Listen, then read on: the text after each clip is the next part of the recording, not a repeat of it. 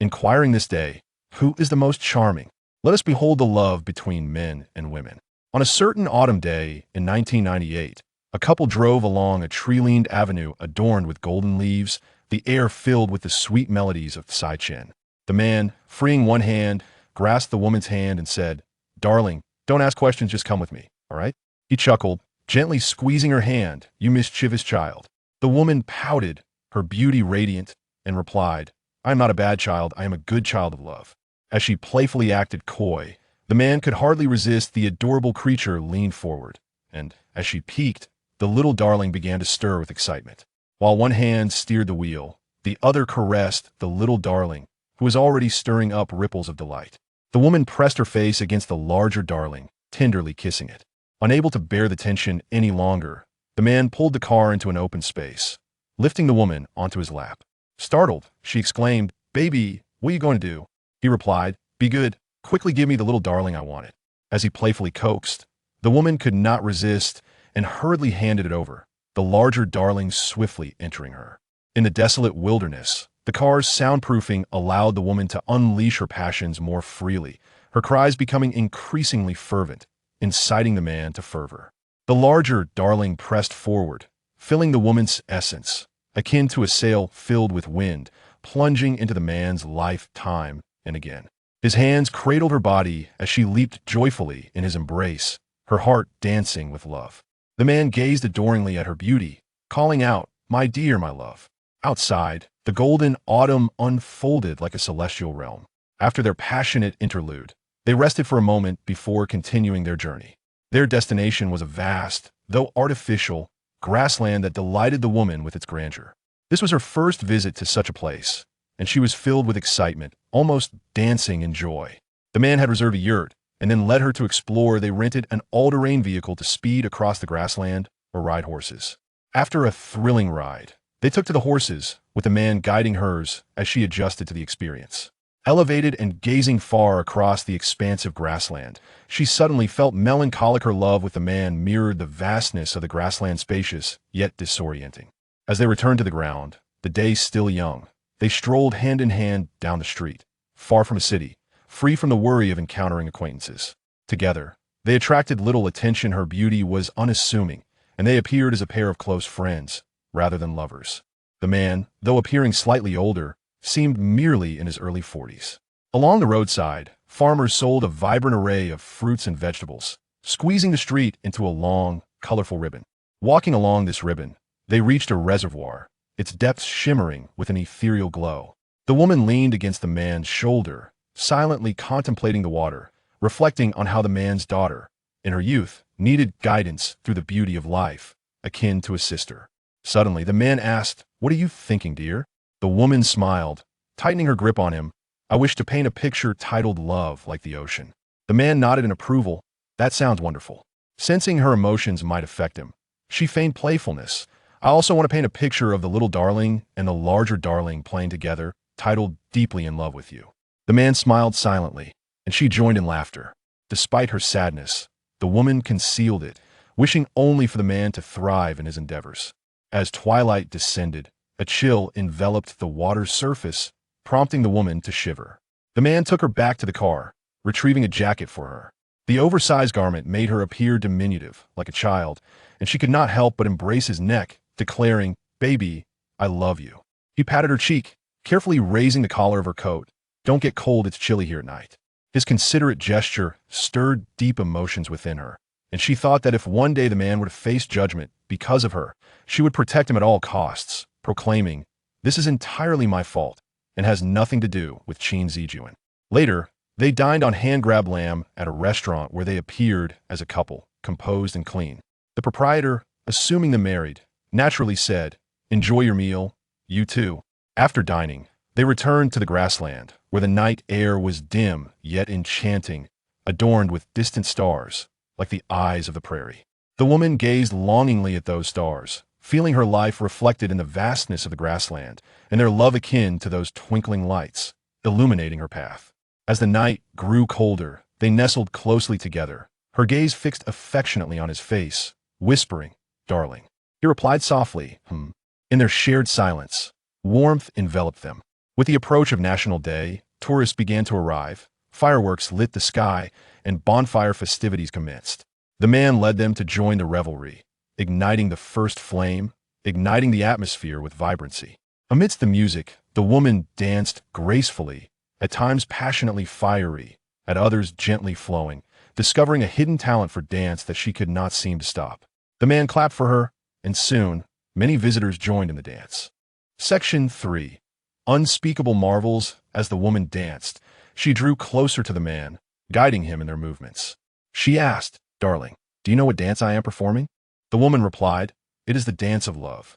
They continued their playful revelry until midnight, eventually retreating to the yurt, where they lay quietly in the simplicity of their space, feeling a world away from the mundane and drawing nearer to each other and to love itself.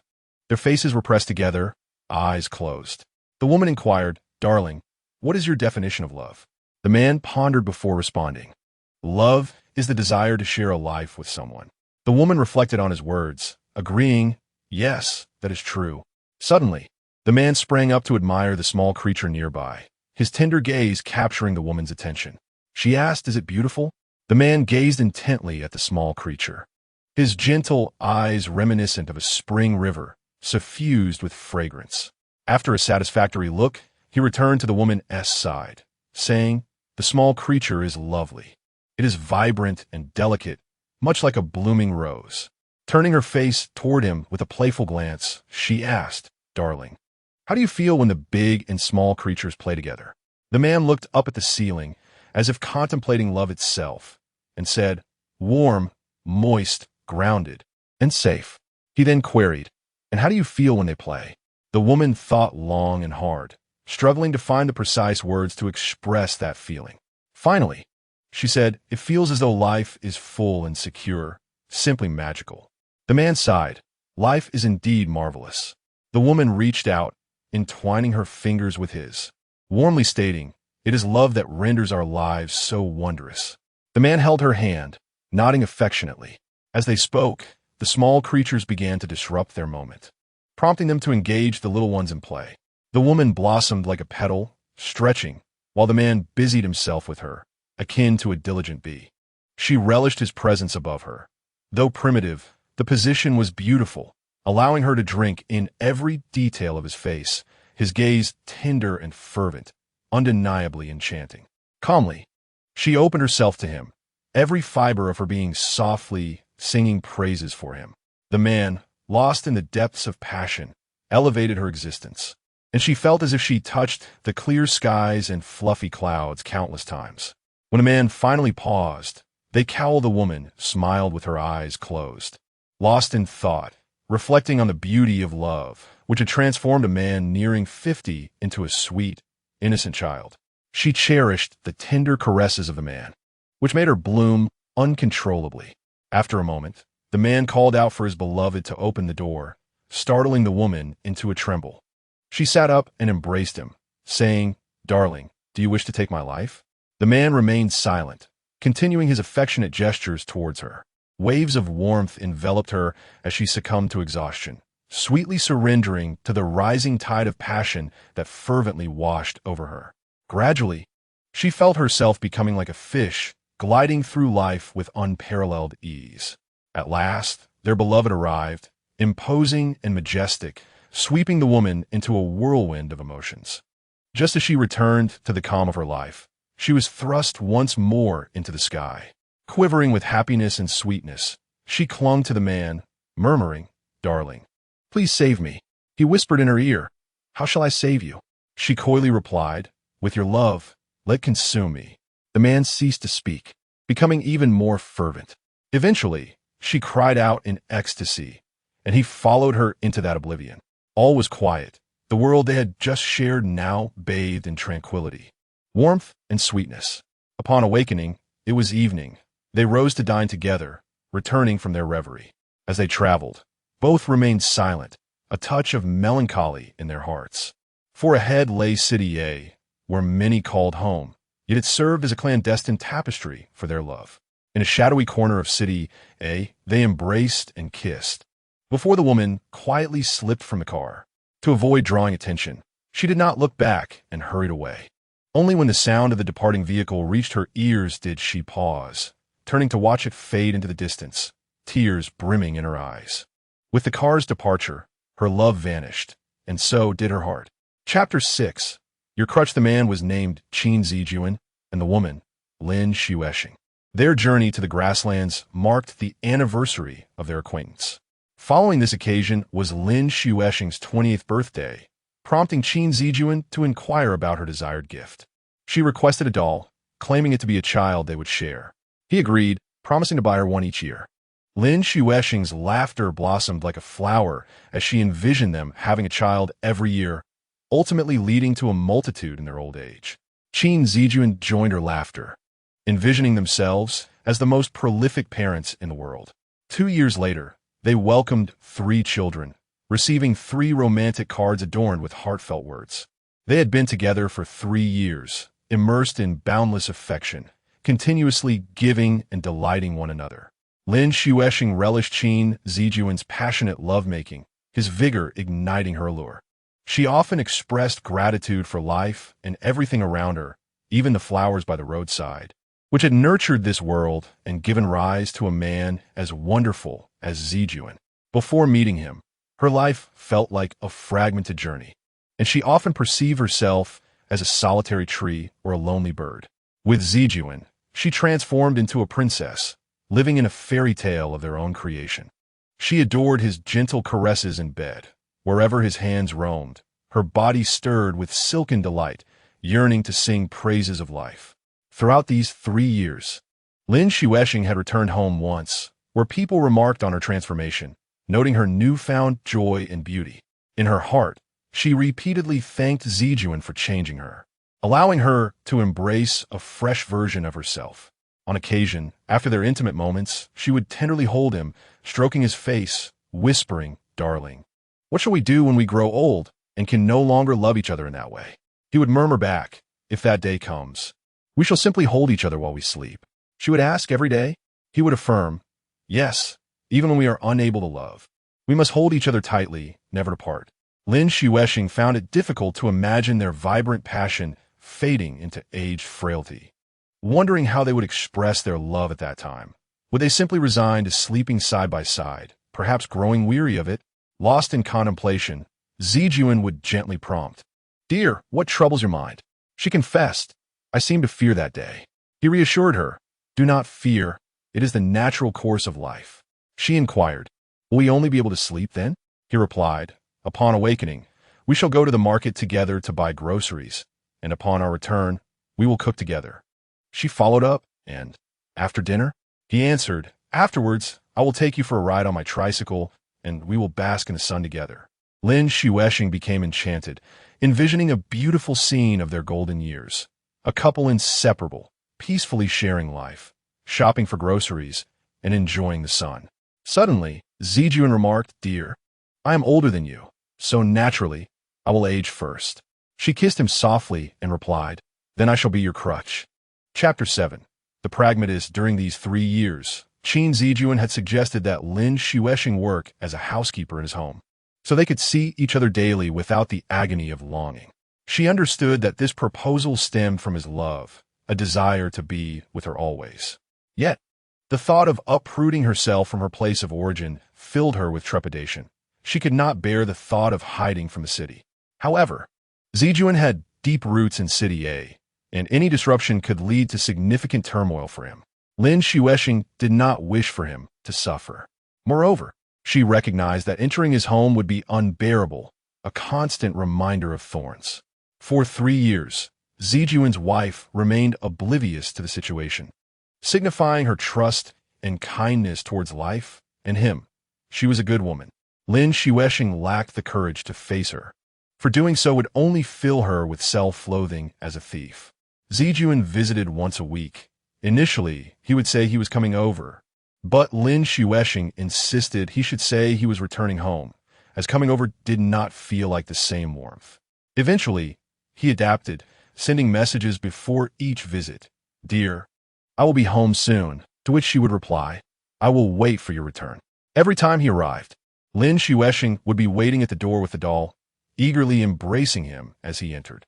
Zijuan would hastily take the doll from her arms, tossing it aside to claim her for himself. Occasionally, she would pout, feeling sorry for the doll, but he would reassure her, "Now I'm your doll." Zijuan adored summer when Lin Xuexing could be free of clothing, greeting him with open arms. The moment he saw her, he would be unable to contain his excitement, passionately embracing her. In summer, they would dine and watch television in their natural state, for Zijuan believed summer was the season of love, where both big and little joys could frolic together. During this season, Lin Xuexing and Zijuan swam in the ocean of their love like two fish, ceaselessly entwined. Yet, she also cherished winter. As it brought them closer, she would cling to him, drawing warmth from his body. When he cooked, she nestled beside him, and when he went to the restroom, she followed. When he returned, they seldom parted. Lin Xuexing adored winter nights spent together in bed, their bodies pressed against one another, quietly savoring the warmth and the tender embrace of life. Once, when a heating at home malfunctioned, Zijuan unexpectedly returned. Lin Xuexing hesitated, reluctant to get into bed, complaining about the coldness of the sheets. Without allowing for any dispute, Zijuan stripped off his clothes and sprawled across the bed, warming it up. Only after the bed was heated did he invite Lin Xuexing to join him. Once she settled in, Zijuan shifted to the cold side, allowing her to bask in the warmth. Concerned for Zijuan, Lin Xuexing wrapped her arms around him, asking, "Darling, aren't you cold?" Zijuan shook his head and replied, "With you here, it doesn't matter how cold it is." Lin Xuexing gently caressed Zijuan's face, exclaiming, "Oh, you silly boy." Zijuan was often quiet while in bed, leading Lin Xuexing to affectionately nickname him the pragmatist. Whenever he returned home, she would stand by the door to greet him, saying, "Ah, my pragmatist is back." Zijuan would respond with a bashful smile. He always worked hard, and Lin Xuexing felt both admiration and heartache as she watched him toil. Sometimes, after their intimate moments, she would stroke his forehead and ask, "Darling, does this life tire you? If it does, perhaps you should refrain from coming back for a while." Zijuan would insist, "No matter how tired I am, I must return." In the 3 years that followed, Lin Xuexing shed countless tears. Each time Zijuan left, she would lean against the window to bid him farewell. He would always turn back at the corner of the neighborhood to wave goodbye. And as he disappeared with his vehicle, her heart would feel instantly hollow. Each departure left her feeling deflated, and she would often collapse against the window, weeping. Whenever Zijuan was present, Lin Xuexing felt whole. When he left, she would quickly become desolate. After his departure, she would find herself alone, tidying the disordered room, which resembled a chaotic battlefield. The scattered belongings seemed to mock her, ridiculing her inability to possess Zijuan and forcing her to deal with the aftermath of their love alone. Occasionally, she would be unable to continue tidying, collapsing onto the floor, embracing herself, and weeping silently. In early autumn of 2003, their 4th anniversary arrived, coinciding with Zijuan's wife and daughter being away on a trip, allowing him to spend an entire night with Lin Xuexing. They first enjoyed dinner together at a restaurant, and then went to a karaoke bar. Lin Xuexing, with a less than stellar singing voice, became an audience for Zijuan, who sang beautifully, his voice rich and melodious, captivating her entirely. When he sang evenings in Moscow, he deliberately turned to glance at Lin Xuexing during the line about his beloved sitting beside him, his gaze tender and proud, as if to say that she was indeed the one sitting next to him. Understanding his unspoken affection, Lin Xuexing nestled closer to him.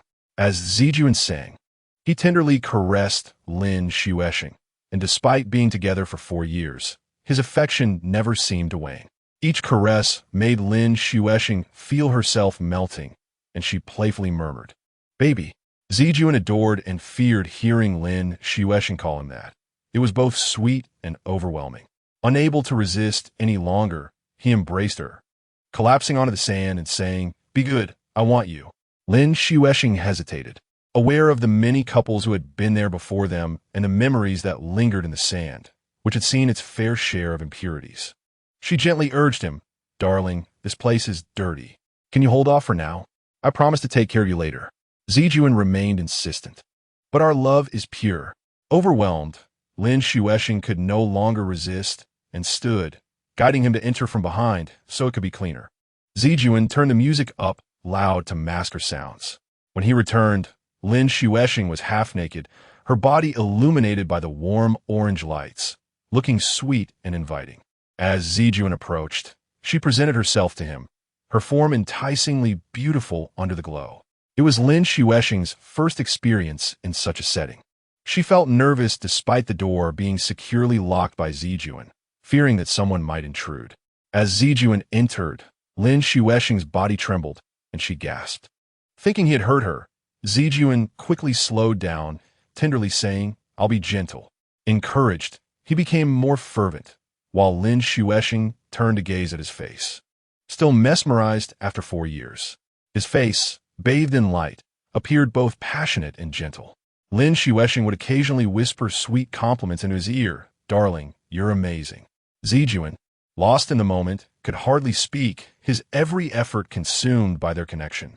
The orange light cast a warm glow on Lin Xuesheng's face, transforming her from a delicate snowflake into a vibrant rose, alluring and intoxicating. Zijuan felt as if his fairy had turned into a mesmerizing enchantress, captivating his very essence.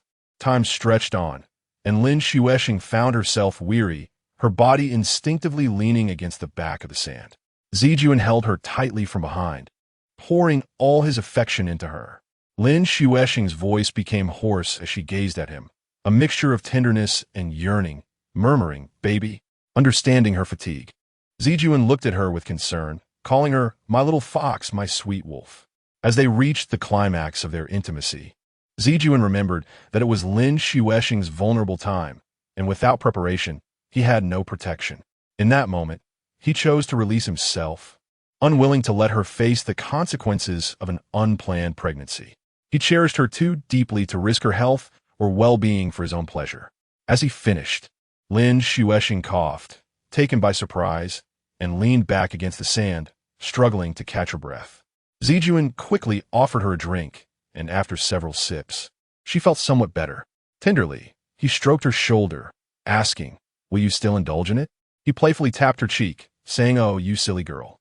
Lin Xuesheng, entwined around his neck, replied, "Love has made me foolish." Zijuan smiled gently, asking, "Will you want it again in the future?" Without hesitation, Lin Xuesheng confidently replied, "Yes." Zijuan questioned, "Even if it's unpleasant?" Lin Xuesheng insisted, "I still want it, because it's a part of you." Zijuan held her even closer, vowing never to let her partake in it again, as the sight of her coughing pained him. Nestled in his embrace, Lin Xuesheng felt a sweetness in her heart, knowing that this experience had intertwined their lives forever, uniting them as one. Zijuan suddenly said, "Darling, I dreamed of you the night before last. It's the first time in 3 years that I've dreamt of you." The dream felt so real and sweet, but upon waking, I felt a deep sadness. I dreamt of you sleeping beside me, and as I reached out to touch you, I suddenly awoke to find that my hand was not on you, but on her. I immediately withdrew my hand.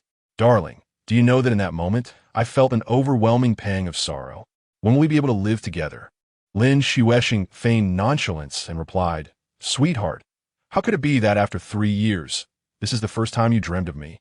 Zijuan continued to look dejectedly at Lin Xuesheng. She comforted him, saying, "Darling, we will live together." Zijuan responded, "Yesterday morning, I awakened to an unprecedented sense of desolation. I left the woman I love dearly behind, yet I found myself sleeping with another woman whom I do not love. I feel so pitiful and powerless." Lin Xuesheng changed the topic, asking, "How is your work going, darling?" Zijuan replied, "Very well. I may be getting promoted." Lin Xuesheng felt a surge of relief, holding Zijuan's hand as she said, "Really?" Zijuan nodded. "Yes, they spoke to me and said that if I work hard over the next 2 years, I will advance further." Lin Xuesheng embraced Zijuan's neck, exclaiming, "My hero." Zijuan replied, "Darling, I must thank you. It's because of you that I work harder." Lin Xuesheng said, "Darling, I also thank you. You have given me a lifetime of love." After a moment, Lin Xuesheng tentatively asked, "Darling, how has your relationship with her been over the past year? Is it any better?" Zijuan's mood darkened as he replied, "It's still the same." Lin Xuesheng said, "Darling, don't let me feel guilty to the point of sleepless nights." Zijun replied, "A person can only have one heart. I have given my heart to you, so I cannot give it to her." Lin Xuesheng responded, "Darling, if you could share a little of your love for me with her, she is a woman too. The happier I am, the more I will cherish her. It is unfair that she has long been neglected by you."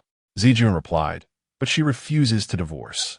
Lin Xuesheng fell silent, understanding that as a woman, she could empathize with Zijun's wife. No woman easily gives up on marriage, especially as she ages. Rather than relinquish it, she clings to it. Yet in doing so, Zijun's wife endures suffering. Lin Xuesheng felt deep sympathy for Zijun's wife, who had long been deprived of his love, her life surely wilting away. Zijun nodded heavily, saying, "All right, darling, I promise to treat her better from now on, but my beloved will always belong to you alone." Lin Xuesheng could not imagine that such a vibrant being as his beloved could fall into a deep slumber when back in the arms of another woman. Tears suddenly welled in her eyes. She felt a bittersweet ache, pitying both Zijun and his wife. Zijun grasped Lin Xuesheng's hand and said, "Darling, it pains me to see you living alone all the time." Lin Xuesheng smiled, "Fine, darling. I'm young, and I have a high immunity to loneliness. I even enrolled in an art class to study." Zijun replied, "Darling, I owe you so much." Lin Xuesheng, with tears in her eyes, said, "Darling, if you treat her well, then you owe me nothing." After returning from the nightclub, Zijun urged Lin Xuesheng to sleep while he played games on the computer. Lin Xuesheng lay alone, gazing dreamily at Zijun's silhouette. His figure appeared tall and solitary, illuminated by the light, resembling a lonely wall. In this world, only Lin Xuesheng understood Zijun's solitude, which is why she wished to accompany him closely. At the same time, Lin Xuesheng realized that her own loneliness had deepened. Over the past year, Zijun had returned less frequently, from once a week to once every 10 days, and now to once every 2 weeks. Lin Xuesheng understood that Zijun was busy and exhausted. As he had expressed, he possessed only one heart. He had to work and care for his wife and children before he could attend to her. Lin Xuesheng could only be the understanding woman who silently waited in this home, patiently and without complaint, anticipating Zijun's return and the return of love. Every relationship inevitably undergoes a rise and fall. Lin Xuesheng and Zijun were no exception. Now, their relationship had begun to stabilize, yet had grown even stronger. They would never part. They could not be separated. For years had passed, and Lin Xuesheng had long since grown accustomed to this life and love. Although she and Zijun were not a married couple, their bond surpassed that of couples. Aside from the title, Zijun had given her everything. Lin Xuesheng had prepared herself in her heart to love Zijun in this way, to love him unceasingly until the end of her days. As she gazed at Zijun's tall and solitary figure, Lin Xuesheng's thoughts drifted away, slowly returning to the moments when she first met him. For years had passed, and though time had dulled the initial brilliance of those memories, it had also imbued them with a lasting beauty. The first chapter, Arrival in City A. Lin Xuesheng first met Zijun in the early summer of 1997 when she had just left her hometown to join 2 friends in City A. Through her friend's introduction, she learned that this was a voice service center where the girls worked as operators. Their lives and work intertwined. They answered calls, and during lulls, they would eat, sleep, or rest. Eventually, Lin Xuesheng became one of them. However, Lin Xuesheng struggled with the requirement to use a fake voice, as operators had to undergo training to master the art of speaking in a soft, delicate manner, regardless of age or appearance. Unfortunately, Lin Xuesheng could never quite manage to achieve that refined tone, and her voice remained coarse. As a result, the station chief forbade her from answering calls, fearing she might frighten the clients. The second training module involved learning how to deal with customers effectively, essentially mastering the art of conversation. The voice service center was a unique industry. Operators were responsible for answering calls and engaging clients in conversation, with charges of 3 yuan per minute. Most callers were lonely men during the late hours, ranging from crude to refined, yet their discussions inevitably veered towards women's bodies or romance. An exceptional operator would skillfully steer the conversation back to normalcy, while those who struggled would awkwardly navigate the calls, indulging clients in flirtation. This was something Lin Xuexing could not bring herself to do. She would rather starve than earn money that distorted her soul. Yet she remained at the voice service center as it was her only refuge in City A. Upon her arrival, Lin Xuexing was alone and had nowhere else to go. The operators spoke sweetly on the phone, yet their living conditions were chaotic. When Lin Xuexing found herself with idle time, she helped tidy up the place. Under her care, the bedrooms, kitchen, and workspaces became clean and orderly. Gradually, she became the group's caretaker, responsible for preparing their meals, with the operators contributing a small portion of their wages as compensation. Though her earnings were meager, Lin Xuexing had officially settled in City A, hoping to save some money before planning her next steps. Each operator had several charming aliases, each associated with a long list of regular clients, who they affectionately referred to as husbands. To help remember them, they categorized them into husband number 1, husband number 2, and so on. Every night, after completing her chores, Lin Xuexing would sit quietly, watching the operators take calls. Her expression remained impassive, yet inside, she felt a deep sorrow. She pitied those girls who, in pursuit of a small volume of calls, twisted their youthful souls. Yet, Lin Xuexing could say nothing. All she could do was offer them water. Lin Xuexing's two friends also had lovely aliases, one called Fei and the other Qingqing. Fei was of average height, slightly plump, with a bit of baby fat adorning her face. She had been in City A for several years and spoke fluent, soft Mandarin. Qingqing, tall and beautiful, spoke with a mix of high and low tones, her Mandarin always sounding playful. In the second chapter, the solitary tree, Fei and Qingqing were standout operators, boasting impressive call volumes every month. Fei was married and adept at flirtation, often being taken out by chat friends for overnight escapades, returning with tales of her conquests. Qingqing frequently met her chat friends too, sometimes inviting Lin Xuexing along to broaden her horizons.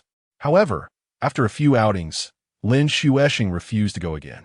In general, Lin Xuexing disliked seeing Qingqing act so coy in front of her chat friends. Even though Fei might not be ideal, she at least operated independently, bearing the weight of her own decisions. In contrast, Qingqing's antics before Lin Xuexing and her chat friends were somewhat distasteful. Whenever Fei and Qingqing were too occupied, they would ask Lin Xuexing to take calls, trusting her not to steal their clients. However, it was imperative that the other party remained unaware of the personnel change. Xuexing had to impersonate either Fei or Qingqing, continuing to listen to the clients, lest they terminate the call. The clients spoke in veiled language and even flirtatiously, which Xuexing could only endure in silence. She harbored a deep disdain for this existence, suffering from her aversion, and as a result, she gradually became more rigid and solitary. Each evening, watching the operators frolic and laugh in the workroom after their meal while waiting for calls, Xuexing felt as if she existed in two separate worlds. They were vibrant and passionate beings, while she was but a solitary tree. The operators adopted numerous aliases, primarily to entice clients and to evade the annual inspections conducted by the authorities. The inspections could come at any time, and shortly after Xuexing's arrival, the inspectors indeed appeared. All operators went into hiding, either sleeping or watching television in their rooms. The calls diminished significantly. Regular clients had been informed not to call for the time being. Even when calls did come in, they were from new clients. The operators, despite hearing the ringing, were reluctant to answer, and even when they did, the conversations were brief, fearing encounters with undercover agents. These agents would deliberately make suggestive remarks to test one's resolve. If one faltered and was led astray, their name would be noted. Although the operators used pseudonyms, the hotline's name was genuine, potentially leading to reports or even news coverage. With the operators in hiding, the entire station fell into a tranquil yet slightly desolate state, which made Xuexing somewhat uncomfortable. It was as if the vibrant beings had fallen ill. In comparison, she preferred witnessing their lively and affectionate demeanor. Fei and Qingqing also remained ensconced in their rooms, engrossed in videos, devoid of the spirit for merriment. Xuexing's lonely heart gradually filled with a sense of desolation. One Saturday afternoon, After finishing lunch and tidying up, Xuesheng idly joined the operators in their room to watch videos. Suddenly, the phone in the workroom rang. The operators hesitated for quite some time, unwilling to answer, and ultimately, the supervisor instructed Xuesheng to handle it. Reluctantly, she complied. Upon answering, a somewhat thin, deep male voice came through the line. Xuesheng surmised that the caller must be a tall individual, as the operators often exchanged experiences, and concluded that a deep voice typically belonged to someone shorter, while a higher-pitched voice suggested a taller, more robust figure. They claimed that a man's voice was inversely proportional to his appearance. Xuesheng initially thought she could simply exchange a few words and then hang up, as she held no strong feelings toward such callers, neither dislike nor fondness. From the operators' discussions, she knew that callers typically fell into two categories, either lewd individuals seeking excitement or profoundly lonely souls. Xuesheng preferred the latter, choosing to transform her own solitude into a potent elixir, consumed in silence. After exchanging some mundane pleasantries, the caller showed no intention of ending the conversation. Xuesheng had no choice but to candidly inform him, "I'm sorry, but I am not an operator. I am merely a cleaner at the station." The caller expressed surprise, asking, "Aren't the operators on duty?" To which Xuesheng replied, "The operators are currently taking a break." The caller softly acknowledged this, but still showed no inclination to conclude the conversation. Xuesheng, unable to hang up, fetched a chair and sat down to continue conversing. He inquired about her name, her hometown, and her age, to which Xuesheng answered truthfully. Following this, he fell silent. Xuesheng speculated that he might be a man of few words, perhaps lacking conversational experience. To fill the silence, she returned the questions he had posed to her. He introduced himself as Xiao Jun, a man in his 40s from city, working in a government agency. After his response, silence ensued once more. Xuesheng had to ask again, inquiring if he had children, whether they were boys or girls, and how well they performed academically. He revealed that he had a daughter in the second year of junior high, and her grades were satisfactory. The conversation, mundane as it was, lasted 48 minutes before the call disconnected automatically. Xuesheng hung up the phone, remaining still as she processed the conversation in her mind. This was her first call, and it stirred within her a flicker of excitement and joy. Yet, as she reflected further, that initial thrill diminished, revealing the man to be rather unremarkable. His name and conversation devoid of charm. He was neither lewd nor deeply lonely. Thus, was he merely wasting the unit's phone bill? Xuesheng inwardly labeled him a pest. Fayer emerged from the inner room, asking what kind of person had kept Xuesheng on the line for so long. With a faint smile, Xuesheng shook her head. Fayer glanced at the phone number and remarked that it was an extension number, lamenting the missed opportunity. Extension calls were highly coveted in the hotline business. Such numbers were never fully occupied and were always available. Typically, if a client found the conversation enjoyable, they would call back immediately upon disconnection. After a moment of waiting, Fayer concluded that Xiao Jun would not call back. She advised Xuesheng, "Answering calls is an art. You must learn to entice them, to capture their hearts, making them unable to resist calling back." Xuesheng inquired, "How do I entice them?" Fayer replied, "Engage in flirtation. If that isn't sufficient, then you must employ stronger tactics." "What strong tactics?" Xuesheng asked.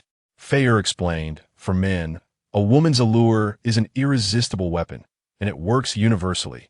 No man can withstand such temptation." Xuesheng felt a flush rise to her cheeks, lowering her gaze in silence. Fayer playfully nudged her, saying, "You're grown up now. Why are you blushing?" Xuesheng found that her childhood companion had become somewhat unfamiliar. A few days later, Xuesheng had almost forgotten the man named Xiao Jun. However, unexpectedly, on another Saturday, he called again. The operators, exasperated, reluctantly fetched Xuesheng. Despite her fading memory of him, his voice remained familiar. This time, their conversation was again filled with banalities, awkwardly exchanged like squeezing toothpaste.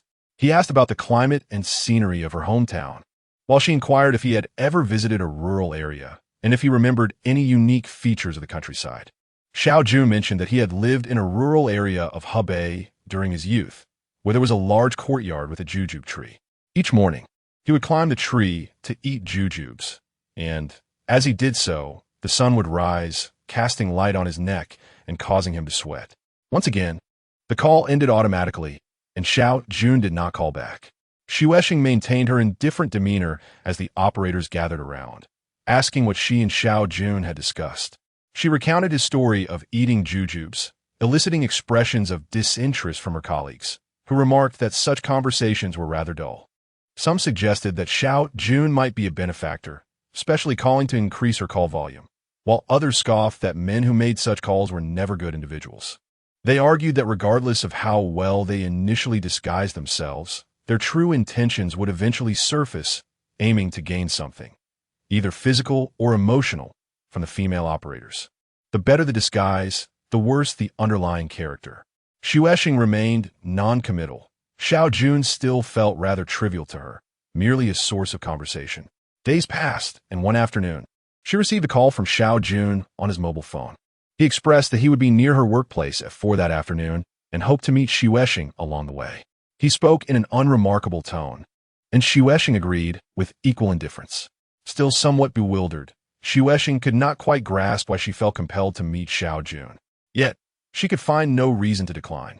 Although they had spoken several times, he remained a mere symbol in her mind, lacking any vividness. Each operator typically envisioned their interlocutor's appearance before meeting: tall or short, plump or thin, beautiful or unattractive, good or bad. However, Xuesheng had not. She could not conjure an image of Xiao Jun. Everything felt so distant and inconsequential, akin to the small stream in her hometown, flowing when there was water, dry when there was not, in perfect harmony with nature. After lunch, Xuesheng took a brief nap and spent some time watching videos with Fei and the others until 3 in the afternoon, when she finally took a shower and donned a white dress. As Xuesheng stepped out, Fei and Qingqing learned that she was going to meet a chat friend. They followed her closely, insisting on protecting her. The trio made their way to the rendezvous point agreed upon, with Xiao Jun. Xuesheng found herself sandwiched between Fei and Qingqing, both clad in fashionable attire that made them appear striking, contrasting with Xuesheng's understated presence, akin to a solitary snowflake. Although Fei and Qingqing claimed their purpose was to safeguard Xuesheng, their true motivation stemmed from curiosity. They were eager to see what Xiao Jun looked like. As they walked, Fei and Qingqing glanced around, inquiring about Xiao Jun's whereabouts. Xuesheng, who had yet to spot him, replied indifferently that she did not know. The two murmured amongst themselves, suspecting Xiao Jun was a fraud, as he had not yet arrived. Xuesheng maintained her calm demeanor, stating that if he were meant to come, he would. If not, then so be it. Fei and Qingqing exchanged a look, deeming Xuesheng foolish. Despite both carrying mobile phones, neither dared to suggest calling Xiao Jun to inquire about his location. Xuesheng understood that they were reluctant to spend on call charges, so she refrained from making any requests. Xuesheng continued to scan the street for Xiao Jun, but there was no sign of him. She directed her gaze across the street, where a busy intersection teemed with people, leaving her feeling somewhat lost regarding Xiao Jun's whereabouts. Lacking a phone, she could not contact him and was left waiting at the curb. Fei and Qingqing began to grow impatient, grumbling until they suddenly spotted a man across the street waving in their direction. Behind him stood a luxurious black sedan, and the man, tall and elegant, exuded an air of sophistication that suggested he might be an official. The sight of such a man stirred excitement within Fei and Qingqing. A man of his caliber should be meeting beauties like them, not someone as plain as Xuesheng. Soon, Xuesheng caught sight of Xiao Jun, dressed in a rose-colored t-shirt and beige casual trousers, wearing glasses that added to his refined appearance. Undoubtedly, the sleek black car behind him enhanced his allure. Xiao Jun continued to wave, beckoning Xuesheng to cross the street, but Fei and Qingqing urged her to wait for him to come over since he was driving. Xuesheng remained silent, contemplating whether the intersection might hinder Xiao Jun from making a U-turn, hence his request for her to approach. Fei and Qingqing wore stern expressions, silently warning Xuesheng that if she proceeded, they would be greatly displeased. Xuesheng understood their ulterior motive. They wanted to test whether Xiao Jun would recognize the right person. Considering this was their first meeting, in their minds, They hoped he would gravitate towards them instead of Xueshing. As she hesitated, Xiao Jun stepped away from the car and took a few strides closer, still waving with a gentle smile. Determined, Xueshing decided to walk over. No longer willing to keep him waiting, and resolutely left Fei and Qingqing behind to cross the intersection. Fei scolded her from behind, while Qingqing called out a reminder not to forget to ask Xiao Jun to treat them to food.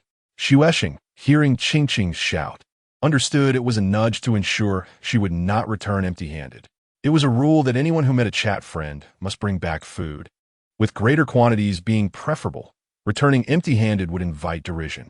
As she reached the intersection, a red light halted her as she paused to gaze at Xiao Jun. He was a clean and graceful man. Xueshing thought to herself as she approached him, feeling no flutter of nerves, but rather a calmness as if meeting an old friend or a kind neighbor.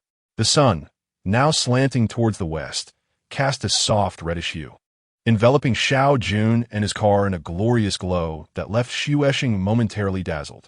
In retrospect, she would always remember that sweltering afternoon as the moment she discovered her love, a love akin to the radiant sun. When Xueshing looked up again, she caught sight of Xiao Jun opening the car door, revealing his sturdy and upright silhouette. His well-formed physique and slightly rounded backside sparked a thought in Xueshing's mind, an unexpected realization that a man's form could indeed be alluring. By the time she reached the car, Xiao Jun was already seated inside, one hand holding the door open for her. Xueshing silently entered and settled beside him. Prior to entering, her face had remained unflushed. She merely glanced at Xiao Jun, appreciating the comfort of his attire. He bore a hint of age, with a slightly receding hairline, yet his gold-rimmed glasses complemented his features beautifully. The rose-colored t-shirt he wore harmonized perfectly with his complexion. Any other light-colored shirt would have rendered him pale. It was the first time Xueshing realized how splendid the color rose could appear on a man, particularly on someone like Xiao Jun, creating a striking visual experience that was both profound and vibrant. Xiao Jun, devoid of cologne, emanated a subtle fragrance that was not artificial, but rather a testament to the essence of a mature man. To Xueshing, he resembled a fragrant autumn bloom, filling the air with an intoxicating aroma. Neither spoke. Instead, they sat quietly in the car, immersed in the melodies of Kai Qin's songs, her gentle voice weaving through the air like a slow, heartfelt river. Xueshing felt a slight intoxication wash over her. It was the first time in her life she had experienced such a feeling, and it was also the most serene moment she had ever known, as all her previous awkwardness and stubbornness faded away, leaving her feeling as if she were a flower blossoming in the autumn breeze. Suddenly, Xiao Jun broke the silence, remarking, "Those two girls are your colleagues, right?" It was then that Xueshing recalled Qingqing's reminder, smiling as she replied, "Yes, but they hope you'll treat them to something to eat." Xiao Jun responded with a gentle acknowledgement and inquired what fruits they might like. Xueshing nodded in agreement. Driving, Xiao Jun soon spotted Fei and Qingqing loitering on the side of the street, seemingly unwilling to let Xueshing leave with him just yet. He slowed the car and handed Xueshing 200 yuan, instructing her to give the money to them so they could buy their own fruits. Xueshing agreed. After passing the money to Fei and Qingqing, Xueshing returned to Xiao Jun's car, which then proceeded slowly until it reached the entrance of a quiet neighborhood, where they continued to bask in the soothing sounds of Kai Qin's music. Xiao Jun glanced at Xueshing with some surprise, saying, "Oh, you know Su Xiaofeng?" Xueshing felt a connection with this slightly older man, who not only possessed a captivating fragrance, but also shared her musical taste. Kai Qin's voice carried the essence of autumn, a melodic fragrance. Xiao Jun turned his gaze towards Xueshing and asked, "Are you off today?" Xueshing replied, "No, I have to return by 4:30 to prepare dinner." Xiao Jun fell silent for a moment, then suddenly reached out an arm, attempting to draw Xueshing into his embrace. Taken aback, she felt an overwhelming sense of vulnerability, but found herself unable to refuse. Bowing her head, she surrendered to his warmth. Xiao Jun's gentle hold enveloped Xueshing, and they remained quiet, nestled together, the alluring scent around them intensifying. After a brief while, Xiao Jun surprised her again by caressing her thigh. His swift motion left Xuesheng momentarily stunned, and when she lifted her gaze to him, she was met with a shy smile gracing his lips, a delicate bloom unfurling on his face. In that moment, Xuesheng was swept away again, and she found herself at a loss for words. Xuesheng was quite intoxicated, lacking both the awareness and strength to leave Xiaojun's embrace. After some time, Xiaojun released her, saying, "Let me take you back. We shouldn't let this affect your work." With a warm flush on her cheeks, Xuesheng responded, "All right." Xiaojun then escorted her back to the office, and they parted without uttering a farewell. Upon returning, she found Fei and Qingqing were still absent, likely dining out. The office was tranquil during the break, and Xuesheng quietly began preparing dinner, her mind feeling somewhat vacant and disordered. While she was cooking, Fei and Qingqing returned, surrounding her with excited inquiries about what Xiaojun was doing and what they had discussed or done together. Xuesheng replied that she was unaware of Xiaojun's occupation. Qingqing playfully nudged her, questioning why she hadn't asked Xiaojun about it. Xuesheng admitted it hadn't crossed her mind. Fei pressed on, asking what they had spoken about or done, to which Xuesheng replied that they had merely listened to music in the car. Fei and Qingqing were skeptical and asked what music they had listened to. Xuesheng mentioned it was Kai Qin's songs, prompting them to ask who Kai Qin was, using the 200 yuan Xiaojun had given them. Fei and Qingqing each bought a camisole, spending the remaining change on lychees to share with all the operators in the workspace. Xuesheng chose not to join in the fray, watching them compete for the lychees with a sense of nostalgia. She reflected on how, when Xiaojun had first called, they had all hesitated to answer, as if he were a rotten apple being kicked around, yet now he had become a coveted lychee. After dinner, while it was still early for work, the operators engaged in playful banter.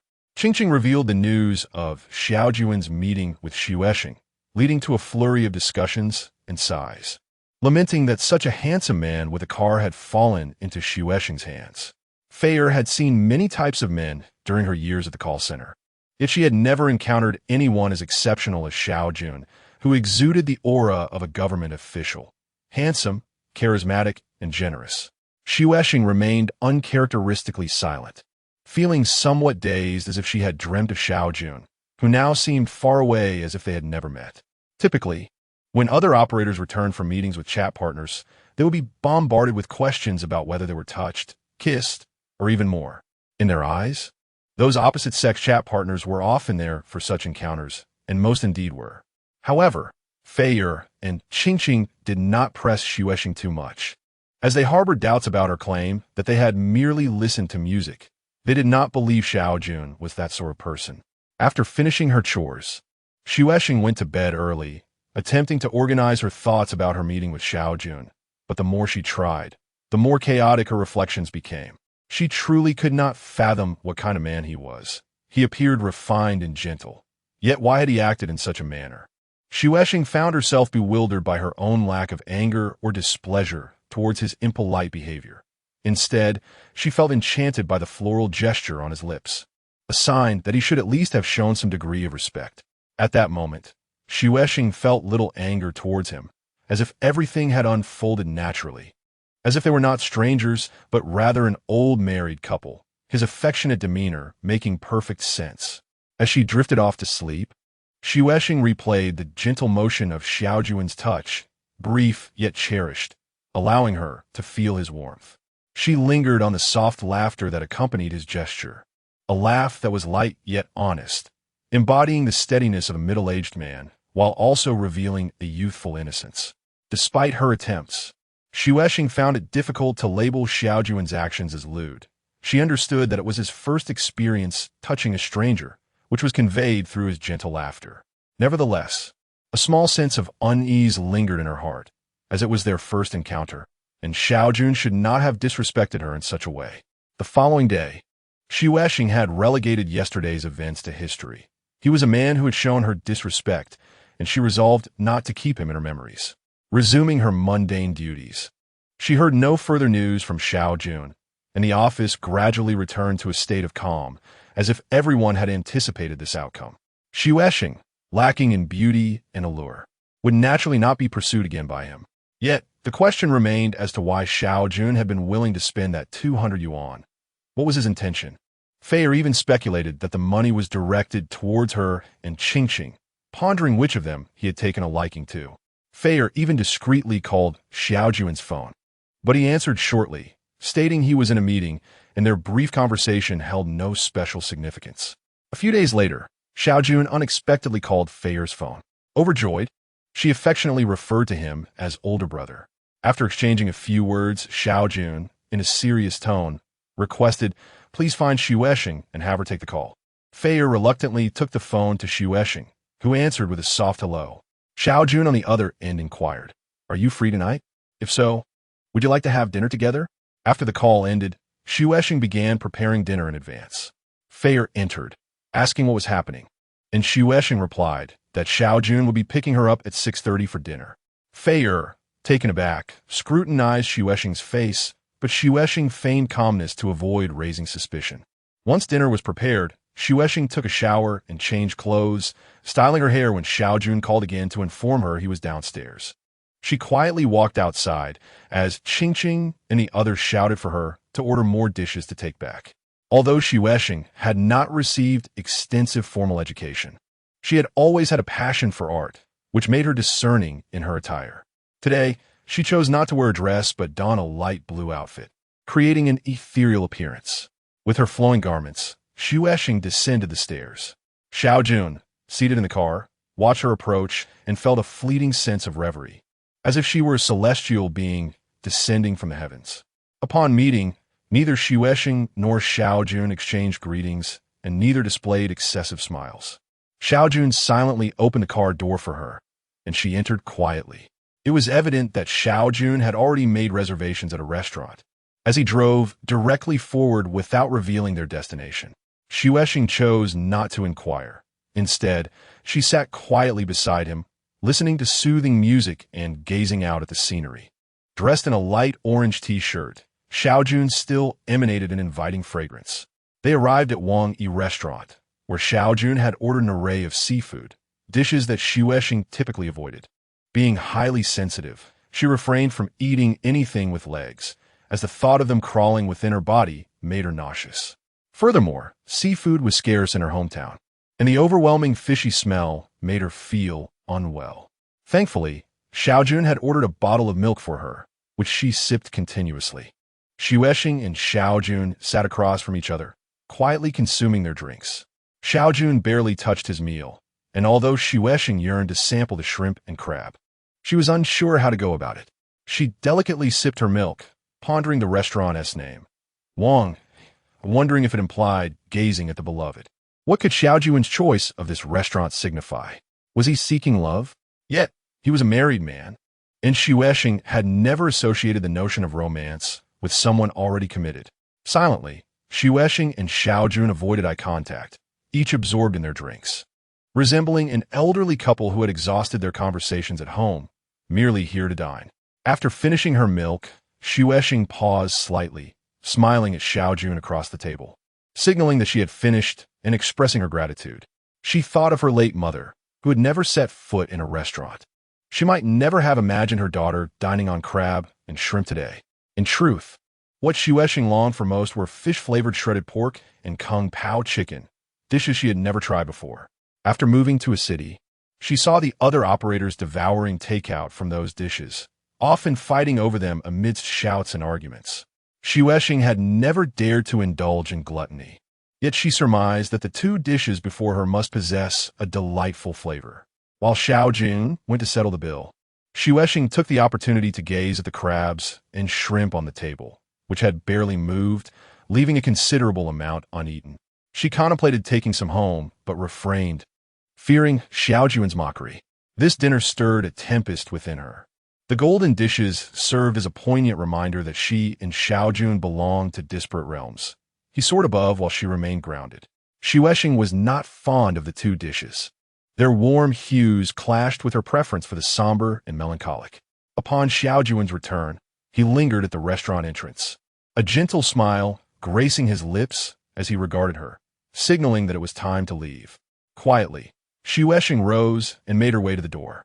Once inside the car, Xiaojun did not hasten to drive away. Instead, he inquired if she wished to unwind a bit. His gaze remained fixed on the road ahead, leaving Xuexing uncertain of his intentions. She assumed he had noticed her lack of appetite and sought to compensate, perhaps by taking her to a karaoke bar where they could sing and snack. She had heard from the staff that such places also offered food, and thus she replied affirmatively. Xiaojun drove to a residential area, and Xuexing felt a tinge of skepticism. They ascended to a modest two-bedroom apartment, which, though simply decorated, was reasonably clean. After placing the car keys down, Xiaojun headed straight for an inner room, leaving Xuexing alone in the living room, pondering the nature of this place and why Xiaojun had brought her here. When Xiaojun emerged, he wore only his underwear, his expression calm and serene. As he opened the refrigerator to retrieve some fruit, he mentioned that if she felt warm, she could also remove her clothing, as the air conditioning was malfunctioning. Xuexing, feeling the heat, followed suit and went to the inner room to undress. Clad only in her undergarments, she returned to the living room and sat down on the sofa, where Xiaojun joined her with the fruit. They sat closely, their bare skin brushing against one another, allowing Xuexing to inhale the intoxicating scent emanating from him, which enveloped her in a tranquil sweetness. After a moment, Xiaojun extended his arm, attempting to draw her into his embrace. Unable to resist his alluring presence, Xuexing surrendered herself to him. Without hesitation, Xiaojun unclasped her undergarment, revealing her breasts. At that moment, he felt an overwhelming urge to weep. With tenderness, he cradled her breasts, and from his expression, Xuexing discerned a silent compliment. Xuexing, your beauty is breathtaking. As he caressed her, his demeanor was reminiscent of a child filled with yearning. Xuexing grappled with her emotions. Despite his disrespectful actions, she found it impossible to harbor disdain for him. In her eyes, he was still a figure of beauty, imbued with a captivating fragrance. Xiaojun's gaze remained fixed on her body, an intense scrutiny that left her feeling both vulnerable and intoxicated. Eventually, she succumbed to exhaustion, lying back on the sofa as Xiaojun naturally leaned in to kiss her. Time stretched on as they joined in their passionate encounter, leaving Xuexing breathless and in pain, her cries echoing in the air. After a prolonged period, Xiaojun finally paused, and they both lay there, gasping for breath, akin to fish that had just been cast ashore. After a brief respite, Xiaojun offered her an apple, which she accepted. As she took a bite, she noticed the angry red scars on Xiaojun's chest, some oozing blood. She contemplated asking if he was in pain, but felt a wave of embarrassment wash over her. A flicker of resentment stirred within her. He had left her feeling fragmented. In agony, after finishing the apple, she stood to leave, and Xiaojun accompanied her in silence. The drive was quiet, the night breeze filtering through the open window, gradually dissipating the lingering scent of Xiaojun, bringing Xuexing back to her senses. She longed to understand the nature of the place they had just left and inquired about it. Xiaojun revealed it was his home, causing her to fall silent, stunned. She had never anticipated that he would bring another woman to his abode, revealing his audacity. The thought of his nonchalance while they were there filled her with nausea. How many women had he brought home to develop such an effortless familiarity? Did he not fear that his wife might unexpectedly return? Perhaps he had grown immune to such fears through repetition. Xuexing had hoped it was merely a temporary rendezvous, a place he had chosen on a whim, which she could have accepted as a sign of respect for his marital vows. Yet, the truth was far more disheartening. She began to question whether he would treat her like a common prostitute, wondering if he would present her with money afterward. Though she was 27, the years of unrequited love had left her emotionally guarded, ensconced in a youthful yet solitary existence. In all her life, Xuexing had never truly engaged with a man, and now she found herself entangled with one who turned out to be a mere libertine. This realization filled her with sorrow, a weight that she alone had inscribed upon her heart. Tears streamed down her face as she leaned out the window, desperate to shield her emotions from Xiaojun. Suddenly, he asked if she was unaccustomed to seafood or simply disliked it. Xuexing maintained a stoic facade, acknowledging both sentiments. As they ventured deeper into the community, shaded by trees, she slowed her pace, her tears flowing freely. Returning to the office during peak call hours, Shueshing slipped unnoticed into the break room and collapsed onto the bed, still clothed. The absence of any monetary exchange from Xiaojun left her feeling both relieved and disheartened. She was grateful he had not perceived her as a mere object of transaction, yet saddened by the realization that he might not even be as honorable as a typical client. Despite her inner turmoil, she struggled to reconcile the notion of Xiaojun as a libertine, who among them possessed such an intoxicating aura.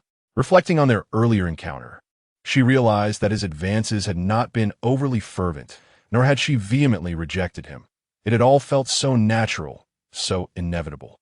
Shueshing had only severed ties with her long-held crush before moving to a city, after discovering that the boy she had adored had married. In fleeing that pain, she had sought solace elsewhere. She had longed for a grand romance amidst falling snow, where she and her beloved would embrace fervently, enveloped in a world of white, their love blossoming like pure flowers. Yet, today, she had surrendered herself to Xiaojun, a man whose true name she did not even know. Their union was devoid of romance, merely a fleeting encounter marked by pain and simplicity. While Shueshing did not harbor animosity toward Xiaojun, the lingering scent of him in her heart served as a reminder that she did not love him. The man she yearned for was not of his ilk. Xiaojun's gravest misstep had been bringing her into his home, tainted by the presence of another woman's gaze, a source of humiliation for Shueshing. When they parted earlier, Xiaojun had said nothing. Did he not wish to conclude their affair? Did he intend to continue it? Where would it lead? Shueshing found herself lost in these questions, unable to discern the path forward. However, Snowshang's body was plagued by continuous bleeding for 3 days, which left her terrified. She feared confiding in Feier and Qingqing, worried they would mock her for having slept with Xiaojun in vain. She also refrained from telling Xiaojun, as he was not someone to whom she could expect support for her physical discomfort. In the end, amidst the allure of romantic entanglements, Snowshang silently bore her fear, believing she was on the brink of death. What sort of man was Xiaojun, who would exchange 3 days of blood for a lifetime of remembrance? From that moment on, she realized forgetting him would be impossible. Xiaojun, presumably visiting from work, appeared in a light-colored checkered shirt and trousers, exuding a different charm, yet still captivating. Snowshing speculated that his wife must be remarkable to have him dressed so impeccably. Had he worn a plain light shirt or simple vertical stripes, his allure would undoubtedly diminish. They returned to Wang Yi restaurant, but Xiaojun did not order seafood this time. Once seated, he inquired if Snowshang could eat Sichuan cuisine, to which she nodded. He ordered fish-flavored shredded pork, kung pao chicken, and boiled fish. This time, instead of sitting across from Xiaojun, Snowshang chose to sit beside him, seeking closeness. She sensed his urgency and unease, as if he were surprised by her choice. Xiaojun, who disliked spicy food, sat upright, sipping juice. During their meal, Snowshang glanced at him and found his composed demeanor endearing, reminiscent of a youthful boy. After dinner, they returned to the car, and with daylight still present, Xiaojun drove to a secluded spot. Without uttering a word, he extended his hand towards Snowshang, who, in silence, offered herself to him. This scene was repeated a few days later, and the confined space of the car made Xiaojun appear somewhat clumsy, endearing to Snowshang, like an awkward youth. After each encounter, he would quickly send her home, seemingly anxious about returning late to explain to his wife. A tinge of sadness settled in Snowshang's heart, yet she said nothing. After several such moments in the car, she began to ponder the nature of her relationship with Xiaojun and the role she played in his life. Despite their physical intimacy, it left little beauty in her heart. Their fervor was merely a primal instinct for survival, not love. What lingered in her memory was Xiaojun's hurried demeanor after each encounter, making her feel as if she were merely a transient in his life. Xiaojun always came and went quietly, without a word of farewell. Was it his reluctance to speak, or was it unnecessary? He could at least have touched her head or held her hand afterward to alleviate her feelings of hurt. Alas, he was a man who did not understand women. Snowshang lamented internally. Yet, each time she faced him, she found herself unable to refuse him. His silent gesture of reaching out to her evoked a sense of helplessness and solitude, as if he needed her.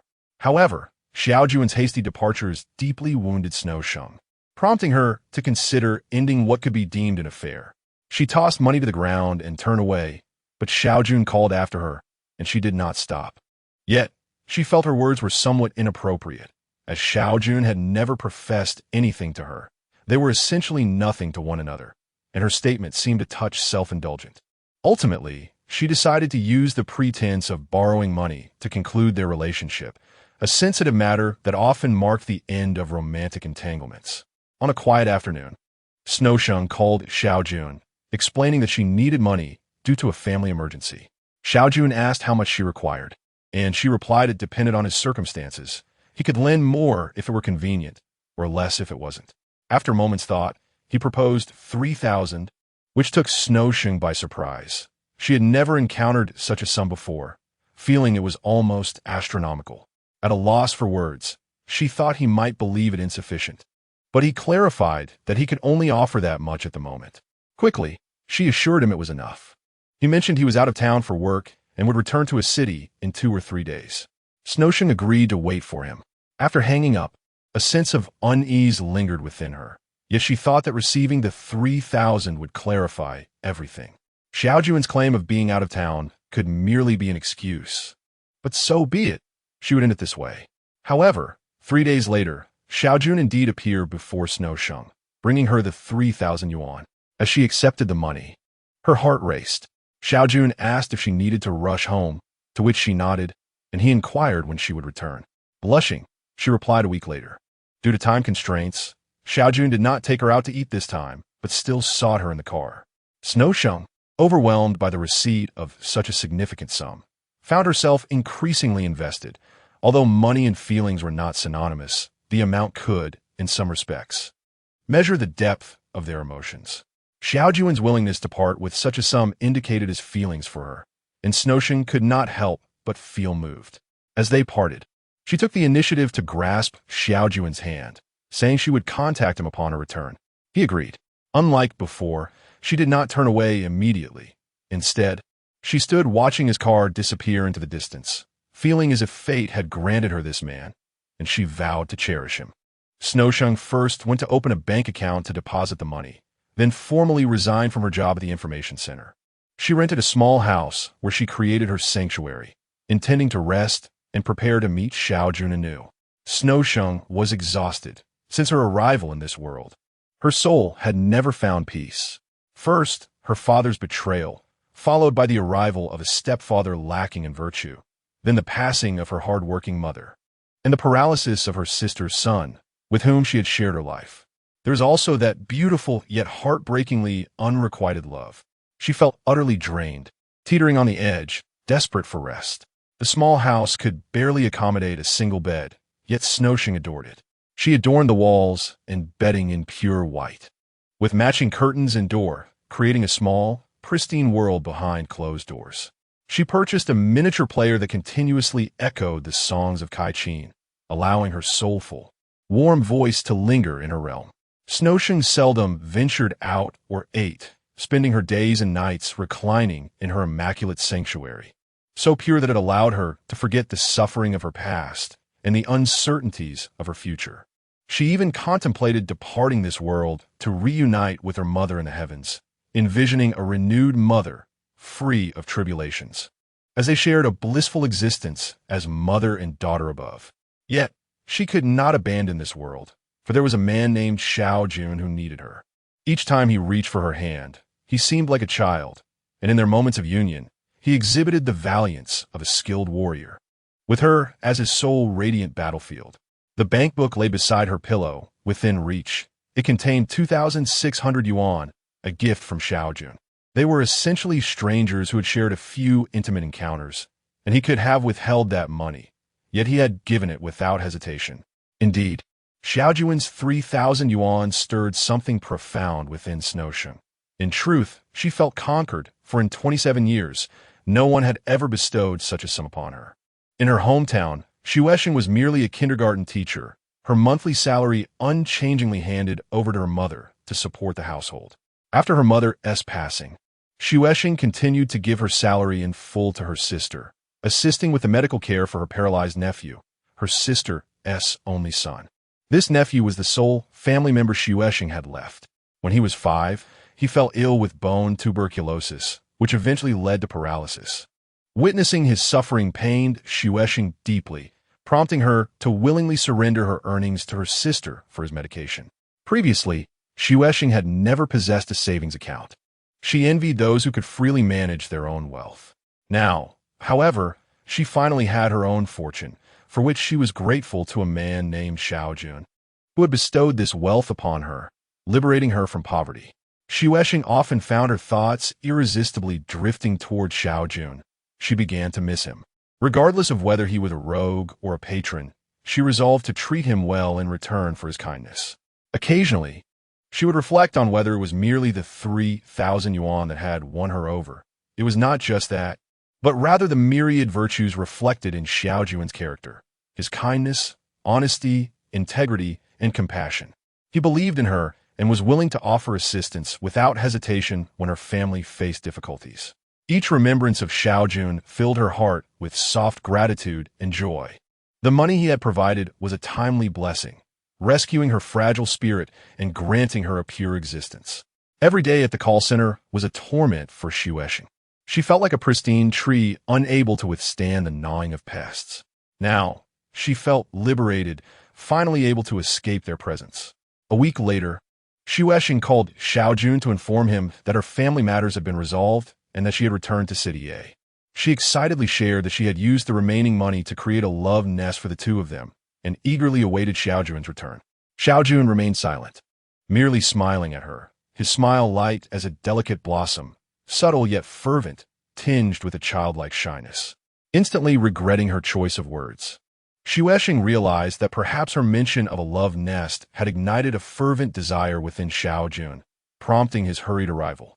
With a smile, Xiueshing took his hand, leading him to the bed, saying, "Come, darling, let me cherish you." Darling. This term of endearment flowed from Xiueshing's heart. Xiaojun was ignited once more. His wife had never referred to him in such a manner, not even in the early days of their marriage. Here was this young woman, calling him darling. A sound so sweet, akin to a little mother. Xiueshing sensed his joy, excitement, and exhilaration, even feeling the tremor of his soul. A surge of compassion arose within her for this aging man, who had been deprived of love and lived in solitude. The word "give" that Xiueshing uttered also ignited a fervor in Xiaojun. Reaching the bedside, he embraced her, pulling her onto the bed and showering her with passionate kisses. Xiueshing reciprocated fervently, finding Xiaojun increasingly valiant in her life. She thought to herself that he was a man in need of igniting, and she would be the torchbearer. This encounter was longer and more intense. Though autumn had arrived, Xiaojun perspired profusely.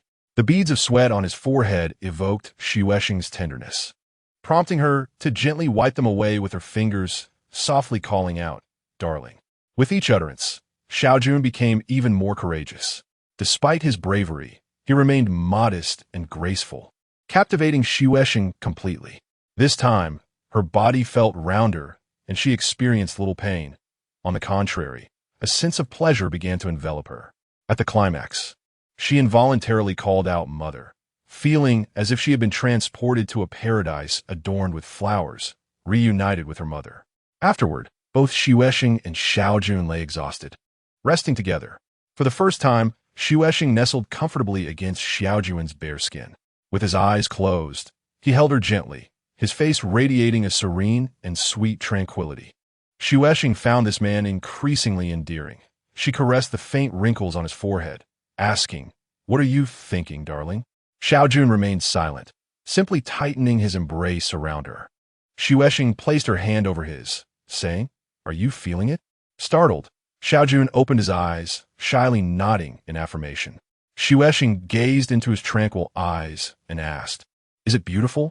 He cherished the moment, replying, "It is very beautiful." Xiueshing grasped Xiaojun's wrist and inquired, "Do you love it?" He obediently replied, "I love it very much." With a playful smile, she teased, "How much?" After a long pause, he finally said, "More than I love my own body." Feeling a bit embarrassed after his declaration, Xiaojun tightened his embrace, redirecting Xiueshing's gaze away from his face. In that moment, She recalled a statement made by Fei, who had told her that for men, intimacy was akin to their potent medicine, something no man could escape. After a brief respite, Xiaojun sat up to dress, and Xuexing followed suit. Just as she slipped on her undergarments, Xiaojun enveloped her in his arms, halting her from continuing to dress. "Let me have another look at them," he requested. Xuexing unfastened her undergarment, revealing her form. "Come, darling, let me show you." Xiaojun's gaze, filled with affection, left Xuexing feeling as if her heart were spun from silk, genuinely realizing that love was not found elsewhere, but blossomed within Xiaojun's eyes and upon her body. Xuexing perceived that her love for Xiaojun was not an abstract belief nor an empty slogan. It was a living entity growing within their lives. Finally, Xiaojun pressed a kiss upon her bosom before preparing to leave. Aware that he had to return to work, Xuexing attempted to accompany him, but he stopped her, insisting she needed rest. Lying back, she watched Xiaojun exit and close the door, her gaze brimming with tenderness and sweetness, akin to a bride freshly washed in the light of love. After Xiaojun departed, she remained lying down, reluctant to move, feeling an overwhelming sense of satisfaction and fatigue. Longing for sleep, closing her eyes, she reflected on her weariness, thinking how Xiaojun had to rush back to work. A pang of sympathy struck her, prompting her to call him, saying, "Darling, I'm sorry for the trouble." While driving, Xiaojun did not respond with much beyond advising her to remember to eat after waking. Xuexing assured him she would. After hanging up, she drifted into slumber, recalling their recent union. Xiaojun had been braver and more charming than ever, her hero. Before falling asleep, Xuexing deliberately etched the date into her memory as a commemoration of their bond. She resolved to engrave this day into her life, for today, she had become Xiaojun's bride. Upon waking, she ventured out for a meal, ordering her food before calling Xiaojun to share that she was eating. He replied that he was on his way home from work, his voice no longer heavy, but rather casual, infused with a calm beauty. After dining, Xuexing visited a craft store to purchase paper for folding origami cranes. Meanwhile, as Xiaojun drove home, his mind was consumed with thoughts of Xuexing, suddenly igniting the desire to bring her home as his wife. Xuexing folded numerous paper cranes, hanging them in her small room. The pink cranes swayed gently in the breeze, resembling the tender heart of a blossoming young woman. Xuexing could vividly feel the changes stirring within her. Once proud and solitary, she had begun to smile, and colors she previously eschewed now captivated her, particularly the hue of pink. The sky and earth transformed in her eyes. The sky appeared bluer, the earth broader. No longer murky. City, it was no longer a masked figure. It now radiated warmth and sunlight. As time passed, Xiaojun frequently visited, arriving from work or home. Each meeting between Xuexing and Xiaojun was marked by few words, but deep, fervent affection. With each encounter, they loved each other more profoundly and perfectly. After every reunion, their first act was to shed their own clothing, never removing each other's garments, as that would waste precious moments. Chapter 10. Unity. Xuexing, feeling choked for the first time, leaned on the sand and coughed. Zijun brought her a drink, and after several sips, Xuexing finally felt a bit better. With tender affection, Zijun stroked Xuexing's shoulder and asked, "Are you still going to eat it?" He playfully tapped her face, saying, "Oh, you silly girl." Xuexing wrapped her arms around Zijun's neck, declaring, "It is love that makes me foolish." Zijun smiled gently at her and inquired, "Will you eat it again in the future?" Without hesitation, Xuexing replied, "Yes." Zijun questioned, "Even though it's so unpalatable?" Xuexing responded, "I still want to eat it, for it is yours." Zijun held Xuexing even closer. From now on, he would not allow her to eat it again. Her furrowed brow and coughing made his heart ache. Though her throat still felt uncomfortable, her heart was sweet, thinking that the food would travel down her throat and into her body, symbolizing their lives truly merging into one. From that moment on, they became united. Suddenly, Zijun said, "Darling, I dreamed of you the night before last. It was the first time in 3 years that I dreamed of you. The dream felt so real and sweet, but waking up left me melancholic. I dreamt of you sleeping beside me, and as I caressed you, I abruptly awoke to find that I was not holding you, but her. In that moment, I felt a profound sorrow, wondering when we could truly live together. Lin Shui Sheng feigned lightness, saying, "Darling, how unfair. It took you 3 years to dream of me." Zijun gazed at her, still gloomy. Shui Sheng comforted him. "We will live together, my love." Zijun replied, "Sweetheart, yesterday morning I woke up feeling an unprecedented desolation. I left the woman I deeply love and found myself sleeping next to another woman whom I do not love. I felt pathetic and powerless." Lin Shui Sheng changed the subject, asking, "How is your work, darling?" Zijun replied, "Very well. I might be promoted." Shui Sheng felt a sense of relief as she held his hand and asked, "Really?" Zijun nodded. "Yes, they spoke to me, saying that if I put in more effort in the coming years, I would rise even higher." Lin Shui Sheng hugged Zijun's neck, exclaiming, "My hero." Zijun said, "I must thank you. It is your support that drives me to work harder." Lin Shui Sheng replied, "And I thank you for giving me a lifetime of love." After a moment, Lin Shui Sheng ventured, "Darling, how has your relationship with her been this past year? Is it any better?"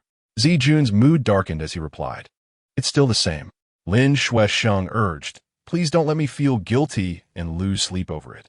Zijun stated, "A person has only one heart. I have given mine to you, and thus cannot give it to her." Lin Shui Sheng replied, "Darling, share a little of your love with her. She is also a woman. The happier I am, the more I pity her. She has suffered from your indifference for too long, and that is unfair." See Yun sighed, but she refuses to divorce. Xiao Jun embraced Shui Sheng in silence, yet his eyes conveyed a sense of helplessness as he glanced at her. Xiao Jun was silently assuring Shui Sheng not to worry. Even though he bore numerous scars, upon returning home, his wife would hardly notice, for they had long become strangers to one another. Sometimes, while they lay on the bed watching television, Shui Sheng would suddenly climb onto Xiao Jun, startling him. He looked at her and exclaimed, "Shui Sheng," to which she flashed a playful grin and declared, "I want gender equality. Right now I want you, not the other way around." Xiao Jun, with a resigned gesture, replied, "Very well, I surrender myself to you." Gradually, Shui Sheng realized that she was a woman of free spirit. Whenever she was in Xiao Jun's embrace, she could hardly remain still, always yearning to misbehave. And Xiao Jun would admonish her, "Shui Sheng, don't provoke it. It will lead to trouble." Shui Sheng, with even more audacity, retorted, "I want to provoke it. I want to be consumed by the flames." In the 10th chapter, "Good Baby, I'm Ascending," Xiao Jun playfully covered Shui Sheng beneath him. As he leaned down to kiss her, Shui Sheng offered her lips to meet his, asking, "Baby, am I your little vixen?" She then kissed him again, inquiring, "Do you love your little vixen?" Another kiss followed as she pressed, "How do you love me?" Xiao Jun captured her lips and murmured, "Just like this," with profound affection. Shui Sheng wrapped her arms around his neck, whispering, "Good baby, I'm ascending. I want to touch the blue sky and pluck the clouds." Falling in love with Xiao Jun and the act of making love was beautiful. Love itself was exquisite. Previously, Shui Sheng had seen discussions about the union of spirit and flesh as abstract notions, perhaps mere fabrications of writers. However, with Xiao Jun, she came to understand that it was neither abstract nor a lie. It existed authentically between two lovers. Each intimate encounter brought their souls closer together, a connection beyond the comprehension of those who do not love. On the National Day of 1997, Xiao Jun drove Shui Sheng to the countryside for apple picking. Dressed in matching athletic attire, they enjoyed the refreshing autumn breeze and picturesque scenery. With one hand on the wheel and the other around Shui Sheng, who nestled against his chest, she gazed at his stubble with affectionate, tender eyes. The dense stubble resembled a shallow forest, leaving Shui Sheng entranced. Occasionally, their eyes would meet, igniting a wave of warmth in Xiao Jun's heart, prompting him to playfully scratch Shui Sheng's chin with his stubble. A sweet sensation coursed through her, leaving her mesmerized. In the bountiful apple orchard, Xiao Jun picked apples from the branches, while Shui Sheng followed with a basket, placing one apple after another into it. Xiao Jun, looking exceptionally handsome in his athletic wear, appeared youthful and lively as he busily harvested the fruit. At that moment, Shuesheng found him more adorable than ever, and she couldn't help but embrace him from behind, tenderly caressing his backside while softly saying, "Baby, do you know how sexy your backside is?" The word sexy made Xiao Jun flush with warmth, and he pulled Shuesheng down onto the fragrant apple-laden ground. To avoid alarming other pickers, Shuesheng swiftly stuffed an apple into her mouth. Lying on the fragrant earth, she gazed up at the enticing red apples above, feeling as though each one was a fruit of love. Suddenly, she felt an urge to whisper something to Xiao Jun. She removed the apple from her mouth and confided, "Baby, I love you so much." In a moment of vulnerability, they reached the pinnacle of their passion together. After their apple-picking adventure, Shuesheng and Xiao Jun found a quaint farmhouse to stay in, relishing homemade meals and the warmth of the traditional Kong bed. That night, they did not return to the city, but remained at the farmhouse, indulging in each other's company to the fullest. Exhausted, yet unwilling to part, they lay together, quietly savoring their connection. After a while, Shuesheng traced circles on Xiao Jun's chest and asked, "Baby, do you hear the two cuties talking?" Xiao Yun, intrigued, opened his eyes and inquired, "What are they saying?" Shuesheng replied, "The big cutie asks the little cutie, 'Are you happy?' The little cutie nods and replies, 'Thank you, big brother. I am very happy.'" Xiao Jun playfully tapped Shuesheng's nose, mimicking the big cutie. "You're welcome. It's only right." Shuesheng chuckled, collapsing onto Xiao Jun. In the 11th chapter, Thief, the late-night hours revealed to Shuesheng that Xiao Jun had deceived his wife by claiming he was on duty at work, thus unable to return home. As autumn faded into winter over the next 2 months, Xiao Jun's frequent and hasty visits began to arouse the landlord's suspicions. In a moment of panic, Shuesheng lowered her head and feebly stated, "I am his cousin." The landlord, with a sigh of understanding, approached her and whispered, "Silly girl. Do you know what a cousin is? Just a euphemism for mistress. Please refrain from saying that in the future." Embarrassed, Shuesheng stood there, unable to lift her gaze. After a pause, the landlord, with concern, remarked, "Shaolin, he has a wife and children, doesn't he?" Realizing she could no longer hide the truth, Shuesheng nodded. The landlord sighed again, saying, "Seeing how clean and tidy you keep your place, and how well you present yourself, why would you want to wade into such murky waters? Being a third party is not worth the dirt it brings." Shuesheng understood the landlord's intentions were well-meaning, and she refrained from rebutting. Knowing that only heaven could truly comprehend her love with Xiao Jun, she hesitated to leave, tears welling in her eyes as she silently endured the landlord's reprimand. Eventually, the landlord, recognizing Xiao Lin's sincere character, decided not to evict her but cautioned, "Just be mindful of your situation. You wouldn't want to create a negative impact here, as this is not your home and there are other tenants to consider." Back in her room, Shuesheng lay on the bed crying. As she felt the thorny pain of her love with Xiao Jun gradually, the other tenants became aware of the situation, gossiping incessantly. Most of the residents were economically disadvantaged outsiders, their qualities varying, creating a chaotic communal atmosphere reminiscent of a rural courtyard. Especially among the female tenants, they would gather after meals to discuss Shuesheng and Xiao Jun, sometimes deliberately raising their voices to ensure their unkind remarks drifted into Shuesheng's room. Shuesheng heard every word, pretending not to. Even mundane tasks like fetching water or hanging clothes would draw disdainful glances, with one woman exclaiming, "No wonder she always wears white. She's just trying to hide her dirt." Another woman spat on the ground, scoffing, "Humph, no matter how white her clothes are, she's still a thief, stealing someone else's husband." The others erupted in laughter. With her head down, Shuesheng hurried back to her room, tears streaming silently down her cheeks. What pained her even more were the glances from the male tenants, most of whom were young and rough around the edges, many accompanied by their families. They seized every opportunity to leer at Shuesheng, their eyes filled with inappropriate amusement. As time passed, Shuesheng grew increasingly fearful of venturing outside, even avoiding the restroom. She remained hidden in her small room, weeping, feeling that her love with Xiao Jun could only exist behind closed doors. Once she stepped outside, it transformed into thorns. The landlord, quick-tongued yet warm-hearted, noticed Shuesheng's distress and knocked on her door. She picked up the empty water bottle from the table and, realizing it was empty, hurried home to fetch hot water, bringing back instant noodles for Shuesheng to eat. After eating, Shuesheng slowly regained some strength and leaned against the bed, looking at the landlord with a mix of gratitude and anxiety. The landlord gazed back and said, "Shaolin, why you put yourself through this?" Shuesheng pondered the trouble that her potential starvation might cause the landlord and responded, "I'm sorry. I will take better care of myself from now on." The landlord replied, "The one who should apologize is that man. He has put you in this situation. He is a government official, and he is nothing but worthless." Upon hearing Xiao Jun's reprimand, Shuesheng felt as if her heart were being torn asunder, and tears welled up once more. How could one blame Xiao Jun? He had never concealed the fact that he was a married man. It was Shuesheng who willingly embarked on this romantic journey.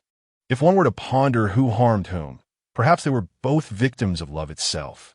The landlady, upon witnessing Shuesheng's tears, assumed she regretted her choices and reproachfully said, "Now you understand regret, don't you? You must have feared this day would come. You should have anticipated it from the beginning." With her eyes closed, Shuesheng wept profusely.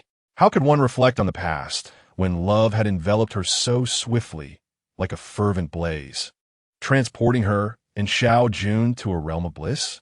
Suddenly, the landlady expressed her confusion, stating, "It's not that I wish to evict you, Shaolin, but I cannot fathom why he drives such a fine car, yet allows you to reside in such a place. He should at least provide you with a more comfortable apartment." Shuesheng replied honestly, "He mentioned he would arrange for a better living situation, but I declined. I prefer this place. The rent is affordable, and I cannot burden him further as I am currently unemployed." The landlady abruptly stood up from her bedside, urging Shaolin, "Don't be foolish. While you are still young, and while he still holds an interest in you, seize the opportunity to persuade him to purchase a home or a car for you." Shuesheng remained silent. The landlady continued, "Do not be deceived by his charming exterior. He is not a good man. If he were, he wouldn't be clandestinely keeping a mistress while neglecting his wife and children. If he were a decent man, he would not have led a virtuous girl like you into such a predicament." Shuesheng remained mute, exhausted, leaning against the wall, her disheveled hair cascading over her chest, her pallor suggesting a tragic plight. In the second act, the landlady inquired, "Dear, why are you crying?" She added, "Shaolin, when he next visits, summon me. I will support you and ensure he provides you with a better living situation. You're far too pitiable."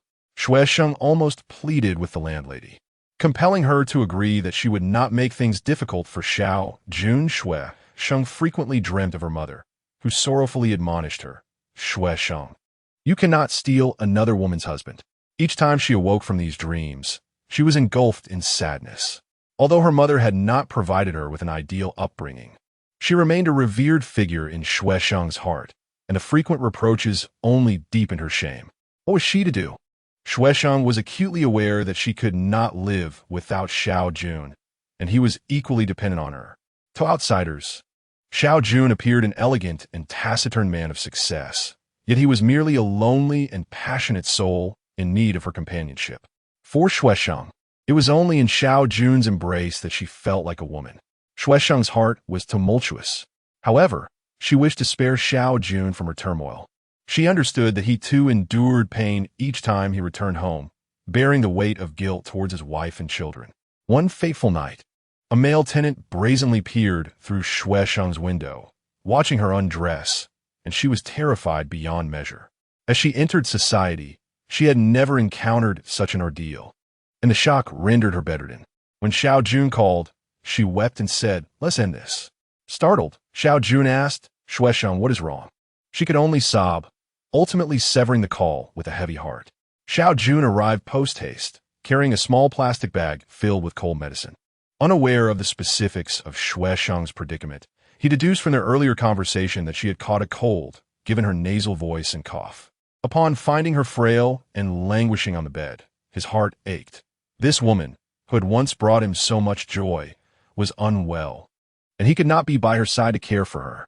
He felt a wave of guilt for leaving her alone in such a state. As he approached her bedside, tears welled in his eyes. Shuesheng, upon seeing his tears, was overcome with compassion.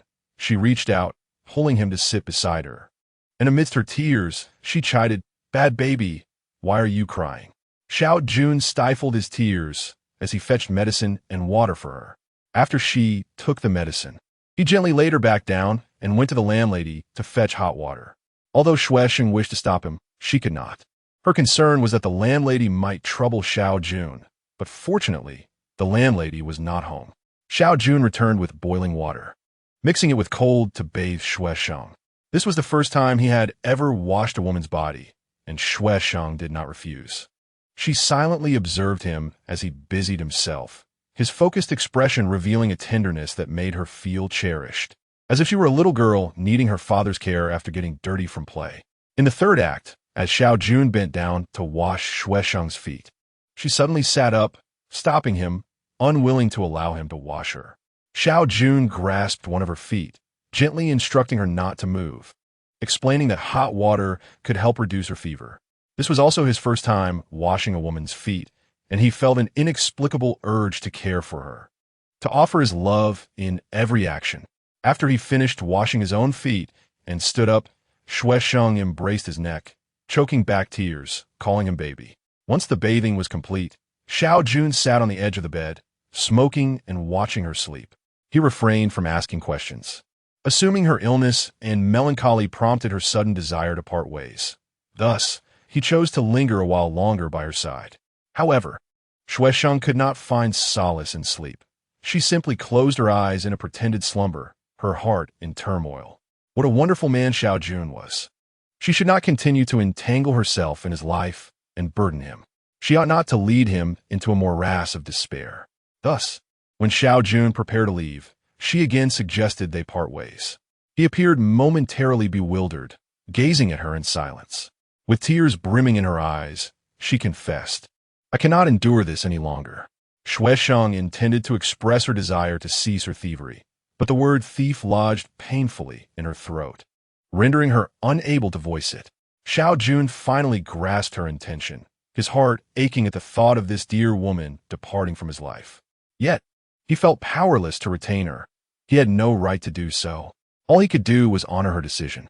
Since their first intimate encounter, he had contemplated divorce. His marriage was already teetering on the brink of dissolution.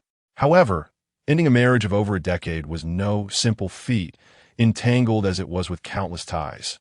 At that moment, Xiao Jun yearned to escape to a distant land where he would no longer be a married man, nor a figure of authority, but a new man capable of pleading, "Shuesheng, please do not leave." Yet at that moment, he remained silent. Shuesheng, a girl as pure as snow, had given herself to him countless times, yet he could offer her nothing in return, for he was still a married man. Xiao Jun longed to shatter the label that bound him. Striving to maintain his composure, he placed some money beside Shuesheng's pillow, forcing a smile as he said, "Shuesheng, take care of yourself." Then he departed quietly. After Xiao Jun left, Shuesheng picked up the money, pressing it to her face as she wept. In the eyes of most, money is merely currency. Yet for Xiao Jun, it was an expression of love. Through their time together, Shuesheng had come to understand his character. He was a man of few words, finding fulfillment in silently doing what he could for the one he loved. He recognized her current predicament, unemployed and alone in a city, and knew she needed financial support. In the fourth act, after Xiao Jun exited, he parked his car in a secluded corner and sat inside, smoking. Shuesheng's tearful visage and her anguished words pierced Xiao Jun's heart deeply. After finishing a cigarette, he resolved to return and formally request a divorce from his wife. Their marriage had long ceased to exist and was due for an end. Determined, Xiu Yun drove homeward. For many years, he had lived in desolation, contemplating divorce on numerous occasions, yet he never voiced his thoughts, unsure of the life he truly yearned for. Now, with Shuesheng, he believed he had found the life of his dreams. She embodied his happiness. Indeed, he was a married man. But even a married man has the right to pursue happiness, and perhaps he understood it even more deeply, thus cherishing it with greater intensity. A married man has even more reason to hold on a happiness tightly. Upon returning home, Xiao Jun said to his wife, "Let us divorce." His wife gazed at him, astonished. "Are you serious?" "I am," he affirmed. To his surprise, she responded quietly, "Let's wait a bit. I've been busy with work these past few days." From her calm demeanor, Xiao Jun found a glimmer of hope, feeling significantly lighter. He harbored deep gratitude for her composed agreement to the divorce. He would cherish that for a lifetime.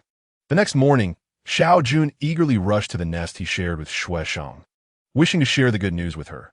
This news was the finest gift he could offer. However, upon his arrival, he found the door locked, an ominous feeling creeping into his heart. Where could Shui Sheng have gone at this hour? He retrieved his key and opened the door, revealing a tidy bed with a note resting upon it. The note read, "Baby, I've left. Please forgive me. You may hate me, but by the time you read this, I will have departed the city. No matter what, I remain grateful to you for teaching me the true meaning of love and for lifting me from poverty. Please believe that we loved each other. Perhaps even in separation, that love will endure. But for now, I must leave. After I am gone, cherish your family and love her as you love me." After reading the note, Xiao Jun felt an overwhelming emptiness within him. He stood in the room, bewildered, before collapsing weakly onto the edge of the bed, the note slipping from his fingers to rest on the sheets. The words stood stark against the white linen, amplifying his despair. Shui Sheng had truly departed, taking his love with her. In that moment, he found himself at a loss for words. During their 4 months together, he had spoken so much, encouraged by her love. Now, without her affection, he would revert to being the taciturn man he once was. The room had been tidied by Shui Sheng, leaving little behind except for the stark white walls. Xiao Jun had grown up in a nurturing environment, never having stepped into a humble dwelling. Yet this small, white room had once been the source of his happiness and joy because it housed Shui Sheng. His gaze lingered upon the bed, the very place that had brought him countless moments of joy, where the woman named Shui Sheng had blossomed under his touch, often exclaiming, "Baby, I am soaring to the heavens."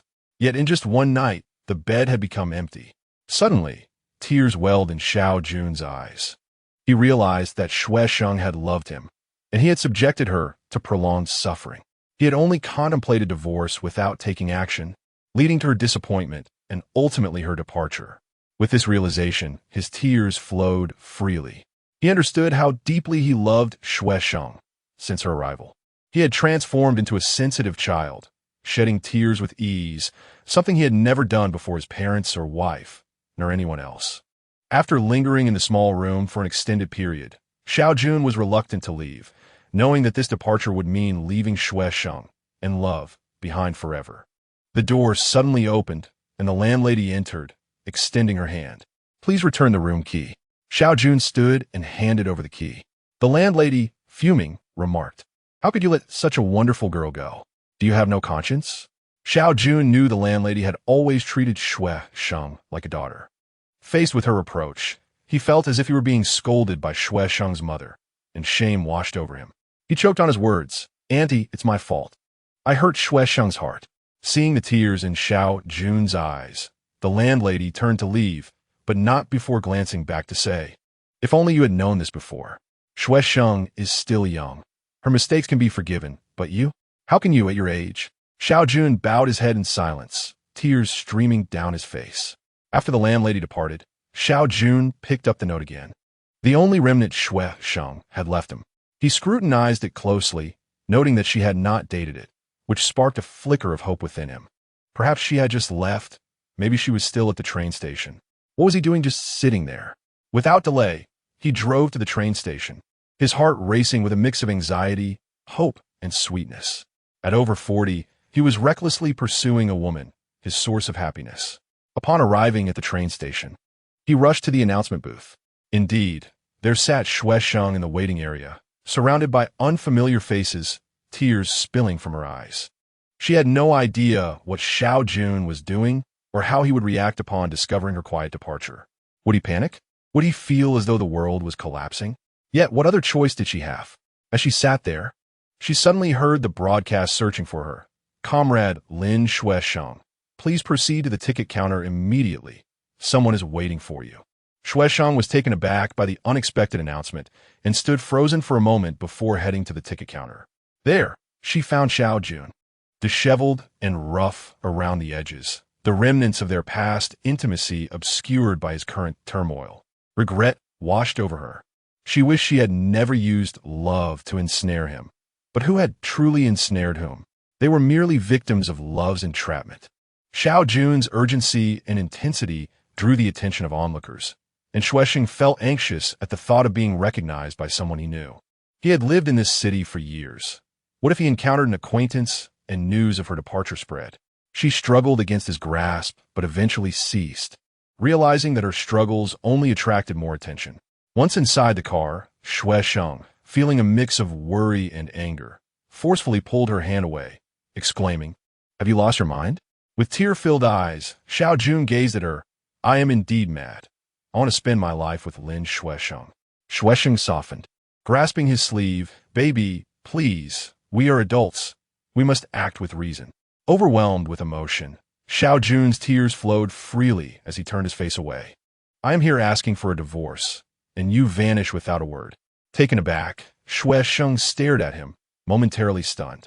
She then pulled him down to sit, wiping his tears. "Come, baby, let us talk." This was their first formal conversation after being together for so long. Xiao Jun confessed, "Last night, I officially filed for divorce." Shuesheng felt a wave of surprise wash over her, remaining silent. He took her hand. "Shuesheng, I only ask that you wait a moment. I truly want to be with you, as long as you do not mind my age." Finally regaining her composure, she stroked his hand. "Baby, how could I ever mind? It is you who should not mind me." "Then it's settled. There is no question of disdain between us." She nodded. "Indeed, we are both children of love." Gradually calming down, Xiao Jun said, "Shuesheng, as long as you do not run away, I can peacefully finalize my divorce." Yet, Shuesheng remained uneasy, pausing before saying, "Baby, I am merely a girl who has endured hardship. I do not deserve such devotion from you." Xiao Jun replied succinctly yet firmly, "You are worth it." Afterward, Xiao Jun found himself at a loss for words. Reflecting on Shuesheng's tumultuous upbringing, he felt a pang of compassion. It was precisely because Shuesheng had endured so much suffering that he longed to bring her home, to provide her with a stable and warm environment. If Shuesheng were placed in the city, she too would be a princess. In the 7th chapter, Am I committing a crime? Shuesheng gazed earnestly at Xiao Jun and said, "Darling, what if your divorce does not go smoothly? What if she refuses to let go? What if your daughter tries to hold on to you? Or what if both sets of parents intervene? Have you considered all these possibilities?" At that moment, Xiao Jun was uncertain about the difficulty of his divorce. He had merely broached the subject with his wife the night before, and, from her silence, he had gleaned a glimmer of hope. He assumed his wife was materialistic, believing that as long as he satisfied her desires regarding money and housing, she would agree to the divorce. Shuesheng continued to attempt to persuade Xiao Jun, asking, "Darling, is your relationship with her really that bad?" Xiao Jun cast a somewhat sorrowful glance at Shuesheng, remaining silent. She understood that his eyes conveyed the message. "If my relationship with her were good, how would I have met you?" After a pause, Shuesheng added, "Darling, do not forget that you are a civil servant." Xiu Yun replied, "I have worked diligently for so many years. Now that I am older, I will eventually face retirement. All I desire is a happy family to spend my remaining years with." "Is that a crime?" Shuesheng gently touched his face, signaling him to quiet down, and said, "Darling, your desires are not wrong. Our love is sincere, and that is not wrong either. However, we live in a society where our actions must be subject to certain constraints, such as moral values." Suddenly, Shuesheng found herself unable to continue. She did not understand why she felt this way. Logically speaking, she should have been happy about Xiao Jun's impending divorce, yet she felt an overwhelming heaviness in her heart. Perhaps, deep down, she sensed that Xiao Jun's divorce would not be smooth and could even lead to disaster, prompting her to want to stop him. Having witnessed her parents' divorce as a child made her particularly sensitive to the term divorce. In her view, even the smoothest divorce was a form of chaos that would disrupt the lives of those around them. More importantly, she did not want to bear the stigma of being a mistress. She did not wish for any man to divorce for her sake, as such love would weigh heavily upon her. Shuesheng also thought of Xiao Jun's 14-year-old daughter, who was at a tender age, needing a father figure like Xiao Jun to guide her through her formative years. Therefore, she asked, "Darling, have you consulted your daughter about this?" Xiao Jun shook his head and said, "I love my daughter dearly. It is for her sake that I have endured and tolerated so much over the years. Now that I am older, I can no longer bear it. I believe she will understand. Xiao Jun yearned to share his unfortunate marriage with Xue Sheng, hoping it would alleviate her worries and help her realize that she was not the third party. Without her, his marriage would still end. However, he found himself at a loss for words. He felt as though his marriage resembled a noisy marketplace, filled with complaints, yet leaving him speechless. Finally, he sighed and said to Xue Sheng, "It seems that my feelings for her were never deep enough. The foundation of our marriage was insufficiently solid." Xue Sheng grasped Xiao Jun's hand, conveying her understanding with a gentle squeeze of his palm. She truly understood that couples with strong feelings could forgive each other's faults, while those lacking affection would find every action flawed, just like her parents. Xiao Jun remarked, "It is only through you that I have come to realize how desolate my previous existence was. You have taught me the essence of happiness." In the 8th chapter, "Let the big cutie play with the little cutie." Xiao Jun paused before saying, "Especially when the big cutie and the little cutie are together, they are so happy. Therefore, we cannot be separated. If they are, they will perish." Xue Sheng looked at Xiao Jun with deep compassion, imagining his predicament. From their very first encounter, she sensed that he was a man starved for love, a pitiable big child. The big cutie perked up upon hearing Xue Sheng's words, while the little cutie prepared for play. Xue Sheng closed her eyes for a moment. Indeed, the heavens bore witness to the profound love they shared and the joy their bodies and lives experienced together. This time, Xiao Jun was particularly intense.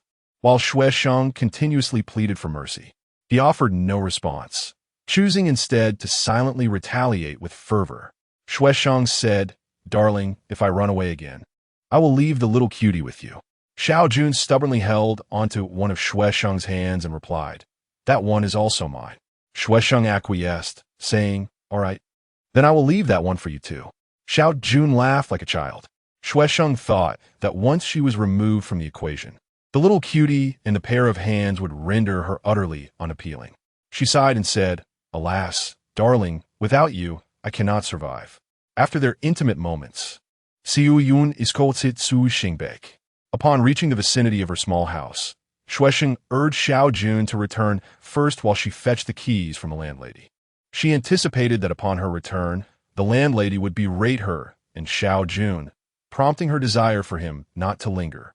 Xiao Jun was already weary from the ordeal, and Xue Sheng did not wish for him to endure the landlady's scolding any longer. As they parted, Xiao Jun gazed at Xue Sheng with concern. She adjusted his collar and reassured him, "Darling, go ahead and rest assured. I will stay here and wait patiently for you." Only then did Xiao Jun feel at ease to leave. Watching his retreating figure, a layer of worry settled in Xue Sheng's heart. She could not shake the feeling that Xiao Jun's wife would not agree to the divorce. After all these years, his wife had never given up on their marriage, indicating that she still held hope for it, and that it was useful to her. Once Xiao Jun departed, Xue Sheng stood alone outside. Although it was midday, the weather was not particularly bright. Some clouds loomed in the sky, casting a dull grayness that mirrored the heavy anxiety in her heart. In the brief hours since morning, Xue Sheng had experienced both sorrow and joy, the sorrow of sacrificing her love and the joy of being chased back by the man she cherished. This unexpected joy was somewhat bittersweet. Xiao Jun, at his age, was willing to risk everything for a divorce, yearning for a new life. His bravery was heart-wrenching, revealing just how unhappy he had been. Imagine a man nearing 50, shouting in the streets, "I want a divorce. I must have a divorce." Upon seeing his graying hair, would one laugh or weep? How could Xue Sheng reject Xiao Jun's longing for a new life? She could only silently comply with his wishes, yielding to the call of life and love. In the 9th chapter, men like this are common. After standing for a while, Xue Sheng went to the landlady's house. The landlady, taken aback, grabbed the keys to open the door for Xue Sheng. Once inside, the landlady looked at Xue Sheng with disappointment and said, "Shaolin, why have you returned again?" Xue Sheng nodded slightly, and the landlady, frustrated, exclaimed, "Alas, that man must be out of his mind. How can a grown man be so impulsive?" The landlady sighed and continued, "What does he have to offer?"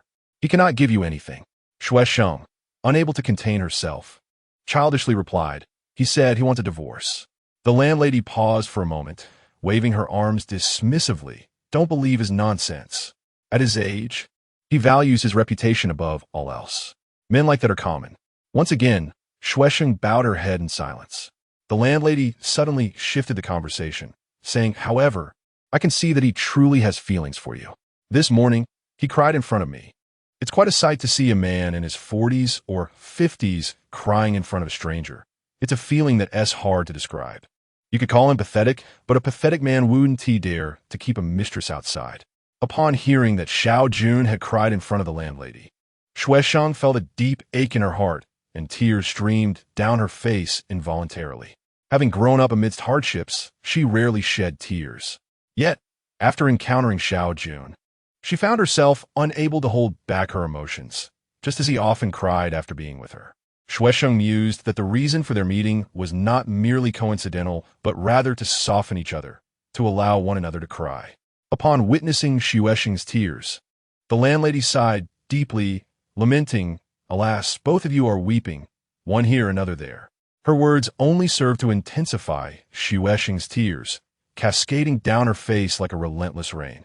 Unable to bear the sight any longer, the landlady stepped outside, remarking, the days of your tears are yet to come. One day, when chaos reigns on the other side, you will find yourselves hiding here. For 2 days, Xiao Jun had been contemplating how to converse with his wife. She had asked him to wait for 2 days that fateful night, and now that time had elapsed, it was imperative to have a formal discussion. Xiao Jun could no longer procrastinate. He yearned to be with Shuesheng, and she needed him just as much. Their separation could not persist. Xiao Jun had always been labeled a well-behaved child, obedient to his parents in all matters. Before his marriage, he had never experienced love. His union with his wife, Yang Wei, had been arranged through acquaintances. Initially, they found each other agreeable. Both were attractive, came from respectable families, and held stable jobs. After 3 months of courtship, they married under the urging of their parents. In the early days of their marriage, though mundane, there were no significant issues. Yang Wei was somewhat more beautiful than average. While it is often said that beautiful women are mere ornaments, she was an exception, possessing both beauty and talent. Endowed with natural managerial skills, she had, however, remained unrecognized in her endeavors, and soon after their marriage, devoted herself entirely to supporting Xiao Jun's career.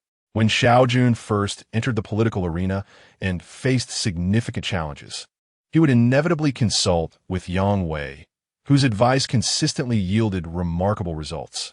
Subsequently, to better assist him, Yang Wei gradually immersed herself in the political realm, becoming a partner in his initial forays. As time passed, Yang Wei's beauty and eloquence became increasingly evident in political circles, overshadowing many of her male counterparts. At some point, she earned the moniker Wu Zetian, and her demeanor began to change. She often proclaimed herself as the one wielding power behind the scenes, implying that Xiao Jun was merely a puppet.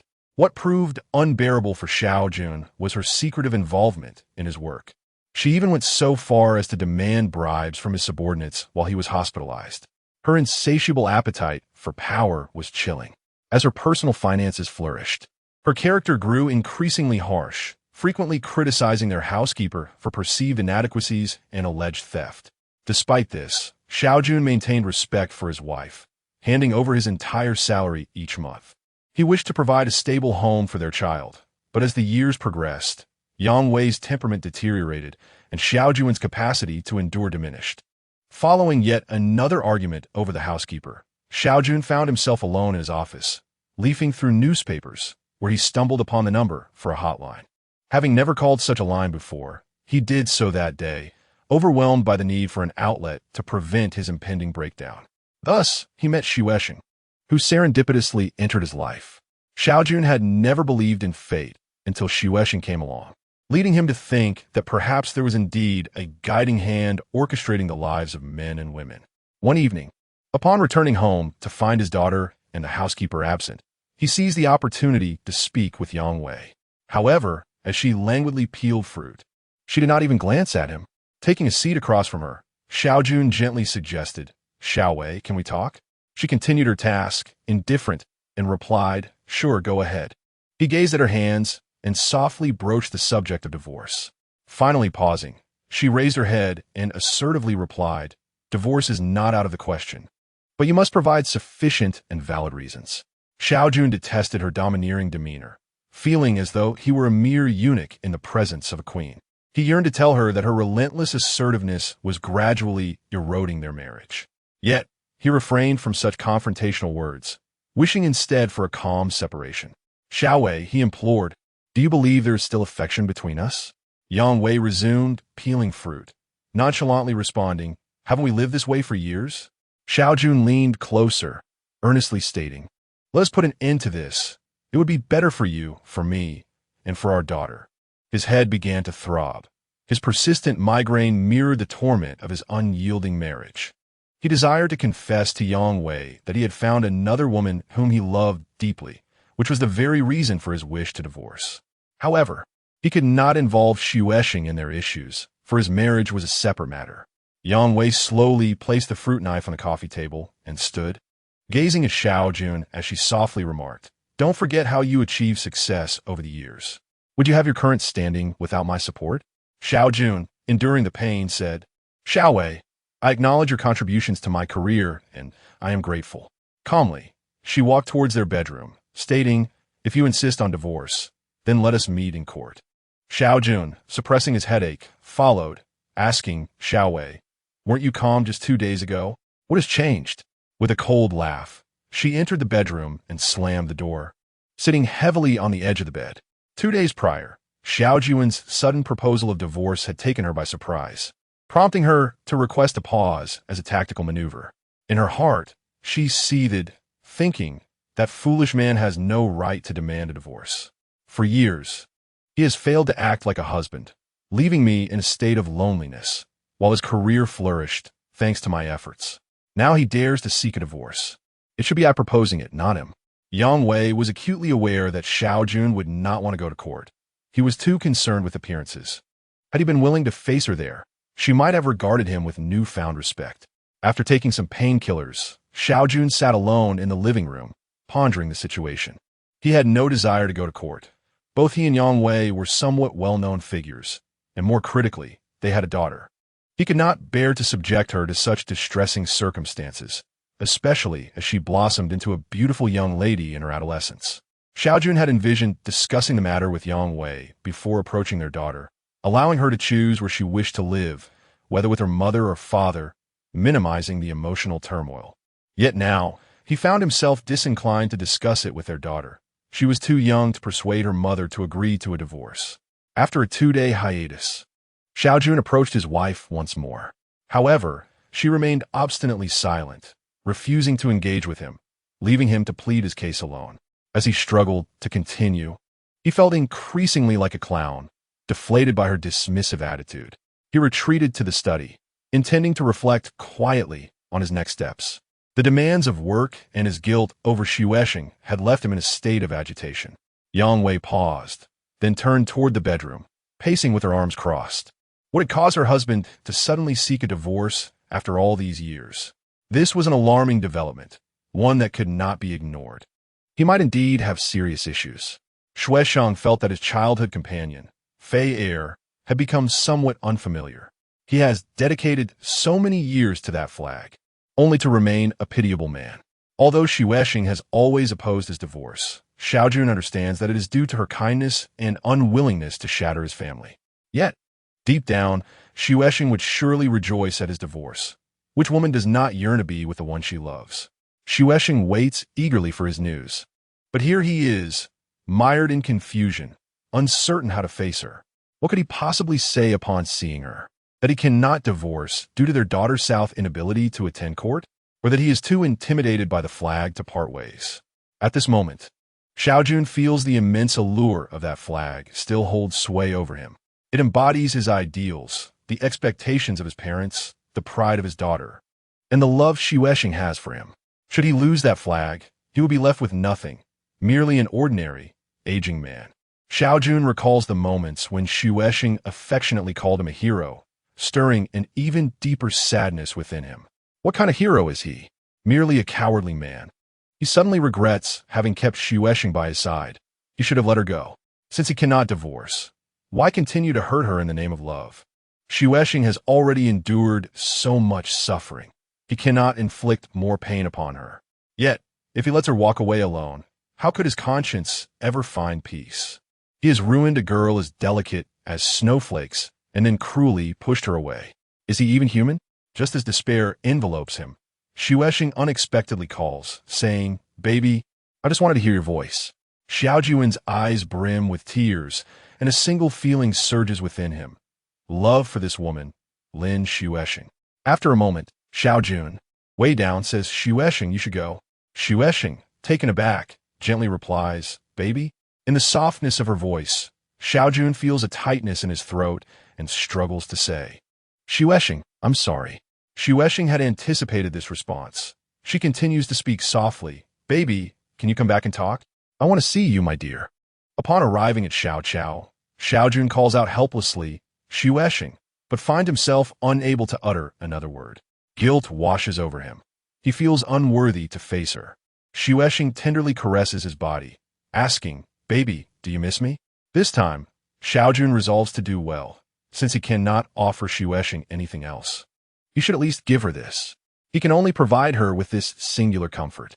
Xuesheng holds his hand and asserts, "Baby, I want to leave. I want to be your secret lover for life." Xiaojun frowns. "Isn't that just being kept?" Xuesheng smiles. "No, baby, even if you were to keep me, it would still be love." Xiaojun embraces her, saying, "Xuesheng, you know my true intention was never like this. Ever since our first encounter, I have wanted to marry you." Xuesheng nods gently, "Baby, I know you." She gazes at Xiaojun with a warm smile, not wanting to burden him. She traveled thousands of miles to meet him, to love him, not to become a stone weighing him down. This is how they can honor their meeting and their love. Yet, Xiaojun remains troubled. Xuesheng reassures him, "Baby, don't worry about me. I'm fine. You can return weekly or every 10 days. If that is inconvenient, once a month is fine. I can read, study, paint, and watch long dramas. I will be just fine." Xiaojun protests, "But Xuesheng, that is too much of a sacrifice for you." Xuesheng shakes her head. "I'm not sacrificing anything." Xiaojun wonders why she clings to this marriage. Xuesheng responds, "She still has feelings for you." Xiaojun shakes his head. "She has never looked at me with the same eyes as you do, nor has she ever called me baby." Xuesheng promises, "From now on, I will call you baby every day. When you are here, I'll call you, and when you are not, I will call you in my heart." As Xiaojun prepares to leave, Xuesheng holds his hand, saying, "Baby, try to ease things with her. After all, she is still your wife." Xiaojun remains silent, offering only a quiet smile to Xuesheng, but as he turns away, tears fill his eyes. He knows that Xuesheng uses affectionate terms to cheer him up, wishing for him to forget the discomfort of recent days. Throughout their conversation, Xuesheng has not mentioned the details of his divorce, deliberately avoiding the topic to spare him embarrassment. Yet, her avoidance only deepens Xiaojun's shame. However, during his drive home, his mood lightens considerably. The divorce must happen. It is just that there is no appropriate way at the moment, so he will pause for now, at least allowing his chaotic situation to ease. Upon returning home, he finds his wife and daughter engrossed in a television show while the nanny irons clothes, restoring the home to its previous tranquility. Xiaojun quietly enters his study and sits. After a moment, his daughter appears at the door, saying, "Dad, Mom, and I finished watching TV. She asked you to come rest." Looking at his daughter's blossoming face, Xiaojun rises from his chair, saying, "All right, I'll go now." He understands his wife's intention in sending their daughter. It is a silent proclamation. "I have one." Xiaojun enters the bedroom where his wife lies. He silently climbs into bed, and she reaches out to turn off the light. In the darkness, Xiaojun reflects on the shamelessness of marriage, which forces people to lie with their eyes wide open. Though they have become strangers, they are still bound by marriage, sharing a bed in silence, declaring to the world, "We are husband and wife." After Xiaojun leaves, Xuesheng cries bitterly. From that moment on, she officially becomes Xiaojun's secret lover. Ultimately, Xuesheng loves Xiaojun too deeply to let him go. Xiaojun's divorce is thus postponed, and Xuesheng gradually finds stability.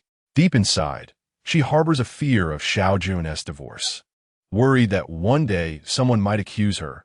Look, it's this little woman who caused Xiao Jun's family to break apart. Xuexing is even more reluctant for Xiao Jun's divorce to affect his career.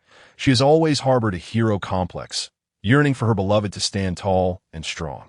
She dreams of a passionate love akin to that of farewell, my concubine, ready to sacrifice herself for her heroic lover. Xiao Jun's true name is Qin Zijun. At 43, he appears as an aging man to others, yet to Xuexing, he is a tearful child at heart. And Xuexing, a simple girl who loves white clothing, is a fairy in Zijun's eyes. They can never seem to get enough of one another, which is perhaps what they call beauty in the eyes of the beholder. Xuexing tries to ignore that Zijun is a married man, envisioning him instead as her husband who is merely away on business. Occasionally, she feels guilty about Zijun's wife, as she is still his legal spouse. However, for the sake of Zijun and love, Xuexing feels she has no choice. She does not think about the future, only wishing to love Zijun well in the present. When the day comes that Zijun can no longer love her, she will quietly leave, returning him entirely to his wife. As the end of 1997 approaches, one morning, Xuexing receives a call from Zijun, who says he will come over soon, filling her with joy. Soon after, she receives another call, and Zijun informs her that his car is broken down en route and that he is waiting for repairs, so he cannot come. Hearing this, Xuexing feels a flicker of disappointment but reassures him, knowing that he is likely more disappointed than she is. In her disappointment, Xuexing decides to go to the community gym to exercise, hoping that physical activity will ease her feelings. It is indeed unexpected for Zijun's car to break down. She cannot let herself be disheartened. On this wintry morning, the wind blows briskly, yet Xuexing feels no chill. After exercising for a while and feeling fatigued, she sits to rest. As the sun rises and the dawn paints the sky in vibrant colors, Xuexing feels that life is truly wonderful. Suddenly, Xuexing spotted Zijun approaching. Perhaps due to his hurried pace, he had removed his coat and draped it over his arm.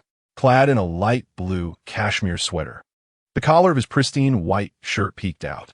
His attire shimmered in the morning sun, resembling a sea awash with golden light.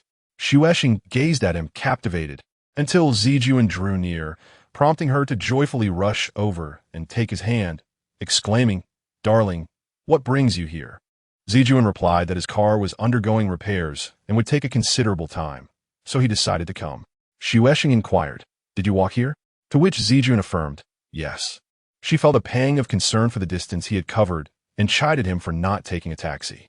Looking up at the sky, Zijun said, "With such lovely weather, I want to take a stroll." Upon hearing this, Xuexing understood that, because of her, Zijun too felt the beauty of life. They entered a cozy little cabin, lying quietly on the bed while gazing into each other's eyes, both filled with love. Zijun's life was like a steadfast rock, while Xuexing's was akin to gentle, fertile soil. Holding Zijun's hand, Xuexing remarked, "Darling, our lives are indeed delightful, aren't they?" The larger, more affectionate one eagerly awaited, while the smaller one called for it. Soon, tears began to flow from the larger one. Xuexing, feeling a surge of affection, said, "Darling, let the larger one in. It has wept for the smaller one." Upon hearing her, Zijun approached, and as soon as the larger one entered, it was embraced tightly by the smaller one. Xuexing whispered in Zijun's ear, "Look at this shameless little one." Zijun kissed her and replied, "I like its shamelessness." They had grown accustomed to their intimacy, which had become more serene and warm, like a picturesque poem. Zijun had learned to evade her chest, no longer suffering scratches from Xuexing. After a moment of affection, they lay down to rest. At noon, Xuexing and Zijun rose to have a meal. Upon entering the restaurant, Xuexing took a seat, and Zijun naturally sat beside her. Xuexing, accustomed to ordering for herself, spread the menu wide. After perusing it for a while, she found herself unable to decide, prompting Zijun to order boiled fish and kung pao chicken for her without a glance at the menu. Zijun ordered a vegetarian cold dish for himself, noting that he had a light appetite and ate very little. He smiled at Xuexing as she indulged heartily, continuously picking fish bones for her. After their meal, Zijun went to retrieve his car from the repair shop. and they strolled hand in hand. Suddenly, a gust of wind swept through, and Zijuan urged Xuesheng to return. With her nose reddened by the chill, she replied, "I won't go back." Zijuan smiled silently and said nothing more, slipping one of Xuesheng's hands into his pants pocket to warm it. As they walked, Xuesheng frequently turned her face to admire Zijuan, finding him exceedingly handsome, and felt an overwhelming sense of happiness. As the cold intensified, Zijuan hailed a taxi for Xuesheng to return while he continued on to the repair shop. Back in the cabin, Xuesheng lay on the pristine bed, her heart brimming with pure, snow-like emotions, realizing how deeply she loved the man named Zijuan. Reflecting on how Zijuan had picked fish bones for her, she imagined him as a father bird feeding his beloved child, and she couldn't help but chuckle. As New Year's Day approached in 1998, that evening, Zijuan appeared before Xuesheng, holding a large bouquet of roses. It was the first time Xuesheng had received flowers from a man, and she felt an overwhelming wave of happiness. Stammering, she called out, "Darling," as Zijuan looked at her with a smile. Understanding that Xuesheng came from a remote town where such luxuries were scarce, Zijuan felt a deep compassion for her. She was his fairy, deserving of flowers. Xuesheng cradled the roses, inhaling their fragrance repeatedly, wrinkling her nose in delight. Finally, she draped herself around Zijuan's neck, feigning ignorance as she asked, "Darling, why did you give me flowers?" Zijuan replied, "With the new year approaching, I wanted to wish you a happy new year in advance." Xuesheng kissed Zijuan's cheek and joyfully exclaimed, "Darling, I am already immensely happy. If I get any happier, I might just burst." Zijuan embraced Xuesheng, planting a kiss on her cheek, and said, "Then let me devour you first." Xuesheng, filled with glee, looked at Zijuan, thinking, "This silly man has finally learned to speak sweetly."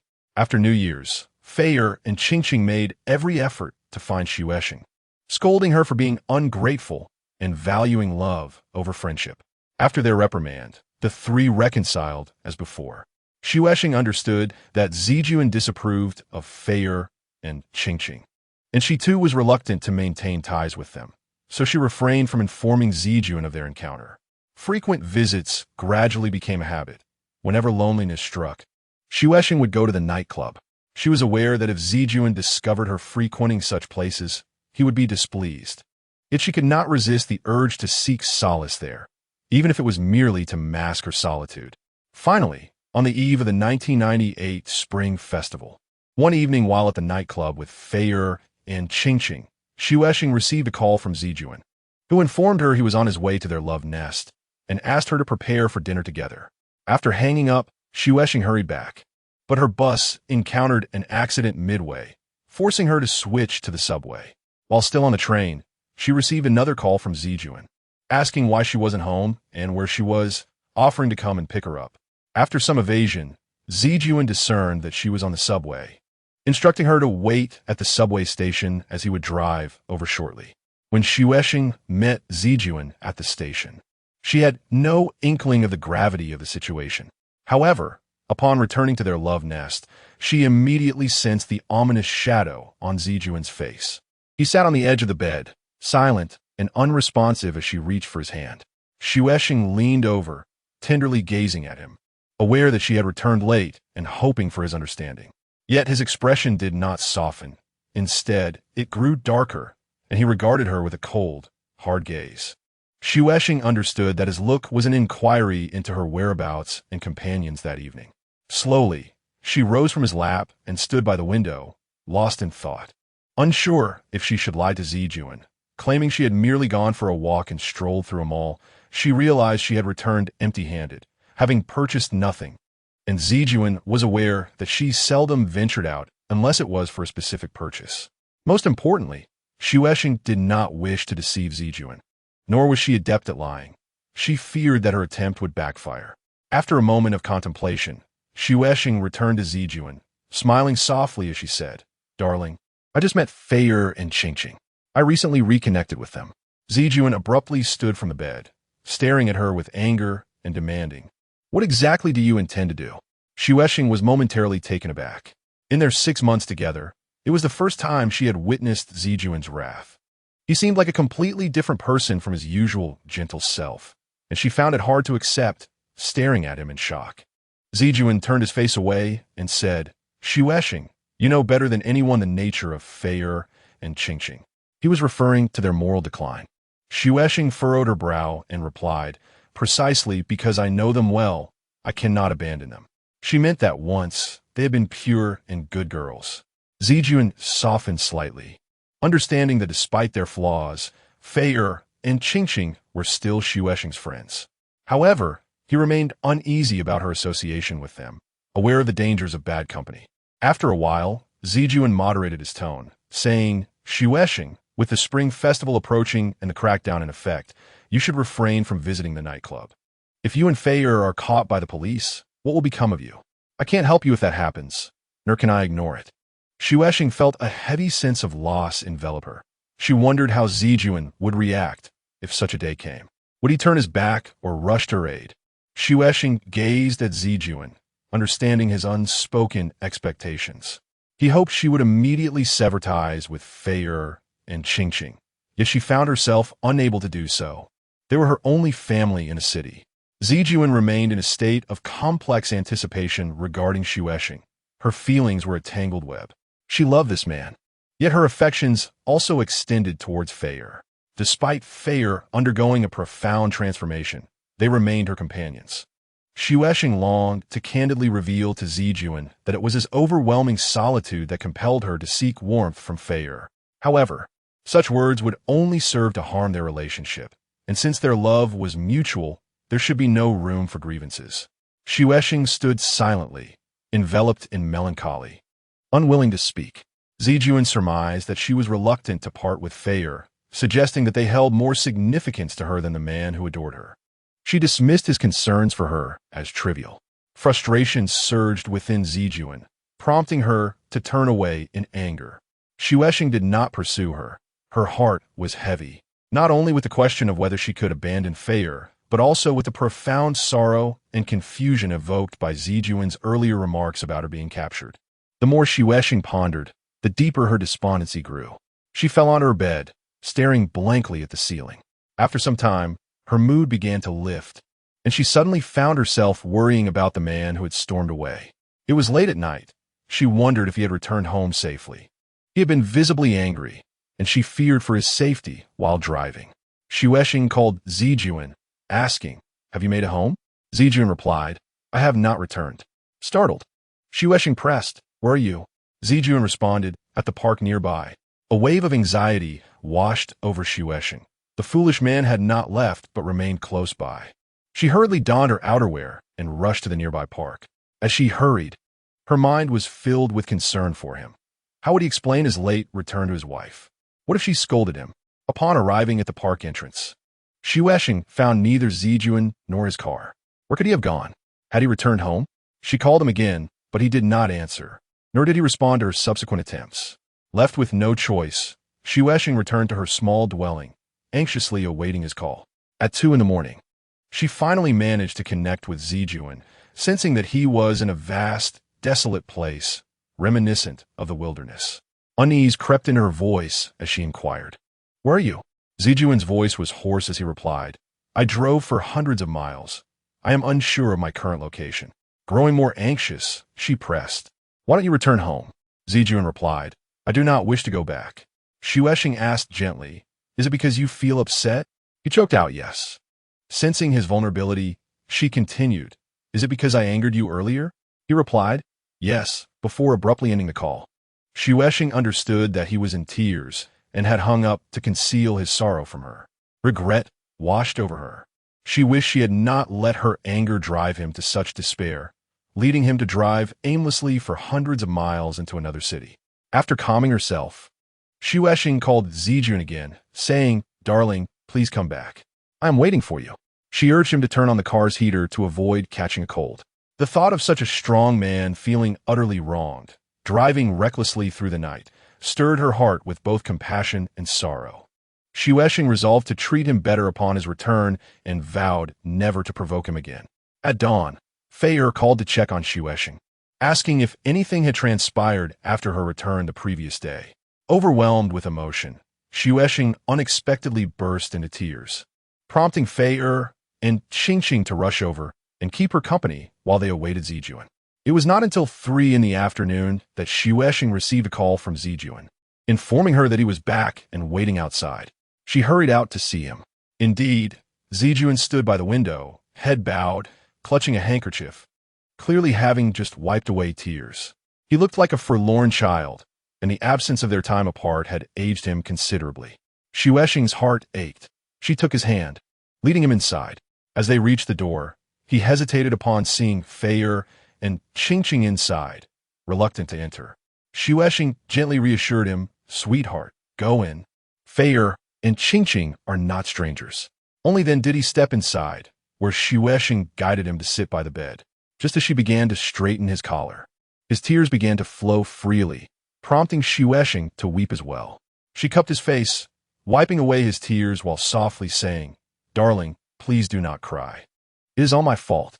The more tenderly she pleaded, the more tears streamed from him, and unable to bear the sight, Fei and Qingqing excused themselves.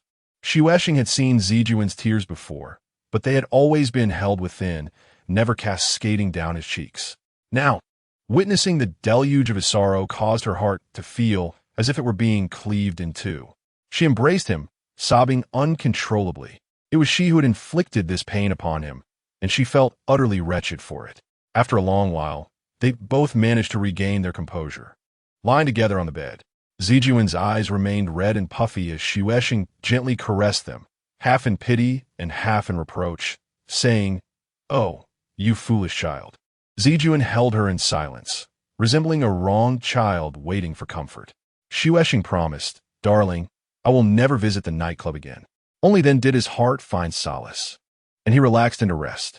After some time, he expressed his need to leave, insisting he must return home.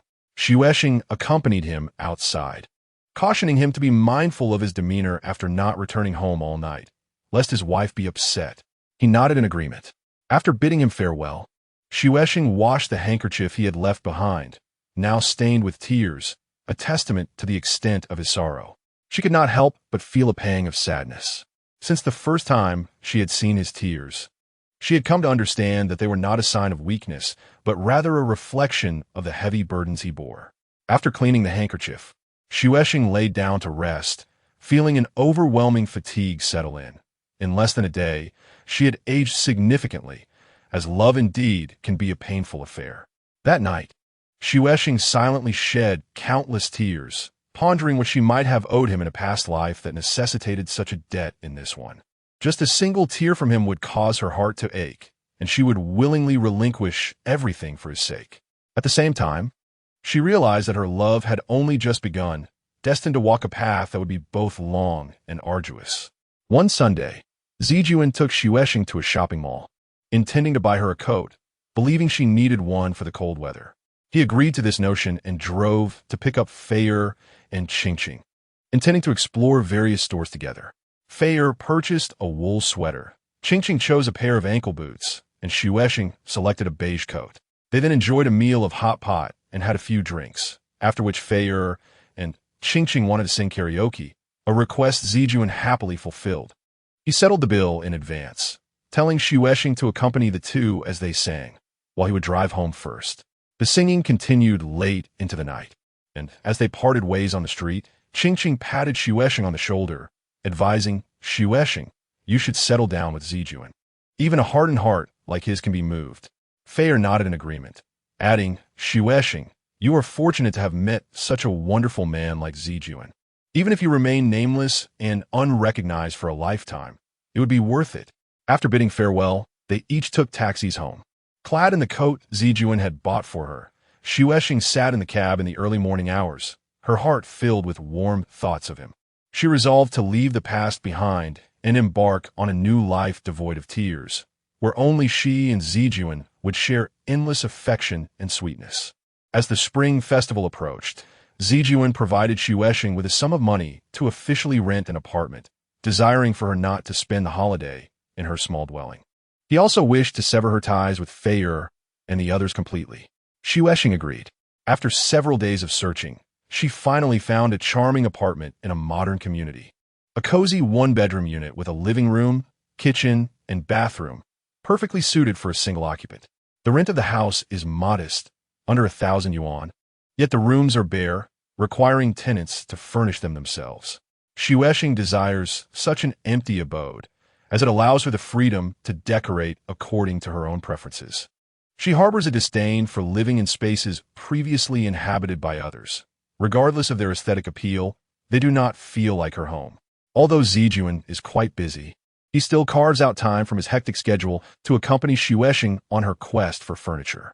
Xuexing opts for a finely crafted white mattress instead of a bed, along with 2 red carpets. She also chooses a pair of elegant white chairs and a delicate white round table, foregoing a sofa. Upon returning, they position the mattress centrally in the bedroom, laying a red carpet before it. On one corner of the carpet, 2 tall wine glasses and a bottle of red wine rest, while 2 identical small cushions lie on the other corner, resembling a pair of lovers whispering sweet nothings to each other.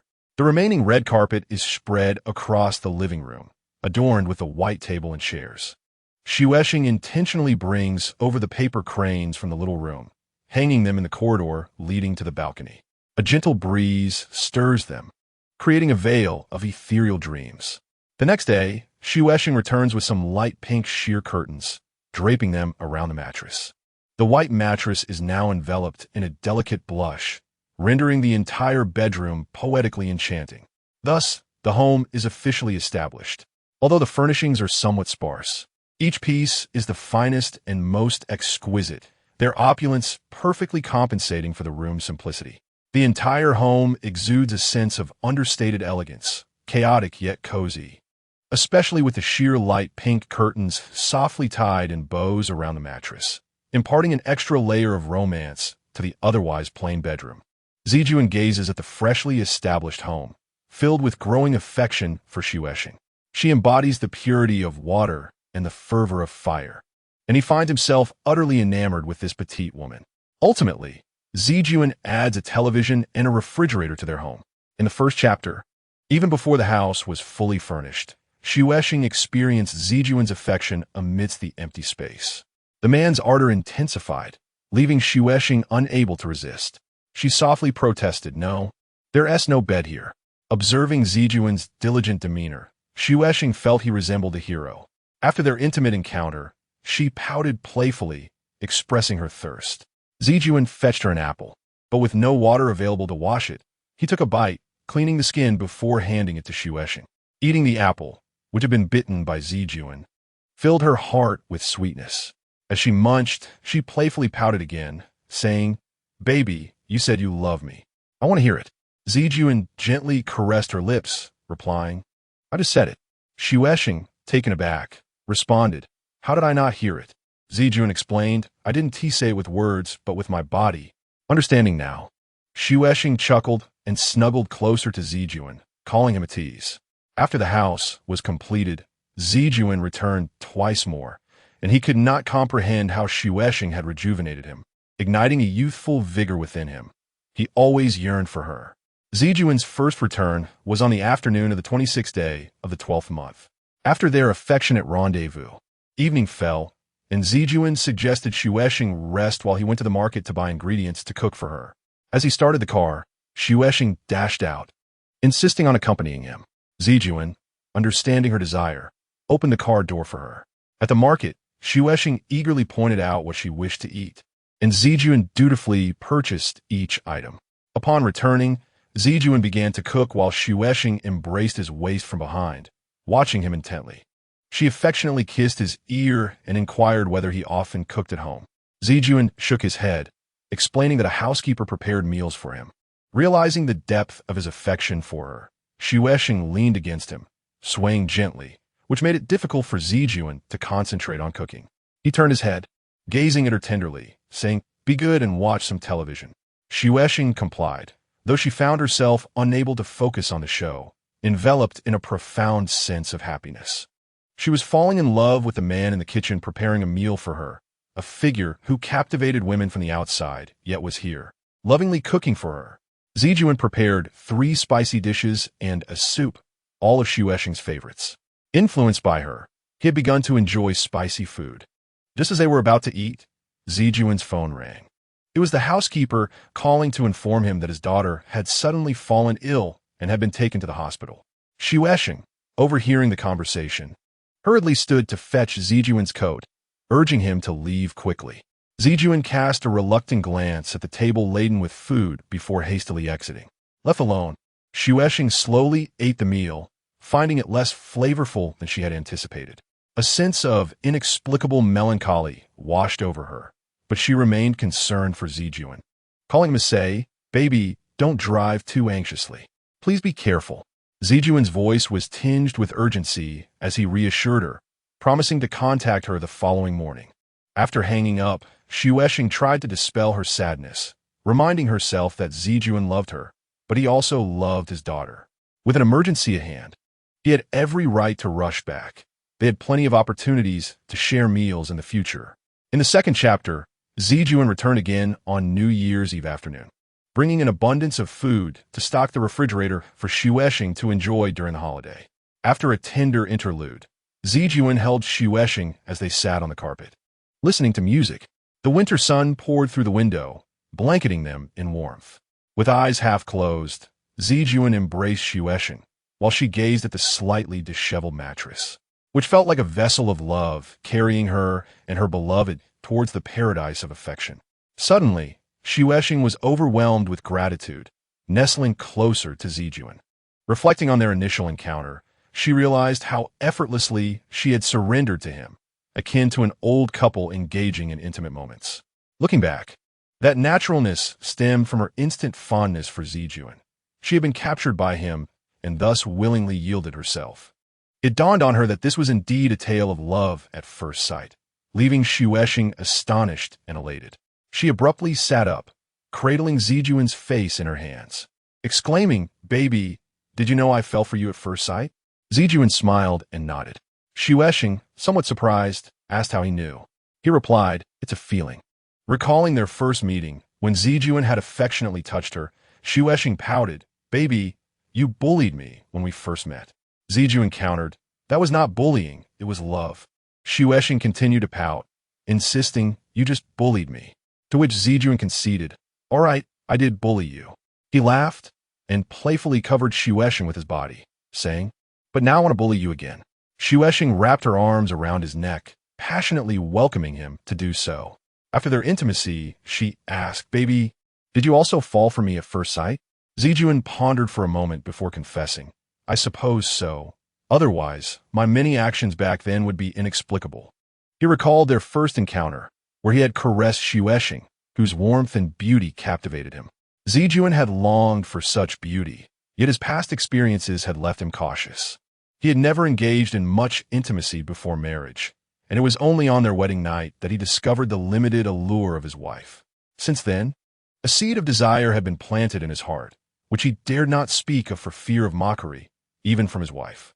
This was a secret seed of a man. However, Xuesheng never ridiculed him. She embraced him with maternal warmth, fulfilling his desires. In that moment, Zijuan tasted the sweetness of happiness. Upon their first encounter, Xuesheng was a pure, white girl, while he was a married man, a figure burdened with responsibility.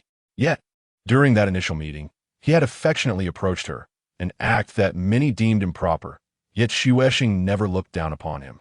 Zijuan could not help but feel grateful to Xuesheng for her profound and accepting heart.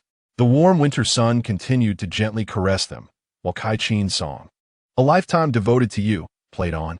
"In my solitude, I yearn for you in my dreams, uncertain if the lonely you would be willing to hold my hand. The affectionate sun warms both you and me, and I wish to whisper softly in your ear that you are the single leaf boat that helps me cross the river, the ladder that elevates me to great heights. I bury my life deep within your embrace, shedding scalding tears, drop by drop. It is you, it is I. I long to express a heartfelt sentiment to you. I possess nothing but myself, giving nothing to anyone else, dedicating my entire life to you." The third verse reveals that Xuesheng finds Kai Chin's song timely, resonating with her innermost feelings, prompting her to bury herself in Xiao Jun's embrace. Indeed, she has nothing but herself, giving nothing to anyone else, dedicating her entire life to Zijuan. Xuexing feels compelled to convey this sentiment personally to Zijuan. Gazing at him with tenderness and resolve, she declares, "Baby, I want to give my entire life to you. We shall never part." This is the genuine sentiment Zijuan has bestowed upon Xuexing over the past 6 months, and tears flow anew from Xuexing's eyes. The weight of his words requires a lifetime to nurture. Xuexing feels profoundly blessed to have received the most precious gift from this man, his singular expression of love. For so long, Zijuan had never referred to Xuexing with endearing nicknames. Yet at this moment, she yearns to hear him call her affectionately. Thus, she expresses her desire to Zijuan, who hesitates momentarily before affectionately calling her little sweetheart. Xuexing is taken aback by this term of endearment. Holding Zijuan's face gently, she asks, "Baby, am I your little sweetheart?" Zijuan nods, affirming, "You are my forever little sweetheart." They share a multitude of words, and Xuexing inquires about Zijuan's parents. He reassures her that they are both in good health, filling Xuexing's heart with warmth. For now, she has parents, especially a mother. After bidding Zijuan farewell, Xuexing sits on the carpet, watching television and enjoying the snacks he bought for her in anticipation of the Spring Festival Gala. As the clock strikes midnight, she receives a text from Zijuan wishing her a happy new year. Reading the message, she smiles inwardly, recognizing the clumsiness of his formal greeting pales in comparison to him calling her little sweetheart. With just that one phrase, she feels utterly melted. Reclining in the warmth of the home Zijuan provided, watching the television he bought, and savoring the snacks he selected, Xuexing's heart brims with sweetness. Thus, on this New Year's Eve, she does not feel lonely. On the contrary, she perceives herself as a fortunate woman. The following day, she contemplates sending Zijuan a message, but refrains, considering the inconvenience of his staying with his parents alongside his wife and daughter. Xuexing does not wish to disturb Zijuan, who has labored throughout the year. He ought to spend quality time with his family. On the 4th day of the Lunar New Year, Zijuan arrives by car, inviting Xuexing to accompany him somewhere. Upon arrival, she discovers it is his home, a beautifully arranged 3-bedroom, 2-living room, and 2-bathroom abode. This is indeed Zijuan's true residence. The place he had taken her to previously was merely an old house. After a tender moment, Zijuan informs Xuexing that his wife and daughter are staying at her family home, allowing Xuexing to remain here tonight. He asks what she would like to eat and offers to prepare it for her. However, Xuexing feels this is not her home, and even if a meal were prepared here, it would be devoid of flavor. Therefore, she suggests they dine out, to which Zijuan readily agrees. That night, Xuexing and Zijuan do not converse much. They simply embrace while watching television. Yet, a hint of discontent lingers in Xuexing's heart. She dislikes being intimate in Zijuan's home, feeling like an intruder despite the absence of a photograph of Zijuan with his wife, as the presence of feminine belongings serves as a constant reminder. Zijuan remains oblivious to Xuexing's unease. She has always been somewhat reticent. After a reluctant night, Xuexing prepares to return the next day, and Zijuan accompanies her. Along the way, he proposes a visit to a bookstore to find something that she might enjoy. Xuexing agrees. They visit 3 bookstores, and surrounded by an array of literary works. Xuexing's heart blossoms. She has cherished literature since childhood, but rarely possessed her own books due to her family circumstances. Selecting a multitude of literary volumes, Xuexing returns home with her beloved acquisitions, feeling her previous discontent dissipate. She loves Zijuan. In the 4th section, they celebrate their anniversary, and Zijuan has planned a surprise outing, revealing only that they're going to Wangi for lunch. The choice of location fills Xuexing with joy, for Zijuan is a nostalgic person, and she believes he will treat her well for a lifetime. Dressed in white long sleeves and trousers, with her hair cascading down, Xuexing appears ethereal. Rarely does she wear makeup, as it often detracts from her natural beauty. Her delicate features are often shrouded in a veil of melancholy, a remnant of her challenging upbringing. Though some have likened her to a jade figure, she has always resisted such comparisons, as her character can be quite resolute. Once ready, she takes a taxi, her cheeks flushed with excitement, feeling unexpectedly romantic. Reflecting on the simplicity of her life a year ago, she now feels like a lovesick maiden, Could this be what it means to marry before falling in love? With this thought, she smiles secretly. Their lunch is modest, lacking in alcohol, fervent declarations, or flowers, yet Shueshing finds immense satisfaction simply being with Zijuan. She has prepared a gift for him, a handmade card adorned with a romantic illustration of a couple kissing amidst falling snowflakes. On the card, she expresses her joyful feelings for him and her unwavering devotion. After their meal, Zijuan takes Shueshing to the countryside where they share a sweet and warm evening together. 3 years later, they celebrate their 4th anniversary. On the night of their anniversary, after playing games, Zijuan returns to find Shueshing still awake. He is surprised and pulls her into his embrace, asking, "Sweetheart, why are you still awake?" Shueshing smiles and replies, "I was admiring your silhouette." Guilt washes over Zijuan, realizing he has neglected her for hours while engrossed in his game. He asks, "Why didn't you call for me?" Shueshing, still smiling, responds, "I enjoy watching your back." Zijuan can't help but kiss Shueshing, his kiss gentle and profound. Suddenly, Shueshing feels a wave of grievance, for it is the first time in 4 years that she senses this emotion. Tomorrow morning, they will face separation again, and she will no longer have even his silhouette to hold on to. Tomorrow night, she will once again be left in solitude. Shueshing asks, "Baby, when you retire, would you take me away to a quiet place where we can live the life of love we have always longed for?" Zijuan considers this and replies, "All right, sweetheart. After I retire, we will leave this city together." He speaks sincerely, knowing that once his responsibilities are fulfilled and his daughter has established her own family, he can leave without reservations to pursue the life he desires. In the 5th section, Zijuan reflects on his age, 47, and the fact that even if he retires early at 55, he still requires 8 years. 8 years feels like an eternity. Shueshing comforts him, saying, "Baby, it's just 8 years. It will pass in the blink of an eye." Zijuan holds her even tighter, cherishing her more deeply. Together, they gaze ahead, their hearts filled with dreams of a happy future, awaiting that day with unwavering patience, regardless of the time or hardships they must endure. Suddenly, Shueshing tilts her face to look at Zijuan's chin and says, "Baby, do you know why I love you so deeply? It's because I am grateful to you. You have given me so many beautiful firsts." Zijuan nods in agreement, acknowledging that he also appreciates Shueshing for bestowing upon him countless first experiences. His first time washing a woman's feet, peeling an apple for her, cooking for her, and desiring to pour out his heart to someone. Love gradually deepened in mutual gratitude, enveloping them like rich brocade. Shueshing deliberately inquired about Zijuan's parents, to which Zijuan replied that they were both healthy. Shueshing remarked, "Since my mother passed away, I have not had the opportunity to utter the word mother for many years. Each time I hear someone call for their mother, I feel an intense longing. But now, I can have a mother again. Your mother will be my mother." Zijuan, deeply moved and filled with compassion for Shueshing, kissed her again, saying, "You will indeed call her mother." That night marked the occasion when Shueshing and Zijuan conversed the most, engaging in an all-night dialogue.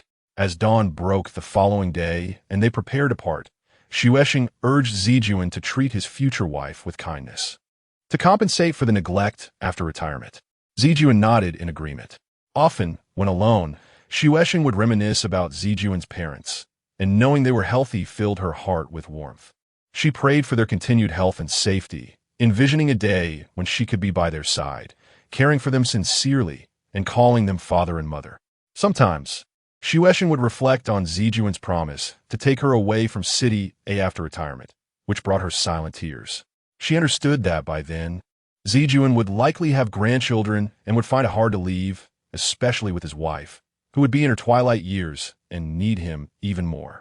In the spring of 2002, Shueshing received a long-distance call from her sister, informing her that their father was gravely ill and suggesting she come to City A for treatment. City A was a large metropolis, home to many renowned doctors capable of treating complex ailments. However, Shueshing felt indifferent to her sister's words, as he was not truly their father. What kind of man was he? He had taken another woman when Shueshing was just 5, spending his days in constant quarrels with Shueshing's mother. After Shueshing began school, he callously divorced her mother, leaving Xuexing and her sister in the care of their unemployed mother. In the 1970s, in their remote hometown, divorce was considered a disgrace. What compounded the shame for Xuexing and her sister was that their mother, in order to support them, had taken a man nearing 50 as a stepfather. This elderly man had a meager monthly salary of nearly 50 yuan, and to ensure their mother received that money, Xuexing and her sister had to accept him as their stepfather. The stepfather was unattractive and lacked morals. Having never married before, he relentlessly tormented Xuexing's mother, often in front of the girls. The most unbearable memory for Xuexing was having to visit their father each quarter to demand child support, a meager amount that felt akin to extracting flesh from him and his new wife. To avoid further humiliation, Xuexing and her sister eventually decided to ask for support only once a quarter, yet they still endured even harsher insults and beatings. However, Xuexing could not bring herself to cry in front of that heartless man. She merely wished to harden herself into stone. Each year, they faced 4 sessions of reproach from their biological father, and with each encounter, they aged a little more. The scorn from a blood relative pierced them like a sharp knife, etching pain into their lives. Now, that man had the audacity to seek medical help. What surprised Xuexing most was her sister's ability to forgive him and refer to him as father. Had her sister truly forgotten the pain? Yet, Xuexing had not. It remained intertwined with her existence. The greatest sorrow of Xuexing's life stemmed from the profound and lingering pain inflicted by her father, an experience that still left her heart bleeding. Strangely, her sister's call seemed to disrupt Xuexing's tranquility, compelling her to recall the man her sister referred to as father. He must be old and sick now. What must he look like? Her sister mentioned that he was now alone, his wife deceased, with his son settled far away, almost out of reach. Her sister even suggested that he now appeared quite pitiful and urged Xuexing to help him if she could. Xuexing instinctively retorted that she would not help him, causing her sister to sigh on the other end of the line. After several days of inner conflict, Xuexing finally shared this matter with Zijuan, seeking his perspective. After a moment of contemplation, Zijuan advised, "Accept your sister's suggestion and bring your father here for treatment. After all, he is your father, and we now have the means to provide for the elder." Reluctantly, Xuexing agreed to bring her father, though tears streamed down her face as she did so. Zijuan transferred 30,000 yuan to Xuexing's account to assist her in renting another apartment for her father and sister's arrival. In an effort to save money, Xuexing decided to vacate her current residence and find a larger place for them all to live together. After several days of searching, she finally secured a spacious 3-bedroom apartment, measuring over 100 square meters.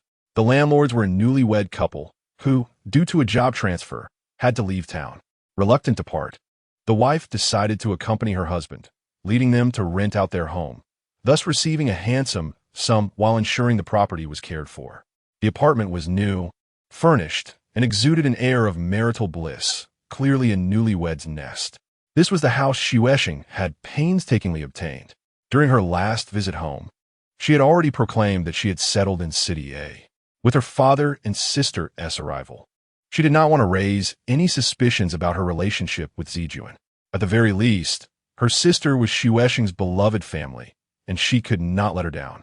The wedding photos in the apartment had been hidden away by the landlord, and once her father and sister arrived, Xuexing would tell them it was her and Zijuan's home. As she awaited her sister and father's arrival, Xuexing felt a sense of fulfillment through her busyness. Although she could chat online when feeling lonely, it never quite filled the void of solitude. She realized that while love is beautiful, it can also evoke loneliness. Xuexing understood that allowing her father to come for treatment marked a significant turning point in her life, a rebirth of her spirit. From now on, she might even call him father, symbolizing the turning of the most sorrowful and painful pages of her life. All of this was due to Zijuan and the transformative power of love, which had rejuvenated her spirit and allowed her to become a person of compassion. For this, Xuexing felt immense gratitude and love for Zijuan. Once her sister and father arrived, she would earnestly introduce Zijuan as her husband, an exceptional man worthy of her lifelong devotion. When her sister and father finally reached City A, Xueshing and Zijuan went to greet them. The moment Xueshing spotted her father from a distance at the station, tears welled up in her eyes, filling her heart with gratitude for Zijuan and the love they shared. It was this love that had allowed Xueshing to release her hatred for her father from the depths of her heart. She contemplated how noble love could be, capable of melting away the icy resentment that once consumed her. Indeed, her father had aged. He was stooped and somewhat bashful as he lowered his head upon seeing Xueshing. Though she did not explicitly call him father, she silently accepted him in her heart, and he sensed this acceptance, gradually brightening with joy. After bringing her father and sister home, Xueshing took Zijuan's hand and made the introductions, while her father and sister scrutinized the handsome Zijuan and the immaculate, newly furnished apartment, nodding in approval. Zijuan, having to return home, could not linger and bid them a hasty farewell. Xueshing's father and sister asked him, "Will you be working tonight?" Zijuan did not respond and left. Watching him depart, Xueshing felt as though she had been pricked by thorns, hastily fabricating a lie. Zijuan has been very busy with work and cannot return home lately. Her father and sister nodded knowingly. Xueshing felt uncomfortable lying in front of them. A month later, her father's illness was managed, and he was discharged, continuing his recovery at Xueshing's home. Xueshing's sister returned home, consumed by concern for her paralyzed son, leaving only Xueshing and her father behind. This situation fostered a deeper bond between them. One warm afternoon, her father formally confessed to the mistakes of his life, weeping profusely as he implored Xueshing for forgiveness, claiming he had been bewitched by demons in his past. With tears in her eyes, Xueshing forgave him. Soon after, a harmonious atmosphere enveloped their home, and Xueshing no longer felt the pangs of loneliness. She cherished the simple, warm presence of her father by her side. However, a significant issue loomed. Zijuan could not return home while her father was around. To avoid raising suspicion, Zijuan could only sneak back in the early morning or late at night when her father was still asleep or had already retired for the night. Occasionally, Zijuan would unexpectedly encounter her father awake early or staying up late, forcing her to hide in the bedroom until her father left for the bathroom or another room, allowing her to flee in haste. Moreover, Xueshing had to endure her father's incessant inquiries about Zijuan, who seemed perpetually busy and never returned home. When pressed, Xueshing would fabricate excuses, claiming Zijuan was consumed by work, leaving early and returning late, thus explaining his absence. Yet, she could not repeat these lies indefinitely. Her father would sit up late into the night, waiting for Zijuan's return. Despite Xueshing's elaborate deceptions, her father eventually sensed something amiss. One day, he confronted her. "Are you Zijuan's concubine?" That night, Xueshing remained silent while her father refused to sleep, sitting in the living room like an immovable rock. She longed to approach him, but felt as though she could not cross that formidable barrier. Her father gruffly declared, "I will not rest." Understanding that he needed the truth to find peace, Xueshing resolved to divulge everything. With a heavy heart, she confessed, "Dad, you guessed it, Zijuan is a married man." Her father sprang from his chair, pointing an accusatory finger at her. "Lin Xueshing, do you have no shame?" The words struck her like a bullet, echoing painfully in her ears. Her father's rage sent him pacing the room until, exasperated, he commanded, "Bring him to me tomorrow morning." With that, he stormed off to the bedroom. Xueshing stood in the living room, grappling with the weight of her father's words. He wanted to see Zijuan. What could this mean other than trouble for Zijuan? She felt that having him come over was not an option. Determined to prevent a confrontation, Xueshing knocked on her father's door. When he opened it, he stared at her coldly. "What do you want?" he asked. "Dad, Zijuan cannot meet you." "This has nothing to do with him," she replied. "Then who does it concern?" He shot back. "If there is blame to be laid, it is mine alone," she insisted. Her father, momentarily taken aback, slammed the door in her face. Xueshing retreated to her room, collapsing onto her bed fully clothed. When morning dawned, she sent Zijuan a message, urging him not to return, as she had matters to resolve.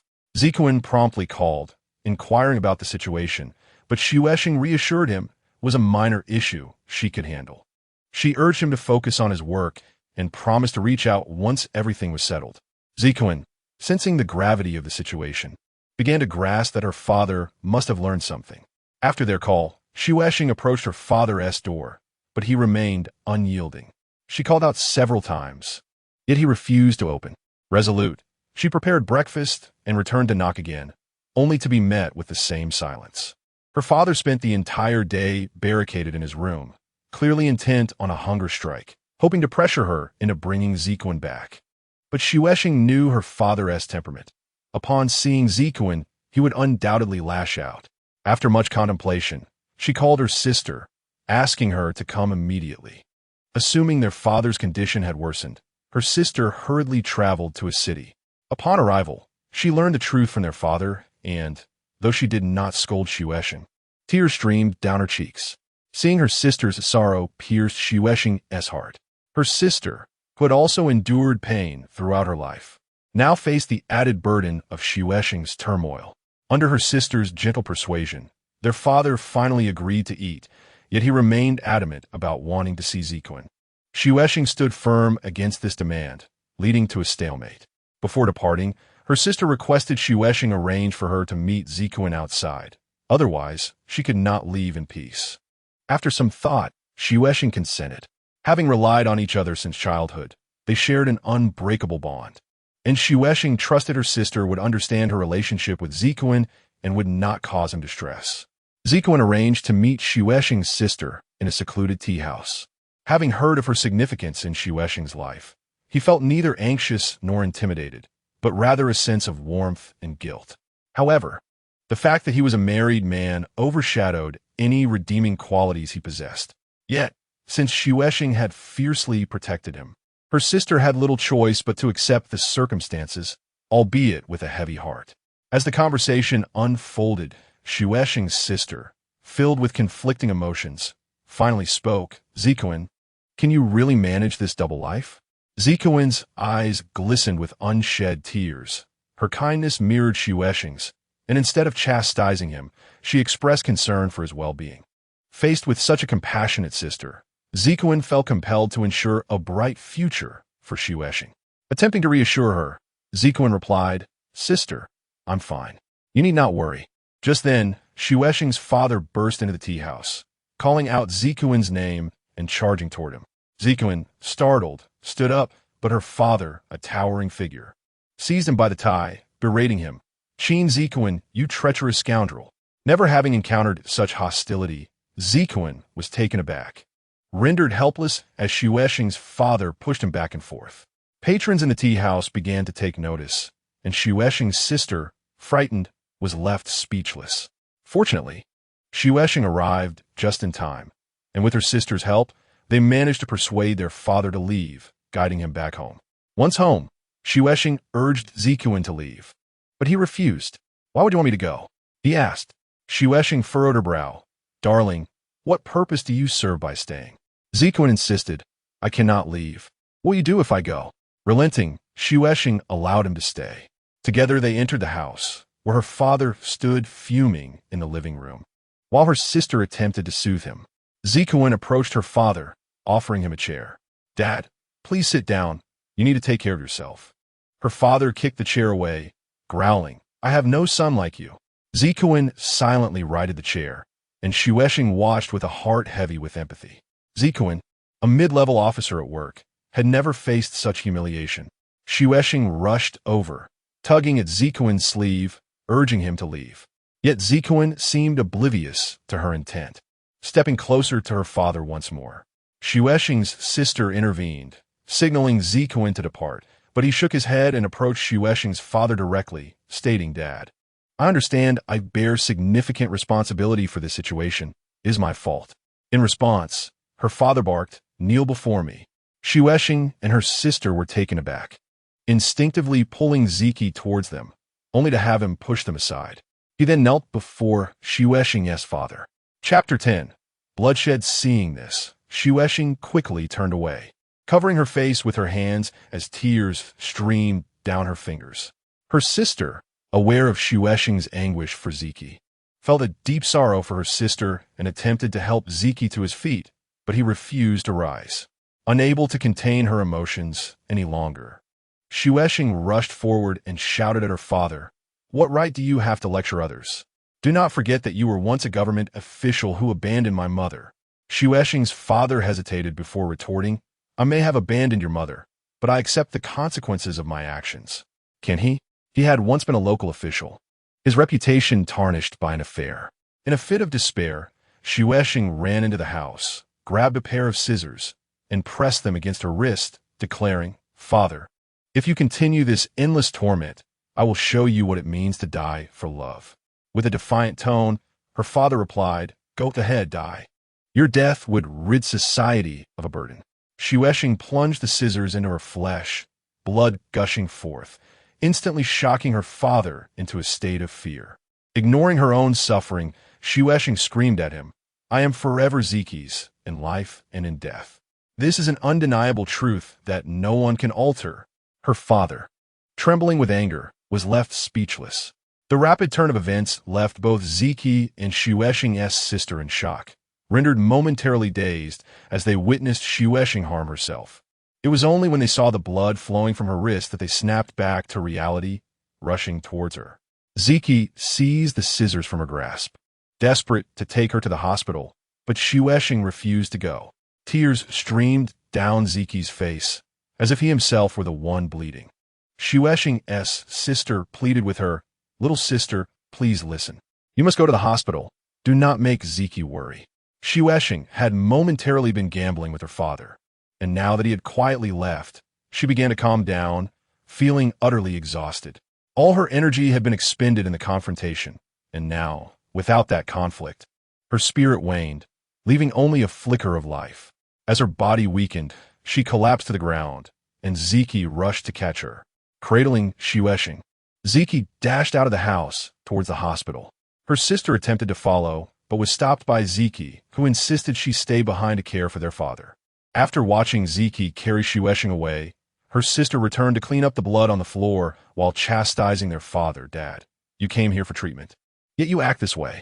Do you mean to drive Shueshing to her death? Her father, sulking, replied, Had I known she was merely a mistress, I would have preferred to die rather than seek treatment.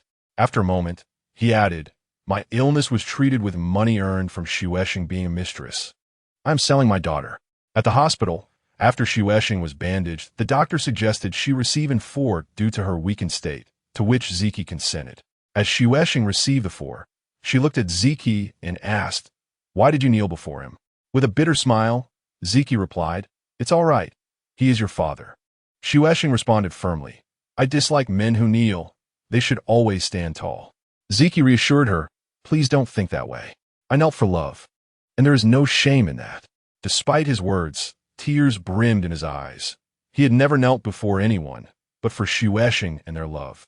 He willingly did so. Shueshing gently cradled Zeki's head and said, My love, seeing you kneel pains me. Zeki, with tears in his eyes, nodded and tenderly touched Shueshing's injured wrist, advising, You must not do this again. Shueshing replied, He wouldn't stop, and watching him was unbearable. I didn't care about anything else. I just wanted to silence him. Chapter 11. Indulgence. Shueshing could see the fear in Zeki's eyes. She realized her actions had frightened him. After all these years together, Zeki had never witnessed her so fierce and unrestrained. But it was only to protect him that she had lost control. Zeki forgave her, saying, No matter what, we must not harm our own lives. He understood that indeed. He had put Shueshing in danger. After the fraught treatment, they returned home, where her father had been soothed by her sister and was now resting. Shueshing urged Zeki to return to work, while he had intended to check on her father, but her sister would not allow it, so he had to leave. As her sister escorted him outside, she said, Zeki, I'm sorry for the trouble you faced today. Zeki replied, Sister, the one truly wronged is Shueshing. Please take care of her and prevent her from doing anything foolish. Her sister nodded. After 2 days of recuperation, Shueshing's sister and father prepared to leave. The three of them shared a meal together, after which her father said to Shueshing, Shueshing, I bear you no ill will. I wish for your happiness. But can you truly be happy in your current state? Why don't you urge him to divorce? He must take responsibility for his actions. By not insisting on a divorce, you are enabling him to hurt you and his wife. Shueshing, this is not an act of kindness. Don't you realize that? Xuexing was left speechless. Once in her room, her sister leaned against the bed, utterly exhausted. Xuexing said, "Sister, please scold me." Her sister took Xuexing's hand and gently replied, "Little sister, I do not wish to scold or blame you. I think of our mother, who is also a victim of a third party. Now, you are repeating the same mistakes and destroying another woman's family. I wonder what our mother would think of this from above." Xuexing leaned weakly against her sister's shoulder, confessing, "I know, mother has reprimanded me many times." The next day, as Xuexing saw her sister off, she finally mustered the courage to say, "Xuexing, you only have two paths ahead. Either leave Ziki quickly or urge him to divorce." Xuexing remained silent. After her father and sister departed, the house felt desolate. Reflecting the emptiness in Xuexing's heart, she fell gravely ill. Once she recovered, she sensed that her life had been depleted. She felt utterly drained and as if she could no longer love. For the first time, Xuexing contemplated leaving. They had promised to start a new life together after Ziki's retirement in 8 years, yet now that vow felt distant. Although the promise lingered, the road to fulfilling it seemed interminably long, perhaps longer than her own life, making her question whether she could ever attain that pledge. This was the first time in 5 years that Xuexing formally sought to break up with Ziki. She chose not to leave without a word, as that would inflict too much pain on him. Instead, she resolved to write a letter to Ziki, intending to part ways amicably. With determination, Xuexing composed a formal email to Ziki, expressing her intentions in a calm yet resolute tone.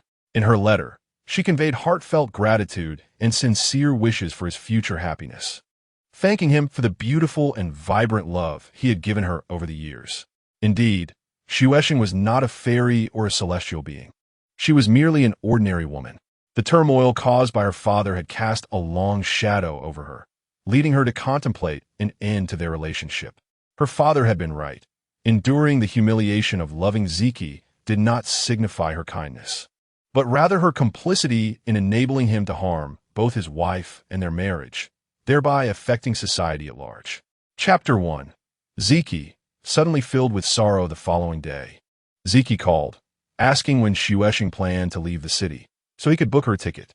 Xuexing felt disoriented and could only say she intended to leave in 2 days. Ziki agreed and promised to secure her ticket for the day after. "Let us discuss it once you have the ticket," he said. After hanging up, Xuexing quietly wept, feeling an inexplicable sadness at Ziki's unusual calmness in the face of her impending departure.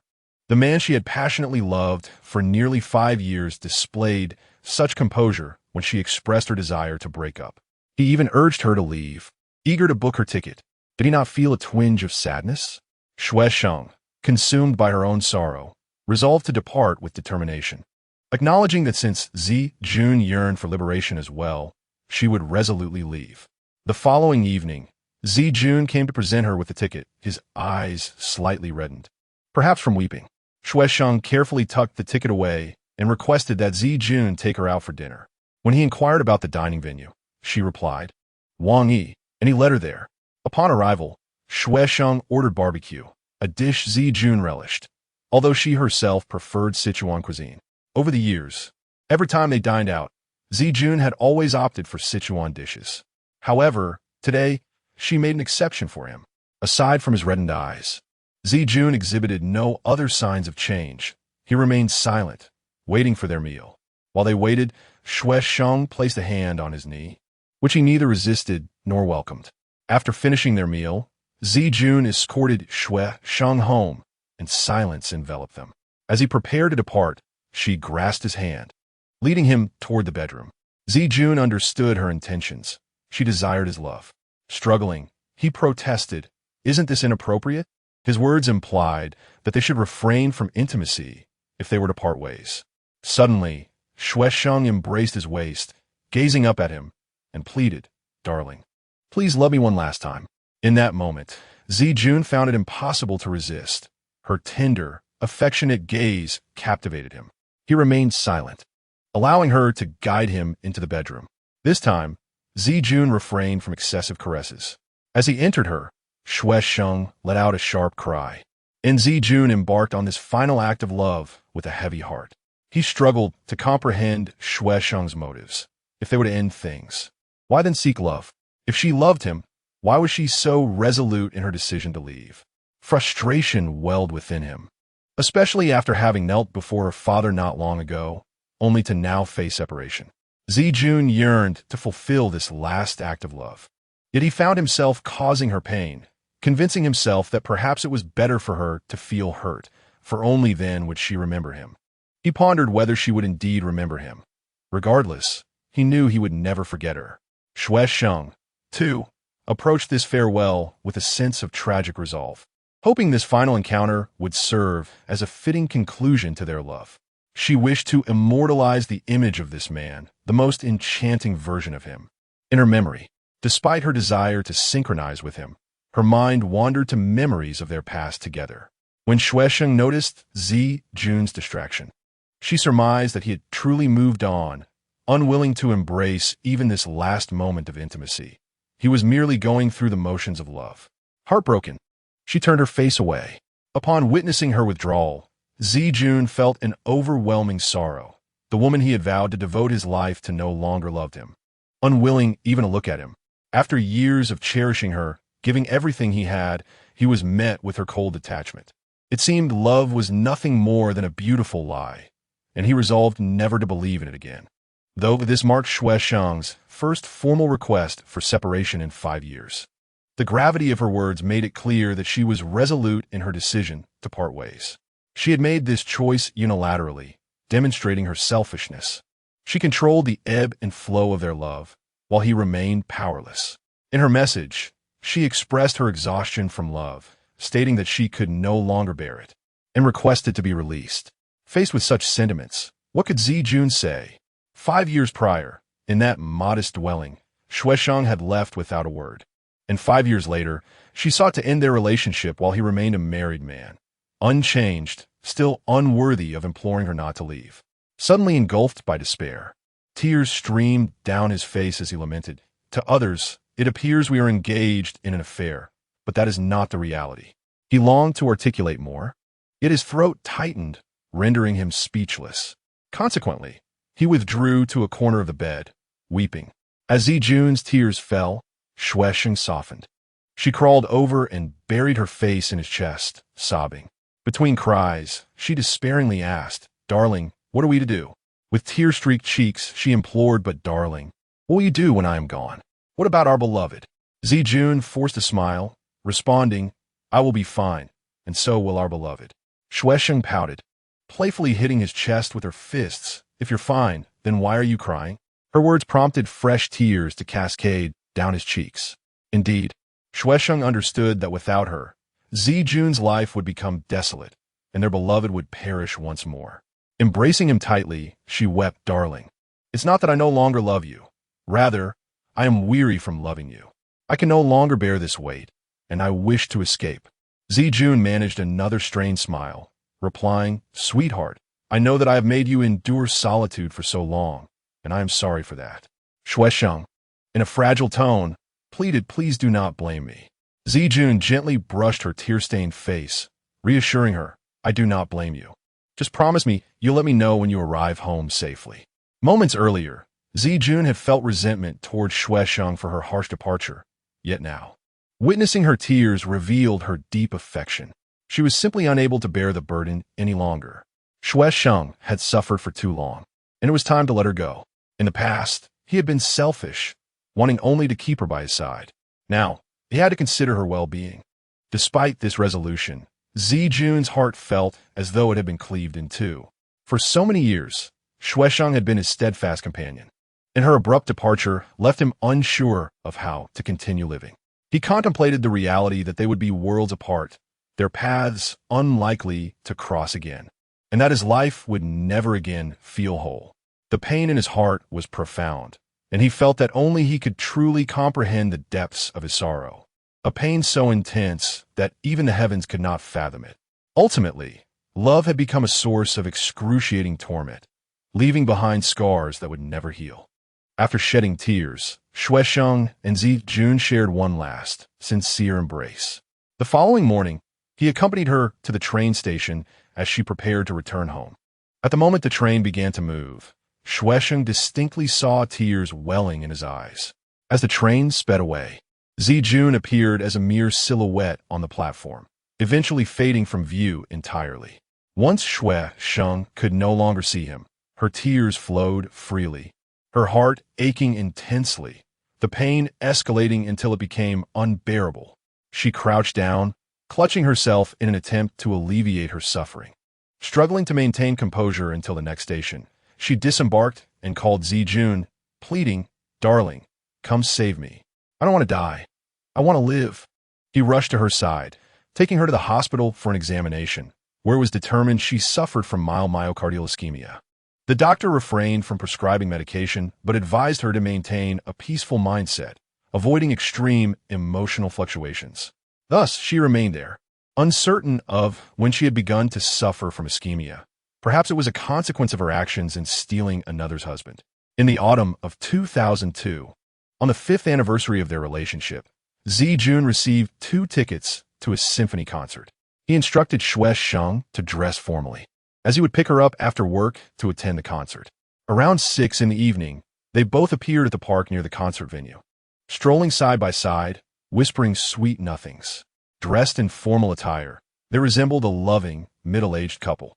After hearing her words, Zijun silently leaned down for a kiss, prompting Shuesheng to feel a sense of affection for his obedience.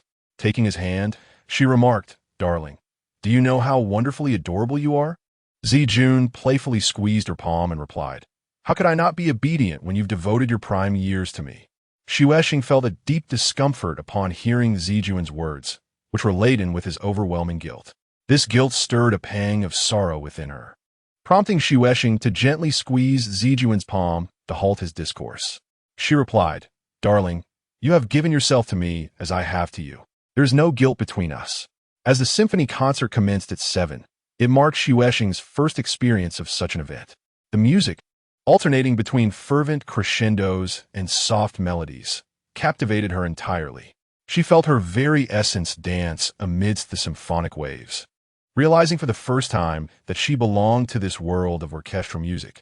The juxtaposition of its tender and passionate notes mirrored her dual existence. Her life with Zijun radiated joy, while in his absence, it was marked by profound loneliness and sharp pain. Though Shuesheng often played symphonic recordings at home, they paled in comparison to the live experience. Listening at home merely nourished her spirit, while attending the concert invigorated her very life. She was grateful to Zijun for gifting her this vibrant experience, and instinctively grasped his hand, feeling the warmth and moisture of his palm, a testament to their shared emotional rhythm. In the days that followed, Shuesheng remained immersed in the memory of the concert, often gazing at the setting sun in a trance, as the stirring and poignant melodies resurfaced within her heart, coalescing into a rushing river that carried her life forward. This river symbolized her love for Zijun, which, despite its inherent pain, fueled their unceasing joy. Shuesheng pondered the nature of love, concluding that it resembled a celestial melody that compelled one to sing, even at the cost of a hoarse throat and aching existence. She had a close male friend online named Xiaozhong, who confided that his name was a reflection of his parents' hopes for him to grow into a virtuous man. Shuesheng cherished the uniqueness of his name, keeping it in her QQ contacts and occasionally conversing with him. Coincidentally, Xiaozhong was the same age as Shuesheng, and his wife shared that age as well. An avid marathon runner, Xiaozhong maintained a webpage for his club, showcasing a family portrait that Shuesheng often admired. In the photograph, he embraced his wife, who held their young son, radiating warmth and happiness, an image that sparked envy within Shuesheng. She found herself captivated by the sight of Xiaozheng's wife, a joyful woman whose eyes and smile exuded contentment. Watching her, Shuesheng couldn't help but feel a twinge of jealousy. She was the same age, yet lacked a husband and child, possessing only the often lonely presence of Zijun. She mused that had she not encountered Zijun, a married man, and instead lived with another man, she might have enjoyed a life akin to Xiaozheng's wife, complete with a husband and children, truly a normal and happy existence. In moments like these, Shuesheng yearned to be a conventional woman, a devoted wife and mother, basking in the simplicity of shared domestic bliss. However, she had never voiced this desire to Zijuan, nor had she confronted her inner turmoil. It was only after befriending Xiaozheng that she recognized her longing. She envied all ordinary women who had husbands and children, believing them to be the truly affluent ones. Xuexing did not wish for Zijuan to feel uneasy. He was the kindest person in her life, and she wanted him to be carefree and joyous. She endeavored to suppress her longing, striving to ignore it. Xiaozheng, with his optimistic demeanor, provided a temporary respite from her desires, yet he could still sense her discontent. Her online name, Tears of Joy, revealed to him the warmth lacking in her heart. As she dwelled in pain, his observation brought tears to her eyes. While Xuexing had other acquaintances online, her conversations with them remained superficial, devoid of any introspection. She was reluctant to reveal her inner self, especially the fact that she was a secret lover. Online, she presented herself as married, claiming to enjoy a blissful family life. Xiaozheng's healthy outlook made her want to open her heart, a task she had avoided for many years. In a moment of vulnerability, she poured forth her feelings, sharing the depth of her love for Zijuan and the thorns she had endured throughout their relationship. She spoke of her desires, her occasional confusion, and her conflicting emotions. Xiaozheng listened, momentarily rendered speechless by her outpouring. Fear gripped Xuexing as she worried he might disdain her, prompting her to ask, "Xiaozheng, have you begun to dislike me?" After a lengthy silence, he replied, "I hope you can soon conclude this unhealthy chapter of your life. But we cannot end things with Zijuan. We have tried," she protested. "There is nothing that cannot be ended. It is merely that you both do not wish to," he asserted with conviction, leaving Xuexing feeling ashamed and silent. Yet, he continued to console her, saying, "I understand you. You are not a bad woman. However, it is precisely because of this that I believe you should leave him and embark on a new, healthy life." Xiaozheng pointed out that Zijuan had a wife and daughter, while Xuexing had nothing, deeming it deeply unfair. She recounted Zijuan's promise to take her away after retirement, but Xiaozheng dismissed it as a mere lie, a ruse to keep her in his grasp. He emphasized that even if Zijuan's intentions were genuine, the reality of waiting for such promises was arduous and uncertain. He questioned whether Zijuan, given his age, would even be able to fulfill his promise after retirement. Xuexing insisted that she knew Zijuan loved her, to which Xiaozheng responded, "What you perceive as love is actually possession. If he truly loved you, he would have divorced his wife to be with you." He acknowledged that while Zijuan might not be a bad person, he was undeniably irresponsible, deriving joy from Xuexing while leaving her life incomplete. Xuexing was deeply affected by Xiaozheng's words, especially the repeated mention of possession, which stirred sadness within her. She suddenly realized her longing for Zijuan to divorce, so they could live together and perhaps have a beautiful child. Yet, the thought of asking him to divorce was daunting. Even if he were to acquiesce, could she truly find happiness? It would be happiness born of demand, not genuine fulfillment. The idea of urging Zijuan to divorce felt inconceivable to her. Love should be pure and noble, and one should never have to beg for it. Nevertheless, Xiaozheng's candid remarks lingered in her mind, leaving her feeling trapped and distressed. At that moment, she received an invitation from Xiaozheng to attend a marathon in the city, where he would be participating. "Come and cheer for me," he urged. Understanding Xuexing's gentle spirit, he wanted her to step out of her confinement, to engage with positive experiences, and to find the courage to leave her flawed existence behind. Though hesitant, she agreed, especially after Xiaozheng mentioned that his wife and son would be present. Xuexing did not disclose her plans to Zijuan and made her way to the marathon venue, where she was pleased to meet Xiaozheng and his family. It was her first experience witnessing such a large-scale marathon, and the entire city seemed enveloped in an atmosphere of enthusiasm, bringing her a newfound sense of joy. The outcome of the competition for Xiaozheng was far from ideal. However, his wife and children were filled with joy, surrounding him with laughter that evoked envy in others. After the competition concluded, Xuexing was about to leave when Xiaozheng urged her to stay for dinner. Reluctantly, Xuexing complied. After ordering the dishes, Xiaozheng's wife went to the restroom, leaving their son playing at the table. The child accidentally knocked a pair of chopsticks to the floor. prompting both Xue Sheng and Xiao Zheng to bend down simultaneously to retrieve them, their hands unintentionally brushing against one another, leading to a shared smile. Xiao Zheng was the only one who understood Xue Sheng's inner feelings, resulting in a certain closeness she felt towards him, and her smile became more tender. This smile, however, caught the attention of Xiao Zheng's wife, who had heard about Xue Sheng's situation from Xiao Zheng and held no fondness for her. No one would have any affection for a woman who played the role of a third party. The sweet smile of Xue Sheng ignited jealousy in Xiao Zheng's wife, who rushed over, grabbing her son and exclaiming, "We're leaving, no dinner." Xiao Zheng stood in bewilderment, asking, "What is wrong?" Xue Sheng also stood up, looking at Xiao Zheng's wife with confusion. Just as Xue Sheng was about to address her as sister-in-law, Xiao Zheng's wife hurled insults at her. "Shameless harlot. You're addicted to seducing other women as husbands, and now you want to entice mine." Xue Sheng's face flushed crimson, then turned pale. Xiao Zheng, knowing his wife's temperament, realized that dinner was truly off the table. He hurriedly left with his wife and child. Before departing, Xiao Zheng's wife cast one last glance at Xue Sheng, filled with disdain and contempt. Xue Sheng remained, feeling her heart race and her breath quicken, ultimately collapsing to the ground, gasping for air. After a long while, Xue Sheng began to feel somewhat better. Just as she was about to leave, the waiter arrived with the dishes. Xue Sheng had never harbored hatred for any woman aside from her father's new wife, yet she had just been the cause of Xiao Zheng's wife's disdain. That final glance from Xiao Zheng's wife made Xue Sheng feel less than human, as if she were mere refuse, unworthy of dining here, but rather deserving of lying in the filthiest corner, exposed to the elements. This predicament stemmed solely from her association with a married man. Xue Sheng consumed a substantial amount of food, feeling as though her stomach might burst, wishing it would, so that she could simply cease to exist. She also drank heavily, despite normally abstaining from alcohol. Today, she sought to become utterly intoxicated, hoping to lose consciousness.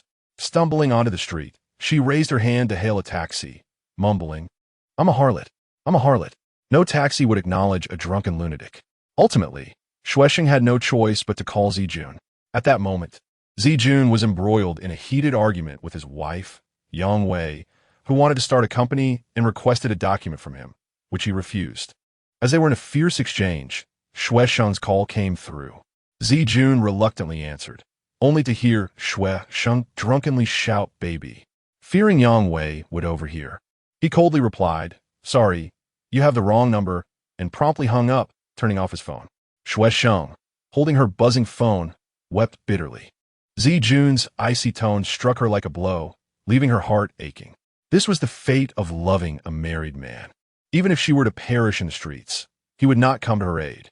Overwhelmed by her emotions, she returned home and impulsively left a message for Zijun on QQ. Xue Sheng wrote, "Baby, we do not love each other. You do not love me. I do not truly love you. We are merely engaging in a transaction. You seek pleasure from me, and I seek comfort from you." In truth, Xue Sheng was well aware that Zijun deeply loved her, and she too harbored profound feelings for him. He had merely been unable to take her call at that moment. Yet, in her intoxicated state, she could no longer contain herself. She desired to ramble and cling, hoping it would ease her heartache and allow her to survive the night. Xue Sheng wished that upon reading her messages, Zijun would respond with heartfelt affection, saying, "Darling, do not act irrationally. You know my feelings for you. I've always loved you." However, Zijun did not respond in kind. After receiving Xue Sheng's message, he remained indifferent, ignoring her for several days. Frustrated by his lack of response, Xue Sheng sent him text messages, but he continued to remain silent. Finally, the weekend arrived. The day Zijun was to return, yet he came home late. When Xue Sheng spotted him from the window, her heart leapt with joy. However, upon his arrival at home, she deliberately turned her face away, refusing to look at him. Zijun stood in the center of the living room, his expression dark as he awaited Xue Sheng's embrace. Typically, she would rush to him and envelop him in her arms upon his return. This time, however, she remained on the balcony, offering him only her cold back. Heartbroken, Zijun pondered what he had done wrong to elicit such terrifying words from her. She claimed not to truly love him, and even if she didn't, she should not have said they were merely engaged in a transaction. How hurtful such a word was. And yet she had uttered it so lightly, now turning her back to him. Overcome with sadness, Zijun turned to leave. Hearing him attempt to depart only fueled Xue Sheng's anger. She longed for him to come over first, embrace her, and gently say, "Darling, it's all my fault. I've caused you distress." Yet, Zijun not only refused to approach, but also intended to leave without a second thought, disregarding her grievances and frustrations. In a fit of rage, Xue Sheng pointed at the laptop on the table and shouted, "If you're leaving, take your computer with you." After a moment, Zijun opened his eyes, finding Xue Sheng as unappealing as ever. He picked up the laptop and departed in silence, tears welling in his eyes. He could not comprehend why Xue Sheng had suddenly changed, why she had turned her back on him for the first time and shouted at him. Did she truly not love him anymore? Had she forgotten their previous promises?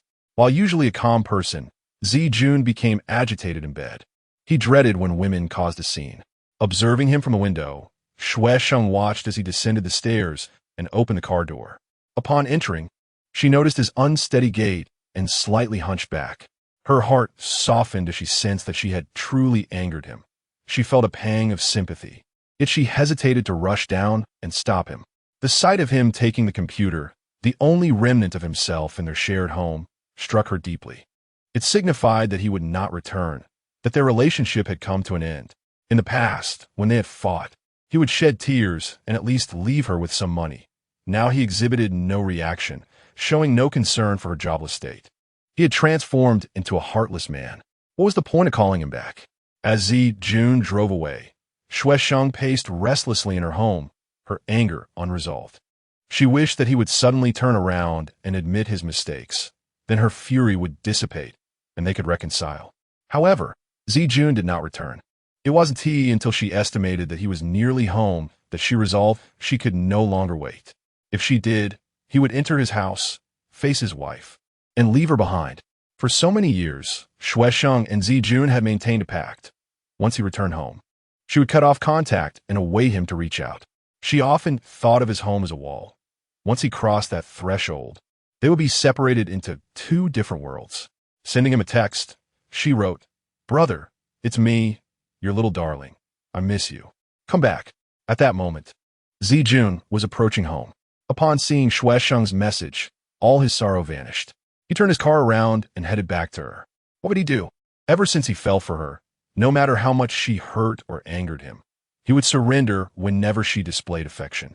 Little did Xue Sheng know that Zijun had had another argument with his wife the previous night. Yang Wei wanted to start a company and insisted that he approve a document privately, which he refused, leading to a fierce dispute. When Xue Sheng called, Zijun was caught in the middle of the confrontation, unable to speak freely or leave, forcing him to let Xue Sheng find her own way home. Zijun felt utterly exhausted today, yearning for solace from Xue Sheng. Yet Xue Sheng treated him in such an unexpected manner. Following a quarrel with his wife, Zijun was reluctant to burden Xue Sheng with matters unrelated to her, wishing to shield her from his troubles. For what good would it do to share such grievances? Merely increasing her worries? Before long, Zijun appeared before Xue Sheng, laptop in hand, his disheveled appearance betraying recent sorrow. Xue Sheng's irritation dissipated instantly as she rushed forward to embrace him. Zijun raised his head, refusing to meet her gaze, though his eyes glistened with unshed tears from her affectionate hold. Xue Sheng looked up at him, gently calling, "Baby." Eventually, Zijun softened, wrapping one arm around Xue Sheng while clutching the laptop with the other as they made their way to the room. Xue Sheng tenderly wiped away the tears pooling in his eyes. Murmuring, "Baby, I know I was wrong." Zijun began to realize that Xue Sheng's character was not as perfect as he had imagined. She even exhibited a hint of neurosis. Yet, it was this slightly neurotic woman who had firmly captured his heart, leaving him in a state of turmoil. Subsequently, Xue Sheng formally apologized to Zijun, retracting her impulsive words expressed on QQ, and Zijun forgave her, erasing those words from his mind. Nevertheless, he pondered deeply over their situation. What had gone awry between them? Xue Sheng's harsh words were the first of their kind he had heard in 5 years, not merely a result of her capriciousness, but stemming from deeper issues.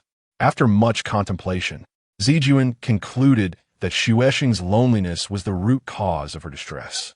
He could not always be by her side, prompting him to find her a job that would integrate her into life, providing her with purpose and a sense of belonging, thus preventing her from being consumed by idle thoughts at home. However, Xuexing's vocational prospects were limited due to her secondary education and lack of computer skills, especially at her age of over 30. The only available positions were in service industries, such as restaurants or insurance, both of which were arduous, and Zijuan could not bear to see her endure such hardships. After unsuccessful attempts at job hunting, Zijuan resolved to gift Xuexing a pet. It was said that many individuals now treated small animals as their children, fostering deep bonds and companionship. Why not allow Xuexing to experience this as well? He inquired about her preferred pet, either a kitten or a puppy. Xuexing chose a kitten, reasoning that a puppy would require daily walks, which might lead others to suspect her character. She despised the notion of being labeled a mistress, a term rife with lust and materialism, whereas a kitten could be nurtured at home. Days later, Xuexing encountered Xiaozheng online, who apologized to her, and she reciprocated, saying, "Xiaozheng, I'm sorry for disappointing you. I cannot leave Zijuan. I love him and wish to be with him, enduring any grievances, even if it means being possessed by him." Xiaozheng was left speechless, and after a long silence, he resignedly said, "Well then, take care of yourself." Thus, Xuexing lost her only friend, Xiaozheng. Soon after, Zijuan presented Xuexing with a small white kitten, still under a month old, cradled in his palm. At that moment, Xuexing was on the balcony reading, and Zijuan called out to her, urging her to come and see what he had brought. As she approached, she beheld the fluffy little creature nestled in his hand, its snow-white fur irresistible. Unable to resist, she reached out to stroke its soft, warm body. The tiny kitten opened and closed its delicate mouth, adorably captivating her, and she instantly fell in love with it. Zijuan had also prepared a bottle, filled with warm milk to feed the kitten, which eagerly lapped it up, its small cheeks puffing adorably. The gentle afternoon sun streamed through the window, casting a tranquil and affectionate glow upon Zijuan and the kitten, enveloping them in a warm, rosy hue that rendered them both extraordinarily beautiful. Observing this scene, Xuexing suddenly found Zijuan incredibly charming, leaning against him and whispering, "Baby, I love you so much." After finishing the feeding, Zijuan placed the kitten into a cardboard box lined with soft paper. Xuexing watched with a smile as he busied himself attending to the little creature, her heart brimming with tenderness, reminiscent of a new mother watching her partner care for their child. She mused that if they were to have children, Zijuan would undoubtedly be a wonderful father. Curiously, she inquired about his demeanor at work, wondering if he was as attentive. Zijuan shook his head, revealing that outside of their home, he was a reserved and composed individual. It was only with Xuexing that he became this open, articulate, and meticulous, forgetting that he was already in his 40s. They deliberated on a name for the kitten. Zijuan suggested Little White due to its color, but Xuexing found it unappealing and lacking in poetic charm. She proposed Shui and I, as White reminded her of snow and the kitten was female. Zijuan agreed, and thus began their dedicated care for Shui and I, who became the center of Xuexing's life. Each morning, she eagerly rushed to see Shui and I, assisting with its bathing. As the little creature clumsily crawled out of the box, wobbling as it learned to walk, Xuexing followed closely, concerned for its safety.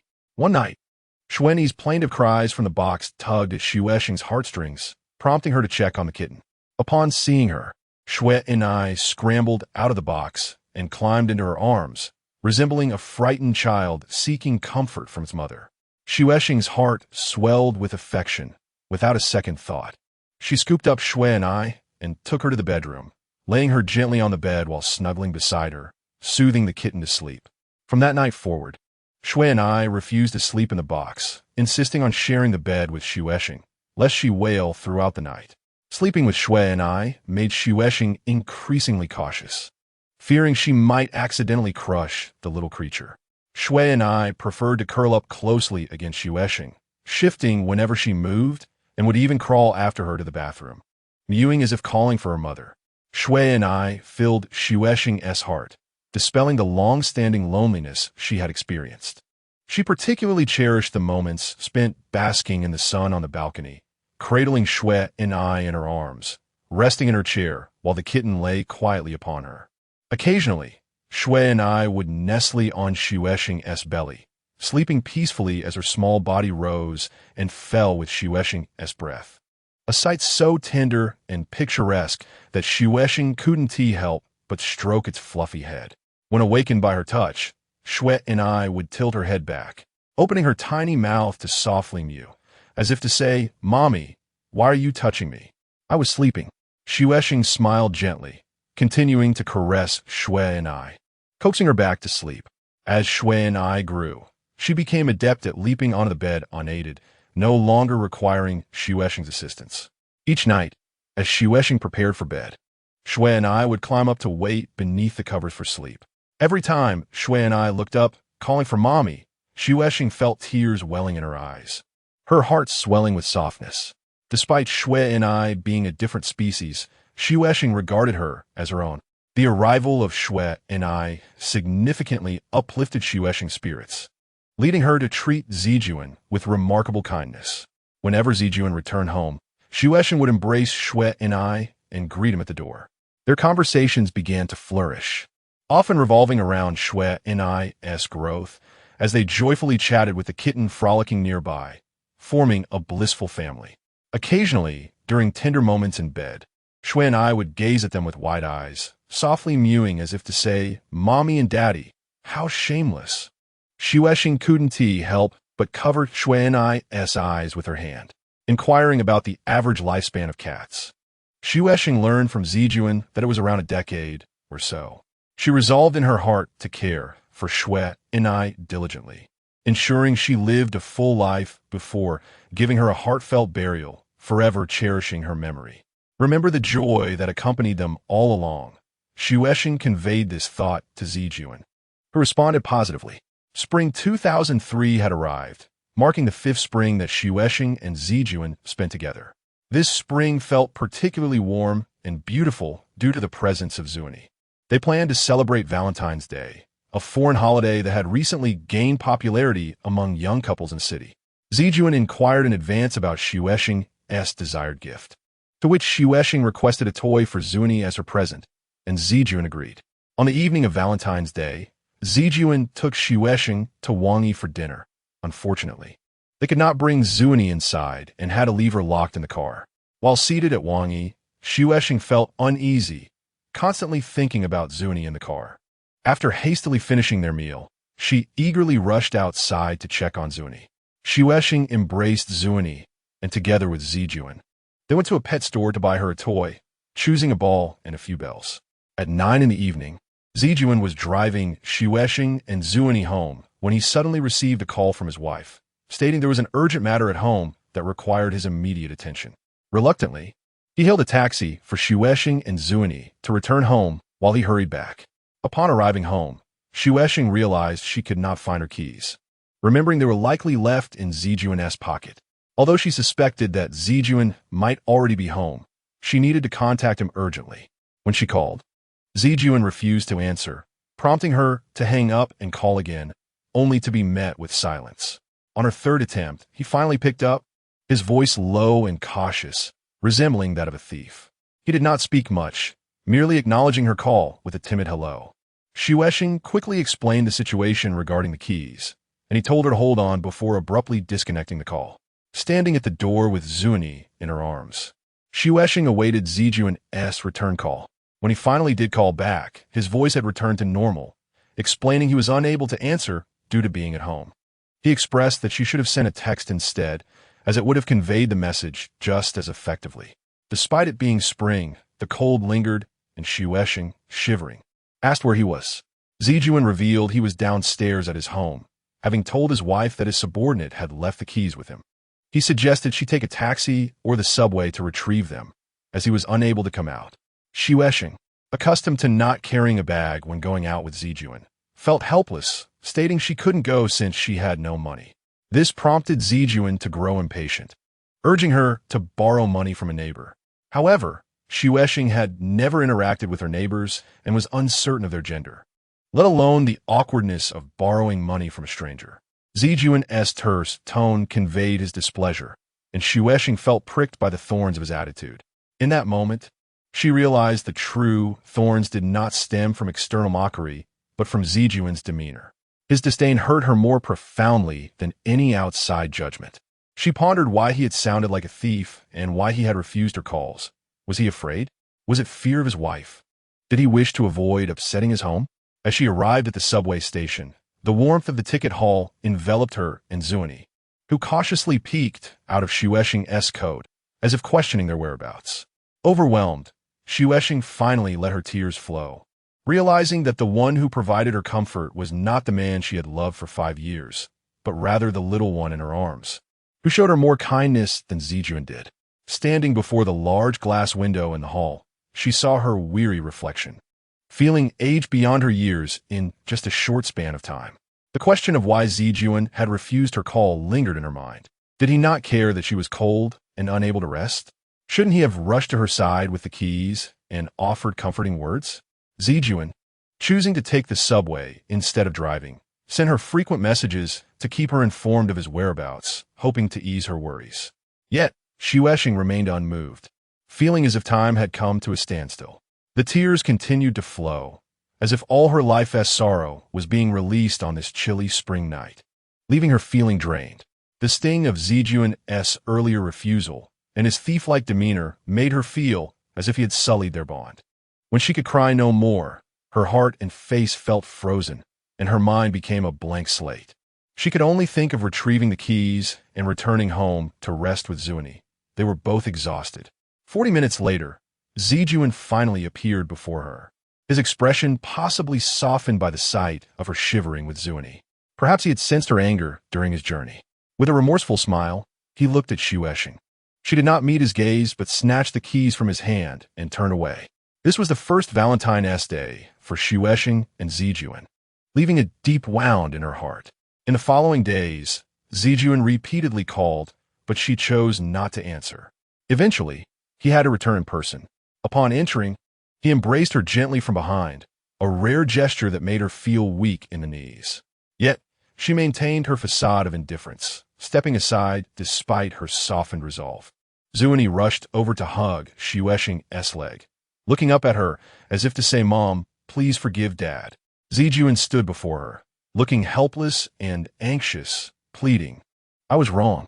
His vulnerable demeanor and tender gaze shattered the pain within Xuexing's heart, prompting her to embrace him and whisper, "It's all right. It's all in the past now."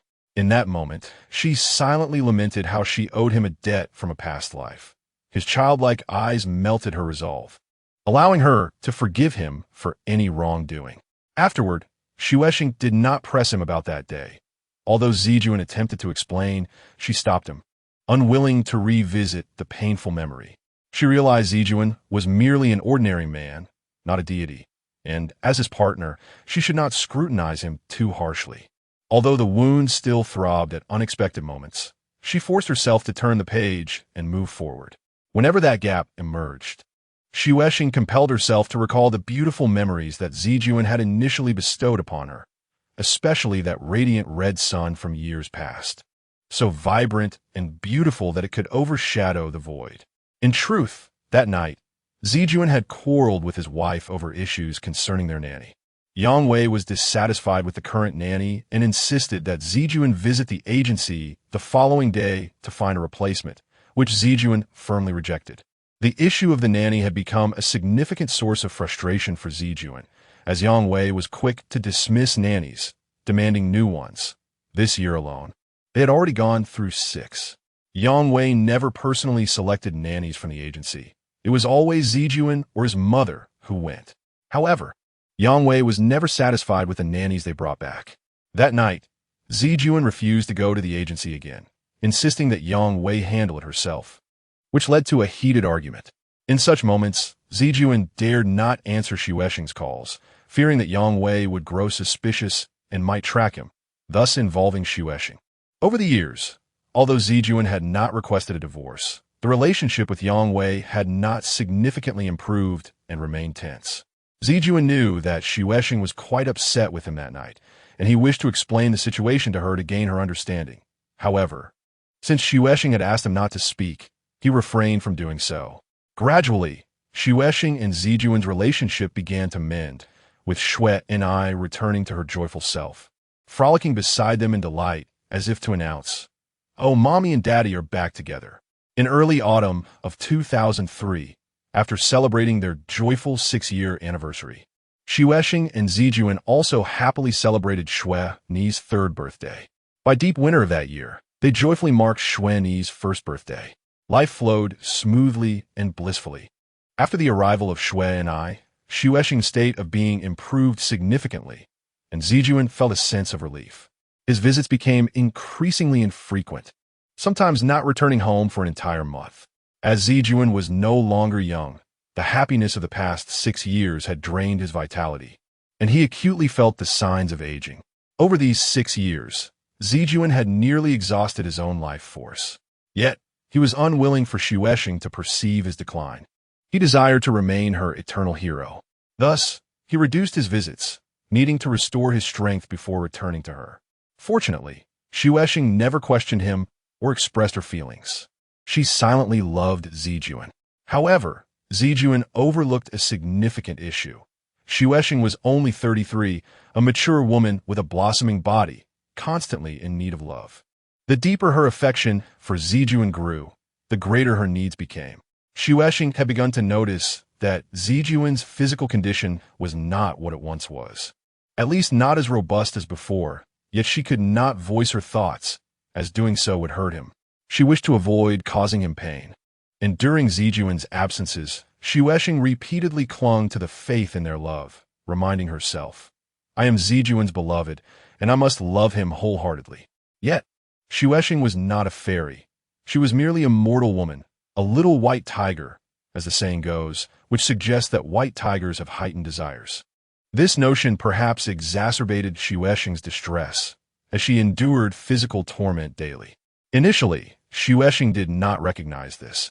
She simply felt a persistent unhappiness and lethargy. One night, while taking a solitary stroll, she encountered a strange man and was suddenly struck by a terrifying thought. She longed to leap into his arms and be embraced by him. Flustered, she quickly averted her gaze, not even registering his features, only aware that his physique was sturdy and his embrace would be strong. Such thoughts made her heart race, and she hurried home in embarrassment. This scenario repeated itself in the following days. Each evening, when she walked, her heart would flutter at the sight of any approaching man, regardless of his appearance. If he glanced her way, she would feel overwhelmed with shyness and flee. There was a time when Xuexing tried to restrain herself from walking outside. But as evening fell, she became restless, pacing her home. Xue and I would look on, bewildered, as if asking, "Mommy, what's wrong?" Xuexing found Xue Ni's inquiries irritating, often shoving her aside. Then, she would burst out of the house, yearning for the presence of a man. In the night, she felt like a she-wolf awaiting her prey. In that moment, she understood why there were those who committed heinous acts. Their desperate need for a woman mirrored her own longing for a man. When a man approached from afar, she found herself wanting to run towards him and plead, "Please, take me." At this point, Xuexing was no longer ashamed. She was frightened, feeling something was amiss. If this continued, she feared she might commit a crime against a man. She forced herself to draw, but her sketches were all of male bodies. In a frenzy, she downloaded explicit images from the internet, simultaneously viewing them and exploring her own body. Though this method could elevate her spirits, it was not a gentle blooming, but rather a sharp, violent outburst, leaving behind only pallor and emptiness. To achieve a more serene blossoming, Xuexing slowed her movements, closing her eyes and imagining it was Zijuan caressing her, enveloping her in deep affection. As she neared her peak, she would whisper softly, "Baby, I have ascended." Yet, after each encounter, she would bite into her pillow and weep, loathing the experience. She detested this manner of seeking pleasure when she was a girl. She had never resorted to such actions, and now, with a beloved partner, she found herself in this shameful predicament. Love had transformed her into a pitiable, ugly being. Sometimes, while she was lost in self-pleasure, Shui and I would approach, observing her with concern, as if to say, "Mommy, you're so unfortunate. Why don't you let Daddy come home?" Overcome with despair, Shueshing would embrace Shui and I and cry. Yet, come the next occasion, she would indulge once more. Gradually, Shueshing found herself enamored with this life, spending her days sequestered at home, languishing in bed, waiting for that moment, akin to eating when hungry and sleeping when satiated. Meanwhile, Zijuan remained blissfully unaware of all that transpired. On a day during the spring festival holiday in 2004, Zijuan returned unexpectedly, having kept his arrival a secret from Shueshing, hoping to surprise her. In the past, such surprises had thrilled Shueshing, who had joyfully rushed to him, throwing her arms around his neck and showering him with wild kisses. It had been a long time since such scenes had unfolded, and Zijuan yearned to witness that delight, for it would affirm how deeply Shueshing loved him. Thus, he had stealthily returned, longing to love her well, knowing she must have missed him too. Having snuck out of his home, he did not drive but took the subway, his mind filled with thoughts of Shueshing's beautiful and captivating form. He also envisioned her body, his source of happiness, and imagined the indelible marks of his affection etched upon her, each passionate encounter leaving behind his imprint. Upon arriving home, he struggled to unlock the door, finding the room dim, likely owing to heavy curtains, suggesting that Shueshing was asleep. As he gently entered the bedroom, he caught sight of Shueshing on the bed, caressing herself while the computer beside her displayed explicit images. Zijuan froze in shock. Shueshing was striving to blossom, utterly unaware of his arrival. Unable to contain himself, he exclaimed, "Shueshing, what are you doing?" Instantly, Shueshing was engulfed in terror, hastily covering herself with the blanket, exclaiming, "Baby, how did you come back?" Zijuan drew back the curtains, frowning as he gazed at Shueshing, who lay shivering in bed, a pitiful sight that softened his heart. He approached the bedside, sitting down next to her, and gently asked, "Tell me, what is the matter?" Shueshing buried her face in her hands and wept. "Darling, I miss you so much." After uttering these words, she found herself at a loss for further expression. The profound loneliness and overwhelming desire had consumed her entirely, leaving her bereft of even the inclination to speak. All she yearned for was intimacy, to blossom under the touch of a man's hand. Her thoughts wandered not only to Zijuan but also to other men. She would have willingly accompanied even a laborer, as long as he possessed a robust physique. However, such thoughts were too shameful to voice in Zijuan's presence. Zijuan closed his computer and climbed into bed, enveloping Shueshing in his embrace. He, too, was reluctant to speak. Born in a different era, Zijuan epitomized the traditional man, desiring a woman who embodied purity and simplicity, devoid of any moral failings. While Shueshing's recent behavior filled him with distaste, he could not bring himself to reproach her when confronted with her tear-streaked visage. Why did he have to blame her? If he had been there to shower her with love, would she have found herself in such a state? It was his failure that had led her to this plight. After a lengthy silence, Zijuan finally said, "Darling, perhaps you should find a lover." He gazed intently at Shueshing's face, affirming, "I'm serious, dear." He embraced her once more, continuing, "You need a man by your side to take care of you. That would ease my worries." Shueshing, still unable to accept this notion, felt humiliated and pulled away from his embrace, somewhat displeased. "Darling, please don't say that." Zijuan frowned, looking at her, and said, "But if you continue down this path, you will ruin yourself. Have you considered how I feel about this?" Shueshing turned her back to him, standing at the window in silence. She had never contemplated betraying Zijuan. She had promised her father and sister that she would belong to Zijuan in life and death. This vow had not escaped her memory, nor would it ever. Zijuan sat alone for a while before rising to leave. Upon stepping outside, he discovered that he still had the chocolates he had bought for Shueshing tucked away in his pocket, a gift he had forgotten to give her. With a heavy heart, he trudged towards the subway station, his mind preoccupied with the image of Shueshing on the bed, a juxtaposition of repulsion and pity. The suggestion of finding her a lover had been a well-considered decision, devoid of any intent to shame her, yet Shueshing failed to grasp the depth of his feelings. She could not fathom the resolve it took for a man to suggest that his beloved seek another. He loved Shueshing. He was willing to allow her a lover who could care for her and love her, which would benefit both her body and spirit, helping her escape the darkness of her current existence. Yet, the thought of her blossoming under another man's touch was a knife to his heart. Upon returning home, his spirits remained low, imagining Shueshing once again touching herself in bed, causing him distress. Alone in his study, he contemplated the idea of finding her a lover. Until now, he had never entertained the thought of Shueshing with another man. She was his, and the idea of her entangled with someone else was unthinkable. Yet, now he found himself seriously considering what kind of man would be suitable for her. A married man was out of the question. She had endured enough already. However, the prospect of a single man was fraught with anxiety as well. What if they developed feelings for one another? Zijuan could not bear the thought of Shueshing marrying another man. First she were wed, it should be him, Qin Zijuan, and no one else. Suddenly, he found himself overwhelmed, a headache beginning to throb. As he cradled his head, Yang Wei appeared at the door of his study. Zijuan did not lift his gaze. Weary as he replied, "I just went out for a walk." He sensed Yang Wei's mocking tone, a taunt regarding his inability to engage with women. Ignoring her, he continued to brood. Yang Wei persisted. "How many women did you meet?" 3 or 4. Zijuan's disdain for her grew. It was because of her that he could not bring Shueshing home, forcing him to consider finding her a lover. Rising in disgust, he said, "Yang Wei, please refrain from causing trouble during the new year." Yang Wei raised her voice in protest. "What trouble have I caused?" Their daughter, Yang Yang, approached, looking between her parents. What was happening? The word again from their daughter's mouth filled Zijuan with a sense of shame. She was now a sophomore in college, and the tension between him and his wife remained palpable, leaving him feeling guilty for their daughter's plight. Reflecting on the moment he met Shueshing. When Yang Yang was merely in middle school, he realized that Shueshing still lived in solitude. Zijuan felt an even deeper sense of guilt towards her.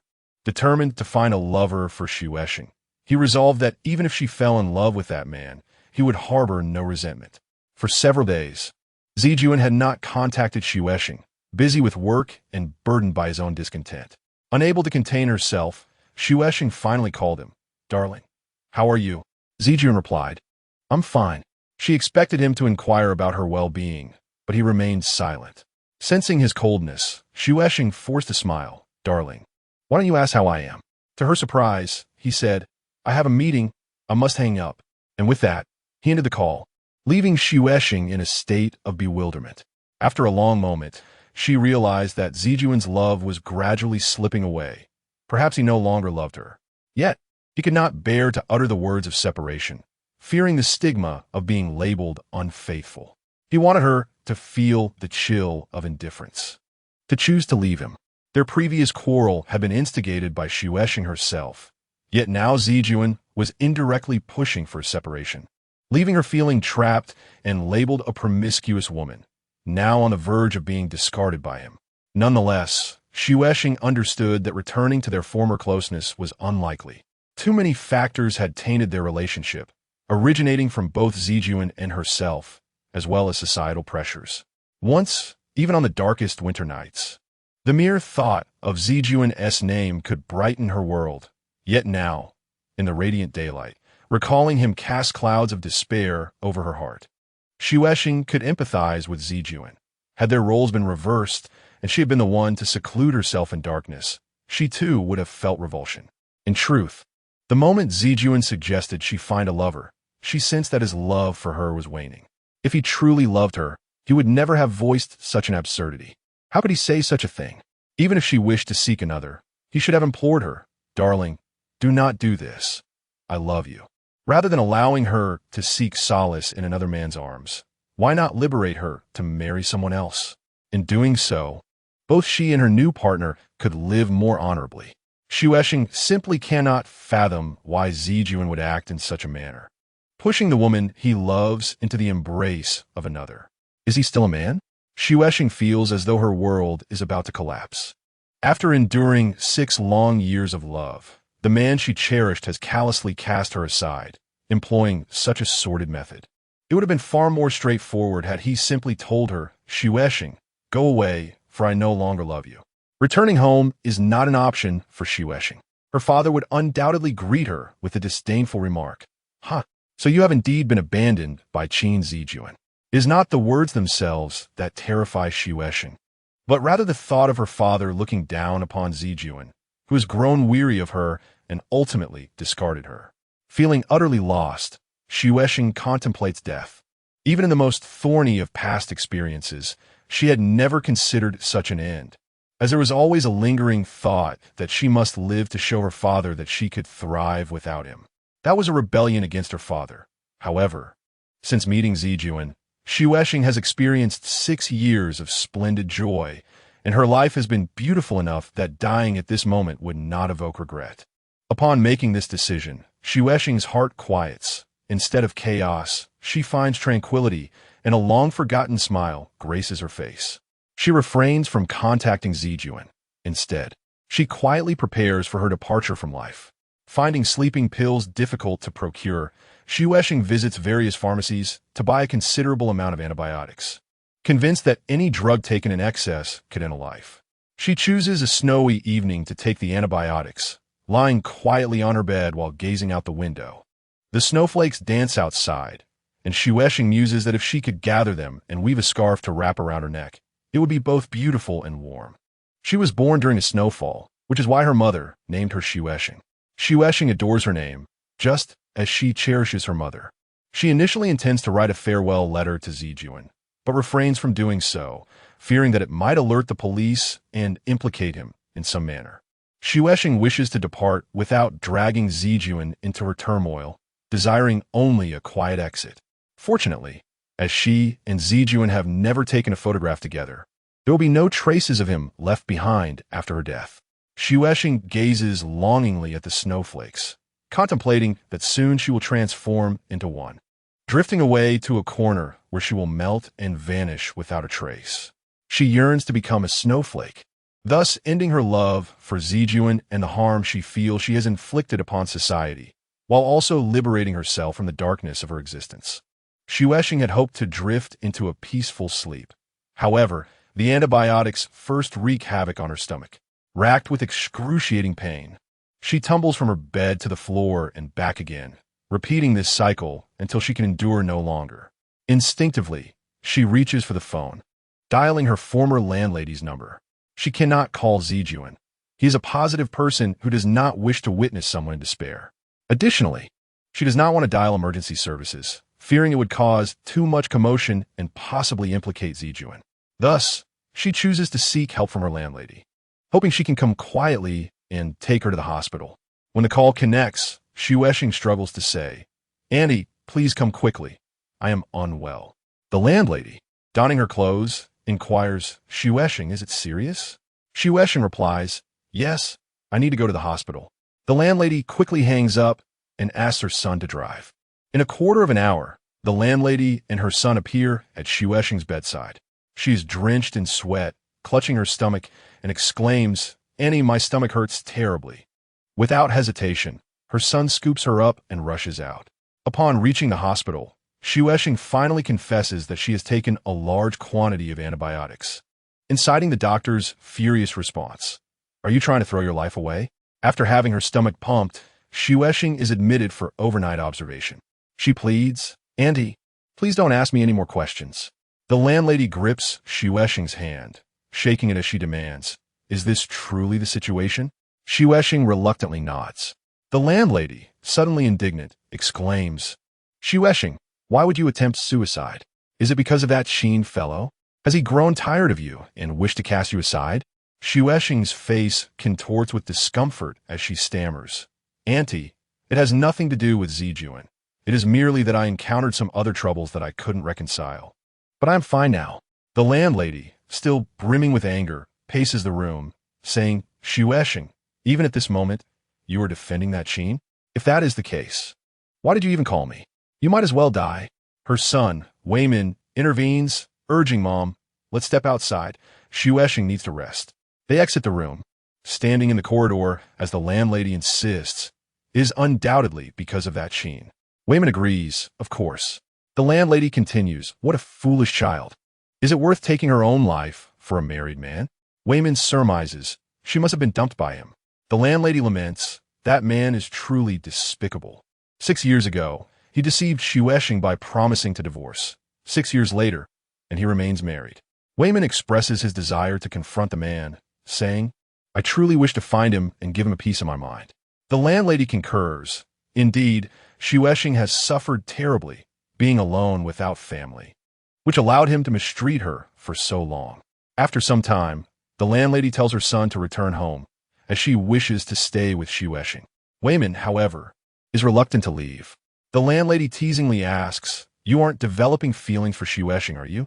After a moment of hesitation, Wei Min admits, Mom, if Xuexing truly parts ways with that man, I will marry her. The landlady's eyes widen in disbelief. What? Wei Min confesses, I have liked Xuexing for a long time. The landlady rolls her eyes, saying, she's been a third party for so many years. And you still like her? Wei Min insists. It is precisely because of that it shows Xuexing is a person of deep affection.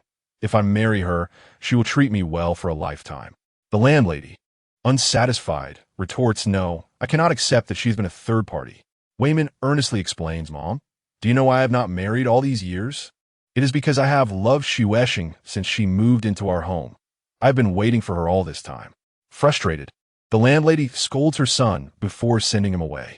Once he has left, she returns to Xuexing's room, where she finds her peacefully asleep under a white blanket, appearing pale and vulnerable.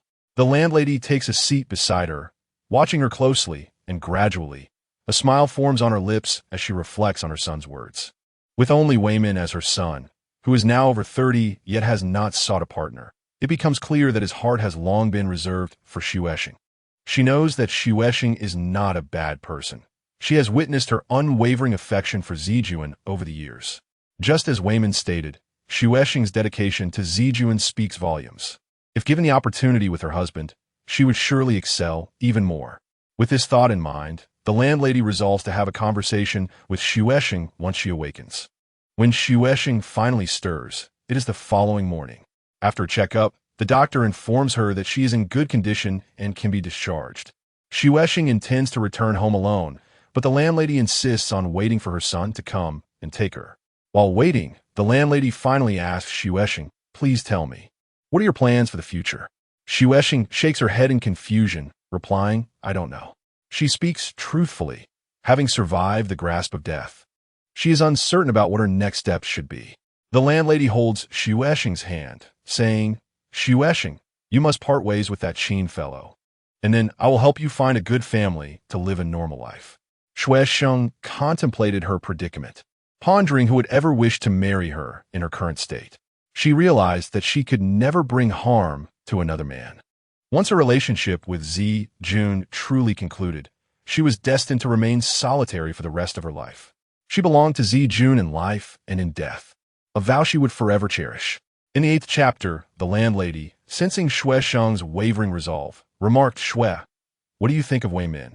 He has always held you in his heart. As she untangled Xuexing's hair, she continued, I know Wei Min may not possess the same charm or status as that Qin fellow, but he is honest and faithful, unlike a married man, right? Yet, Xuexing was acutely aware that since the moment she entrusted her heart to Zijuan, she could never offer it to another. Marrying anyone would only inflict harm upon them, and she had no intention of causing Wei Min such distress. As Xuexing struggled to respond to the landlady, Wei Min arrived. She called out softly, brother. Her frail voice was delicate, reminiscent of a scene from the Korean drama Autumn in My Heart. Wei Min had harbored feelings for Xuexing for 6 years, but out of respect for Zijuan, he had never pursued her. In recent years, he had briefly dated a girl who adored Autumn in My Heart and would often call him Jin He, a name that lingered in his memory. That girlfriend eventually left Wei Min, citing his lack of wealth as the reason. He believed that if he married Xuexing, she would not abandon him for his financial status, for she was a woman of purity. Wei Min felt a warmth in his heart at her gentle call.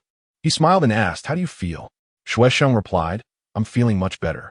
The landlady observed the exchange between her son and Xuexing, feeling a genuine joy. After escorting Xuexing home, Wei Min departed, But instead of returning to work, he sought out Jun at his workplace. Wei Min aimed to confront Jun and hoped to persuade him to relinquish his hold on Shuesheng. He planned to tell Jun that Shuesheng had sent him, intending to undermine Jun's confidence. Assuming Jun was avoiding him, Wei Min vocally called out at the entrance of Jun's office, "Qin Jun, come out." His shouts attracted the attention of Jun's superior, Director Gao. "Young man, what business do you have with Qin Jun?" Gao inquired. Wei Min replied, "It's urgent." Gao stated, "I am Director Qin's superior. If it's convenient, please discuss it with me." Wei Min thought it would be advantageous to speak with the director and expose Qin Jun, ensuring he kept his distance from Shuesheng. After being ushered into the office, Wei Min relayed his concerns. Director Gao pondered briefly before responding, "I will investigate this matter. I hope you can leave it at that." Wei Min asserted, "As long as Qin Jun ceases to pursue Lin Shuesheng, I will comply." Gao then inquired about the woman's name, to which Wei Min replied, "Her name is Lin Shuesheng." Gao silently processed this information as he sent Wei Min on his way. Once Wei Min left, Director Gao fell into deep contemplation. Jun had always been a promising cadre, whom Gao had nurtured in secrecy. However, this incident cast a shadow over his potential. Yet Gao was reluctant to give up on such a promising individual. Half an hour later, when Jun returned, Gao immediately sought him out. "Qin, what is the situation with Lin Shuesheng?" Jun felt a sudden tension, rendered speechless. Gao continued, "She was here just now." Yun, bewildered, wondered who could have come looking for him. Surely not Shuesheng. Director Gao's frown deepened as he revealed, "Lin Shuesheng attempted suicide last night by taking pills, but has since been revived." The gravity of Gao's words left Jun stunned, his complexion draining of color. Gao lowered his voice. 6 years ago, your wife came to me with vague accusations about you. I dismissed them, deeming you an upstanding man. Yet here we are. 6 years later." Gao abruptly waved his hand, expressing his displeasure, and said, "You should go see her. I hope you can resolve this matter swiftly." Upon leaving Gao's office, Jun immediately called Shuesheng. When she answered, he asked where she was, and she replied that she was at home. He instructed her to wait for him, promising to return shortly. As he drove, Jun's mind raced with concern for Shuesheng. What had happened to her? She had been tumultuous for the past 2 years, disrupting his peace. This was not the Shuesheng he once knew, so obedient, pure, and delightful. Did she still love him? If so, why this torment? If not, why not choose to part ways? This tumultuous relationship was a source of anguish, and he questioned whether she realized the weight of it all. In the 9th chapter, the emotional turmoil surrounding Shuesheng's suicide attempt left Jun shaken. Indeed, he was a married man and a father. For the sake of his family and daughter, he could not choose death. Yet, his heart had already departed with Shuesheng. He merely existed in a shell.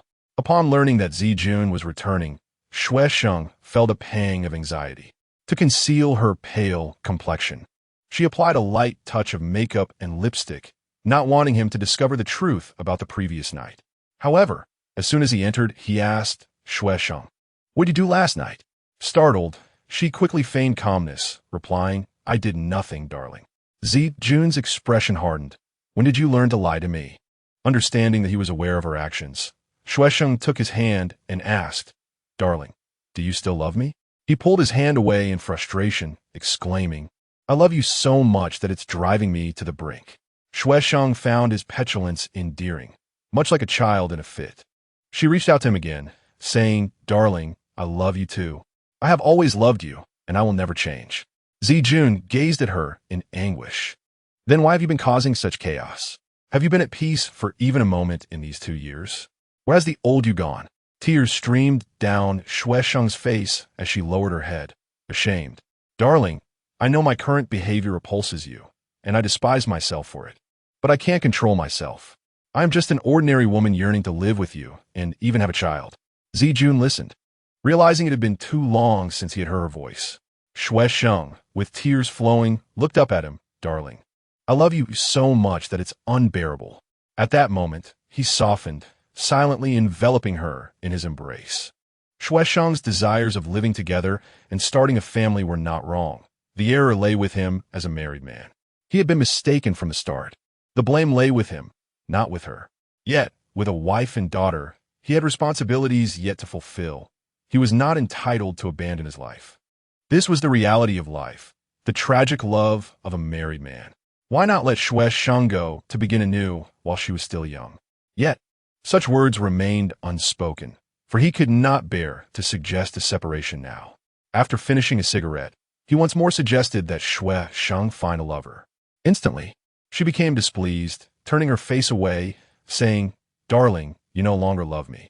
Zijun gently turned her face back, his eyes filled with pain and tenderness. "My dear, I love you so much that I think of finding someone to care for you." Xue Sheng sensed his sincerity and began to contemplate his suggestion.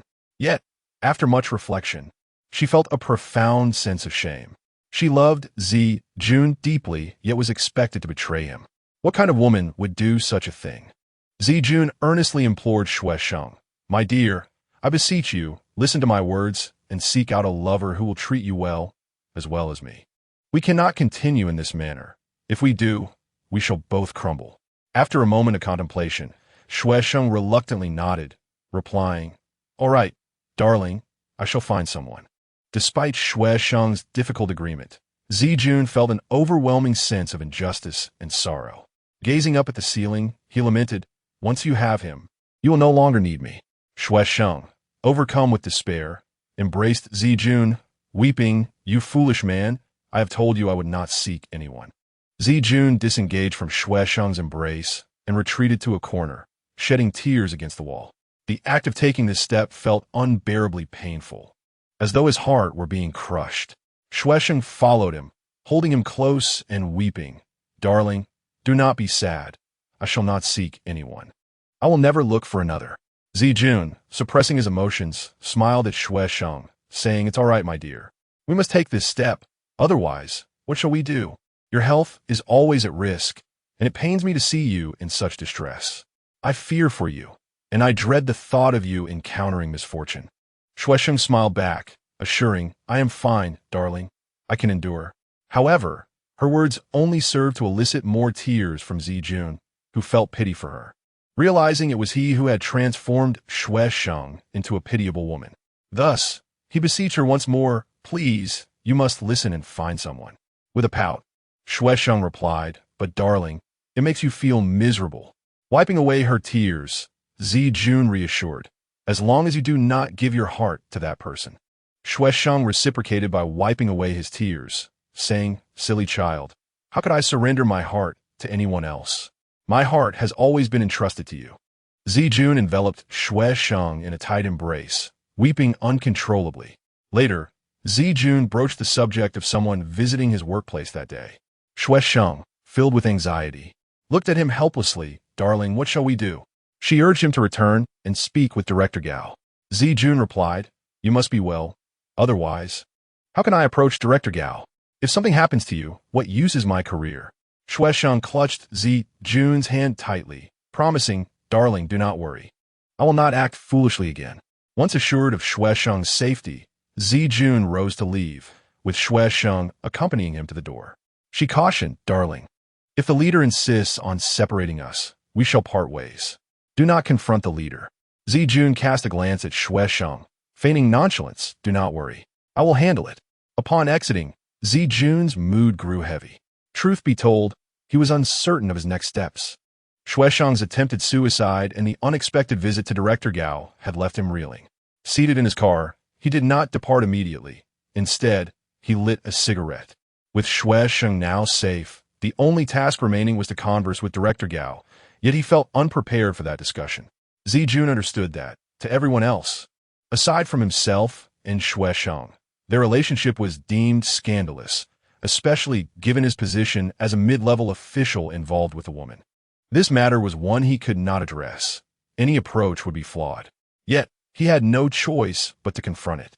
He recognized that Director Gao, out of concern for him, had temporarily borne the burden of the situation, but Zijun was also aware that Gao anticipated him to dismiss Xue Sheng. However, how could he possibly part ways with her? How could he bear to let her go? Xue Sheng had silently accompanied him for 6 years, gifting him with her most radiant years. Now, how could he find it in himself to discard her? More importantly, he loved Shuesheng deeply. He could not imagine life without her. After much contemplation, Zijun felt ready to speak with Director Gao.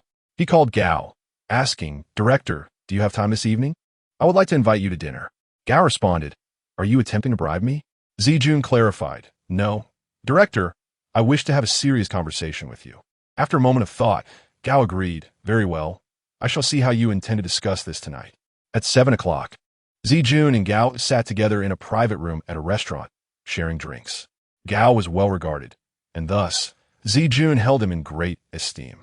However, for the sake of Shuesheng and himself, he felt compelled to abandon that reverence and speak to Gao as a brother.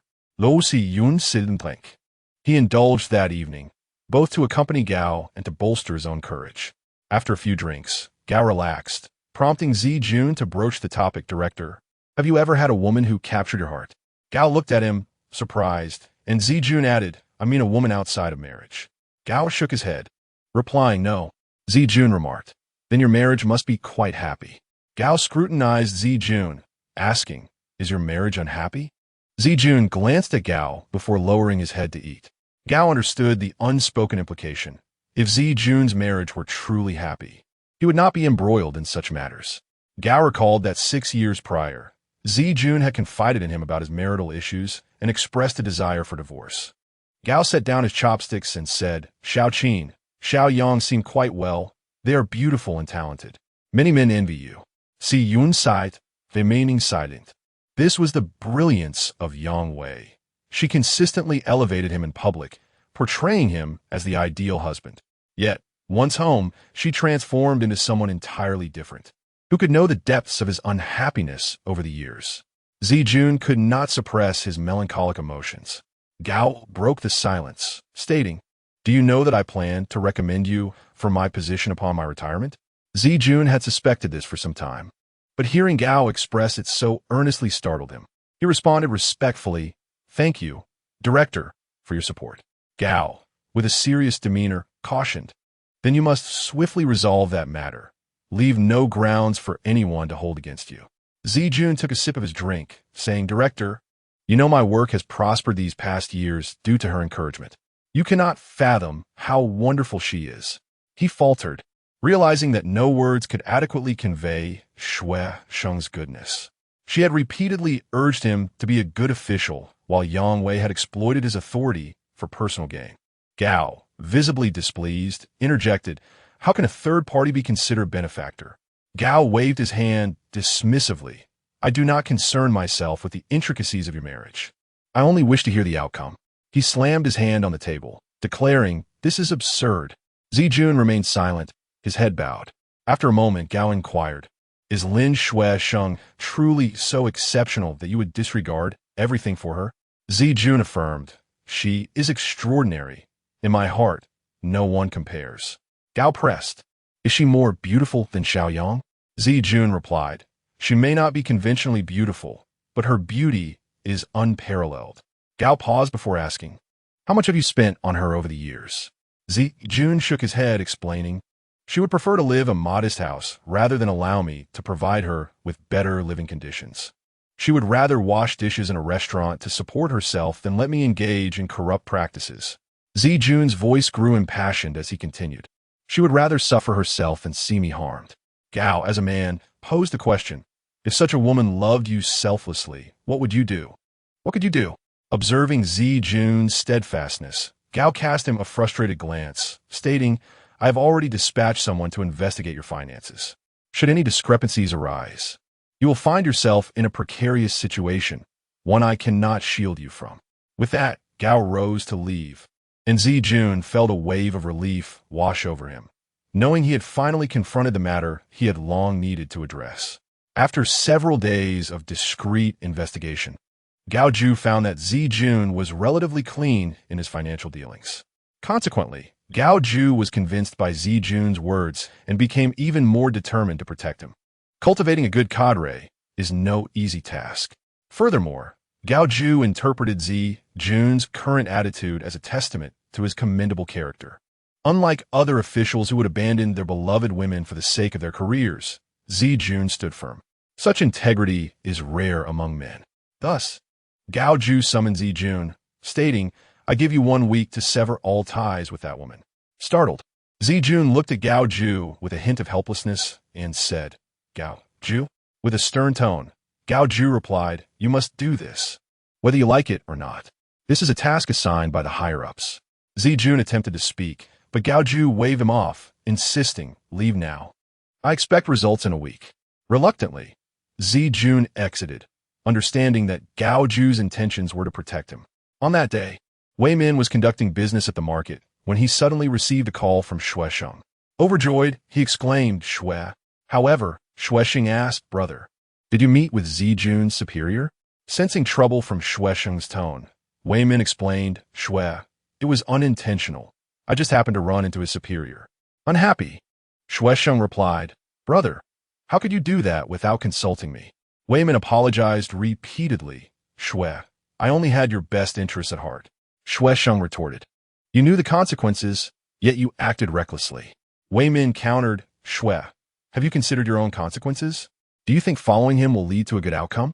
Shuesheng, increasingly displeased, said, "That's none of your business." After hanging up, Wei Min angrily tossed his phone aside. He regretted that day. He had merely intended to teach Zijun a lesson, but ended up revealing too much in front of Zijun's superior. Nevertheless, Wei Min genuinely cared for Shuesheng, distressed by her suicidal tendencies over that man. Just after Shuesheng ended the call with Wei Min, Zijun returned, his face grave. Shuesheng immediately sensed his difficult situation and said apologetically, "Baby, I'm sorry." However, Zijun had not come to hear her apologies. He understood her well enough to forgive her. After all, the troublemaker was not Shuesheng herself, so she bore no blame. Embracing Shuesheng in silence, he said, "We need to move quickly and leave this place. You'll need to change your phone number and cease all contact with anyone. All right?" Understanding, Shuesheng replied, "Okay, baby, we will move, and I'll change my number." Zijun gently caressed her cheek, saying, "You're so good." Under such circumstances, Shuesheng felt the weight of Zijun's reluctance to part ways, and she could only unconditionally accept his decisions, embracing the love he offered. Without hesitation, they moved within 2 days to a new, modest home, having had no time to choose a better place. The new apartment was small, less than 50 square meters, and felt like a stark contrast to their previous spacious dwelling. After a few days, Shue and I, their child, expressed discomfort in their new surroundings, repeatedly calling out to Shuesheng as if to say, "Mommy, why did we move here? It's not good at all." Shuesheng comforted her, "Shue and I, be good. You'll get used to it." When Zijun first arrived, he felt uneasy in the dimly lit home, devoid of proper furniture, as if Shuesheng had been cast into a hellish existence. A pang of sorrow gripped Zijun as he realized that while Yang Wei lived in luxury, he had placed Shuesheng in such a wretched situation. He felt utterly powerless. Shuesheng, however, smiled and reassured Zijun, "Baby, I like it here. This little house is warm," while the big one felt too cold, lacking a sense of home. Zijun recognized her effort to comfort him and forced a smile in return. Before leaving, he advised her, "Once you've settled down, start looking for someone." Shuesheng understood his intention. Given their poor living conditions and the severance of her previous connections, he was worried about her emotional well-being, eager for her to have companionship. Aware of Zijun's deep affection for her, she earnestly replied, "Okay, baby, I will find someone soon." Thus began Shuesheng's quest for a lover. With limited social contacts, Zijun encouraged her to seek companionship online, stressing the importance of finding a reliable and quality individual with whom she could maintain a long-term relationship. The thought of Shuesheng developing feelings for another man troubled Zijun deeply, yet he understood that this step was crucial for her well-being, allowing her to feel loved and cared for. Shuesheng, resolute, decided against pursuing married men. Initially, she chose a 27-year-old man, believing her age would grant her an advantage and facilitate an easier separation in the future. However, upon meeting him, she felt no spark. He seemed far too immature compared to Zijun. Subsequently, she opted for a man of a similar age, tall, handsome, with natural curls. Their initial meetings were pleasant. Yet after 2 dinners, Shuesheng found herself disinterested and unwilling to see him again. She tried several other suitors, all to no avail. Although dining and conversing with single men was tolerable, any sense of intimacy, even holding hands, triggered her instinctive resistance. Shuesheng understood that her heart remained locked away since she had fallen for Zijun, a married man, which prevented her from opening up to other men. Eventually, she reluctantly turned her attention to married men. Yet this path proved more challenging. To Shuesheng, all other married men appeared distasteful, their character flawed as they sought affairs outside their marriages. This realization led her to contemplate giving up and confiding in Zijun. He reassured her, "Don't rush. Take your time. Just chat with that person online for now. Once you're familiar and feel a connection, arrange to meet." Shuesheng sighed in resignation. All right. Finding a lover proved to be an arduous task for Shuesheng. Countless times, she traversed the path to meet various men, each one passing by like rivers, while she remained an island, stagnant in Zijun's shadow. During this period, Zijun seldom contacted her, wishing not to intrude on her space. Yet his thoughts never strayed far from her. He would occasionally call their home phone in the evenings, only to find no one answering, indicating Shuesheng was out again. This knowledge brought forth a wave of indescribable bitterness within him. Each night, he found himself dialing again before bed, only to be met with silence, deepening his feelings of despair as he envisioned Shuesheng with another man. When Shuesheng expressed her desire to give up, Zijun felt a glimmer of joy. His beloved was not a woman of loose morals and would not betray him easily. Yet this joy was quickly overshadowed by anxiety. Though he had only witnessed Shuesheng's affectionate moments once, that image haunted him, reminding him of the potential harm such actions could inflict on her body and mind if they became habitual, just as an opium addict succumbs to their vice. Zijun feared Shuesheng might find herself ensnared in a dark path. He could only muster the courage to encourage her to take things slowly, even as Shuesheng grew impatient. Shuesheng, eager for immediate fulfillment, lacked the patience for casual conversation. She simply wanted to find a man to borrow his body. Yet, she found it difficult to engage in emotional exchanges with anyone other than Zijun, having given all her emotional investment to him. After much effort, Shuesheng finally settled on a married man, a charming returnee who brought her joy in conversation. After 2 weeks of chatting, she arranged to meet him. The returnee may not possess striking good looks, yet he exudes a certain charm, albeit marred by a heavy body odor, an indelible mark left by his prolonged sojourn in a foreign land. Shuesheng strives to overlook this flaw. Dining, sipping coffee, and engaging in conversation all transpire pleasantly. Shuesheng relaxes, having finally conquered her own reservations. She desires a lover and has at last fulfilled the task entrusted to her by Zijun. It is the returnee who disrobes Shuesheng as she reclines on the bed, awaiting his caress. However, when confronted with Shuesheng's flawless form, he unexpectedly utters, "Oh, you are a white tiger." White tigers often lead a life of suffering. His words evoke memories of Shuesheng's thorny past and Zijun's heart-wrenching love. Shuesheng's mood is irreparably dampened. She forcefully pushes the returnee away, bidding him to leave. Once alone, she wraps herself in the blanket and weeps. Memories of Zijun's tender touch on her body flood her mind. As he once remarked, "Shuesheng, your body is so pure." How endearing he was. Thus, her quest for a lover comes to an abrupt end, despite the returnee later apologizing online, claiming it was merely a jest and expressing his fondness for Shuesheng. Yet, her heart has grown cold. Section 2. The Mistress Club after Shuesheng finds solace in silence. She realizes that Shuesheng has mysteriously vanished. Though Shuesheng was merely an ordinary kitten, she had been imbued with sacred significance by Shuesheng and Zijun, serving as a token of their love and representing their child. Perhaps Shuesheng felt disappointment in her mother, prompting her to leave without a word.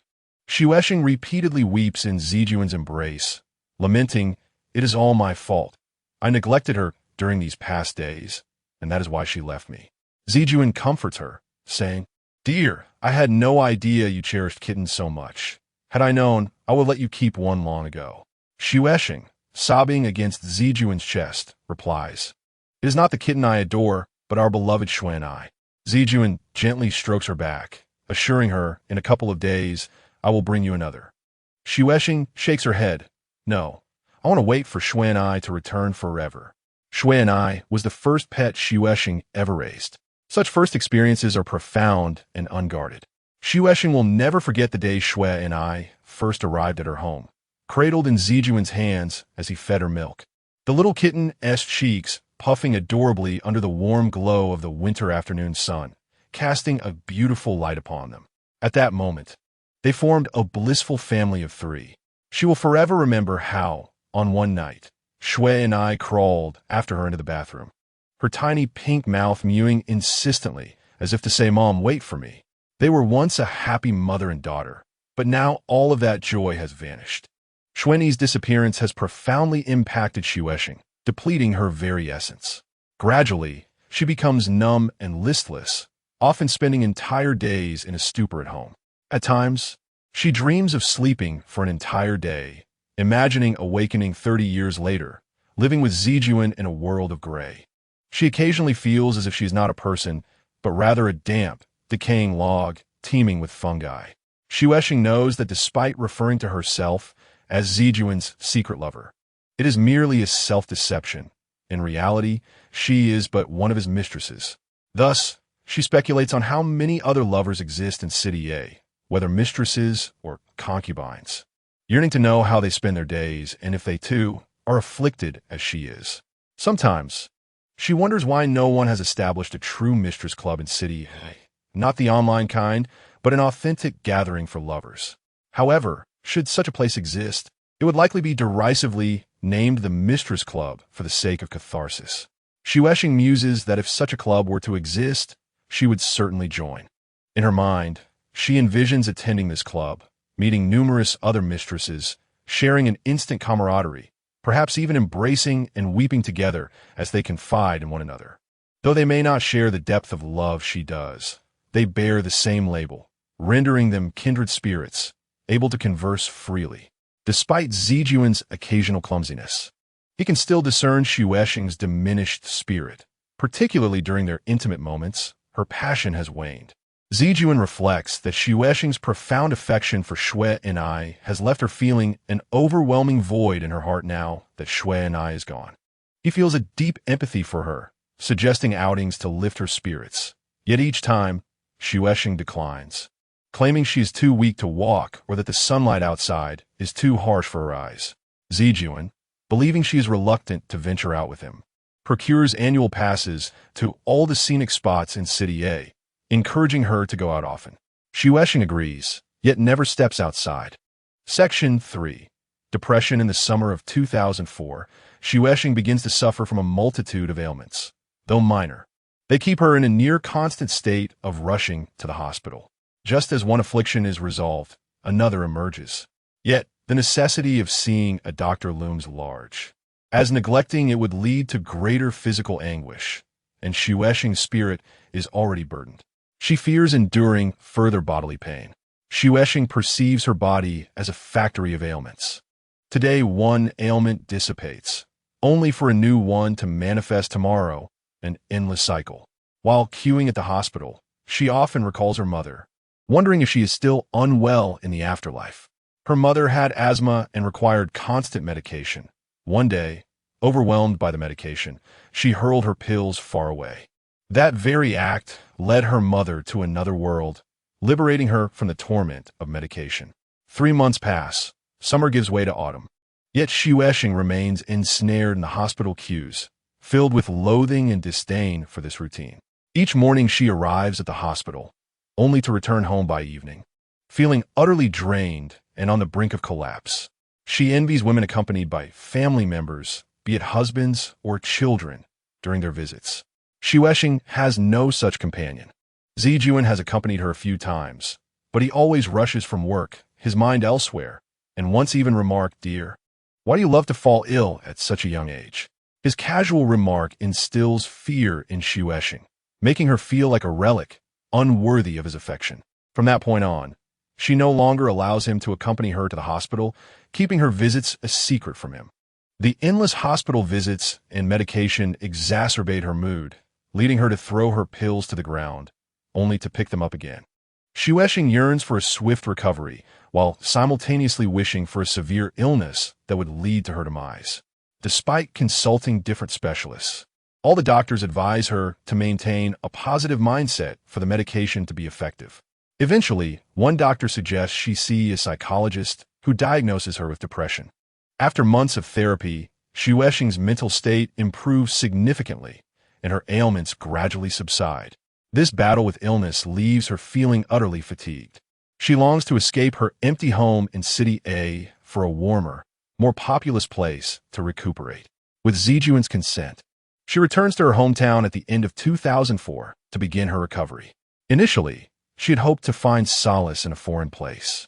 But Zijuan wisely suggests returning home, asserting that it is the place most dear to her, beneficial for her body and mind. Unlike an unfamiliar locale where no one would care for her, leaving him to worry. Upon returning home, she is greeted by a serene, snowy landscape. The quaint town enveloped in a tranquil white blanket, resembling a mother adorned in simple gauze, welcoming Xuesheng with a warm smile, instantly filling her heart with warmth. The narrow town, flanked by a myriad of eclectic shops, winds in a somewhat meandering fashion. Standing in the town, one's gaze is similarly distorted, a patchwork of sights. On many a morning, Xuesheng would linger, her eyes tracing the town's serpentine path. The quaint little town, bathed in the resplendent hues of dawn, possesses an extraordinary allure, yet it seems endless. This evokes memories of her love with Zijuan, a relationship that, while enchanting, is fraught with complications. During her evening strolls, Xuesheng occasionally reflects on the pains that her father inflicted upon her and her sister. Those memories, once tormenting, now fade into bittersweet recollections. She recognizes that it is Zijuan's love that allows her to forget the thorns of her past. Xuesheng even finds gratitude for those pains, as they taught her resilience and fortitude, enabling her to overcome her recent illness. Xuesheng often visits her mother's grave, now adorned with a thick blanket of snow, which lends an air of regality to the sight. She imagines her mother residing in a palace, where the scenery is picturesque and the people are content. She has also visited her father, who resides in his empty home. To comfort him, Xuesheng fabricates a tale that Zijuan has gained his freedom and that they are now living together. Upon hearing this, her father's face lights up with joy, prompting him to invite her for lunch. She also visits her stepfather, an elderly man who now lives in the house she once shared with her mother. He has aged considerably, bowing his head in humility upon seeing her, having learned that Xuesheng has settled in City A. Before leaving, she leaves him a small sum of money, aware that his days are numbered. The past grievances seem trivial now, for he once supported their family with his earnings. In her hometown, Xuesheng deliberately fills her days with activities, taking walks, hiking, caring for her sister's son, and assisting her brother-in-law with farm work. The kindergarten retains its former charm, evoking fond memories of her 9 years spent there, marred by pain and youthful struggles. Living with her sister, she witnesses the challenges of motherhood as her sister tends to her son's needs, catering to his whims and moods. Years ago, her sister, having only completed 4 years of primary school, married a butcher from the town at the tender age of 20. Though the butcher is rough around the edges, he treats her sister kindly. However, after their only son became paralyzed, the butcher's temperament soured. He would often return home, brandishing a gleaming knife, berating her sister for bearing a crippled child. Though terrified, she remained silent. In recent years, as the butcher has aged, he has grown accustomed to having a disabled son at home and has become less volatile, though his spirit remains diminished. He no longer ventures out to work, but instead relies on farming for their livelihood. Xuesheng's sister, not yet 40, appears aged beyond her years. Each day, when Xuesheng sees her sister's weary face, it brings her to the brink of tears. Her nephew, now 15, bears the burden of his illness. Resembling a little old man, yet his spirit remains youthful. He often erupts in fits of anger, throwing things and causing his mother to weep. After Xuesheng's arrival, he calms down but frequently threatens to starve himself unless she takes him to City A for treatment. Years prior, Xuesheng had consulted various hospitals in City A, which indicated that while they could attempt treatment, the prognosis was grim given her nephew's long-standing condition. At least 3 years of treatment would be required. Upon returning home, she calculates the costs, realizing that bringing her nephew to city, it would likely exceed 100,000 yuan over 3 years. With no source of income, all expenses would fall on Zijuan, and she fears he may not be able to bear the financial strain. Moreover, she worries that he might resort to desperate measures. Xuexing, not being Zijuan's legal wife, does not wish to give him the impression that she is leveraging their love to manipulate him. Having already lied to her father, she feels compelled to do the same with her sister. When her sister learns that Zijuan is divorced and that Xuexing is now living with him, her tears flow freely. Xuexing understands her sister's tears are of joy. Her sister's long wait has finally borne fruit. Xuexing suppresses her own tears. With this burden lifted, her sister appears notably lighter, her spirits elevated. Occasionally, before sleep, Xuexing reflects on City A, the frantic rush to hospitals, the multitude of medications, the lengthy queues, and the infections that plagued her. She recalls the countless times she sought solace in darkness, a scenario that now disgusts her. To her, that city feels less like a place and more like a deep well from which she narrowly escaped. Thinking of city inevitably brings Zijuan to mind, who symbolizes that city. Yet, in the distant comfort of her hometown, thoughts of Zijuan evoke little joy. Zijuan, too, embodies the essence of love. It was that very love that nearly ensnared her in despair, leaving her overrun with afflictions. Even now, the memory of that dark well sends shivers down her spine. Their relationship has spanned over 7 years, and Xuexing finds herself unsure of how she has endured so many days. Time flows relentlessly, with her life unfolding day by day. As for what Zijuan is doing now, Xuexing remains unaware. She only knows he still shares a bed with his wife. Simultaneously, she harbors a wish that Zijuan treats her poorly, allowing her heart to remain unburdened by jealousy over his legal spouse. She prefers to prolong her stay in her hometown, wishing to savor the moments there. Xuexing does not frequently communicate with Zijuan, sending only occasional texts to inform him of her well-being, to which he replies succinctly, devoid of any sign of longing. Zijuan never initiates contact. He only responds after receiving messages from her. His replies are consistently brief, revealing little of his feelings for Xuexing. This further fuels her desire to remain in her hometown. If Zijuan were to send her a text saying, "Come back, I miss you," she would rush back to City A without hesitation. Though he misses her, Zijuan refrains from expressing this, wishing to spare her the emotional turmoil that might arise from his longing. He believes that after so many years together, even in silence, she would understand his heartfelt yearning. Yet, following her lengthy battle with illness, Xuexing finds herself in dire need of Zijuan's words. She feels drained by the struggle and yearns for him to be her beacon, illuminating her path with warmth and light. Xuexing remains in her hometown until the arrival of spring, when the bustling town is alive with activity. Despite the varied appearances of the townsfolk, she feels an overwhelming warmth in her heart. Each day, she traverses through the throngs of people, indulging in steaming bowls of noodles in crowded shops filled with older men who engage in boisterous banter and laughter. Xuexing finds joy in their joviality, feeling a sense of belonging among them. Occasionally, amidst her happiness, she reflects on her relationship with Zijuan, a love that has cast her to the margins of life, isolating her from others and turning her into a solitary figure. Only in the midst of the bustling town does Xuexing feel alive rather than merely existing. Zijuan remains calm and composed, and Xuexing speculates that if she were to settle permanently in her hometown, he would maintain this tranquility.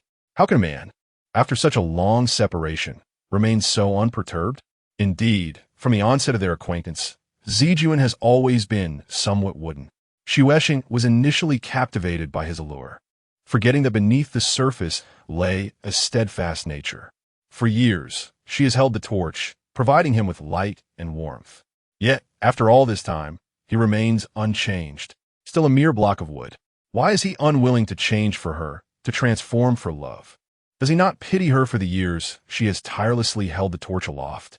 Xuesheng suddenly realizes her resentment towards Zijuan, and a deep sorrow envelopes her. What began as a sincere love has now devolved into pain and bitterness. The love she envisioned should not be like this. The Zijuan she adores ought to be different. What should Zijuan be like? He should heed her call and swiftly become her beacon. Yet, that seems unfair to Zijuan, who is, after all, like a piece of wood. He cannot become a torch. Why must she impose such demands upon him? Did she misplace her affections initially? Wasn't she drawn to the fragrance that emanated from him? But now, why can she no longer perceive that scent? Is it his essence that has faded, or has the aroma of love dissipated as their affection wanes? This reality deepens Xuesheng's melancholy. They say marriage experiences a 7-year itch. Could it be that lovers, too, suffer a similar fate? Even if marriage becomes a diluted tea over time, shouldn't love be akin to an ancient alley, growing deeper with each step? On the eve of May Day in 2005, Xuesheng's sister suddenly suggested inviting Zijuan to celebrate the holiday. The notion of taking him away made Xuesheng realize she could no longer stay at her sister's home. Her prolonged presence had raised suspicions. If there were even a fraction of hope, her sister would spare no effort to send her son for treatment, even if it meant selling their home. After a moment of panic, Xuesheng decided to invite Zijuan to join her for May Day, as it would test the depth of his love. If he truly loved her, he would come willingly. Moreover, it would allow him to witness her nephew's condition, hopefully stirring his compassion to offer assistance. Even if the nephew were merely a bystander witnessing the plight of a once vibrant youth, now rendered immobile, Zijuan should extend a hand of empathy. Xuesheng longed for Zijuan's presence. She needed nothing more than his companionship as they strolled through town, showcasing that she was no longer a fallen leaf, but a married woman. She envisioned sharing a meal with her sister and father after Zijuan's arrival, fabricating a story that he was now divorced and would treat her well. If Zijuan could merely play along, her family would rejoice, ceasing to worry about her wandering alone. Xuesheng meticulously planned every detail of Zijuan's visit, ensuring he understood what to wear and which train to take. Zijuan remained silent, listening attentively. After she spoke, she asked him to ponder for 3 days, and he eventually agreed. Returning from the county, Xuesheng felt a surge of excitement.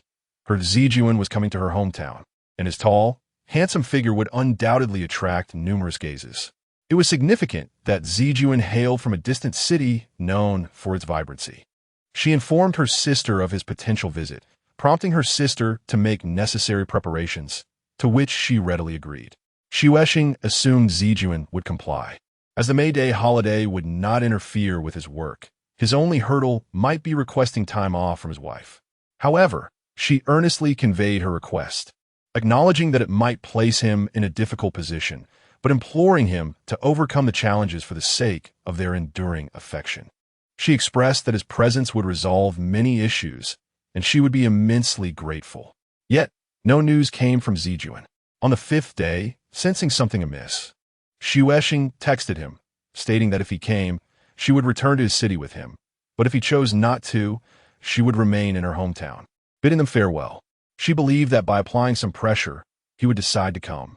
However, the following day, she received a brief message from him. He could not come, and he asked her not to resent him. Upon reading those few words, Xuesheng felt as if she had plunged into a profound abyss. His rejection starkly negated their years of love. The singular thought that consumed her was that the man named Zijuan did not love her. If he truly did, he would not have turned her away. Gradually emerging from the depths of despair, she found herself remarkably calm. Xuesheng could not fathom the reason behind Zijuan's refusal. Was he afraid to face her family and tell a lie? Was he unable to request time off from his wife? Or was he simply unwilling to come? For over 7 years, her only request of him had been to be a good man. This was her sole plea, and it was the one that hurt her the most. She had been rejected by the man she loved, who preferred to forfeit their love rather than embrace her. Ultimately, Xuesheng resolved to leave secretly, taking advantage of her sister's absence to leave a note before departing. With a simple bag, she arrived at a guest house in the county, feeling for the first time a sense of homelessness and profound sorrow, tears streaming down her face. In the past, when enduring the painful trials inflicted by her father, She had never experienced such despair. She had her mother and sister then, but now she possessed nothing. In those earlier days, she would never cry, but since meeting Zijuan, tears had become her constant companion. What is love but a dagger adorned with jewels? In the beginning, one is mesmerized by the sparkling brilliance of the gem. Yet, as the jewel loses its luster, one is left to confront the cold, sharp blade, which offers nothing but pain. Xuexing thought of her home in Zijuan City. It was not a home, but merely a house. After her departure, it had become empty and dusty. She wondered if Zijuan would ever go there to clean it or if he had taken his computer with him. Occasionally, she reminisced about the moments they first shared, when their endless affection was their only theme. How she relished being loved by Zijuan. How his touch made her bloom brilliantly. She longed to sing with joy. Now, however, she felt like a weary autumn leaf, yellowed and exhausted, falling onto the pristine bed of the guest house, which seemed to hold a funeral for her and Zijuan's love. Xuexing had reserved a room for a month, but aside from isolating herself, she had no idea where to go next. One afternoon, she suddenly recalled the local opera she had heard as a child, accompanied by the plaintive sound of the banhu. The melodies, at times soaring and at times mournful, resonated with her current state of mind, evoking a desire to wail in despair and weep softly. Yearning to hear that music again, she stepped out of the guest house, intending to buy a small tape recorder and some opera tapes. However, having been away for years, she felt quite unfamiliar with the county. Standing on the street, she found herself at a loss as to where to go. Moreover, tape recorders and tapes had long been replaced by players and discs, with the streets filled with contemporary songs. Where could she find authentic opera tapes? For a moment, she felt utterly lost and bewildered. After standing on the street for a while, she decided to take a taxi. However, as light rain began to fall, she hesitated, contemplating whether to return to the guest house and wait for the rain to cease. Ultimately, she chose to hail a cab, stepping into the street to catch one. It was lunchtime, and with the rain falling, taxis were scarce, passing by in small clusters. Xuexing had little experience hailing taxis, having been driven by Zijuan whenever they traveled to the city. She stood there, bewildered, watching taxis flow past her. Suddenly, memories of Zijuan flooded her mind, of those blissful moments when he would pick her up and drop her off. Those days were gone forever, and she couldn't help but feel a wave of sorrow wash over her. To fend off the sadness, she randomly flagged down a taxi, driven by a middle-aged man whose weathered face told tales of hardship. Xuexing did not rush to board the car. Instead, she stood outside the window, articulating her heartfelt desires to the driver. After listening, he remained non-committal, merely gesturing for her to enter the vehicle. Once inside, Xuexing gazed through the glass at the small county town, a place that once harbored her grandest dreams. Living in a distant town, the aspirations of its inhabitants revolved around the hope of one day visiting the county to witness its splendor and vibrancy. However, many would never fulfill this wish, as the county was too far, necessitating an overnight stay that most could not afford. Xuexing was no exception, although she once harbored such dreams. Upon graduating as a kindergarten teacher, she was assigned back to her hometown and seldom had the opportunity to venture into the county. Today, after many years, Xuexing was finally poised to realize her aspiration. Not only would she enter the county, but she would also reside within its embrace. Yet, the circumstances surrounding this realization rendered her journey somewhat tragic. The taxi halted before a quaint yet elegant little shop, and the driver remained silent, sitting upright in his seat, patiently awaiting Xuexing's descent. A glance at the driver's poised figure confirmed that this was indeed the destination she sought, prompting her to pay the fare and alight. Entering the shop, she was immediately overwhelmed by the array of tape recorders and opera cassettes, which left her in a state of confusion. With so many options, which should she choose? Which would yield the finest sound? Longing for the shopkeeper's guidance, she hesitated, recalling that the owner would likely recommend the most expensive items, which may not necessarily be the best. A glance outside revealed that the taxi still lingered at the curb, inspiring Xuexing to rush out and beseech the driver for his assistance in selecting a recorder and tapes before returning her to the guest house, promising to pay double the fare. The driver, observing her earnestness, remained silent for a moment, yet ultimately rose and stepped into the shop, with Shueshing trailing closely behind. He meticulously selected a recorder and tapes. Speaking little, yet his focused demeanor stirred something within her. After making his selections, he haggled with the shopkeeper, his voice low but commanding, compelling the owner to acquiesce to the most reasonable price. Shueshing watched, captivated by the driver's graceful confidence. Once the transaction was complete, she took the recorder and tapes from him, and he made his way back to the car, with Shueshing hurrying to keep pace. As she observed him from behind, she noted his average height and sturdy build, his movement almost imperceptible, exuding an aura of coldness akin to a rock in winter. Suddenly, Shueshing felt her cheeks flush as the car arrived at the guest house. Upon disembarking, she intended to offer double the fare, but the driver declined her generous offer. When she attempted to retrieve his number for future contact, she realized she had neglected to save it in her phone, compelling her to hail another taxi. Though a sense of regret lingered in her heart for the driver who had aided her without recompense. Choosing not to take a taxi, Shueshing strolled alone along the street, tilting her face to catch the falling raindrops. Dressed in a beige trench coat and brown boots, years of life in city had transformed her into a stranger in her own hometown, unmistakably an outsider returning for a visit. While lost in thought, the sound of a honking horn broke her reverie. Believing she was obstructing traffic, she stepped aside, only to hear the horn again. Turning, she was surprised to find it was none other than the kind driver who had helped her before. A smile crept across her face, and he returned the gesture, inquiring, "Where are you headed?" "I wish to buy some fruit," she replied. "Get in," he urged, his voice still low yet impossible to refuse, as if he spoke from the depths of his heart. Arriving at the fruit market, he selected for her, bargaining as if she were a cherished relative. The vendor seemed familiar with the driver, teasing him about having a new girlfriend, referring to Shueshing. The driver swiftly admonished him to be silent, and the vendor complied. After purchasing the fruit, he carried it to the car and drove her back to the guest house. Along the way, he asked, "Are you visiting family?" Shueshing nodded, and he continued, "How long will you stay?" "That remains uncertain," she replied.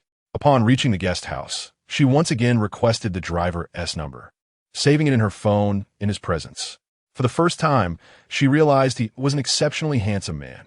Though not tall, he sat upright, exuding strength. His face was full and fair, with thick black hair neatly tied back, revealing a broad forehead marked by deep, etched lines, and his eyes conveyed a profound sadness. His lips appeared unusually soft, evoking an irresistible urge to touch them. Shueshing found the man's wrinkles strikingly beautiful, a contrast to the faint lines on Zijuan's forehead, which made him appear older. This man's features were not merely wrinkles. They were artfully crafted by time. Days later, when Shueshing needed to go out, she called the driver, who promptly arrived to pick her up. She intended to visit a fellow kindergarten teacher, but, after a long journey, was disappointed to find her classmate unavailable. By the time they reached the county, evening had fallen, and the driver turned to her in the back seat, saying, "May I take you somewhere special?" "Where?" she asked. "Just follow me. Trust me," he replied, his gentle yet firm gaze compelling her to agree. His eyes, though soft, bore an irresistible conviction that women found hard to resist. Pleased by her affirmation, he drove off with a smile. They arrived at a hotel, and a wave of anxiety washed over Shueshing, reminding her of her first visit to Zijuan's home. She had stepped into the unknown then, only to be swept into a tumultuous romance that left her heart aching. Now, she feared she was about to embark on a similar journey. She hesitated, contemplating escape, but the driver opened the door, inviting her to step out. Reluctantly, she remained seated, and he leaned into the car, extending his hand towards her, urging her to join him. A sudden warmth enveloped her cheeks as she felt his unwavering gaze upon her. He held her hand firmly as they walked toward the hotel, their figures resembling that of a devoted couple. Although he spoke not a word, Shueshing sensed his unspoken care in a way he cautioned her to be mindful of her high heels. Overwhelmed with emotion, she felt tears prick at her eyes. Throughout her years with Zijuan, he had never held her hand while ascending stairs, constrained by his marital status. Once inside the room, Shueshing stood shyly as the driver approached, wrapping his arms around her in an attempt to kiss her. She struggled to push him away, declaring no. Undeterred, he drew closer, enveloping her in his embrace, murmuring softly, "I like you." His beauty was undeniable, and his gaze was intoxicating, particularly the hint of sorrow within his eyes that left her in a daze. Leaning in, he whispered, "Do not reject me." Despite her resistance, memories of her first moments with Zijuan flooded her mind. He had been a clumsy, earnest man, hesitant to kiss her, driven instead by desire. Zijuan had been warm and awkward, while the man before her was alluring and confident. As his lips brushed against her neck, a shiver coursed through her, and she internally cried out for her lost innocence. Two voices echoed in her mind, one admonishing her that she could not betray Zijuan, while the other whispered of a forbidden desire. Another voice murmured, "Let it be, Shueshing. That man does not love you. He has rejected you." Caught in a dilemma, Shueshing felt the driver's lips finally descend upon hers. His lips were soft and moist, akin to petals, filling her heart with a fragrant wave. Yet, she still resisted, sensing the presence of a figure, Zijuan, lurking in the shadows of the room. The driver deepened the kiss, exploring her mouth with fervor, and Shueshing could no longer withstand the onslaught. In her turmoil, she bit him. Sensing her intensity, the driver swiftly threw her onto the bed and hurriedly began to disrobe. Shueshing lay immobile, her eyes closed, whispering to herself, "Darling, didn't you say you didn't want me? There are others who do." Once the driver had shed his clothing, he leaned over her, kissing her while deftly unfastening her garments. He was a seasoned man, well-versed in the art of seduction, and any woman would find it difficult to escape his grasp. As her clothing fell away, Shueshing felt a fire ignite within her, and she embraced the driver passionately, murmuring, "Darling, darling." Encouraged, the driver eagerly sought to claim her, but as soon as she uttered a sound, he had already taken possession. Shueshing lay there, a mix of disappointment and embarrassment washing over her. She felt the storm had passed, yet the downpour had not come, leaving the world still parched. The driver held her close as they rested, but her thoughts drifted back to Zijuan. Though Zijuan lacked romantic finesse, he was unparalleled in bed, stirring profound emotions within her. After a brief respite, the driver prepared to leave, repeatedly kissing her forehead. This tender and sincere gesture somewhat compensated for his earlier transgressions, offering Shueshing a fleeting sense of satisfaction.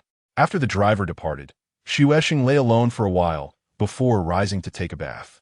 As she soaked in the tub, memories of her first encounter with Zijuan flooded back. He had penetrated her deeply, causing her pain, and despite her biting him, he had been invigorated by her response. That had been a passionate battle of life and love. Yet now she felt too weary to continue the fight. All she desired was to quietly bask in the warmth and light he had once provided. The most fervent part of her existence had been surrendered to Zijuan. Overcome with emotion, tears streamed down her face as she submerged her head in the water, murmuring, "Darling, your good little one has strayed." On the 11th chapter, titled The Plunder, Shueshing emerged from the inn and made her way to the guest house.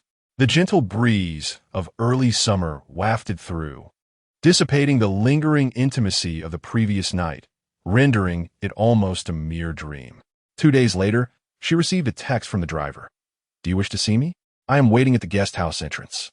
Upon their meeting, the driver, with an air of nonchalance, opened the car door for her. Silent, Shueshing climbed in, and they drove away together. This time, they ventured into the countryside, the car jolting along a dirt path. Neither spoke, yet they seemed to share an unspoken understanding of their shared experience. In the darkness, Shueshing observed the man before her. He drove with abandon, and they both reveled in the bumpy ride. Gradually, she envisioned him as a knight, galloping forth while she rode behind him, her hair flowing in the wind. Tears welled in her eyes as she longed for Zijuan to become that knight, whisking her away to distant lands filled with love. The car finally came to a halt at the edge of a field, the raucous town separated by the lush greenery surrounding them. The driver joined her in the back seat, wrapping his arms around her, kissing and caressing her. Shueshing felt a surge of joy within her life, resting her head against his chest and savoring the moment. The driver, unable to restrain himself, remarked, "You know, your figure is the most exquisite." His words triggered memories of Zijuan, who had once told her, "Xuesheng, your figure is truly beautiful." The thought of Zijuan brought a pang of pain, and in a bid to mask her hurt, she sought solace in the driver's embrace, who was equally fervent. Yet, the outcome remained unchanged, while Xuesheng was ready to blossom. The driver had already reached his conclusion, forcing her to suppress her burgeoning desire. Nevertheless, Xuesheng felt no profound regret. Everyone has their strengths. For instance, Zijuan excelled in bed, while this man showcased his allure through his handsome features and romantic gestures. After their encounter in the car, the driver drove back, no longer speeding, but moving slowly through the fields. Xuesheng sat in the back, gazing out the window, feeling as though the car sailed through a verdant ocean. It reminded her of the white mattress in a city, which had borne witness to her love with Zijuan and had been likened to an ark of love. 2 days later, she received another text from the driver, informing her he was waiting at the guest house. After hastily preparing herself, she rushed out. This time, the driver took her to the riverbank, where they embraced in the car, taking in the scenery. The expansive, empty riverside was serene, with the occasional breeze rustling the trees, reminiscent of applause from friends blessing the newlyweds at a wedding. Xuesheng's heart filled with reverence. The wide and tranquil riverside felt like a chapel of love, and she and the driver were to be the blessed couple. Yet, a wave of sorrow washed over her as she remembered Zijuan far away in a city. She had once yearned to walk down the aisle with him, exchanging vows of love, yet now she found herself in another's embrace. The driver's tender caresses deepened her melancholy, invoking memories of Zijuan's touch, which remained vivid in her mind. She had often promised him that they would forever belong to each other. But time had swiftly altered the course of their destinies, leading her to another man's arms. The promises made in love felt so genuine, yet they dissipated so quickly when love faded, leaving behind a trail of anguish too painful to bear. As her sorrow deepened, she clung to the driver, weeping inconsolably, while he gently comforted her. In the first section, he called her baby. After several such meetings, Xuesheng felt as if she had developed feelings for the driver. Outside of their rendezvous, she lay in the guest house, her mind consumed with thoughts of him. More importantly, the driver often reminded her of her former crush, a perfect boy who was both strong and tender, tough yet melancholic. Xuesheng often pondered her fate of having to visit a city, only to return, weary and seeking refuge in her hometown, where she would encounter the driver, who seemed to embody her long-lost infatuation. However, this sentiment frequently left her feeling perplexed. She had yet to engage in meaningful conversation with the driver, and she hardly knew him. She surmised that he might have a family, yet if so, why was he so shrouded in sorrow? Was his home life unsatisfactory? One evening in late May, the driver came to take Xuesheng to a place, and only upon arrival did he reveal that it was his home. Instantly, she felt a surge of anxiety, but his affection gradually eased her tension. Nevertheless, Xuesheng declined to join him on the bed shared with his wife. Instead, they hurriedly made love by the bedside. Afterward, as the driver went to shower, Xuesheng wandered through the small but tidy house, which featured 2 bedrooms, one for him and his wife, the other unoccupied, furnished with a mahjong table and chairs, all meticulously chosen. As she watched the driver emerge wrapped in a towel, he mentioned that he did not play mahjong, as it was his wife's pastime. Xuesheng speculated about his wife's age, concluding that only older individuals in the area would engage in such leisurely pursuits. Yet, judging by the driver's youthful appearance, likely in his 30s, she wondered how old his wife truly was. After each encounter with the driver, Xuesheng's heart felt increasingly heavy, yet she did not feel sadness. Perhaps true sorrow only strikes once in a lifetime, and she had already bestowed hers upon the man named Zijuan. Now, all she desired was to bask in the warmth and brightness the driver could provide to help her navigate through life.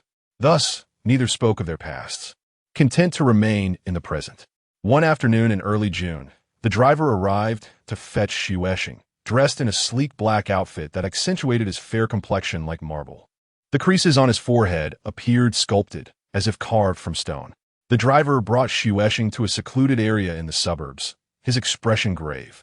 As they sat in the car, he said, "We need to talk. It's been a long time coming." Xuesheng nodded in agreement. The driver introduced himself as by Xiaoyang, 35 years old, unmarried, but currently in a 4-year cohabitation with his fiancée. Xuesheng was taken aback. How could someone so handsome and charming remain unmarried for so long? Did he harbor some hidden past? Sensing her surprise, Bai Xiaoyang elaborated that he had served in the military for nearly a decade. After returning home and facing unemployment, he had no choice but to choose his current girlfriend for survival. She was a well-known, successful woman in their county, and the car he drove was a gift from her. While he felt gratitude towards her, he did not love her, living as a subservient figure at her feet for 4 years. His words trailed off, his expression growing heavier, evoking in Xuesheng a sense of pity for him. She took his hand and gently said, "You don't need to say any more." Since their first meeting, Xuesheng had sensed a complexity within Bai Xiaoyang. He possessed the resoluteness of a soldier, the sorrow of a poet, and the chivalry of a knight. It was surprising to discover the depth of his experiences. Imagining such a strong man in a subservient role stirred her compassion. He was too handsome and charming to be humbled in such a way. With sincerity, Xuesheng shared her own story, speaking of City A and Zijuan. Upon hearing her, Bai Xiaoyang embraced her softly, murmuring, "Darling, it seems we share similar experiences." His term of endearment brought tears to Xuesheng's eyes. She marveled at the fact that she could still be someone's darling. She felt grateful for this man. In the following moments, Xuesheng nestled in Bai Xiaoyang's embrace, her expression somber as she said, "I am like a drifting leaf." With a gentle smile, she asked, "Why don't you marry your fiancé?" Bai Xiaoyang replied, "Initially, she was unwilling to marry.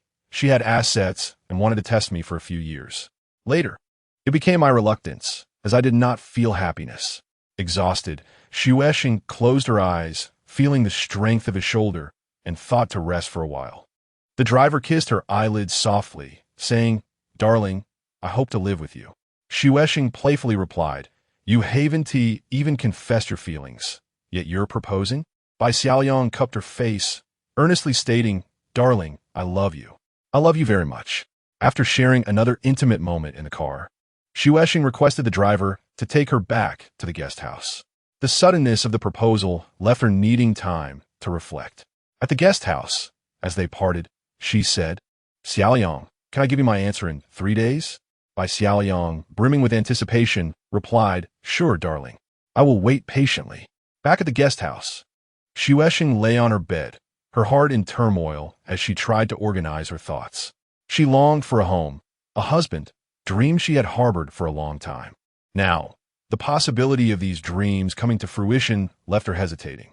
Memories of Zijuan surfaced, the man she had loved for over 7 years, whom she once believed to be her ultimate love. Even if he faced misfortune, she would have waited a lifetime for him, willing to be his beloved widow. Yet, Zijuan was alive and well, living in City A, and here she was contemplating marriage with another man. Just a few months had passed since their separation, enough time to dilute the intensity of 7 years of love. Disappointment washed over Xuesheng as she realized she was not as faithful as she had imagined. Perhaps true loyalty in love was a myth. Since Zijuan had rejected her, she had not contacted him again, and he had not reached out. Conflicted, Xuesheng recognized the undeniable attraction to Bai Xiaoyang, yet compared to Zijuan, their connection felt lacking. Bai Xiaoyang seemed like a lover, while Zijuan remained her husband. Lovers cannot endure hardship, but husbands can. Although Zijuan had disappeared from her life, he still held the title of her husband in her heart, and their parting felt like divorce. Xuesheng questioned whether she could cultivate a bond with Bai Xiaoyang that surpassed mere companionship. At present, she was only drawn to his warmth and brilliance. However, she understood that Bai Xiaoyang's light and warmth were finite and would eventually fade, much like the fervor she had once bestowed upon Zijuan over the years. Even though she had ended things with Zijuan and possessed the courage to embark on new love, Bai Xiaoyang's long-term fiancé loomed over her thoughts. Would he abandon her as Zijuan had? The mere thought was unbearable. Xuesheng realized this was the source of her greatest headache. Bai Xiaoyang was not single, and accepting him would mean hurting another woman. She suddenly grew weary of such a love. She was not beginning anew, but merely repeating a past romance. A woman who treads the same path is the most foolish of all. 3 days later, Xuexing sent by Xiaoyang a text message, not articulating her final decision, but rather hinting at the issue of his fiancée, Yi. By Xiaoyang replied, "This is not a problem. After all, we are not married, and I have no significant obligations to her. The moment I pick up my bag and leave the house, I am a free man." His message left Xuexing unsettled, stirring memories of Zijuan, who had treated her similarly because they had never married. Did that mean he bore her no responsibility? A few days later, Bai Xiaoyang and Xuexing engaged in another lengthy conversation, during which all her doubts and hesitations dissipated into nothingness. This man regarded her as a treasure, and she felt gratitude and affection towards him. Had she not met him, she would have struggled to piece together the remnants of her life. Bai Xiaoyang recalled how he often thought about the moment Xuexing first flagged down his taxi, noting that she had passed many before finally choosing his. He felt an instinctive premonition that something significant was about to unfold between them. Nestled against him, Xuexing caressed his chin as he spoke. Suddenly, he asked, "Darling, why did you choose to flag me down?" After a moment of contemplation, Xuexing shook her head. There was no particular reason. "I hesitated to take a cab because it was raining." Bai Xiaoyang replied, "Darling, the rain is fate, a form of destiny. If it weren't for the rain, you would not have been standing there hesitating, and you would have simply hailed another taxi, and we would never have met." He continued, "You weren't hesitating. You were waiting for me. You were anticipating my arrival, weren't you?" Xuexing smiled, "Perhaps." Bai Xiaoyang added, "From that very first encounter, you brought me a beautiful feeling. It felt as though we were not strangers, but rather old friends, or even family." Xuexing gazed at him with a smile, understanding that he referred to her asking him for help in choosing a tape recorder and tapes. She knew that even if she had flagged down another taxi, she would have asked any driver for assistance, as they all felt familiar to her, being from her hometown. However, she refrained from voicing this thought, not wanting to disappoint Bai Xiaoyang. What seemed a natural encounter had transformed into something romantic in his eyes. He was a sensitive and endearing man, deserving of delicate feelings to nurture his soul. Still lost in reminiscence, Bai Xiaoyang said, "Darling, helping you choose things made me feel a desire to share my life with you, to share a life together." This simple yet warm phrase stirred a poignant sadness within Xuexing, as it had once encapsulated her deepest desires and dreams. For over 7 years, she had clung to this yearning, dreaming of sharing her life with Zijuan, bound by love and loyalty. However, it is truly a twist of fate that she finds herself discussing this term with another man so soon. One night, as the weather suddenly changed, Xuexing received a text from Bai Xiaoyang, who insisted that she wait for him outside the guest house. He expressed his determination to see her that very night. Upon receiving the message, Xuexing dashed outside without hesitation. Once on the street, she realized the weather had turned harsh, with strong winds blowing, causing her thin clothing to feel inadequate against the chill. She contemplated returning to the guest house to fetch a warmer garment, yet she worried that in her absence, Bai Xiaoyang might arrive and grow anxious from not seeing her. In such inclement weather, she could not bear to let him worry, so she resolutely endured the biting cold and stood by the roadside, waiting. Bai Xiaoyang sent another message, informing her that he had just dropped off a passenger and was on his way back. He urged her to be patient and not to leave. Xuexing replied, assuring him that she would remain there, waiting for his arrival. His arrival was delayed, and the fierce wind became almost unbearable for Xuexing, with the street empty and desolate, instilling a sense of fear within her. The years of being away had rendered her fearful of the nights in her hometown, a stark contrast to a city, where no matter how late it was, she felt no such trepidation. A city had become her true home. From a distance, Xuexing spotted Bai Xiaoyang racing towards her, driving his car at breakneck speed, nearly careening through the deserted streets.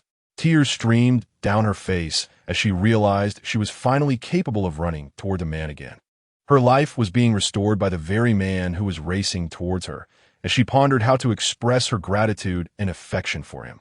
Upon seeing her run towards him, Bai Xiaoyang abruptly slammed on the brakes, leaping from his car to meet her halfway. Xuexing thought he looked incredibly handsome, not merely running towards her, but towards the love he had longed for. They embraced tightly, the wind tousling by Xiaoyang's hair and chilling his face, which made Xuexing's heart ache. She pressed her face against his cheek, reluctant to pull away.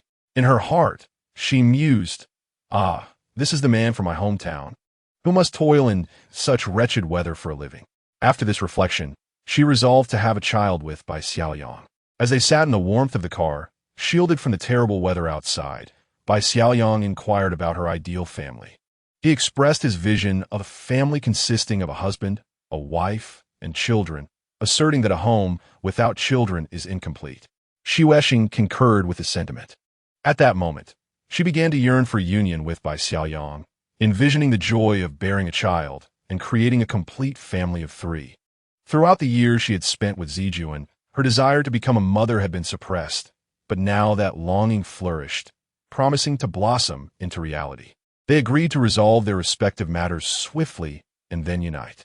Xuexing needed to return to a city to collect her belongings and manage her affairs there. On the eve of her departure, Bai Xiaoyang took her to the riverside, where they embraced, reveling in each other's tenderness.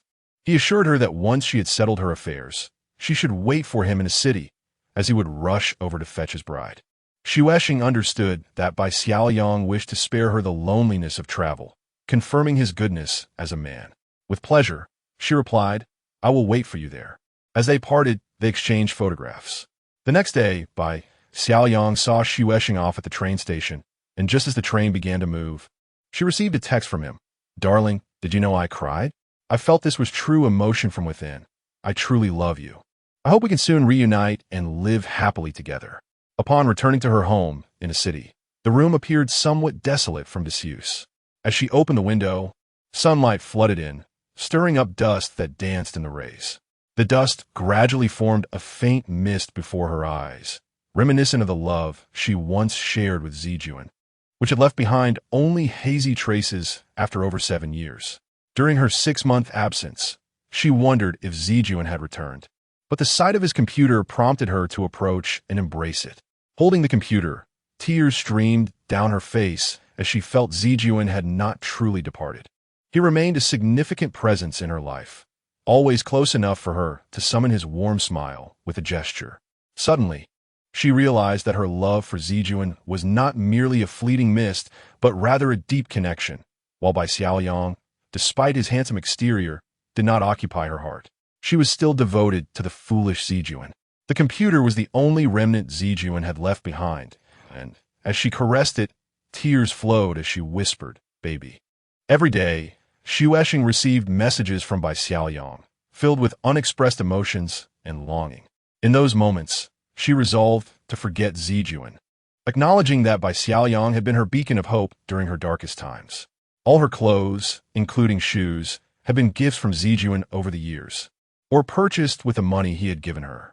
The total value of her belongings amounted to several tens of thousands, compounded by the rent and living expenses she had received over the years, as well as the monthly remittances she sent to her sister. Xuexing felt certain of Zijuan's love for her. Otherwise, why would he have spent such a fortune on her, given his limited means? His previous refusal to visit her home might have stemmed from personal reasons. This speculation left Xuexing feeling disheartened, regretting the fleeting romance she had ignited in her hometown. Realizing she should not have hastily promised Bai Xiaoyang anything, she even contemplated calling Zijuan, but upon reflection, she hesitated. What would it change? Even if they reconciled, nothing would truly alter. She would inevitably return to that dark, endless existence she had once endured, a life she had grown weary of and feared to relive. Xuexing also understood that Zijuan had likely endured great hardship to support her over the years. Financially, it was a burden. Perhaps it was best for both of them to find liberation. In his messages, Bai Xiaoyang expressed that once he ended things with his fiancée, he would be left with nothing, even needing to return the taxi he drove. He asked Xuexing if she was afraid. She reassured him that she was not frightened. Having been born in the countryside and weather hardships, thus she was unafraid of suffering. She urged Bai Xiaoyang not to worry, emphasizing that as long as their hearts were in sync, they could face anything. Bai Xiaoyang shared that he had no savings and intended to borrow money from friends to start a small business after parting ways with his fiancée, with hopes of gradually accumulating funds for future ventures.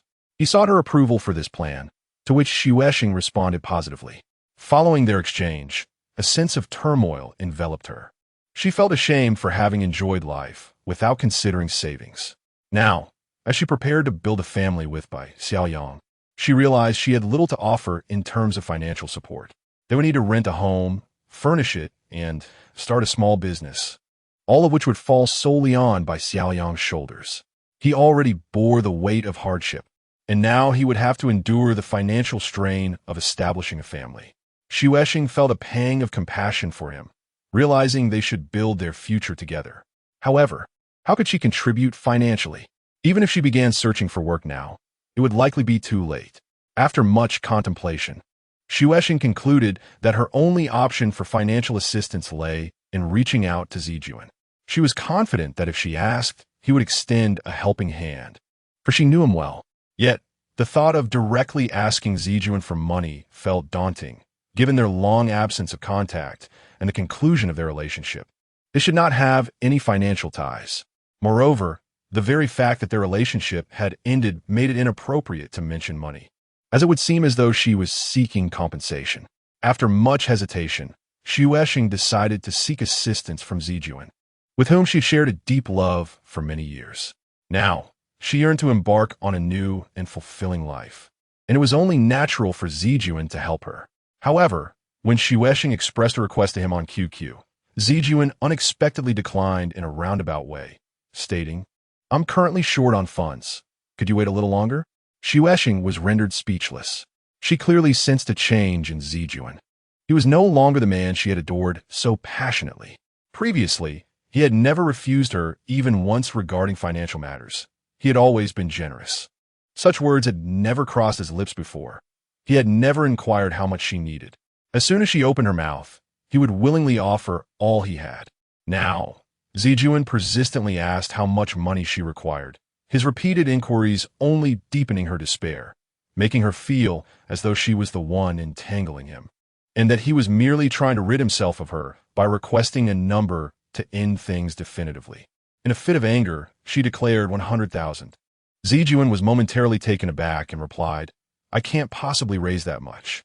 With a cold smile, Xuexing retorted, "Have I not been worth 100,000 after all these years of sharing a bed with you?"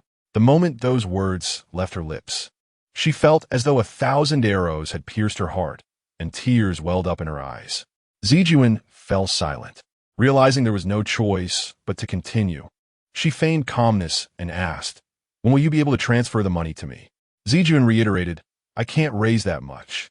Suddenly, Xuexing had an urge to provoke him. His anger seemed to bring her some semblance of joy. So, she coldly remarked, "You must find a way to get it." Finally, Zijuan responded, "So, it turns out you do not love me. You love my money, correct?" Xuexing shot back, "When did you figure that out?" Zijuan lapsed into silence once more. She knew he was suffering, and she desired to amplify his pain. So she coldly added, "You have 3 days, otherwise I will appear before your wife." Zijuan's final words were, "Do as you please," before he immediately logged off. Xuexing sat motionless, staring at Zijuan's darkened avatar. She yearned to call out to him, to confess that her words had been born of anger and falsehood. Yet, she could not reach him. He had already departed, leaving her with only his shadowy profile. Tears streamed down her face as 7 years of love evaporated in that moment, even less substantial than smoke.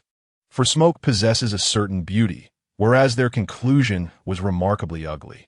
Little did Xuexing know that at that moment, Zijuan had not truly left. He remained seated before his computer, desperately wanting to light a cigarette, yet his trembling hands could barely grasp it. He felt as though his heart was being torn apart, but no tears would fall. For years, he had toiled to support her, and he found himself impoverished and in debt. She had never loved him. She merely sought to extract wealth from him. This thought hammered relentlessly in his mind, driving him to the brink of madness. The last time Xuexing had invited him to her hometown, he had made an effort, but it was thwarted by a fierce argument with Yang Wei over business matters. Yang Wei had once again demanded that he secure permits, only to be met with his refusal, which incited her fury. Qin Zijuan, why do you hold on to power, if not to benefit yourself? He had replied, the authority I possess is to serve the people, not to serve your interests. Yang Wei had laughed mockingly. Have you lost your mind, Qin Zijuan? When did you become so hypocritical? This led to a fierce quarrel. Afterward, in a fit of rage, he left the house, intending to go to the train station, only to find Yang Wei trailing him, declaring, wherever you go, I will follow. It is my right as your wife. Ultimately, Zijuan had to abandon his plans to visit Xuexing. How could he relay this situation to her? Doing so would only reveal his impotence and weakness. Upon receiving Xuexing's text message about their final breakup, Zijuan worried about her lack of employment and savings, fearing for her well-being. Therefore, he sold all his stocks and borrowed some money from his mother, managing to gather over 100,000 yuan, which he sent to Xuexing's sister. Yet, how could Xuexing know this? Since secretly leaving her sister's home, she had not communicated with her, feeling unworthy to reach out due to her nephew's illness. Was she not the same girl who had folded countless paper cranes for him? The one who had lovingly called him baby and sweetheart? At that moment, Zijuan felt he was on the verge of collapse. 7 years of dedication and love had turned out to be a grand illusion.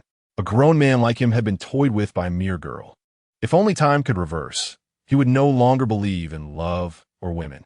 Love was merely a beautiful lie, and women were venomous serpents. Reflecting on the tears he had shed for Xuexing over the years, he found it utterly absurd. Indeed, he was a married man, forever relegated to a passive role in this relationship. Xuexing could start or end it at will, and he had no right to object. Now that Xuexing wished to conclude their affair, he had no words left to say. He could only respect her decision. However, she should not have inflicted such deep wounds upon him. After calming down, Zijuan, still secretive from Yang Wei, withdrew 50,000 yuan from his savings to send to Xuexing. No matter what, she had once been the woman he cherished, bringing him immense joy. He understood her character well. She would rarely ask for money unless absolutely necessary. After transferring the funds, he sent her a text. I have transferred 50,000 yuan. I apologize. It is all I can offer. Upon sending the message, Zijuan felt a wave of relief wash over him. He no longer needed to worry about her. For years, she had been a part of his life and existence, bringing him joy, yet she had also become a burden, as he could not provide her with a perfect conclusion. Now, that burden was lifted, and he felt unencumbered. He intended to return to his family and live as a normal person. Upon receiving Zijuan's message, Xuexing immediately checked her account, and indeed, she found 50,000 yuan. Holding her bank card, she walked back, her heart racing with uncertainty. Was she shocked or pleased? It was undeniably real. Xuexing never expected that after such a fierce argument, Zijuan would still send her money. Although the amount was not substantial, it was enough for her and Bai Xiaoyang to build a life together. Zijuan had once again extended a helping hand, making Xuexing feel ashamed. She regretted the hurtful words she had spoken, which had wounded him so deeply. Having been together for so many years, she knew Zijuan was not a liar. When he claimed to be financially strapped, he was likely telling the truth. Yet, the heavens knew how deeply she loved him. She just could not comprehend why her words had been so cruel. What had happened to her? What had become of love? In the end, it had devolved into chaos, leaving everything in disarray. However, it was done, and Xuexing no longer wished to dwell on it. She decided to let Zijuan quietly reside in her heart, cherished in her memories, wishing him well from afar. She felt exhausted. The relentless pursuit of love had worn her down, and she lacked the strength to salvage what remained of her relationship with Zijuan, despite still harboring love for that very connection. At the end of July, Bai Xiaoyang called to inform her that he had broken up with his fiancée, Yi, and had rented a place in the county, ready to create a nest for them. He was merely waiting for Xuexing to return to begin their happy life together. However, Bai Xiaoyang mentioned that he had some matters to attend to and could not come to a city to fetch her. He suggested that if she could not wait, she should return on her own. With that, Xuexing resolved to return on her own, eager to commence her new life and bid farewell to a city. After booking her ticket, She spoke with Bai Xiaoyang once more, and upon learning she was coming back, he was overjoyed, his voice brimming with affection and sweetness. Xu Eshing replied, "Understood." As she left the city, she felt a sense of disorientation, unsure of how to feel about the city where she had lived and loved for over 7 years. She was both enamored with it and terrified of it. Her affection stemmed from the profound love she held for this place, akin to the depths of the ocean, while her fear arose from the thorns and the wounds inflicted upon her by Zijuan, until she boarded the train. Xu Eshing finally discovered a definitive term to encapsulate her feelings at that moment: escape. She yearned to flee a city and Zijuan. As the train journeyed on, Xu Eshing felt a poignant melancholy. She suddenly became engulfed in confusion about the road ahead. She questioned what the outcome of her return would be. Would everything be as simple and blissful as Bai Xiaoyang had suggested? How did Bai Xiaoyang and his fiancée come to an end? He had not elaborated. Yet Xu Eshing was eager to know. Living in the same county, how would she face that woman? Would that woman regard her with disdain? Xu Eshing was reluctant to confront such a scenario. She did not wish for that woman to despise her, for she was a fellow native of her hometown. After years of wandering, Xu Eshing harbored a deep affection for everyone from her hometown, and she too wished to earn their affection. Bai Xiaoyang texted, "Darling, you're coming back soon. What gift would you like?" Xu Eshing replied, "Please prepare a set of pajamas for me. I want to wear the pajamas you bought for me when I become a bride. That way, I will be the happiest bride in the world." Bai Xiaoyang responded, "All right, darling. What kind of pajamas do you like?" Xu Eshing said, "Snow white, with lace trim." Bai Xiaoyang replied, "Got it. I'll go buy them right away." After the exchange of messages, Xu Eshing's melancholy dissipated as she envisioned herself as a bride wearing the white pajamas Bai Xiaoyang had chosen for her. The next morning, the train arrived punctually at her hometown. Upon exiting the station, Xu Eshing spotted Bai Xiaoyang's figure. He too saw her and approached to take her suitcase. After accepting the luggage, Bai Xiaoyang led her to the car. Since the vehicle was parked some distance away, they had to walk a bit to reach it.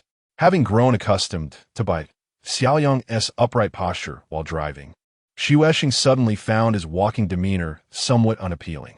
She chastised herself internally, questioning why she felt this way. Their new life had not yet begun. Yet he seemed less charming in her eyes than before. Xu Eshing admonished herself to cease such errant thoughts. Regardless of the man's allure, she was determined to be his bride, for he had once been her beacon. Upon reaching the car, Bai Xiaoyang placed the suitcase in the trunk and embraced Xu Eshing as they got in. As the car moved slowly, Xu Eshing assumed they would head straight to their little nest. However, she was taken to a hotel instead. Confused, she glanced at the driver. Bai Xiaoyang took her hand and explained, "Darling, things have changed unexpectedly. My fiancé, he may send someone to follow me, so I cannot take you back to our nest. If she discovers that place, it would lead to endless troubles." He suggested that Xu Eshing temporarily hide in the hotel and await his news. Xu Eshing felt displeased and asked, "Haven't you broken up with her?"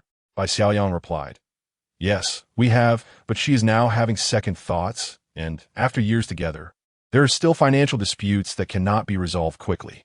Despite her discontent, Xu Eshing complied with Bai Xiaoyang's plan and settled into the hotel, patiently waiting. In the 9th chapter, Xu Eshing fainted. Bai Xiaoyang did not rush to leave. He stayed in the hotel with her. She wanted to ask why. If he feared being followed by his fiancée, he remained there. The hotel expenses were to be covered by Xu Eshing, but Bai Xiaoyang claimed he was financially constrained due to his fiancée's restrictions and had no money. While in a city, he had spoken so well over the phone and through texts. Yet upon her return, the situation was completely different. What exactly was he trying to deceive her about? Xu Eshing felt uncertain, yet at least regarding his fiancée, Bai Xiaoyang's words and actions did not align, raising her suspicions. To better understand this man, Xu Eshing attempted to appear relaxed. They lay on the bed watching television until noon when she suggested they go out for a meal, to which Bai Xiaoyang readily agreed. At the dining table, Bai Xiaoyang sat upright, his marble-like face adorned with charming wrinkles, his lips softly pressed together, and Xu Eshing felt his allure returning. As they dined, Xu Eshing remarked, "Xiaoyang, from our first encounter, I could tell you were once a soldier." Bai Xiaoyang, slightly surprised, asked, "How did you know?" Xu Eshing replied, It was your upright posture that revealed it. After their meal, Xuexing wanted to buy some fruit, and Bai Xiaoyang accompanied her. Hand in hand, they walked toward the fruit shop. As they strolled, Xuexing secretly observed the driver, feeling that his grasp was sincere and heartfelt, devoid of ulterior motives. Gradually, she became immersed in happiness and joy. She had always adored being led by a man's hand, finding that tender, dependent demeanor intoxicating, a satisfaction rarely afforded to her by Zijuan during their years together. Zijuan had never understood such affections and seldom took the initiative to hold her hand, and their status as mere lovers prohibited them from openly expressing such affection in public. After purchasing the fruit, Bai Xiaoyang took Xuexing back to the hotel. Unable to contain herself, Xuexing asked, "Aren't you worried about being caught by her?" Bai Xiaoyang replied, "I've come to terms with it. Sooner or later, this day would arrive." Xuexing smiled tenderly. Passing by a large building, Bai Xiaoyang remarked, "When I returned from the army, I was assigned to work in this building. But later the unit disbanded, and the building was taken over by a business. I occasionally pass by here, reminiscing about the past, and it evokes a sense of melancholy, as if time flows like water." Xuexing squeezed Bai Xiaoyang's hand, signaling him to shake off the melancholy. A new life was on the horizon. Bai Xiaoyang understood and silently smiled at her. Xuexing adored seeing Bai Xiaoyang smile. His lips, when he smiled, appeared soft and captivating, reminiscent of her crush from long ago, who was also a soldier still serving in the army. Returning to the hotel for a cup of tea, Bai Xiaoyang announced he had to leave, stating he needed to attend to matters with his fiancée, and instructed Xuexing to wait for him. She agreed. Before leaving, Bai Xiaoyang informed her he had bought the pajamas, snow white with lace trim, very beautiful, and promised to bring them to her on his next visit. After the meals and hand-holding, Xuexing's doubts about Bai Xiaoyang vanished. His affectionate demeanor was genuine and not feigned. She realized she had been mistaken about him. However, Xuexing waited in vain for 3 days without hearing from Bai Xiaoyang. When she called, his phone was off, and she surmised that things were not going well for him. She had no choice but to continue waiting. On the 4th day, when the hotel urged her to renew her room payment, she discovered her bank card was missing. She searched every corner of the room, but found nothing. After a prolonged period of panic and confusion, Xuexing finally comprehended that Bai Xiaoyang had taken her bank card while she was unguarded. The realization hit her hard. He had indeed harbored ulterior motives and acted upon them. Understanding this, Xuexing rushed to a nearby bank to report the card lost, but it was too late. All the money had been withdrawn 4 days prior, and she immediately collapsed to the floor. In the 10th chapter, recalling Zijuan, tears streamed down Xuexing's face. When she regained consciousness, she found herself surrounded by kind strangers who urged her to report the incident to the police. Back in her hotel room, Xuexing curled up on the bed, repeatedly pondering how Bai Xiaoyang had known her bank card password. Had she ever disclosed it to him? Yet, she could not remember doing so. Xuexing was reluctant to file a report, questioning what good it would do. Even if the money were recovered, could her wounded heart ever be mended? Moreover, she felt utterly incapable of reporting the incident. She felt as though she were on the brink of collapse and wished only to lie there in silence. Another reason for her hesitance to report the incident was her inability to accept that Bai Xiaoyang was a fraud. She could not bear the thought of encountering him at the police station, just as she had been unable to face Zijuan following her previous betrayal. Despite her turmoil, Xuexing firmly believed that Bai Xiaoyang loved her, even as he had taken her bank card. He was a contradictory figure, leaving her in a state of confusion. Was he truly in need of money? Why not simply ask her? Why resort to such underhanded means? Did he not realize how deeply he could wound her? From a young age, Snowshung's mother warned her about the chaotic world outside, urging her to be wary of others. There is that lyric, "The world outside is vibrant, yet full of helplessness." Within this helplessness lies the potential for deception. Snowshung understood only that venturing outside required caution and vigilance against ill-intentioned individuals. During her years in the distant city A, she had never encountered scammer. Yet, at this moment, she found herself deceived by a man from her hometown. Her bank card contained not only her modest savings, but also the 50,000 yuan that Zijuan had sent her last time. The thought of that 50,000 yuan brought tears to her eyes. It was the result of her betrayal of Zijuan. And now it had been taken from her by an unscrupulous man, someone with whom she had shared many intimate moments. After shedding her tears, Snow Shung checked out of her hotel and wandered aimlessly down the street, longing to encounter by Xiaoyang. She yearned to see how he would respond. Would he remain as stoic as ever? Was he truly as unyielding as marble? However, as she walked, she saw no sign of him. Suddenly, she recalled having visited his home with him before. Perhaps she could find him there. Thus, she set off in the direction of by Xiaoyang's house. Yet, despite her efforts, she found herself lost in unfamiliar surroundings. It was nighttime when she had previously been there, and having traveled by car, she retained little memory of the route. Now, in the busy daylight, she was even more at a loss in her search. Exhausted from her wandering, she eventually reached the train station, the only place she knew to go. Standing in the bustling square, she suddenly felt a deep yearning for City A, her true home, where deception was absent. The mere thought of City A brought Zijuan to mind, and as she remembered him, tears streamed down her face. At that moment, Zijuan was driving home, his gaze vacant as he stared ahead. Snow Shung's departure had granted him a sense of relief, yet it also inflicted a profound pain, as if a vital part of his life had been abruptly severed. Years of affection had intertwined Snow Shung into the fabric of Zijuan's existence, and now that thread had been pulled, leaving his life irrevocably marred and bleeding. He felt crushed, not only by the loss of the woman he loved, but also by the weight of love itself. Zijuan sensed that he had entered a twilight phase of life. Feeling aged and weary, he longed to escape to a desolate place devoid of Snow Shung and Yang Wei, where he could sit alone and allow his wounds to gradually heal. However, as a married man, he could not abandon his responsibilities. He had to return home each day to fulfill his roles as a husband and father. Upon entering his home, he found his mother cooking, while Yang Wei stood nearby, berating her. The family's maid had recently been dismissed by Yang Wei, and finding a suitable replacement had proven difficult, forcing Zijuan's mother to come daily to manage the household. No matter how diligently Zijuan's mother worked, it never seemed to satisfy Yang Wei. Zijuan could tolerate much, but he could not endure Yang Wei's disparagement of his mother, the woman who had given him life. How could Yang Wei scold her as if she were a mere pet? Silently, Zijuan intervened, helping his mother with the cooking and urging her to leave. With a heavy heart, his mother removed her apron and departed. Later, as Zijuan prepared dinner, he found himself unable to eat. He went downstairs and discovered his mother standing at the entrance of the community, quietly shedding tears.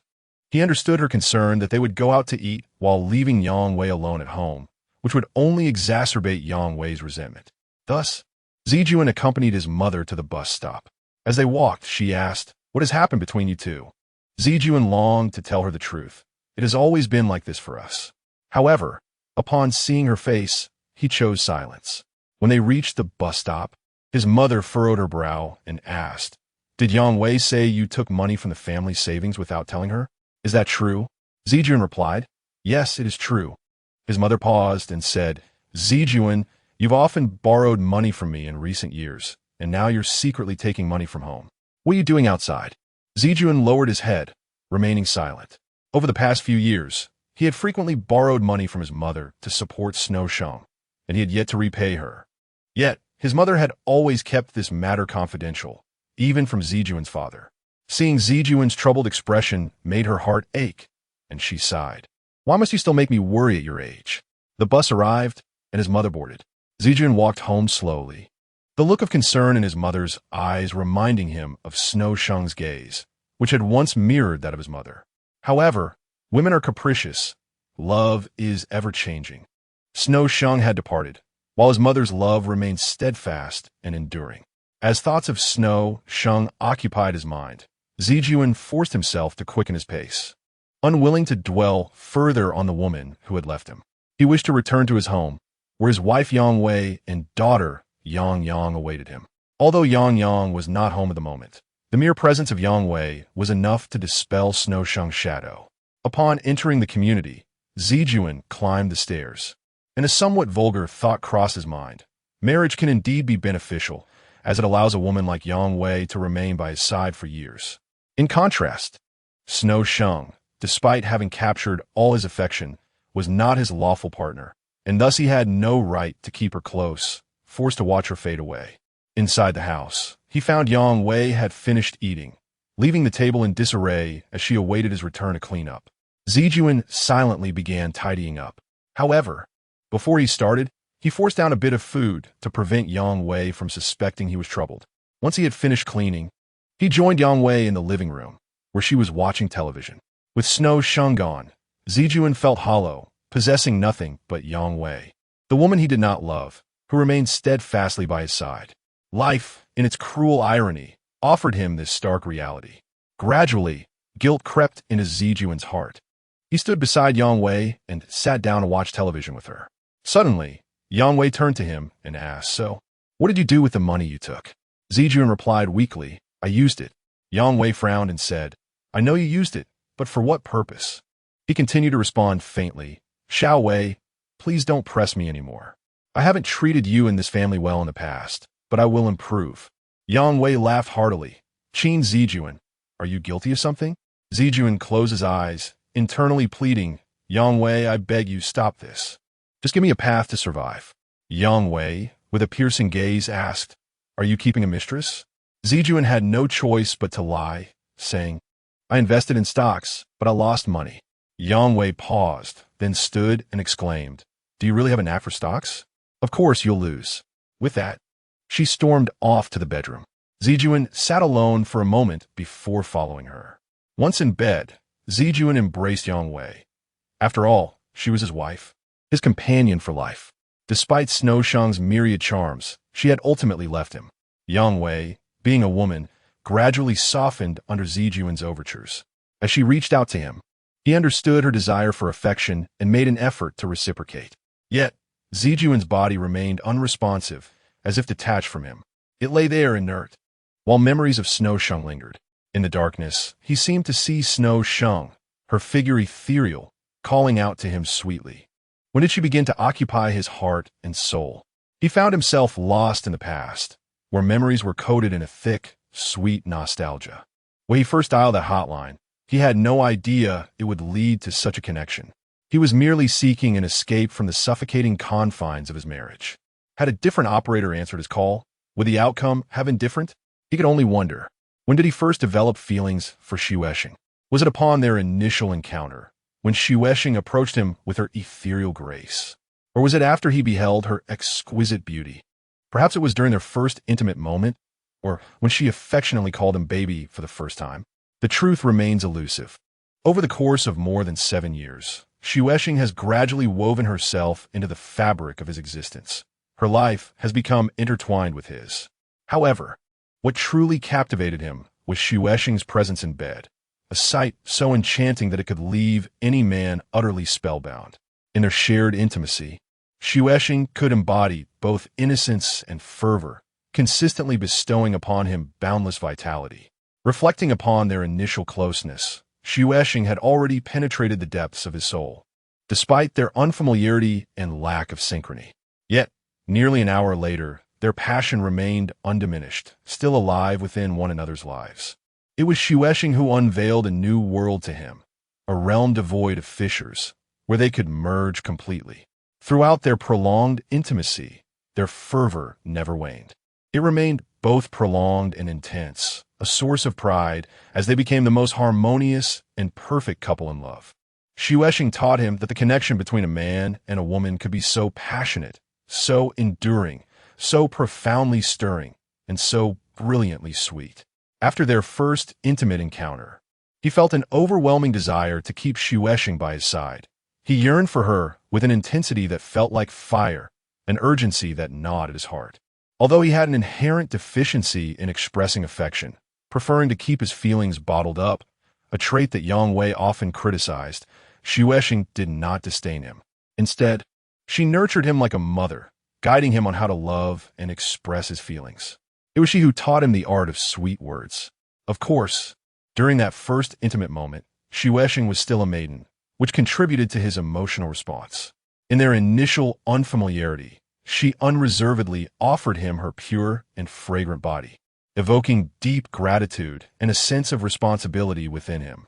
Indeed, in the days that followed, he devoted himself entirely to Xuexing as a devoted partner. In the past 2 years, though Xuexing's occasional outbursts had caused him some irritation and fatigue, he never once considered abandoning her. The memories of the beauty she had once brought him made it impossible for him to even contemplate letting her go. During this period, his visits home had diminished, not only due to physical reasons, but also because his heart had relaxed. He had come to regard Xuexing as his beloved, whether he returned home or not. She remained his unwavering love. Now, it seems he bears responsibility for Xuexing's departure. He had long ceased to woo her as he once did, neglecting to present her with flowers or take her out for meals. Particularly during her illness, he failed to provide her with the companionship she needed, leaving her in solitude elsewhere. Over the past 2 years, he had overlooked her occasional whims, assuming that once she had expressed herself, all would be well. Such circumstances led Xuexing to believe that he no longer loved her, or at least not sufficiently, prompting her to leave. Yet, only he knows the depth of his affection for Xuexing. From that initial moment of falling in love, his devotion has never wavered. He has always carried with him the vow to whisk Xuexing away to a distant land after retirement, where they could live the life they had longed for. But now, with Xuexing gone, he is left alone, clutching the remnants of that shattered promise, unable to find solace in sleep. Perhaps at this moment, Xuexing has become another's lawful wife, cradled in the embrace of her husband. They loved too deeply, and thus were both hurt. They loved too heavily, and thus grew weary. So, love has dissipated. Let it dissipate. Yet, even after its dissolution, Xuexing remains in his heart, in his life, though he may not realize it. The beautiful memories of over 7 years are enough for him to cherish until his last breath. Chapter 1. Hurry and bring back a Shao. Only at dawn did Ziquan manage to fall into a fitful sleep, but Xuexing truly appeared in his dreams, laughing brightly. He awoke with a start and went to the living room, leaning against the window to smoke. Outside, the sky was just beginning to brighten, hazy like the vast ocean. At 7 in the morning, Ziquan drove toward his workplace, still entangled in the bizarre dream. Suddenly, his phone rang. It was Xuexing. Ziquan's heart tightened. She had never called him this early before, which could only mean something was amiss. He hurriedly answered, and before he could speak, Xuexing cried out, "Baby," through her tears. That single word pulled Ziquan closer to Xuexing, making him feel as if they had never parted. She was still in that home, in a city. Yet, the way she called him left him alarmed, and he quickly asked, "What happened?" Through her sobs, Xuexing replied, "Baby, my bank card was stolen, and I have no money." Ziquan paused, then asked, "Where are you?" She responded, "I'm at the train station in my hometown. I want to return to a city, but I can't afford a ticket." Without hesitation, he suggested, "Try to get a new bank card, and I'll send you some money." "Okay, baby, I'll go get a card," she replied. After hanging up, Ziquan hurried to work, fully expecting trouble. Xuexing's mention of returning was undoubtedly linked to that man. Yet, Ziquan didn't want to dwell on that. He simply wanted to help her, to send her money to weather this hardship. Even if a stranger were to cry for help, he would extend a hand. How much more so for Xuexing, the woman he cherished deeply. As for whether Xuexing would return, or why she needed to return, or what would happen between them upon her return, Ziquan couldn't ponder that now. He understood that Xuexing had resisted reaching out to him until this morning, knowing he would be unavailable to take her call the previous night. Xuexing was always so considerate, and for that, he could never bear to abandon her. For so many years, Xuexing had respected his space, never intruding upon his life. At 9 in the morning, Ziquan received another call from Xuexing, who provided him with her new bank account number. He immediately transferred 800 yuan to her. After receiving the money, she called him again, timidly asking, "Baby, can I come back now?" Ziquan wished to say, "Don't come back, it's over between us." Yet, the words wouldn't form on his lips. The mere thought of her returning filled him with uncontainable joy, awakening a love that seemed to whisper, "Don't hesitate. Bring her back. Bring back my Shao." After a moment of silence, he feigned indifference and replied, "If you wish to return, then come back." Xuexing responded with delight, "Baby, I'll hang up now." I'm gonna buy a ticket. After a while, Zikuin received a text from Shueshing, which contained only the train number and arrival time. He understood she was asking him to pick her up. He replied, I got it. After everything they had endured, Zikuin still yearned for that woman, to love, to entangle, to argue, to bicker, no matter what she had experienced. As long as she returned, he would continue to love her deeply. He remembered initially being drawn to her physical beauty, her exquisite form, her passionate expressions in bed. However, everything had changed. As long as she returned, as long as she was Shueshing, he would love her just the same. After receiving Zikuin's reply, Shueshing was overwhelmed with tears, realizing what a wonderful man he was and how close she had come to losing him. After shedding her tears, she went to eat, having not eaten since being stranded at the train station the previous night. With time still on her side, Shueshing checked into a nearby hotel to rest for a bit before finally returning to Zikuin. Chapter 2. I want to play with my little cutie by evening. Shueshing had successfully boarded the train back to a city, needing to spend the night traveling. She pushed all other thoughts aside, focusing solely on Zikuin, the past now firmly behind her. The adorable creature refused to fall asleep, appearing intermittently, as if applauding, Wonderful. Tomorrow night, I shall finally meet my beloved Xiao. After enduring a long wait until the second afternoon, Shueshing, after grooming herself, sat by the window, eagerly anticipating the train's arrival to City A. In truth, it was still early. The train would not reach City A until after 10 in the evening. Shueshing was already brimming with impatience, wishing fervently for a pair of wings to leap out of the window and soar towards City A, towards Zikuin. In this moment, Shueshing's thoughts were singular. She yearned to return to City A and see Zikuin, vowing to remain by his side regardless of the vicissitudes of life. After finishing work in the evening, Zikuin did not return home. Once he entered that house, he knew he would be trapped within its confines. He had not eaten. First, he groomed himself, then drove to the station, waiting in his car. Time dragged on, igniting a sense of urgency within him. He longed to see Shueshing immediately. Finally, darkness enveloped the sky. At last, it was 10 o'clock, and Zikuin could enter the platform. Upon reaching the platform, his heart began to race. As the train rolled into City A, Shueshing leaned out of the window, scanning the crowd for Zikuin. He spotted her first, while her gaze flitted across the platform in search of him. Zikuin dashed a few steps alongside the train and waved. Upon finally seeing Zikuin, Shueshing was overwhelmed with emotion, tears blurring her vision. She fought back the tears and managed to wave back at him. Then, she withdrew her face from the window, pretending to gather her belongings. While tears streamed down her face, she felt immense guilt for having left Zikuin for such a long time and for the hurtful things she had done, even contemplating starting a family with another man. The moment Zikuin laid eyes on Shueshing, his own eyes glistened with unshed tears. She was finally back, and his love had returned. This was fate's design, a testament to their profound love that should never have been severed. Thus the heavens brought Shueshing back to him. In this moment, Zikuin recalled the saying, "What is yours will always be yours, regardless of how far apart you may be." Once Shueshing had composed herself, she leaned out of the window again to gaze at Zikuin. He was still walking alongside the train, his recently groomed face appearing slightly fuller and softer. 8 years had taken a toll on Zikuin's charm. He had aged, yet he remained a comforting presence, like a sturdy tree one could lean on. Zikuin was that warm tree, steadfast in their relationship, while she felt like a drifting cloud, ever elusive. With this thought, Shueshing's tears returned. As the train gradually came to a halt, Shueshing finally disembarked, her luggage in hand, and Zikuin was there to greet her, silently taking her bags and leading her outside. Shueshing followed quietly, stealing glances at Zikuin's tall figure, resolving to devote the rest of her life to this man, following him to every corner of the world. Once outside, they entered the car, with Zikuin driving and Shueshing sitting beside him. After such a long separation, and amidst the myriad events that had transpired, a certain distance lingered between them, and they fell into a comfortable silence. After a long while, Shueshing hesitantly reached for Zikuin's hand, and the moment her fingers brushed against his, he clasped her hand tightly. A wave of emotion washed over her. This foolish Zijuan had been waiting for her to make the first move.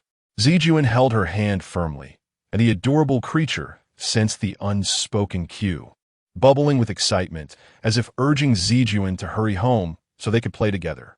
Upon seeing the adorable creature, Xuexing approached to soothe it, feeling its exuberance radiate a masculine strength. "Have you been thinking of naughty things, my dear?" Xuexing asked, a hint of bittersweetness in her tone.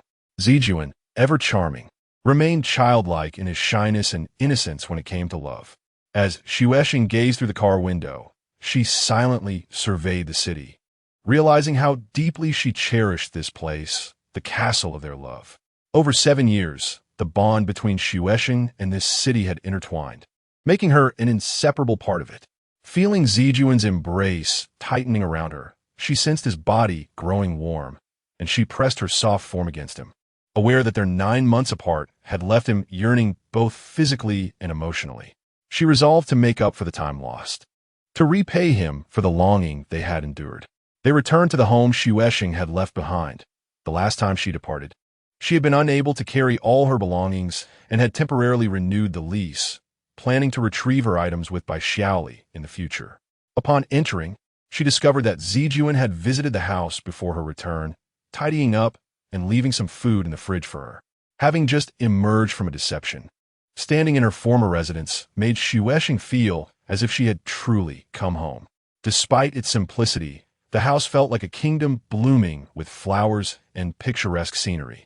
Zijuan opened the fridge to retrieve some dumplings, and Xuexing wrapped her arms around him from behind, resting her face against his back and affectionately calling him baby. "I'll cook something for us. We're both hungry," Zijuan replied. Xuexing relished the warmth of his back, reluctant to release him, so Zijuan carried her to the kitchen. In the past, Zijuan had a habit of purchasing dumplings regularly, cooking them, and sharing them with Xuexing. The plump, white dumplings lay in a shallow pink dish, resembling large pearls, enticing and beautiful. They used chopsticks to break the dumplings in half, each enjoying a piece before moving on to another. Xuexing playfully teased him, sometimes keeping a half dumpling in her mouth for too long before demanding to swap with his half. Zijuan, reluctant to share his half, eventually yielded, feeding her by transferring his chewed piece to her mouth and retrieving her half with his tongue. Both Xuexing and Zijuan adored dumplings. They were not only visually appealing, but also reminiscent of their pure and sweet love. In the kitchen, as Zijuan cooked the dumplings, Xuexing nestled against him, feeling the warmth of their connection. The adorable creature, unable to contain its impatience, demanded, "Hurry and give me my little darling. I want to play." Zijuan could no longer restrain himself. He scooped Xuexing up and placed her on the countertop. She yielded to his assertiveness, playfully lifting her legs as the adorable creature animatedly awaited outside. After months of separation, their reunion felt like a new marriage. In that moment, as Zijuan beheld Xuexing, the world around them faded away. He longed to merge with her completely. Xuexing, startled by Zijuan's fervor, surrendered to him, calling out softly as he embraced her. As they united, Zijuan thought, "I finally hear this woman's voice again. She has returned to me, and my love has come back." When their passionate encounter concluded, the dumplings had long since boiled dry, prompting Zijuan to start anew as Xuexing lay exhausted on the countertop, watching him cook. After finishing the dumplings, Zijuan offered Xuexing a bath. While washing her, she suddenly felt a surge of affection and wrapped her arms around his neck, whispering fervently, "Baby, I want you." The bath gel was incredibly smooth and pleasurable, as Xuexing joyously led Zijuan into a realm of bliss. In this enchanting space, flowers bloomed and streams flowed gently, filling the air with serenity. Overhead, the shower continued to pour down, enveloping the enamored couple in a cascade of love. Once they reached the bed, Zijuan's body responded eagerly, and Xuexing playfully protested, "What you up to now, baby?" Zijuan murmured, "I want to play with my little darling." Gently, Xuexing offered him the adorable creature, teasing, "You naughty boy." As Zijuan entered her, he replied, "You are the one who made me this way."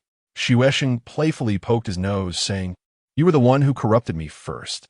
To which Zijuan countered, "You were the one who led me astray."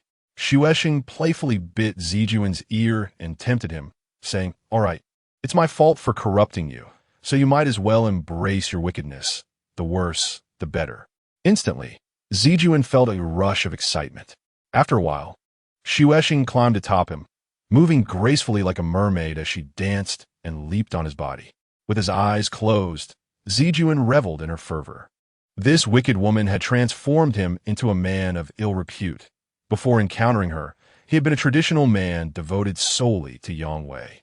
As Xuesheng mischievously adorned Zijuan's body, she gazed at his face, recognizing that this man had changed her from a pure girl into a mischievous woman. Zijuan relished Xuesheng's presence above him, finding solace in her long, warm embrace, reminiscent of a fragrant path adorned with flowers, guiding him into a bright spring. Their lovemaking was passionate and prolonged, and when it concluded, their faces were sweetly pressed together. Being in his 50s, Zijuan felt utterly exhausted after a series of intimate encounters. Xuesheng, feeling a pang of sympathy, coaxed him to sleep, saying, "Darling, rest now. We have plenty of time ahead." Yet, Zijuan resisted, holding on to Xuesheng tightly, as if she were a nurturing mother whose departure would be imperceptible the moment he let go. Xuesheng suddenly yearned to hear him call her little mom. Gently stroking his forehead, she encouraged him to utter the words, and when he softly complied, she felt herself melting away. Uncertain if other couples shared this secret of little mom, Xuesheng cherished it as their sweetest secret. Each time Zijuan called her that, her heart would dissolve. Wishing to transform into a pure, gentle stream, washing away all his fatigue. Though both their bodies were weary, slumber eluded them as they embraced and conversed, never questioning the events of the past 9 months apart. Instead, they expressed their longing for one another. What more could they inquire when love had returned? And that was enough. From Zijuan's frequent pleas, Xuesheng discerned that during their separation, he had not been intimate with another woman. Otherwise, he wouldn't be so eager and desperate. With both affection and reproach, she gently chided him. "Darling, why do you torment yourself? You could have loved her." Xuesheng referred to Yangwei. Zijuan shook his head, affirming, "I only recognize you, my dear." Recalling the hurtful words she had spoken to him during their last conversation on QQ, Xuesheng felt a wave of shame and, with tears in her eyes, asked, "Why do you still want me after how I hurt you?" Zijuan sighed, "What can I do? My mind is filled with thoughts of you." Indeed, what could he do? He had long been ensnared by love, compelled to follow wherever it led. With tears in her eyes, Xuesheng repeatedly caressed his body, enchanted and enamored by it, just as he cherished hers. Their passion for one another was not solely due to the pleasure their bodies provided, but also because each harbored a heart filled with profound love for the other, an invaluable treasure. As Xuesheng's tender touches rekindled Zijuan's desire, he longed for her once more. However, Xuesheng's body was already weary from their previous encounters, yet for Zijuan, she willingly endured the pain. After their anniversary, Zijuan was reluctant to end their prolonged union. Once he departed, Xuesheng tidied up the room, feeling none of the previous discomfort of solitary cleanup. Instead, her heart brimmed with happiness. She resolved that regardless of Zijuan's fortunes or health, or whether he had a wife, she would follow him faithfully until death. In the days that followed, Xuesheng's life revolved around one purpose: to love Zijuan wholeheartedly. She had committed numerous wrongs and sought to make amends. The vast distance of thousands of miles separated her hometown from her current life, rendering everything there increasingly hazy, ultimately becoming merely a symbol. Reflecting on it, she realized that her deepest affection still lay with Zijuan. Her feelings for him had never changed. Circumstances had altered somewhat, causing a slight deviation in their paths, much like two bees that, after straying, would inevitably return to the flower. Regarding her past affair with Bai Xiaoyang, Zijuan did not inquire, nor did Xuesheng intend to divulge it to him. It was not that she sought to conceal the truth, but rather believed it unnecessary. Matters of the heart, like the wind, would eventually settle, leaving only the precious gold of their love. Zijuan returned every 10 days, and Xuesheng did not feel neglected. She immersed herself in reading, studying, and exercising, leading a fulfilling and joyful life. Soon, They would celebrate their 8th anniversary at Wang Yi restaurant. After 9 months apart, revisiting this place stirred a whirlwind of emotions within Xuexing. How fortunate they were to have remained united amidst the world's clamor, returning to each other's embrace. Fate had truly favored them, ensuring they would never part again. As they awaited their meal, Xuexing felt a surge of gratitude. Zijuan could have rejected her after all the pain she had caused, yet he welcomed her back with unwavering affection. Throughout those long 9 months, she had inflicted harm upon him, not only with words but also through betrayal, while he silently endured, clinging to her shadow. For his love, Zijuan had remained guilt-free. But what had she done? Overwhelmed by emotion, Xuexing could no longer hold back her tears and excused herself to the restroom. Once there, she wept freely, consumed by self-loathing. She wished for a miraculous remedy to erase all the pain she had caused Zijuan, especially the betrayal. But where could she find such a miracle? The only path forward was to love Zijuan wholeheartedly, to repay him with love. Once composed, Xuexing returned to the table, where Zijuan was speaking with the waiter. He remarked, "Your restaurant is quite old." The waiter confirmed, "Yes, it's nearly 10 years old." Zijuan added, "We've been coming for 8 years." The waiter expressed gratitude for their patronage. Xuexing took Zijuan's hand, saying, "We are the ones who should be thankful." She meant to express gratitude to Wang Yi for providing them a haven of love, and Zijuan understood, offering her a knowing smile. The waiter, sensing their connection, inquired, "Is today your anniversary?" Zijuan nodded, and the waiter left with a smile. Shortly after, he returned with a large cake, saying, "Though this is a birthday cake, it serves to express our blessings for your happiness and longevity." Zijuan graciously accepted the cake, thanking him profusely. After placing it down, Xuexing inserted 8 candles, declaring, "Darling, this is a love cake." Zijuan nodded in agreement. At that moment, an announcement echoed through the restaurant. "Dear patrons, we have a couple celebrating their wedding anniversary today. Let us applaud and send them our blessings for enduring love and a blissful marriage." As the applause erupted, Zijuan stood to acknowledge it with a nod. Xuexing tightly grasped his hand, her face aglow with happiness. Soon, the restaurant owner approached, wishing them a pleasant meal. Although Zijuan appeared slightly older, the age gap in couples was no longer a rarity, and no one doubted their legitimacy as a married couple. Zijuan replied, "You are too kind." The owner waved dismissively, saying, "It's nothing. Perhaps by the time you return, Wang Yi will no longer exist." Zijuan inquired, "What do you mean?" The owner explained, "It's hard to say. It is aging and may be replaced or relocated." A fleeting sense of loss washed over both Xuexing and Zijuan. After their anniversary, Zijuan underwent surgery to remove a benign tumor from his neck. For the first 3 days post-surgery, Xuexing was unable to contact him. She hurried to the hospital, where Zijuan awaited her in a patient gown at the entrance. The moment Xuexing laid eyes on Zijuan, tears blurred her vision. Dressed in a hospital gown, Zijuan appeared fragile, resembling a solitary child. Zijuan led Xuexing to a secluded corridor near the ward. Just as he settled onto a chair, he pulled out some money from his pocket and handed it to Xuexing. This money was given to him by his mother earlier that day, intended for his recovery. Yet Zijuan was still concerned about Xuexing, who needed it more than he did. Xuexing understood his intentions. He could not return for the time being and was unable to take care of her, leaving her to fend for herself. Xuexing hesitated before accepting the money, saying, "Darling, I still have living expenses, so don't worry about me. Focus on your recovery." Zijuan gently touched her hand, signaling her to keep the money hidden from passers-by. Xuexing complied, holding Zijuan's hand while her eyes were filled with concern. Zijuan, unable to see his own injuries due to the brace around his neck, reassured her with a smile. "My injuries are minor. It's nothing to worry about." Suddenly, Xuexing envied Zijuan's wife, who could see his wounds and be with him during surgery. She asked, "Does she come to care for you every night?" Zijuan replied, "No, she only came on the night of the surgery. Since then, my mother has been taking care of me." Xuexing was surprised, and Zijuan added, "It was a minor operation. I can manage on my own. My mother is sufficient." Xuexing thought to herself that if it were her, even for a minor operation, she would insist on staying by his side day and night, regardless of his wishes. After a moment of silence, Zijuan suddenly asked. Would you like to see my hospital room? Xuesheng hesitated. Maybe not. What if we run into someone? Zijuan pondered for a moment and said, Xuanti, come back for a while. My mother is out shopping. Let me take you for a quick look. It will ease your mind. Xuesheng agreed.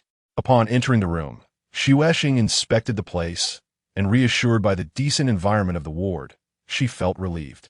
She embraced Zijuan from behind, and he immediately felt a rush of sweetness. Xuesheng caressed his back, asking, Darling, have you missed me these past few days? Zijuan replied, I have. Xuesheng inquired further, in what way? Zijuan whispered, I want to make love to you. Xuesheng burst into laughter, playfully pinching his nose. Aren't you ashamed? Zijuan, feeling a bit wronged, responded, I just want to make love to you. It's my honest thought.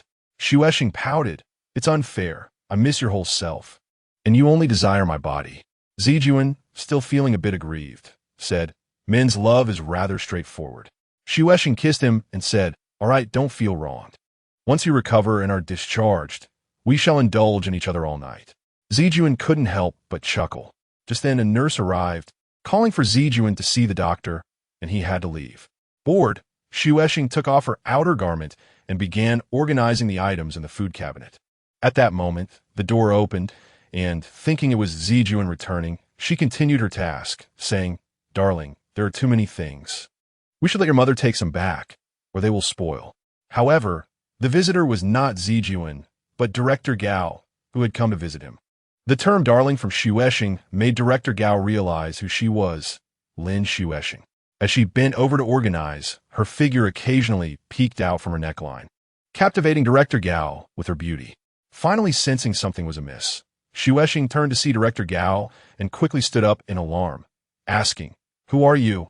After steadying herself, she turned her back to put on her outer garment and invited Director Gao to take a seat, offering him tea. Flustered, she blushed and stammered, Yes, that's me. Director Gao took a sip of tea and remarked, I not only know your name, but also that you have been with Xiaoqin for many years. Xuesheng, now in a state of panic, stood awkwardly with her hands nervously clasped together. Director Gao found her even more endearing in her frightened state, resembling a startled fawn. Director Gao gestured to the chair opposite him, saying, Come here, Shaolin, sit down. Xuesheng lowered her head and complied. He scrutinized her closely. While she didn't possess the radiant beauty of Yang Wei, she had a charm that grew more apparent the closer one got to her. Xuesheng averted her gaze, feeling uneasy under his scrutiny, sensing something odd about him. Although he claimed to be Zijuan's superior, he didn't quite fit that role. After a moment of silence, Director Gao broke the tension, asking, Where is Xiaoqin? Xuesheng, pretending to look out the door, replied, Zijuan was just called by the nurse. He should be back soon. Just then, Zijuan entered, greeted Director Gao, and hurried over to him. Xuesheng felt the urge to leave, but didn't want to interrupt their conversation, so she stepped aside to wait. After chatting for a while, Director Gao stood to leave and glanced at Xuesheng, asking, Shaolin, aren't you leaving? Xuesheng hurriedly replied, I'll head back now. Zijuan wanted to see her off, but Director Gao stopped him, saying, Xiaoqin, you don't need to come out. Let Shaolin see me off. We need to discuss a few things. Zijuan halted, saying, Okay, Director Gao. Xuesheng glanced at Zijuan, who silently inquired about the director's character. Zijuan smiled reassuringly at her, signaling that Director Gao was a good person, so she needn't worry. Still, Xuesheng felt an inexplicable unease. Despite his serious demeanor, she sensed a softness in his eyes. However, it seemed unwise to hastily label him a lecher, so she chose to observe the situation. Outside, Director Gao's driver approached, informing him that Director Zhao had called, asking him to return to the office urgently. Director Gao nodded helplessly and turned to Xuesheng, saying, Shaolin, let's leave it at this for today. Please give me your number. I wish to contact you next time we have an opportunity to discuss something important. Xuesheng hesitated, then provided her phone number, which he saved before getting into his car and driving away. Xuesheng remained still, a fog of uncertainty settling in her heart. A few days later, one evening, Director Gao returned home, slightly intoxicated after socializing. Clutching his phone, he lingered on one number, the number of Lin Xuesheng. She was not conventionally beautiful, but possessed a captivating charm. Her long hair flowing like a celestial being. At least in this city, he had never encountered a woman so pure and lovely. Despite her age, she bore no trace of time, her pristine elegance reminiscent of youth. Most striking were her exceptionally beautiful features. Director Gao thought to himself that it was no wonder Zijuan was reluctant to let go of Lin Shueshing. Any man would find it hard to part with her. Since their encounter in Zijuan's hospital room, Director Gao's thoughts had been consumed with desire, a longing that coiled around him like a serpent, disrupting his peace. He yearned for her, even if just for a single night, it would suffice. In a moment of drunken courage, he finally dialed Lin Shueshing's number. He thought if she rejected him, he would let her remain in his heart as a cherished memory. Upon receiving his call, Shueshing felt a wave of panic. The man had finally reached out to her. She composed herself and replied, "Hello, Director Gao." He said, "Shaolin, are you free now? I would like to discuss something with you." Shueshing furrowed her brows, asking, "What is it, Director Gao?" He replied, "It concerns the matter between you and Shaoqin." Shueshing was taken aback, momentarily speechless. Director Gao continued, "You know this issue could lead to significant trouble if it comes to light." Gradually regaining her composure, she responded, "Could we talk tomorrow?" "It's too late today," Director Gao insisted. "I'll be busy tomorrow. Now is the only time that works." Shueshing hesitated for a moment before asking, "Where shall I find you?" Gao Ju provided her with a hotel room number, and an uneasy feeling crept into Shueshing's mind. "Isn't it inappropriate for you to go there?" she inquired. Gao Ju replied, "It's a quiet place, and our conversation there won't unduly disturb Shaoqin." After some contemplation, Shueshing agreed and hung up the phone, preparing to leave. On her way, she pondered if she was overthinking things. Perhaps Gao Ju genuinely wished to meet her out of concern for Ziqin. However, upon entering the hotel room, Shueshing was startled when Gao Ju approached her and grasped her hand, exclaiming, "Little troublemaker, you've arrived." His words sent a chill down her spine. Chapter 8. "Little troublemaker, call me baby." Shueshing pulled her hand away and retreated, saying, "Gao Ju, you're drunk." After taking a seat on the sofa, Gao Ju gestured for Shueshing to come closer. "Come, Xiaolin, sit with me. Trust me, I won't harm you." Suddenly serious, he continued, "Shaoqin told me a year ago that you two had parted ways. Why are you back together now?" "We did separate, but we just recently reconnected," Shueshing replied. Gao Ju smirked mischievously. "Are you trying to deceive me, little one? You never truly broke up." Shueshing firmly stated, "It's not like that, Gao Ju. Ziqin and I have only just met again." Gao Ju inched closer, taking her hand once more. "Xiaolin, please don't call me Gao Ju anymore." Shueshing frowned slightly. "What should I call you then?" He caressed her hand gently. "Just as you call Qin Ziqin, call me baby, all right?" Suddenly standing up, Shueshing moved to the center of the room, declaring, "Gao Ju, you're really drunk. I should leave." Gao Ju's demeanor shifted back to seriousness. "Xiaolin, I've known about your relationship with Qin Ziqin for 8 years. Despite not breaking any laws, should this be reported to superiors, the consequences would be severe. At the very least, there are significant issues with Qin Ziqin's conduct, and, as a mid-level government official, he could be expelled from the party." His words shattered Shueshing's composure and pride, leaving her feeling increasingly vulnerable. After a long pause, she trembled and asked, "What do you need me to do?" Gao Ju softened his tone. "Xiaolin, I want you to stay with me for the night." Shueshing closed her eyes, remaining silent. Standing in prolonged silence, she felt Gao Ju begin to unbutton her clothing, and her fists clenched in anger. Typically, she would have struck this older man, but for Ziqin, she could not. For Ziqin's sake, she gradually relaxed her tightly clenched fists. As Gao Ju unfastened her top, Shueshing's body was revealed. Gao Ju felt a surge within him, unable to contain himself as he embraced her, frantically exploring her body, exclaiming, "Little troublemaker, you're truly irresistible." Shueshing raised her chin defiantly, her expression one of resignation. For Ziqin, she was willing to do anything. This older man desired her body. She would comply, viewing herself as merely a bone to be consumed. Finally, Gao Ju removed the last of Shueshing's clothing.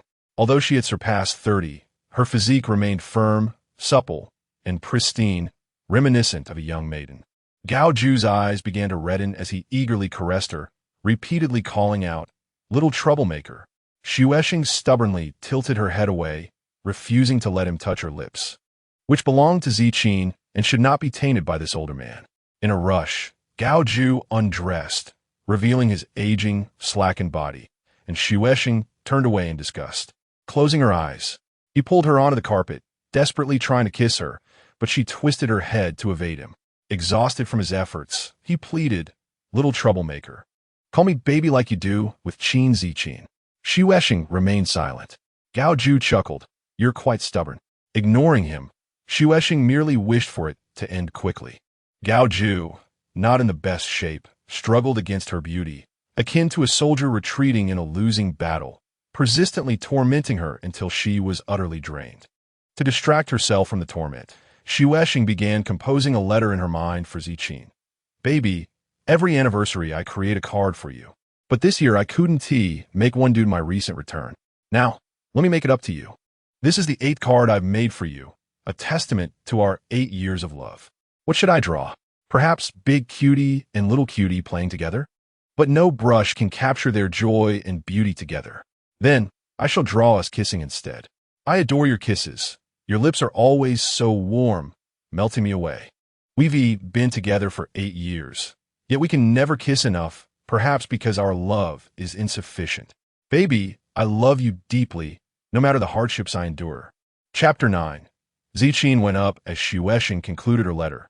Gao Ju continued his relentless pursuit of her body, resembling a repulsive worm writhing in a grotesque manner. When he finally took possession of her, Xuesheng bit her lip, drawing blood. She found it somewhat amusing. Whatever Ziqin said made her feel sweet, while this older man's words felt ridiculous. Suddenly, Gao Ju remarked, "Little troublemaker, are you a fox spirit from the mountains come to ensnare good people like me and Qin Ziqin?" Xuesheng remained silent. After a moment, he asked, "If I retire tomorrow, would you be willing to come with me?" Xuesheng responded with a mocking smile, but remained silent. Gao Ju sensed her disdain and said, "All right, I was only joking. I know Qin Ziqin is younger. Of course, you would prefer to be with him." Eventually, Gao Ju fell asleep.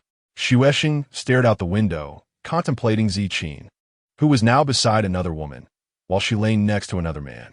Life's cruel twists left her feeling desolate. When would she and Ziqin truly be together? In the past, Xuesheng had abhorred the idea of selling her body, yet tonight she had done just that, albeit for love. Love turned her into someone she despised. Tears welled in her eyes as she reflected on this. She remained awake until dawn. When morning arrived, Gao Ju woke, his drunkenness gone, displaying an expression of deep regret. "Xiaolin, I'm sorry," he said. Xuesheng coldly gazed out the window, remaining silent. Gao Ju earnestly asked, "How can I make amends, Xiaolin?"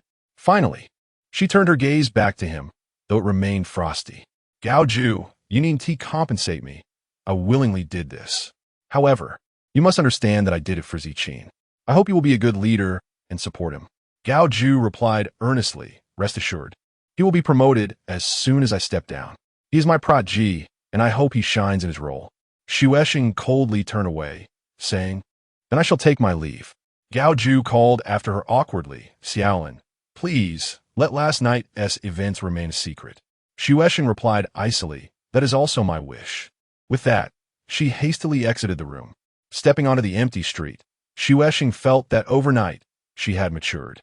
No longer was she the girl who could only cuddle affectionately in Ziqin's embrace.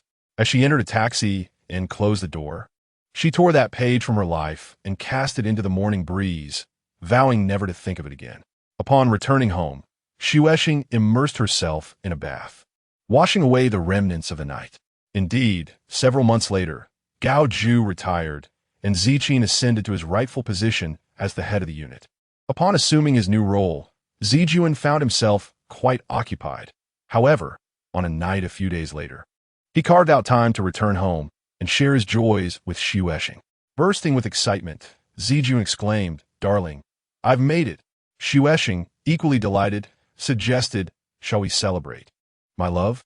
Zijuan eagerly agreed, and considering that his new position made dining out inconvenient, Xuesheng proposed they prepare a meal at home. Zijuan went to the market to gather supplies while Xuesheng busied herself setting the table and lighting candles, though a bittersweet feeling lingered in her heart.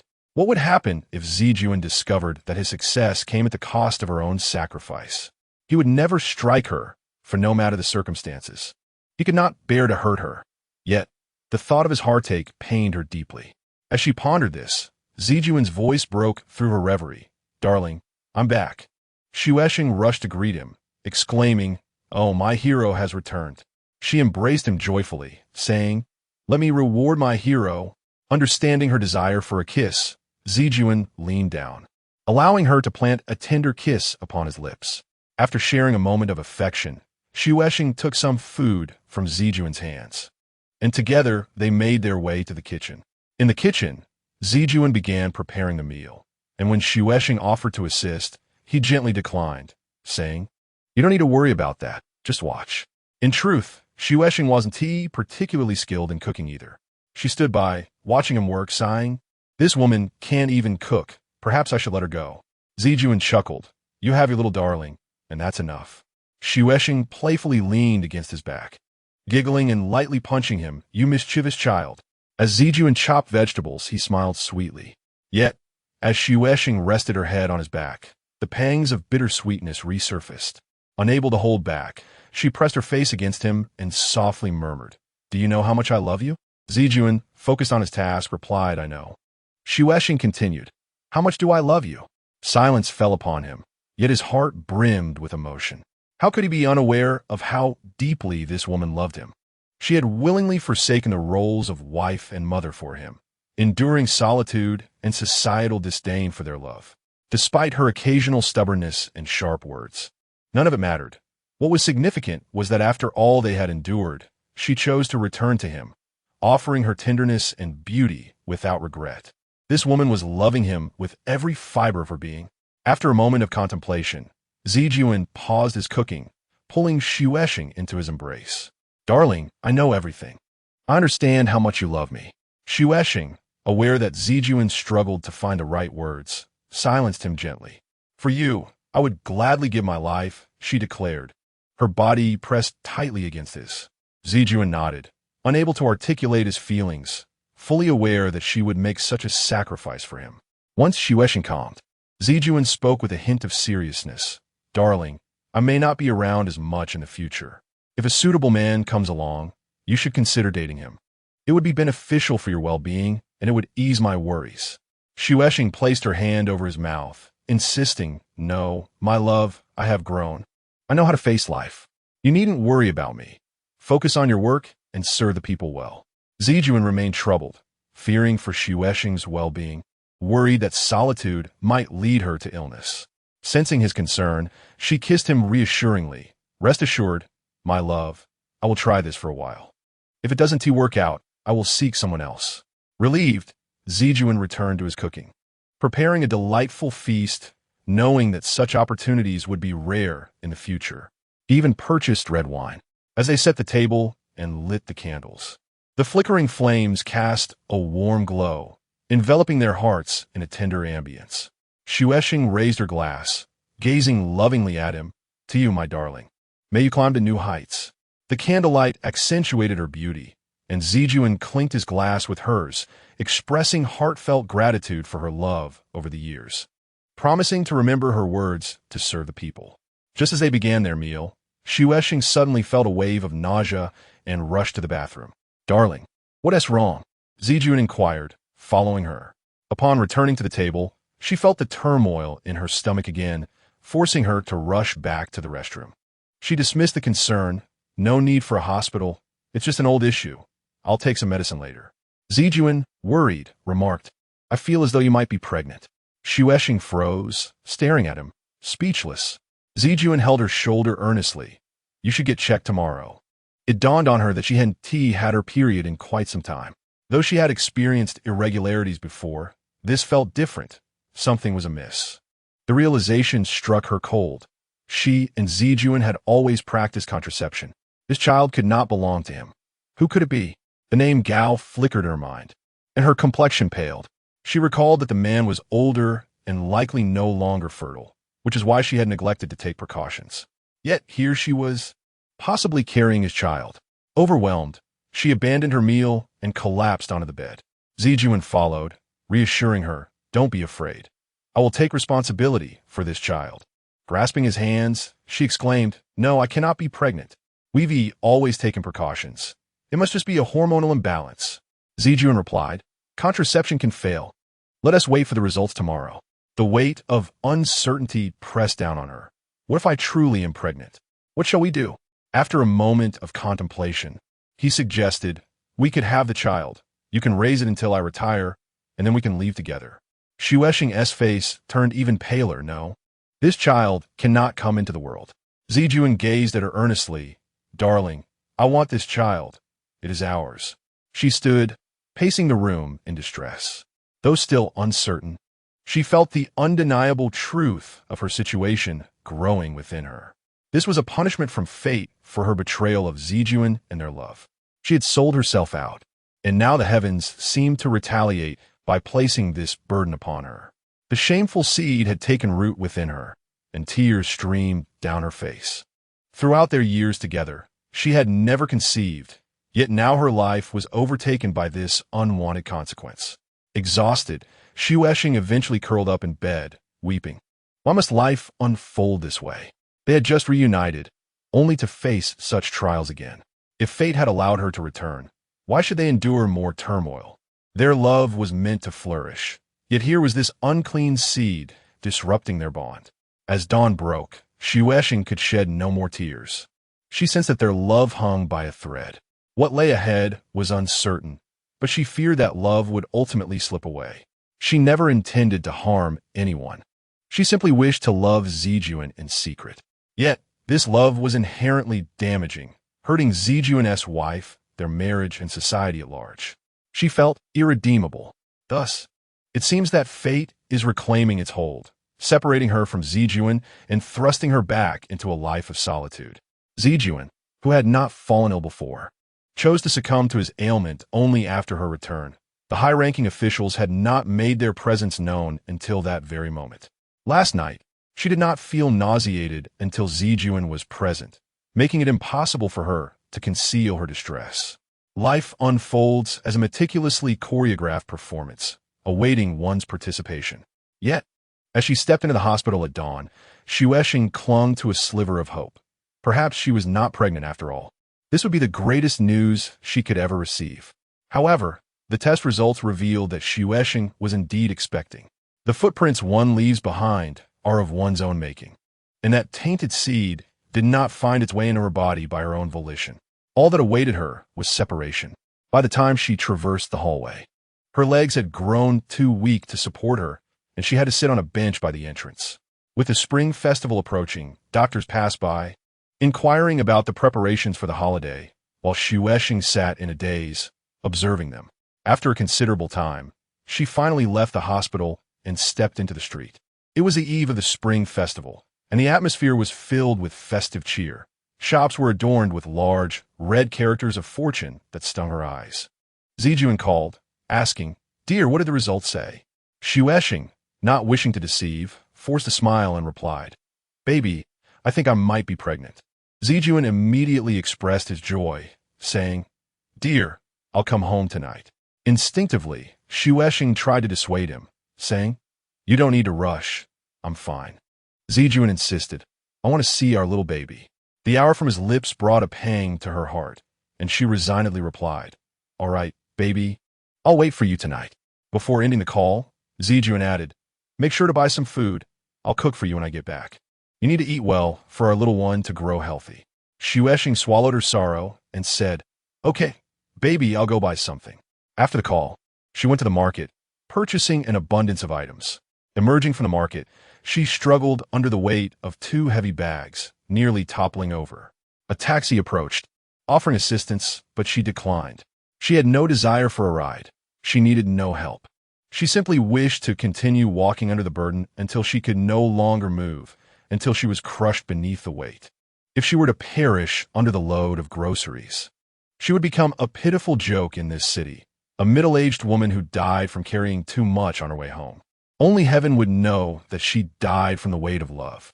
Once she finally managed to bring the groceries home, her arms ached with strain, unable to lift themselves. Standing before the mirror, Shueshing saw a wretched, pitiful creature, akin to a bird with broken wings. It is said that women in love are angels. Yet from this moment forth, she could no longer be an angel, for she had lost her wings. Zijuan never referred to her as an angel. He preferred to call her a fairy, for an angel is a grand concept, while a fairy is something just for him. Despite vowing not to shed tears again, her face was soon drenched with them. Heaven knew how deeply she loved Zijuan, yet love had brought her to such a terrifying precipice. After resting until evening, Shueshing rose to prepare the food she had bought earlier. Zijuan would soon be home, and she needed to be ready. Over the years, the prospect of his return had always filled her with joy, but now, as time passed, her panic grew.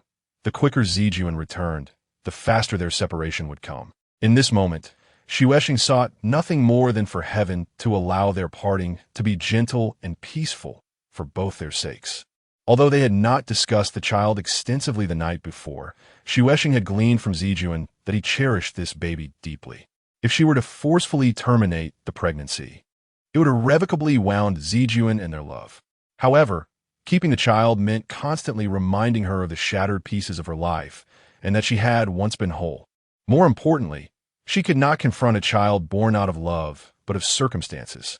Shueshing recognized that this child was the catalyst for their impending separation, though she remained uncertain about how that would unfold. After organizing her purchases, sensing that Zijuan would soon arrive, Shueshing took a bath and donned a white robe that he liked. Yet tonight, she desired to apply makeup. She wanted to appear beautiful for him. She mused that perhaps she truly was sent from above to warm Zijuan, who had long lived in a state of coldness, and now that her mission was complete, heaven would reclaim her.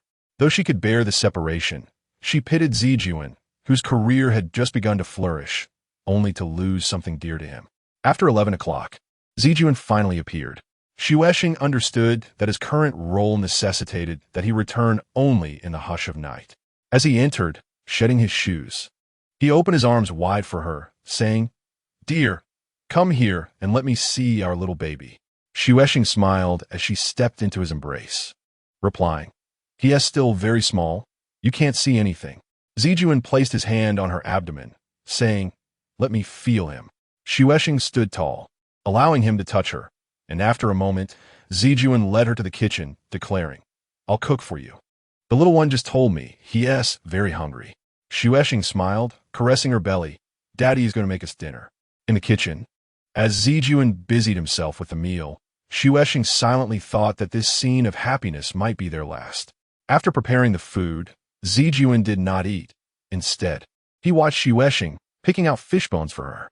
She made a point to eat heartily, and seeing her appetite pleased him. Once the meal was finished, Zijuan held Shueshing as they lay together. He habitually closed his eyes in silence, while she quietly studied his face. Shueshing felt that her love for this man was far from exhausted. She still wished to be with him. Thus, she attempted to broach the subject. "Baby, do you really want this child?" Upon hearing her, Zijuan opened his eyes and looked at her, saying, "Dear, you know I have always been lacking in love, including familial affection.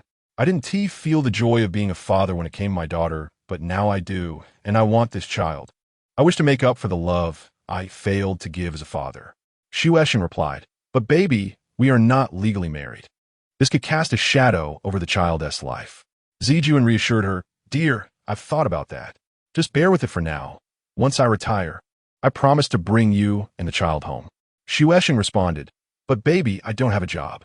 Zijuan took her hand, saying, "You don't need to worry about that. I'm trading stocks and my mother will support us for a while. You and the child will be well taken care of. My pension will be sufficient to support both of you after I retire." A heavy weight lodged in Shueshing's throat as she yearned to confess that this child was not his, to urge him to let her terminate the pregnancy, so they could continue their love unencumbered. Yet, she dared not utter such words. Once spoken, could they remain together? She feared their relationship would end even more swiftly and painfully. With a heavy heart, she gazed at Zijuan, who mistook her concern for anxiety about the child's potential impact on his career, and he encouraged her, "Dear, don't think too much. We love each other deeply, and we should have a child. Otherwise, heaven would surely lament." He then added, "Consider this. After all these years without conceiving, this baby is a gift from heaven, and we must cherish him." Shueshing realized the child's fate was sealed. She no longer entertained hopes of persuading Zijuan. Instead, she donned a cheerful facade, saying, "Baby, let's make love." Zijuan laughed. "You're going to be a mother, and yet you're still so mischievous?" Shueshing pouted, playfully insisting, "Baby, I want to." At that moment, Zijuan noticed how stunning Shueshing looked that night, and he hurriedly replied, all right, I'll give you what you want." Chapter 3. Love tonight. In order not to affect the child, Zijuan chose to retreat, but he ultimately felt much lighter, leaving Shueshing with a sense of dissatisfaction. Gently, Zijuan coaxed Shueshing, saying, "Be good, listen to me. We must not harm the child. It is very easy to have a miscarriage now." After a while, Shueshing, without hesitation, climbed onto Zijuan's body. Zijuan was startled and exclaimed, "Are you out of your mind?" As Shueshing dove down, she replied, "Darling, I am indeed mad, and I want you to go mad with me." In her heart, Shueshing thought, "Let us love well. Each love shared is one less." Tonight's love might not see the dawn of tomorrow. As Shueshing dove down, she playfully brushed her fingers against Zijuan's face, quickly igniting a passionate response from him. Unable to restrain himself, Zijuan opened his mouth and took Shueshing in. Instantly, Shueshing became even more frenzied, asking, "Darling, are you enjoying this?" Zijuan, already entranced, replied dreamily, "I want to feel alive more than ever." Shueshing breathlessly inquired, "Do you love me?" Zijuan nodded fervently, declaring, "I love you." With dreamy eyes, Shueshing asked, "How much do you love me?" Zijuan, with deep affection, professed, "I will love you until death." Shueshing, in a flirtatious manner, teased, "Then fine, darling. I will let you die now." With that, Shueshing quickened her pace, becoming even more fervent, their bodies dancing in harmony. However, being a woman, Shueshing's stamina was limited, and she soon began to tire. The moment she slackened, Zijuan swept her up, pinning her down. Yet, Zijuan remained mindful of the child. This time, he chose the edge of the bed. Shueshing lay on her back at the bed's edge, her pure white body blooming like a cluster of pale roses. Zijuan stood on the ground, cradling Shueshing's legs against his chest, solidly supporting her suspended form like a mighty tree. After their earlier exchanges, Shueshing's essence flowed like a river, and she beckoned Zijuan, saying, "Come, darling, let your love come stronger." Zijuan's face flushed, his spirit ignited as he plunged deep, eliciting cries of joy from Shueshing. As he thrust powerfully, he asked, "Do you want more?" Shueshing, blooming with passion, exclaimed, "I want more."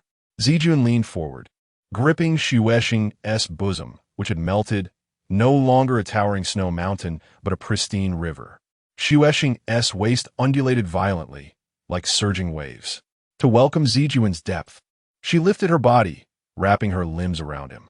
Her supple arms entwined him like ropes, binding Zijuan in the embrace of love. Witnessing Zijuan willingly ensnared by her, Shueshing felt a pang of sorrow. She was already preparing for separation, while this foolish man remained lost in love. Zijuan continued to overturn himself and Shueshing, who cried out as she was overturned. Shueshing resolved to give everything for this final upheaval. After a series of passionate encounters, Shueshing's life reached its zenith. Eyes closed, she resembled an enraged she-wolf, howling one last cry to her beloved hunter. Zijuan understood that Shueshing had sounded the charge at that moment. His own essence was taut as a bowstring, and he swiftly released his arrow of love, striking his cherished woman. This position was indeed laborious, and by the end, Shueshing was exhausted. Zijuan tenderly moved her to lie comfortably on the bed. This somewhat foolish and aging man had been so engrossed in the pleasures of love that he failed to realize Shueshing had torn herself apart in the throes of their passion. After a brief respite, Shueshing rose to fetch Zijuan's coat, urging him to leave, saying, "Darling, it's already very late. You should hurry home so she wouldn't worry. Zijuan understood Xuexing's concern about returning too late and agreed, dressing to leave. Before departing, he admonished her. Do not feel burdened about the child. I will handle that. Just take good care of yourself. Xuexing obediently replied, Yes, darling. I will take good care of both myself and the child. Xuexing wanted to see Zijuan off, but he wouldn't allow it. The cold outside worried him, and he feared she might catch a chill. Not wanting to trouble him, Xuexing refrained from insisting, instead leaning against the window to watch him leave. As she observed Zijuan's figure fade into the silent, frigid night, a premonition washed over her. Once he left, their love might never return. Days later, Xuexing visited the hospital again to consult about the possibility of miscarriage. The doctor remarked, At your age, it is not easy to be pregnant for the first time. Why would you consider terminating it?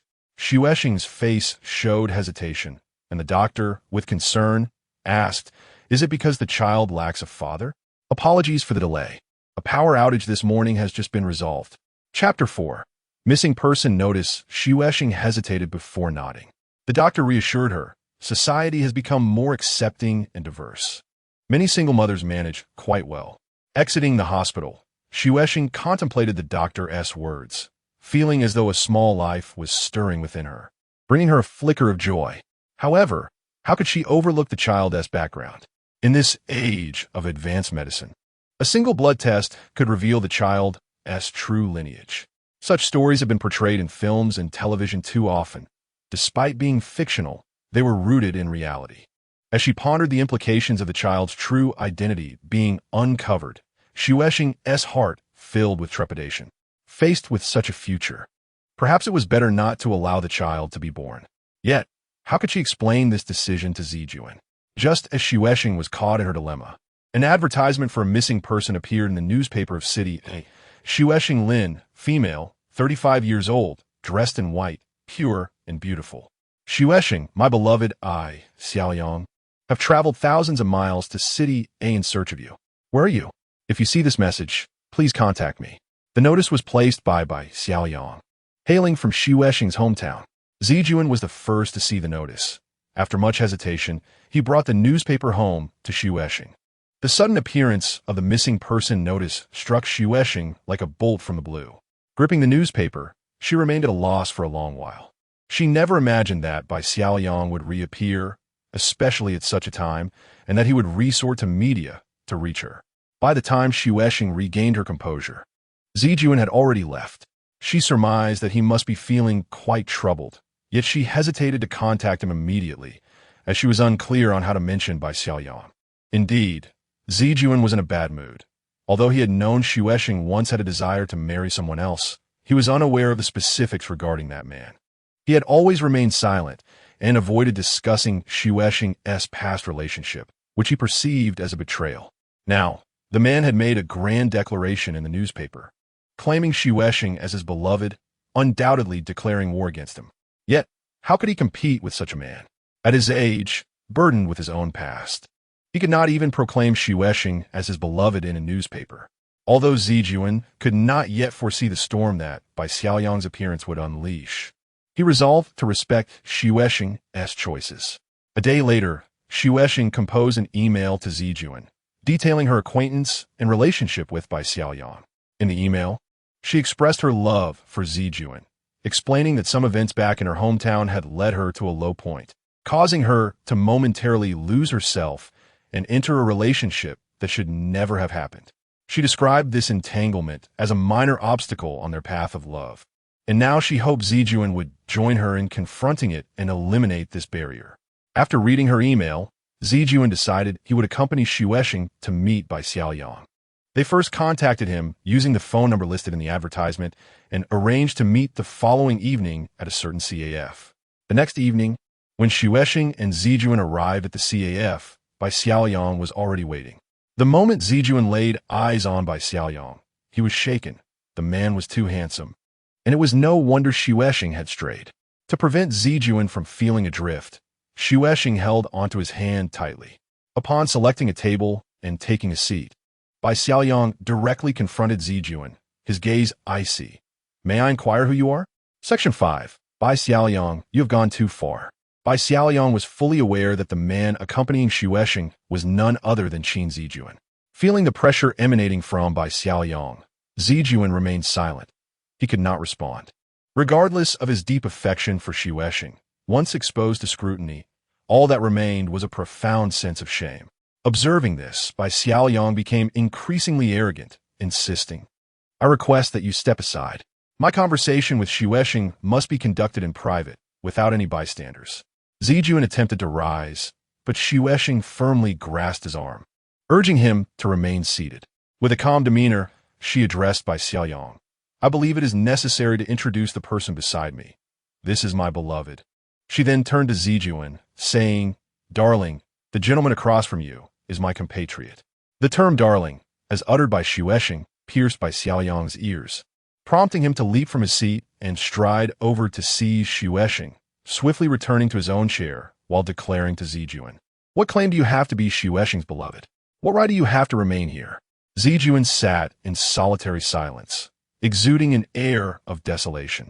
Xuesheng, struggling against Bai Xiaoyang's grip, could not contain her frustration, exclaiming, "Bai Xiaoyang, you have gone too far. What gives you the right to speak to him this way?" Bai Xiaoyang tightened his hold on Xuesheng, enunciating each word. "I have a right because I can marry you." Can he? At long last, Zijuan stood to leave. Xuesheng, unable to prevent his departure due to Bai Xiaoyang's firm grasp, watched helplessly as he walked away. Bai Xiaoyang, with a derisive smirk, remarked, "Look at that cowardly man. He doesn't even dare to take you from me." Xuesheng ignored him.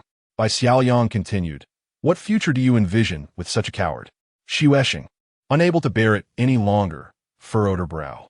Bai Xiaoyang persisted, "What happiness could possibly await you with him?" Xuesheng replied coldly, "Bai Xiaoyang, does my happiness concern you?" Suddenly, Bai Xiaoyang laughed, saying, "Darling, let us cease this quarrel. I know I have deceived and hurt you in the past, but I have ultimately chosen to return to your side. I intend to fulfill my promise to marry you. Regardless of the circumstances, I love you, and for that love, I have summoned the courage of a man." Xuesheng remained silent. Bai Xiaoyang produced a bank card, stating, "Darling, this card contains the money that belongs to you. I have not touched a single cent. I am returning it to you and formally apologizing." Xuesheng gradually softened. After all, the fact that this man dared to appear before her again signified a certain bravery. Bai Xiaoyang continued, "Darling, I have been in City A for quite some time, harboring a fantasy that we would encounter each other in some corner of this city. However, that scenario never materialized, and out of desperation, I resorted to placing a missing person notice. I hope you do not hold this against me." Since returning from her hometown, Xuesheng had changed her phone number, which prevented Bai Xiaoyang from finding her. Her thoughts remained fixed on Zijuan. She longed to call or message him, but just as she retrieved her phone, Bai Xiaoyang snatched it away. Annoyed, Xuesheng glared at him, asking, "What are you doing?" With a gentle yet resolute tone, Bai Xiaoyang replied, "Darling, I cannot allow you to contact that man." Xuesheng paused, pleading, "Xiaoyang, we once cherished each other and made promises, but that is now in the past. The person I love now is Zijuan." No sooner had she spoken than a wave of nausea washed over her, prompting her to hastily flee to the restroom. Upon her return, Bai Xiaoyang's expression turned serious. "You are pregnant?" Xuesheng hesitated but nodded. Bai Xiaoyang, suppressing his displeasure, asked, "What do you intend to do?" Xuesheng responded, "I plan to have the child." Bai Xiaoyang posed a critical question. "Have you considered the implications?" Xuesheng inquired, "What do you mean?" Section 6. The rope. Bai Xiaoyang articulated, "The moment this child is born, it will serve as a ticking time bomb in Qin Zijuan's life, ready to explode at any moment. For instance, if someone were to write an anonymous letter of accusation, an investigation could ensue, leading to his downfall. This child would be undeniable evidence of his illicit affair, a stain he could never wash away." With an air of confidence, Bai Xiaoyang appeared as if he were the very person poised to write that letter.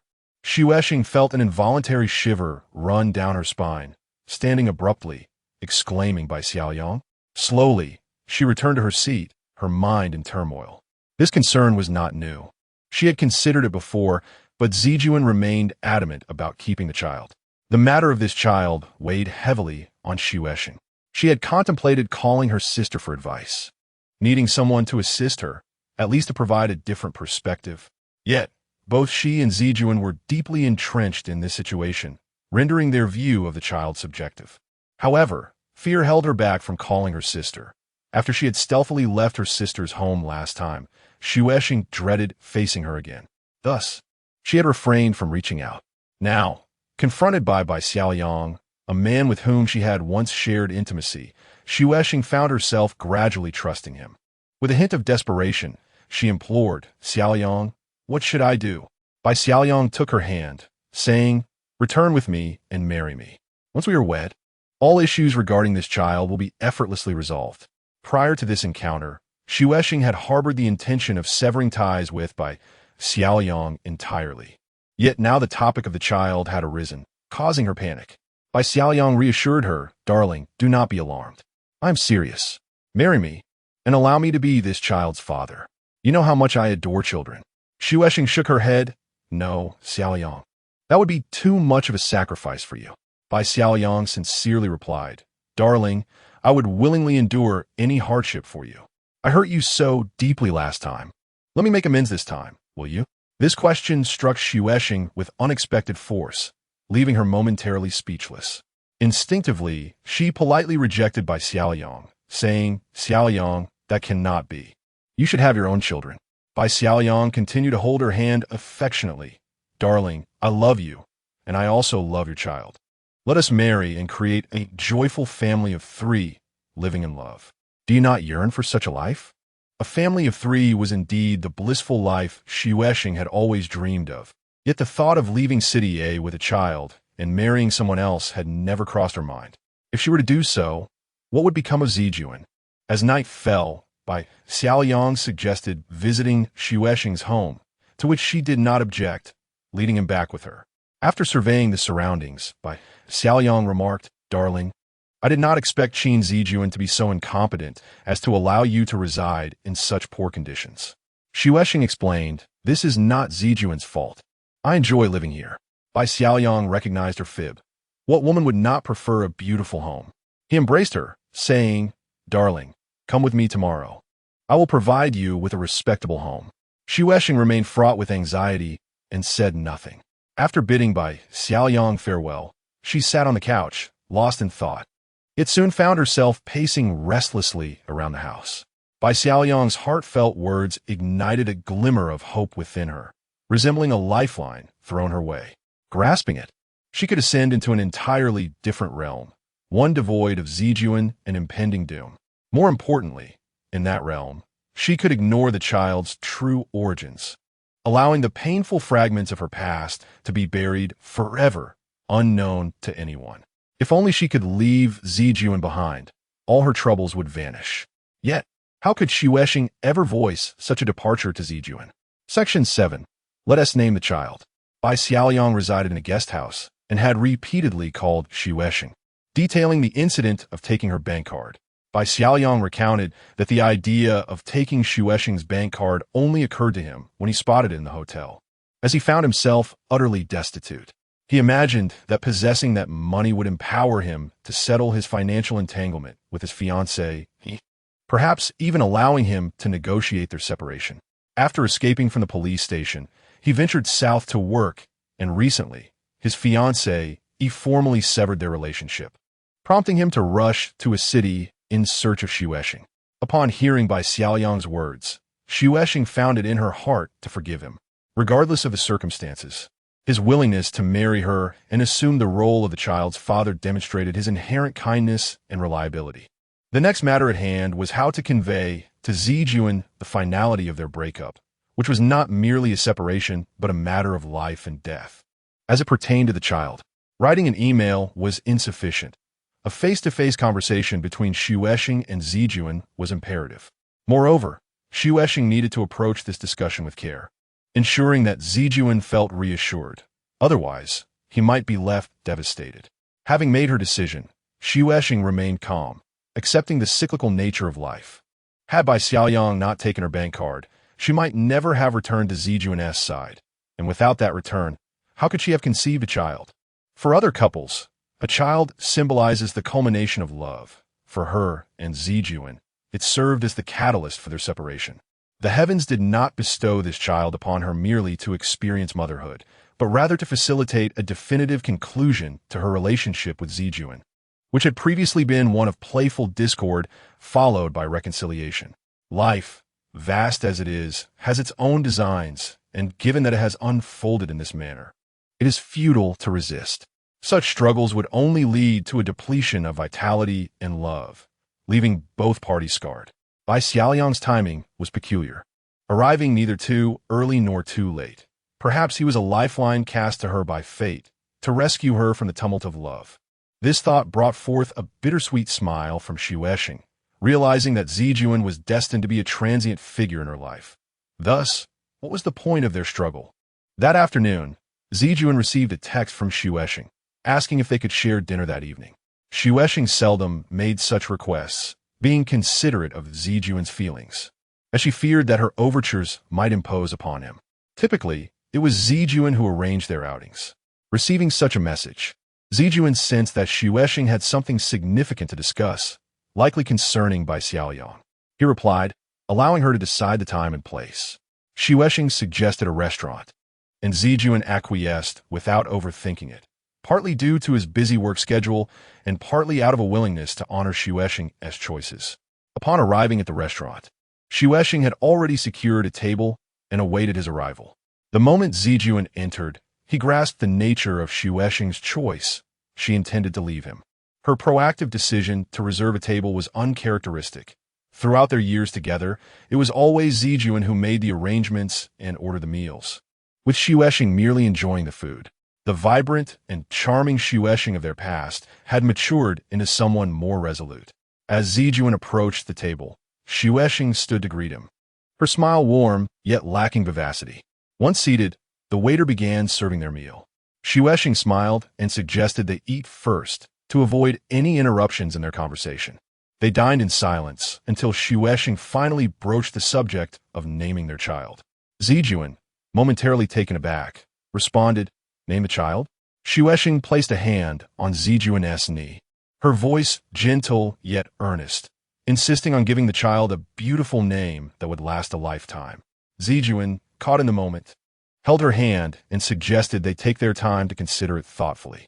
After a brief pause, he proposed a name, blending their surnames, Qin and Lin, into a harmonious whole, with the addition of a pivotal character, yielding the name Yi.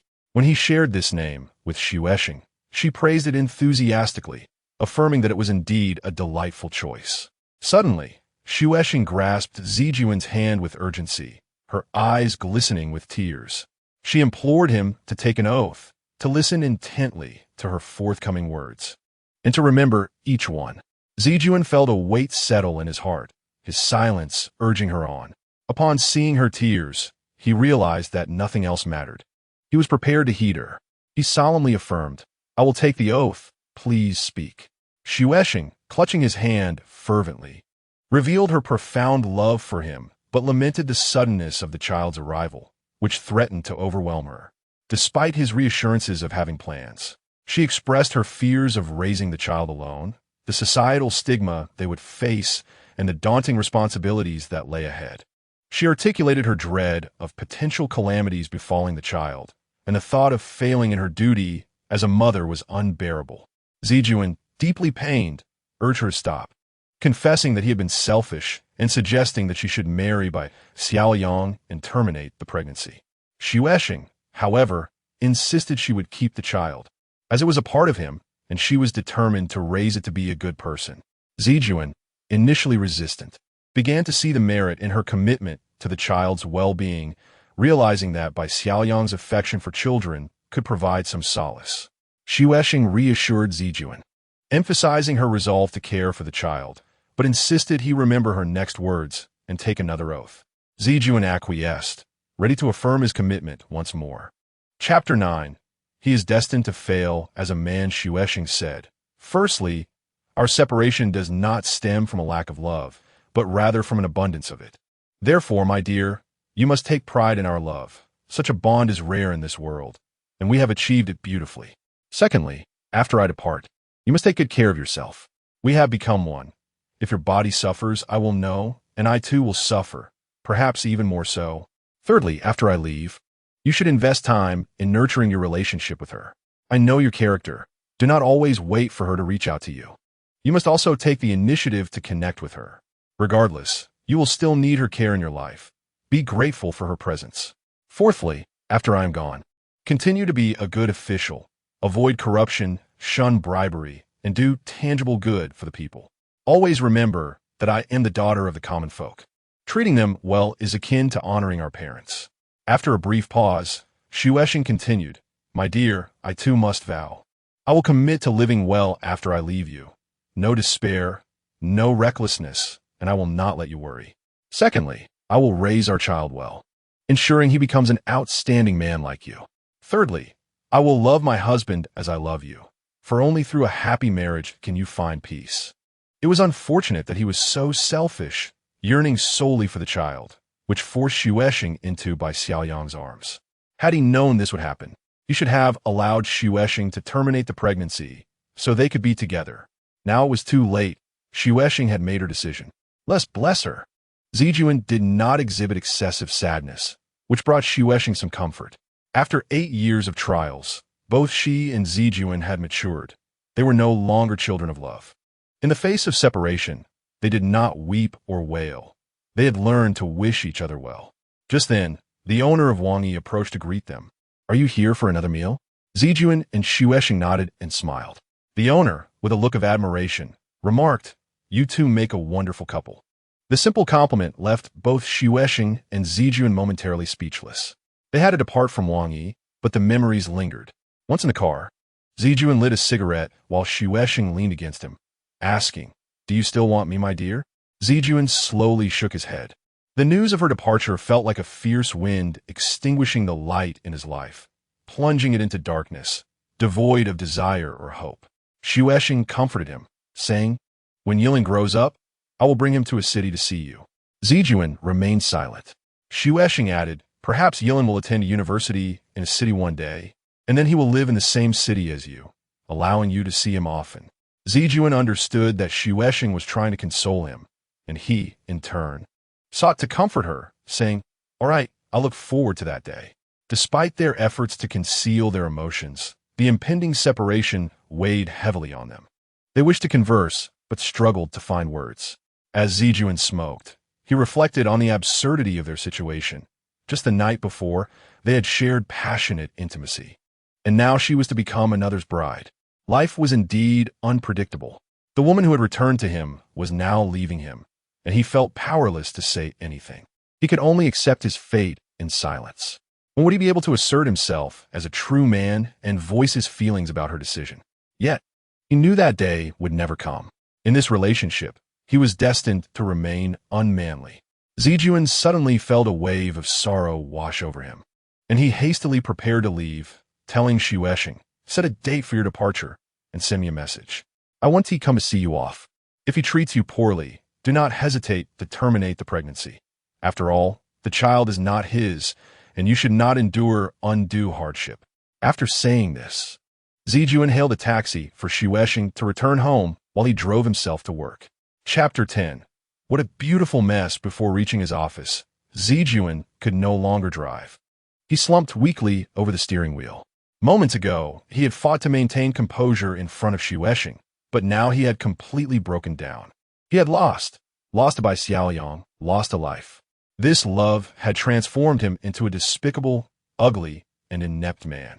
For years, Shueshing had cried and fussed, but this time she had left without a fuss. She was truly gone. Even if she were to marry, she should have terminated the pregnancy first. To take their child to be someone else's wife was nothing short of a cruel joke, a mark of his inadequacy etched into the passage of time. In the days to come, whenever he thought of that child, he would feel like a sinner. Moreover, what if Bai Xiaoyang treated the child poorly? The memory of Shueshing insisting he swear on the child's life filled him with resentment. She knew his feelings for the child, yet still pressured him to accept her departure willingly. In the years following her absence, he could not afford to grieve excessively. He needed to live well, for he had sworn on the child's life. What a ruthless woman she was. Suddenly, his phone rang. It was his secretary reminding him of an upcoming banquet. Zijuan replied, "I'm on my way back to the office." After hanging up, he started the car and headed to work. His secretary's calm and gentle voice pulled him from his tumultuous thoughts, helping him regain his composure. As a mother, Xuexing cherished that child even more. She had pressured him for the child's sake, and he should understand her intentions. He ought not to harbor hatred towards her. How could he hate Xuexing? They had shared the same heart. Her intentions were his intentions, and he was obliged to support her. As he approached the office, Zijuan felt entirely calm. He silently prayed for Xuexing's happiness in her new marriage and hoped Bai Xiaoyang would treat the child well. As for himself, he would strive to be a good husband and an effective director. Only in this way could he fill the void left by Xuexing's departure. 2 days later, Zijuan received a message from Xuexing. "We are on the road." In the past, Xuexing always began her messages with a sweet address of "my dear." But today she did not. Zijuan understood that she was texting him in front of Bai Xiaoyang, so he replied, wishing her a smooth and pleasant journey. As a man, he admired Bai Xiaoyang. If he truly treated the child well, he would be eternally grateful. Nevertheless, a sense of loss engulfed him as he leaned helplessly against his chair, gazing out at the wintry landscape. Once, Xuexing had come to him in summer. Now, she left him in the depths of winter. What is love? Love is a muddled debt that you repay in confusion. He had repaid it for 8 years, and now that he had finished, the love had ended.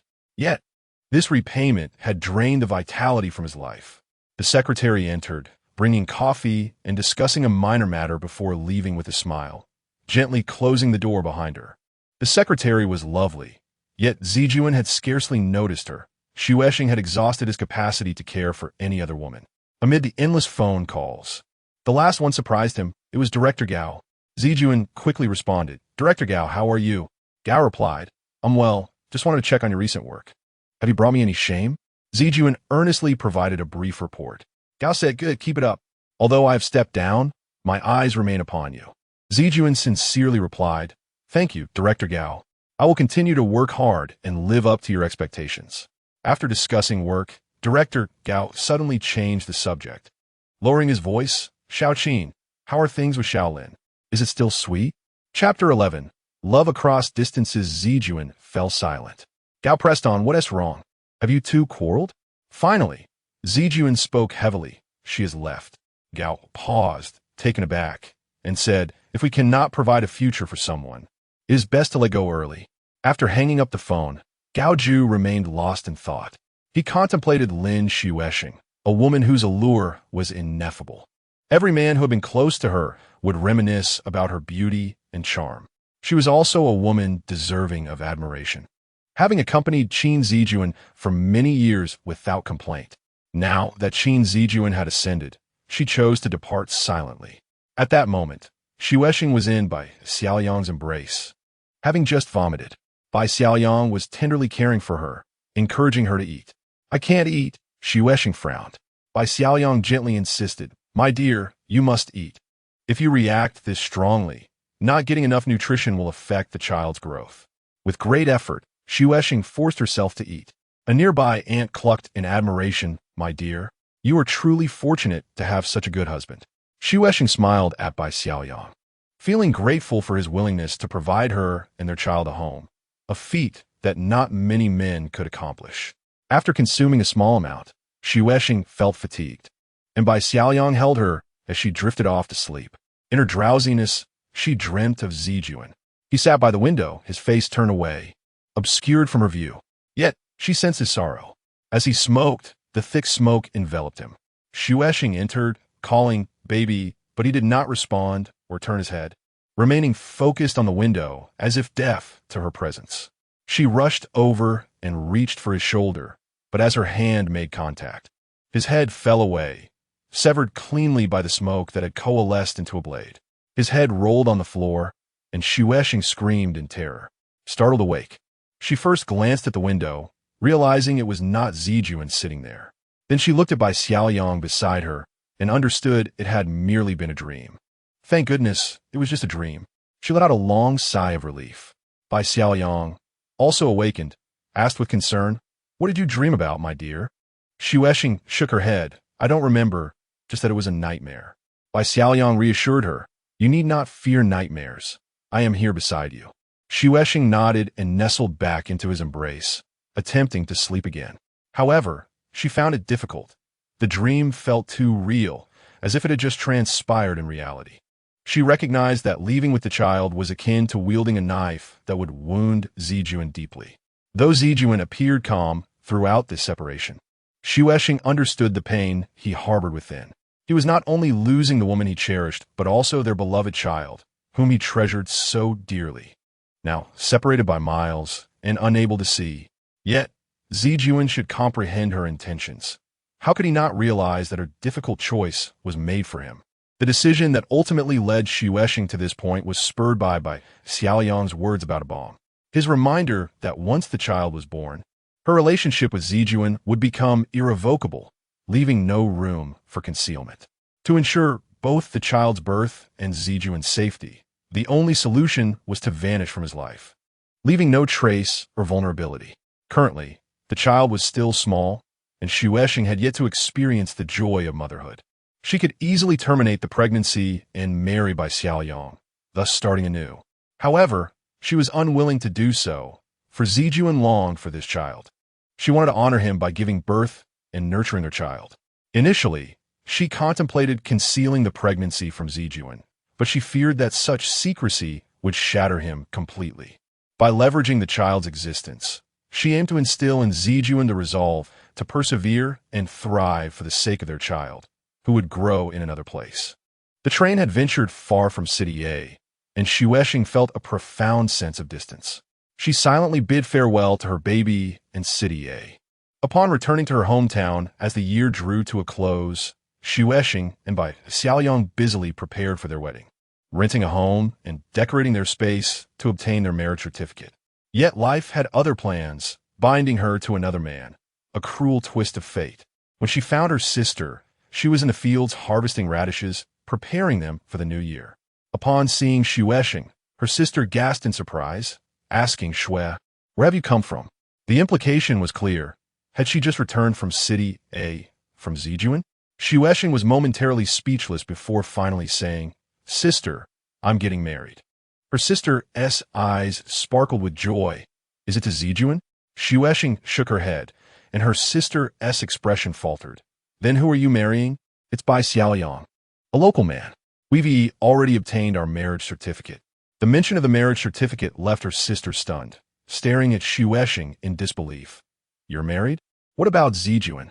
Xu Weixing remained silent, pulling a radish from the ground, revealing a large pit left behind. She kicked some soil into the hole, but it remained stubbornly intact. The radish had grown too long in the earth, leaving a firm hole behind. Xu Weixing thought of Zijuan, having spent 8 years by his side. Now, as she departed, she pondered how long it would take for the void left in his heart to be filled. How could he possibly fill it? After filling the hole, she finally said, Sister, Zijuan and I are not meant to be. Her sister grasped Xu Weixing's hand, shaking it urgently. But you said last time that Zijuan had divorced. How can you suddenly decide to marry someone else in just 6 months? Xu Weixing looked at her sister, at a loss for words. So much had transpired in that time. First, the encounter with Bai Xiaoyang, then the deception, followed by her return to Zijuan and the painful choice she had to make. All these experiences weighed heavily on her, and she felt too exhausted to recount them. She had buried them in the cold winds of winter. Nevertheless, she was getting married. Yet Xu Weixing knew that what she most dreaded to reveal was precisely what her sister yearned to know. She lowered her head, feeling ashamed to face her sister. The sight of Xu Weixing's demeanor filled her sister with concern, prompting her to lead Xu Weixing to the edge of the field where they sat on a pile of hay. Enveloped in silence, her sister thought of Zijuan. Though she had seldom met him, he had already etched himself into her heart. She recalled the time she brought their father to City A for treatment, when Zijuan knelt before him, and Xu Weixing had harmed herself in her anguish. Those memories played vividly in her mind as if they had just happened. From that moment, she had deemed Zijuan her only brother-in-law.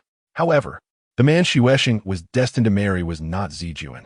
This conclusion was hard for her sister to accept, and she wished fervently that Xu Weixing was jesting, that she meant to marry Zijuan. Yet, Deep down, she understood that Xuesheng was a woman who never joked. After a lengthy silence, her sister finally gazed at the sky and said, "Xue, do you remember that day when I took Dad for treatment and Zijuan knelt before him? You were so pained for him that you harmed your wrist with scissors, losing a lot of blood." Xuesheng looked at her sister, sorrow in her eyes, but remained silent. She remembered every moment related to Zijuan. How could she forget? Those were not mere memories, but acts of love. Her sister suddenly clenched a handful of hay in her hand, lamenting, "If you and Zijuan truly part ways, what remains of genuine affection in this world?" Xuesheng remained silent. But then her sister recalled something, saying, "By the way, after May Day this year, I received a large remittance from Zijuan, 16,000. He wrote in the note to pass it on to you slowly. I couldn't find you, so I had to deposit the money in the bank." Xuesheng was astonished by the matter of the remittance, which Zijuan had never mentioned to her. Her sister seemed to understand, saying, "At the time I received the remittance, I was still confused. Now I realize that you had already separated from Zijuan. Am I right?" Xuesheng reflected deeply. That remittance must have come after their quarrel when Zijuan, considering their breakup, worried about her lack of employment and the potential difficulties in her life.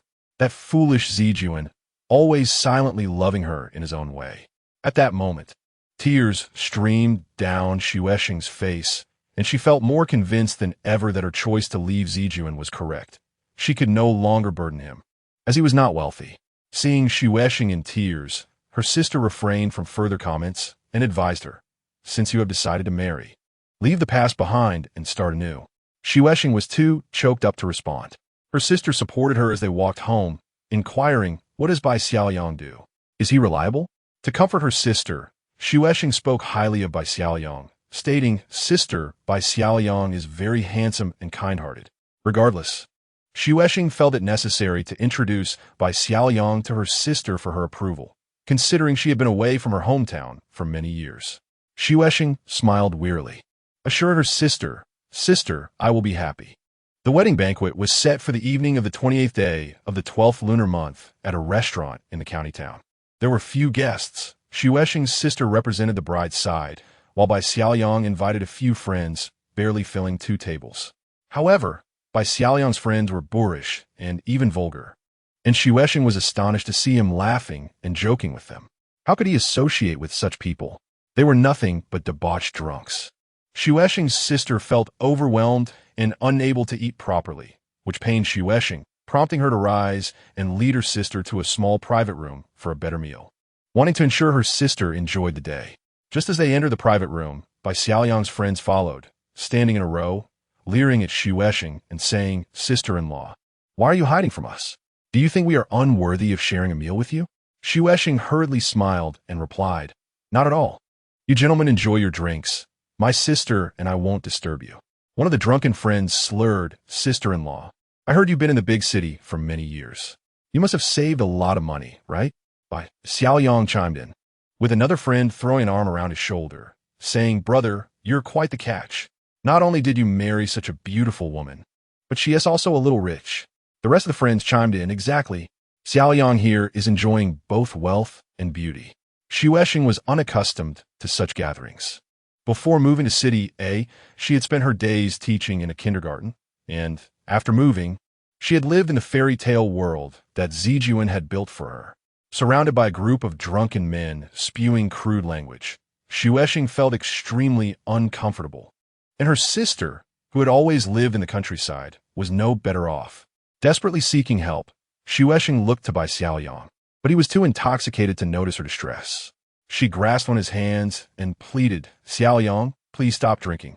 He shrugged her off amidst the raucous laughter of his friends, replying, "You don't need to worry about me." With that, he was swept away by his friends to continue drinking outside. Xuesheng and her sister slowly sat down at the table, both feeling out of sorts and falling silent. When the food arrived, Xuesheng forced a smile and encouraged her sister to eat, but her sister, eating slowly, remarked, "Xue, do you really know Bai Xiaoyang?" Xuesheng, alert, replied, "Sister, do you have something to say?" Her sister, filled with concern, stated, "I have a feeling he is not a good match for you." Xuesheng smiled faintly, remaining silent, aware that in her sister's eyes, only Zijuan was the suitable choice. Her sister, trying to remember, added, I feel like I've seen Bai Xiaoyang before, but I can't recall where. Xu Weixing gently pressed her sister's hand to reassure her, saying, Sister, Xiaoyang used to drive a taxi. Perhaps you've encountered him on the street. The mention of a taxi jogged her sister's memory, and she suddenly exclaimed, I remember. One winter, I came to the county town to shop and saw a car hit an old man. The driver didn't even get out. He just looked at the old man and drove away. I chased after him, and he scolded me for meddling. Xu Weixing furrowed her brow as her sister continued. That driver was none other than Bai Xiaoyang. Stunned, Xu Weixing laughed. Sister, you must be mistaken. Xiaoyang is not that kind of person. He is very kind. Her sister firmly insisted. You are mistaken. It was definitely him. The raucous behavior of Bai Xiaoyang's friends had already troubled Xu Weixing, and her sister's words only deepened her unease. She began to sense that she might not truly know Bai Xiaoyang. Her sister, noticing Xu Weixing's discomfort, urged her, Shui, be cautious around him. No sooner had she spoken than the door burst open, and Bai Xiaoyang stormed in, his face twisted with anger, pointing a bottle at Xu Weixing's sister, shouting, What nonsense were you just saying? Xu Weixing quickly rose to intervene, but Bai Xiaoyang pulled her close, addressing her sister. Do you know?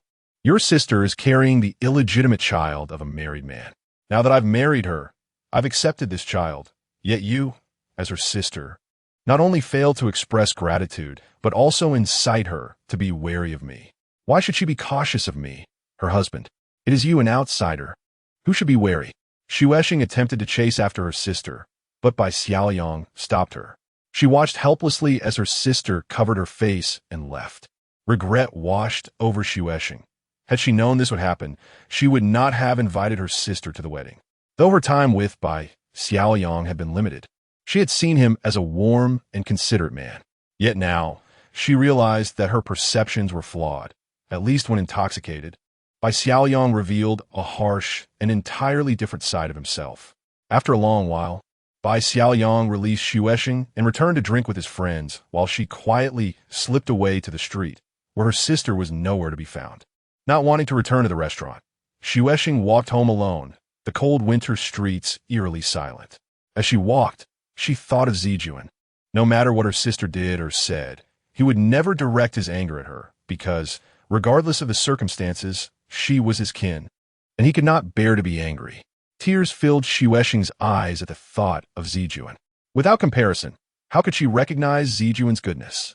Only now, through contrast, did she realize how pure and generous he truly was. Yet life had drawn her further away from him. The man she most desired to marry was Zijuan. Yet she found herself wed to Bai Xiaoyang. The only child she longed to bear was Zijuan's, but instead, she was carrying another man's blood. As night deepened, Xu Weixing finally called her sister, who had returned home.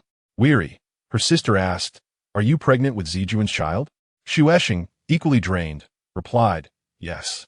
After a pause, her sister continued, Zijuan hasn't he really divorced? Has he? Xu Weixing, still weary, affirmed yes. After another pause, her sister said, Shui, you are nearly 40. What have you done? If you must keep this child, return and let me help you raise it. Why choose this path? One wrong step leads to another. Xu Weixing felt the weight of her mistake. Words failed her as she sobbed, calling out, Sister. Hearing Xu Weixing's tears, her sister softened, saying, All right, Shui, go back. You are married now. Do your best to live with him. When it's convenient, I will personally apologize to Bai Xiaoyang. Xu Weixing replied, Sister, you need not apologize. He won't take it to heart. He was just drunk. Sister sighed, I must apologize. Only then can he cease to harbor resentment and treat you well. Xu Weixing wept once more, her unease mirrored in her sister's own silent suffering. Upon returning home, Xu Weixing decided to rest for a while, for she was heavy with child and felt utterly drained. The room, though modest, was adorned with a festive spirit. Lying on the bed, Xu Weixing gazed around and endeavored to calm herself, reminding herself that Bai Xiaoyang had merely succumbed to drunkenness and his misbehavior was thus excusable. Regardless, she had wed Bai Xiaoyang and wished to build a life together. She longed for stability, as her sister had pointed out. She was nearing 40 and deserved to settle down. Years of wandering had transformed her from a pure, fragrant girl into a weary middle-aged woman. and she could no longer withstand any upheaval. All she desired was a quiet existence. Although she had devoted all her love to Ziyun, life could continue without love, especially since she did not detest Bai Xiaoyang. In truth, she liked him, and perhaps with time, she might even come to love him. Bai Xiaoyang returned late, stumbling towards the bed, waking Xuesheng from a reverie. She rose to fetch him a glass of water. As he drank, she said, "Xiaoyang, my sister called earlier and asked me to convey her apologies." Instantly, Bai Xiaoyang pushed Xuesheng down onto the bed. She hurriedly cautioned, "Xiaoyang, be careful not to press on the baby." To her surprise, he retorted, "If it gets damaged, we can always have another." Xuesheng gazed at him, taken aback. Bai Xiaoyang suddenly released her, lit a cigarette, and, with an uncomfortable glance, asked, "Do you not wish to bear my child?" Xuesheng felt utterly exhausted. She crawled closer to him and said, "Xiaoyang, that's not it. I just wanted to remind you to be gentle, considering my condition." Bai Xiaoyang regarded her side-eyed and inquired, "Are you more attached to this child, or still pining for its father?" In a daze, Xuesheng lay on the bed, questioning what had become of Bai Xiaoyang. He seemed a different man altogether. Had he changed, or had she merely mistaken his former self? Like a magician, he produced a DVD and inserted it into the player, revealing a lewd film that displayed repugnant scenes of couples. Bai Xiaoyang's virility had never been robust, and coupled with tonight's inebriation, his body was feeble and unresponsive, causing Xuesheng great distress. She tried to console him. Xiao Jun entered the bedroom, where his wife lay. Silently, he climbed onto the bed and lay down beside her, as she reached out to extinguish the light. In the darkness, Xiao Jun pondered the sometimes shameless nature of marriage, which compels individuals to speak falsehoods with open eyes. Though they had become as strangers, they remained bound by the institution of marriage, sharing the same bed and silently proclaiming to the outside world, "We are husband and wife." In a swift turn of events, Xuesheng was promptly taken to the hospital, and fortunately, the child was unharmed. However, Xuesheng chose to remain hospitalized for 2 days, seeking a moment of tranquility. Once discharged, she would have to return to that home, a place she dreaded to step into once more. After 2 days of contemplation, Xuesheng resolved to pursue a divorce. It was imperative to act swiftly, for her initial decision to marry Bai Xiaoyang was solely to provide stability for her child. Delaying any further could jeopardize the child's very life. Bai Xiaoyang, upon learning of Xuesheng's intention to divorce, fell to his knees beside her hospital bed, weeping profusely. "Darling, I love you," he implored, "but it is precisely because I love you that I cannot bear to see this child growing within you. Every time I see this child, I am reminded of Qin Zijuan's moments with you. Jealousy consumes me. Please forgive me and grant me another chance to make amends for both you and the child. I have come to realize that I will no longer make things difficult for you or the child. I will wholeheartedly support you in bringing our child into this world." Tears streaming down her face, Xuesheng shook her head. "Bai Xiaoyang, I can no longer trust you." He grasped her hand, pleading, "Even if we part ways, let us wait until after the child is born, so that they may enter this world with dignity." Ultimately, Xuesheng, being a woman, found her heart softened by his tears and desperate pleas. They embraced, bringing this tumultuous chapter to a close. Bai Xiaoyang's feelings for Xuesheng were genuine, yet his loathing for the child was equally real.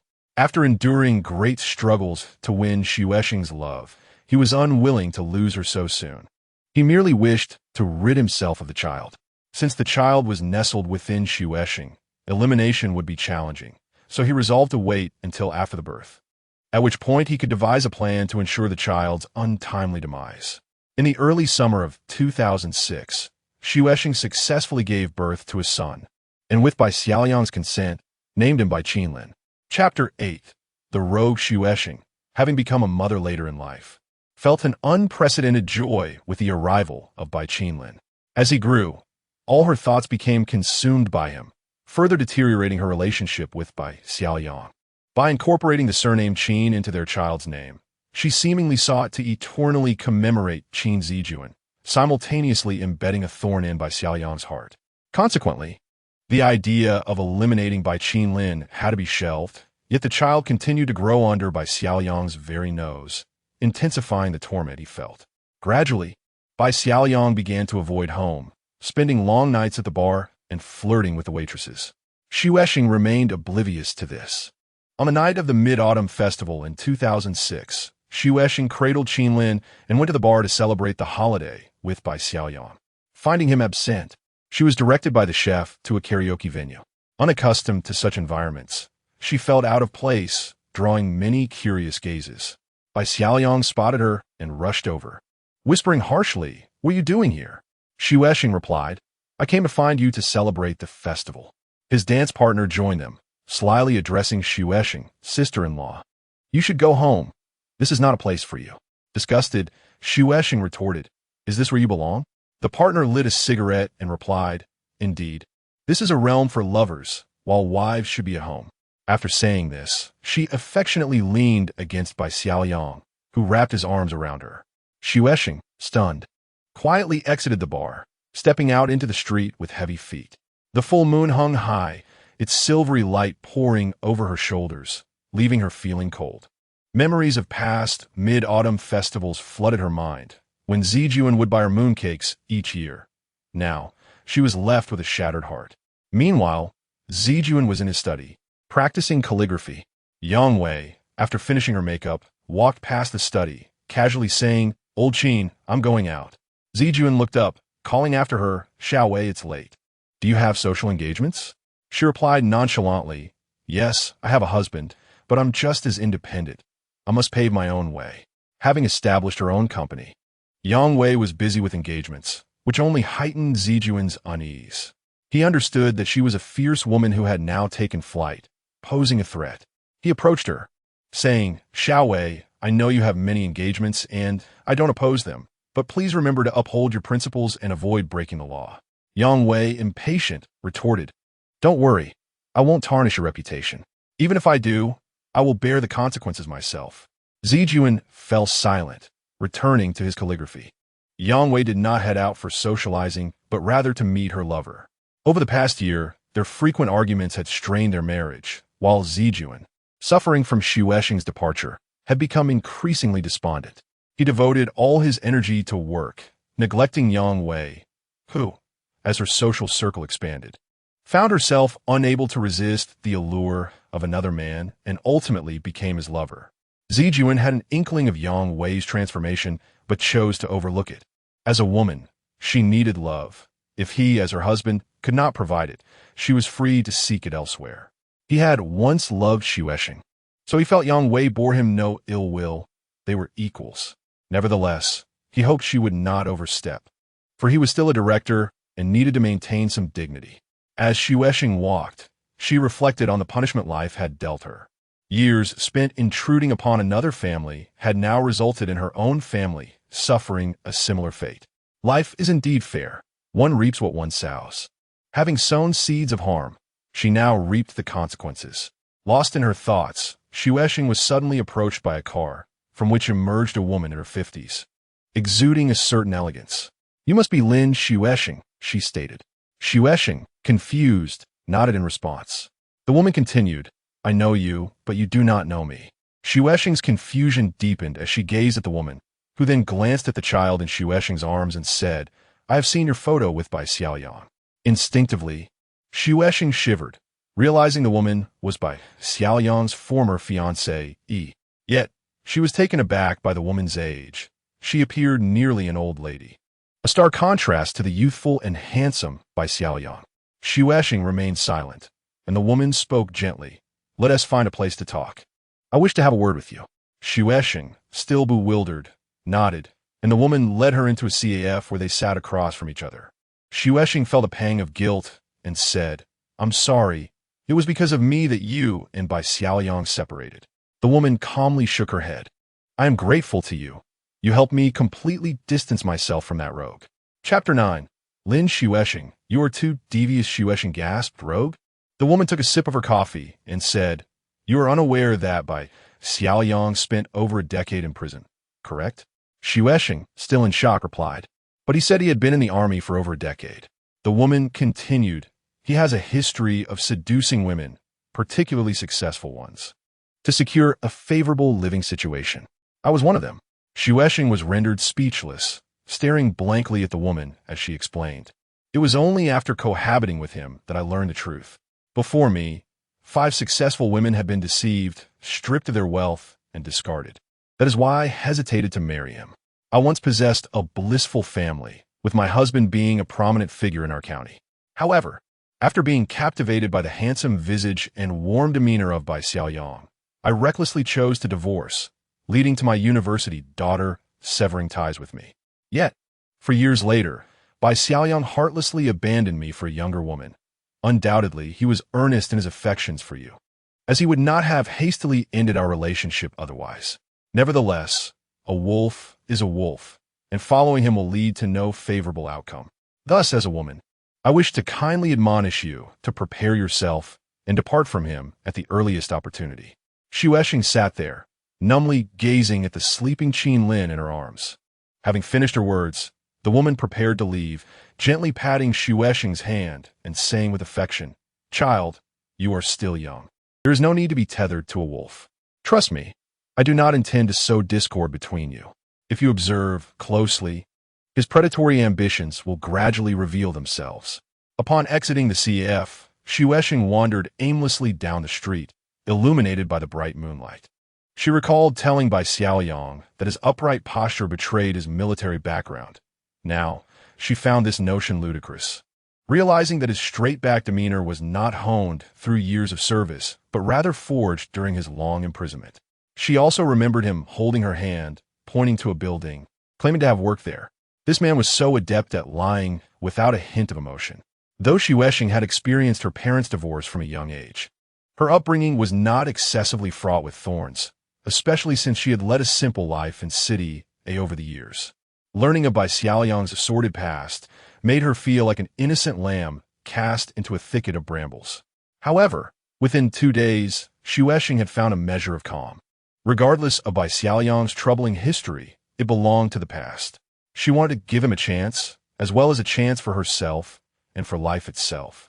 After all, Bai Xiaoyang had once provided her with genuine warmth. She ought not to condemn him entirely, especially since he was now Qin Lin's father.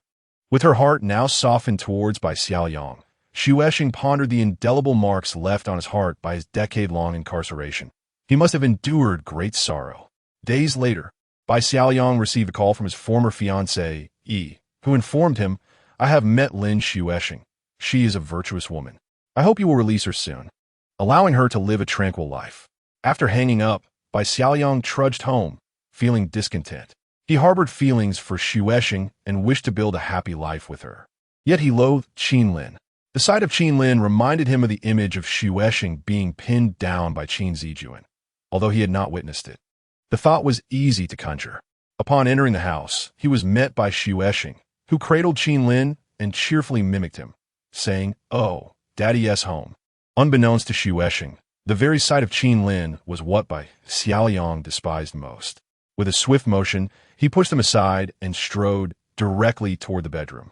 Xuesheng followed, gently saying, "Xiaoyang, if you're tired, you should rest a while." Bai Xiaoyang regarded Xuesheng and thought how cunning she was, knowing his past. She chose not to mention it. Her restraint, he believed, was for that illegitimate child. Unable to contain himself, he scoffed, "Lin Xuesheng, you are too treacherous." Xuesheng, perplexed, responded with continued gentleness, "Xiaoyang, what are you saying?" Her feigned softness only incited his anger further, and he shouted, "I am nothing but a rogue. I've been to prison and deceived countless older women. Xiaoyang, everyone has a past, but the past is not what truly matters," Xuesheng said earnestly, grasping one of his hands. "Forget the past and live well." This bracelet was a gift from Qin Zijuan on their 2nd anniversary, and Xuesheng had worn it for 7 years without removing it. She feared Bai Xiaoyang might shatter it and pleaded, "Xiaoyang, I beg you to return the bracelet." Instead of complying, Bai Xiaoyang seized Xuesheng's phone from the table, furiously exclaiming, "And this, too, must be your token of love with Qin Zijuan, right? Look at it. It's so old it could be displayed in a museum. You still cherish it, don't you? Do you intend to keep it forever, thinking of Qin Zijuan?" The phone was a gift from Qin Zijuan on Xuesheng's first birthday together. Though it had aged, she had never been able to part with it. Placing Qin Lin on the bed, she continued to plead, Xiaoyang, please return them to me. I will comply with any other request you have. Her desperate pleas only fanned the flames of Bai Xiaoyang's fury. With a swift motion, he hurled the bracelet and phone to the ground, where they shattered with a resounding crash. Xu Eshing lunged to gather the fragments, kneeling on the floor, tears streaming down her face as she called out for her baby. Qin Lin lay quietly on the bed, unaware. Seeing the child, Bai Xiaoyang's malicious intent surged forth, and he rushed over, grabbing a pillow to smother Qin Lin's face. The poor child, merely 4 months old, had yet to learn to struggle. Just as Bai Xiaoyang was about to succeed, Xu Eshing sensed something amiss. She turned and saw Bai Xiaoyang, rushing over to strike him, exclaiming, Bai Xiaoyang, you beast! Realizing he was caught, Bai Xiaoyang discarded the pillow and grasped Qin Lin's neck, who was turning purple from lack of air. In a moment of desperation, Xu Eshing seized a chair and struck Bai Xiaoyang on the head, knocking him unconscious. She hurriedly scooped up Qin Lin and fled outside. Arriving at the hospital, after a frantic rescue, Qin Lin was finally deemed safe, yet Xu Eshing was left trembling, her legs weak and unable to stand. Nevertheless, she prioritized contacting her sister. Sister, please come to the county town to pick us up. We need to stay at your home for a few days. Upon hearing this, her sister immediately sensed trouble and rushed to the county. That very night, Bai Xiaoyang, accompanied by a group of friends, arrived, brandishing knives and shouting for her sister to hand over Xu Eshing and Qin Lin. They had already been moved to safety, and Bai Xiaoyang could not find them. Unwilling to relent, he swung his weapon, threatening, if you do not return my wife and child, I will destroy your entire village. Do you know who I am? I am the infamous Bai Long from the county town. Xu Eshing's brother-in-law, a former butcher, fled in terror at the mention of Bai Long, a notorious thug in the area. Although Bai Xiaoyang's reputation had faded during his imprisonment, those of a certain age still remembered it. Bai Xiaoyang's gang caused a ruckus until dawn before retreating, but the next morning he returned with his friends and quickly located Xu Eshing's hiding place. With her sister's help, Xu Eshing had no choice but to escape through a window, cradling Qin Lin in her arms. They concealed themselves in a graveyard until nightfall. The chill of late autumn was biting, and to protect Qin Lin from the cold, Xu Eshing held him tightly within her garments. In a state of anxiety, she pondered how to manage the escalating situation. She had initially considered leaving the child with her sister and returning to Bai Xiaoyang, but her sister refused, fearing for her safety. In the early hours, her sister stealthily approached, bringing a letter from a hospital in City A. Long ago, Xu Eshing had donated bone marrow there, and now a matching patient urgently required surgery, hence the correspondence. After reading the letter, Xu Eshing resolved to journey to City A immediately, understanding that aiding the patient was of utmost importance. Her sister, upon hearing Xu Eshing's decision, said, Shui, you must leave quickly. This may be your path to survival. After all, Zijuan is there. He will protect you and the child. Xu Eshing shook her head, replying, Sister, even if I return, I will not contact Zijuan. It took great effort to sever ties. We cannot reunite. In her sister's mind, City A was Xu Eshing's true home, and she should return there. It was not until the train departed that Xu Eshing felt a sense of relief. She and her child had finally escaped Bai Xiaoyang's clutches. Upon recalling the scene where Bai Xiaoyang grasped Qin Lin's neck, Xu Eshing could not help but tremble. Even if he were an adopted child, such ferocity was unjustifiable. Moreover, Qin Lin was her own flesh and blood. How could he bring himself to act in such a manner? Was he truly possessed by a heart as cold as that of a wolf? Weakened by these thoughts, Xu Eshing soon felt fatigued, having not slept for several days, and gradually succumbed to slumber. As the train slowly approached the city, Xu Eshing was unexpectedly delighted to see Zijuan standing on the platform, waving at her, evidently there to welcome her back. Surprised and elated, she stepped off the train and approached him, exclaiming, Baby, what brings you here? Zijuan reached out to take the suitcase from her hands, explaining, Yilin called me and said you were returning today. Xu Eshing was taken aback, exclaiming, But Yilin is only 4 months old. How could he make a phone call? Zijuan shook his head, saying, No, our Yilin is 40 now. Look, his whole family is here to greet you.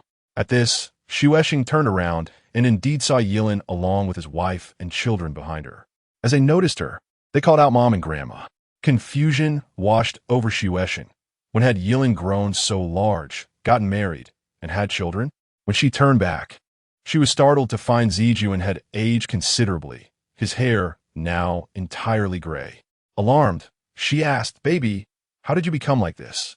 Zijuan, trembling, replied, "Don't just comment on me. Let me see you. You've lost all your teeth."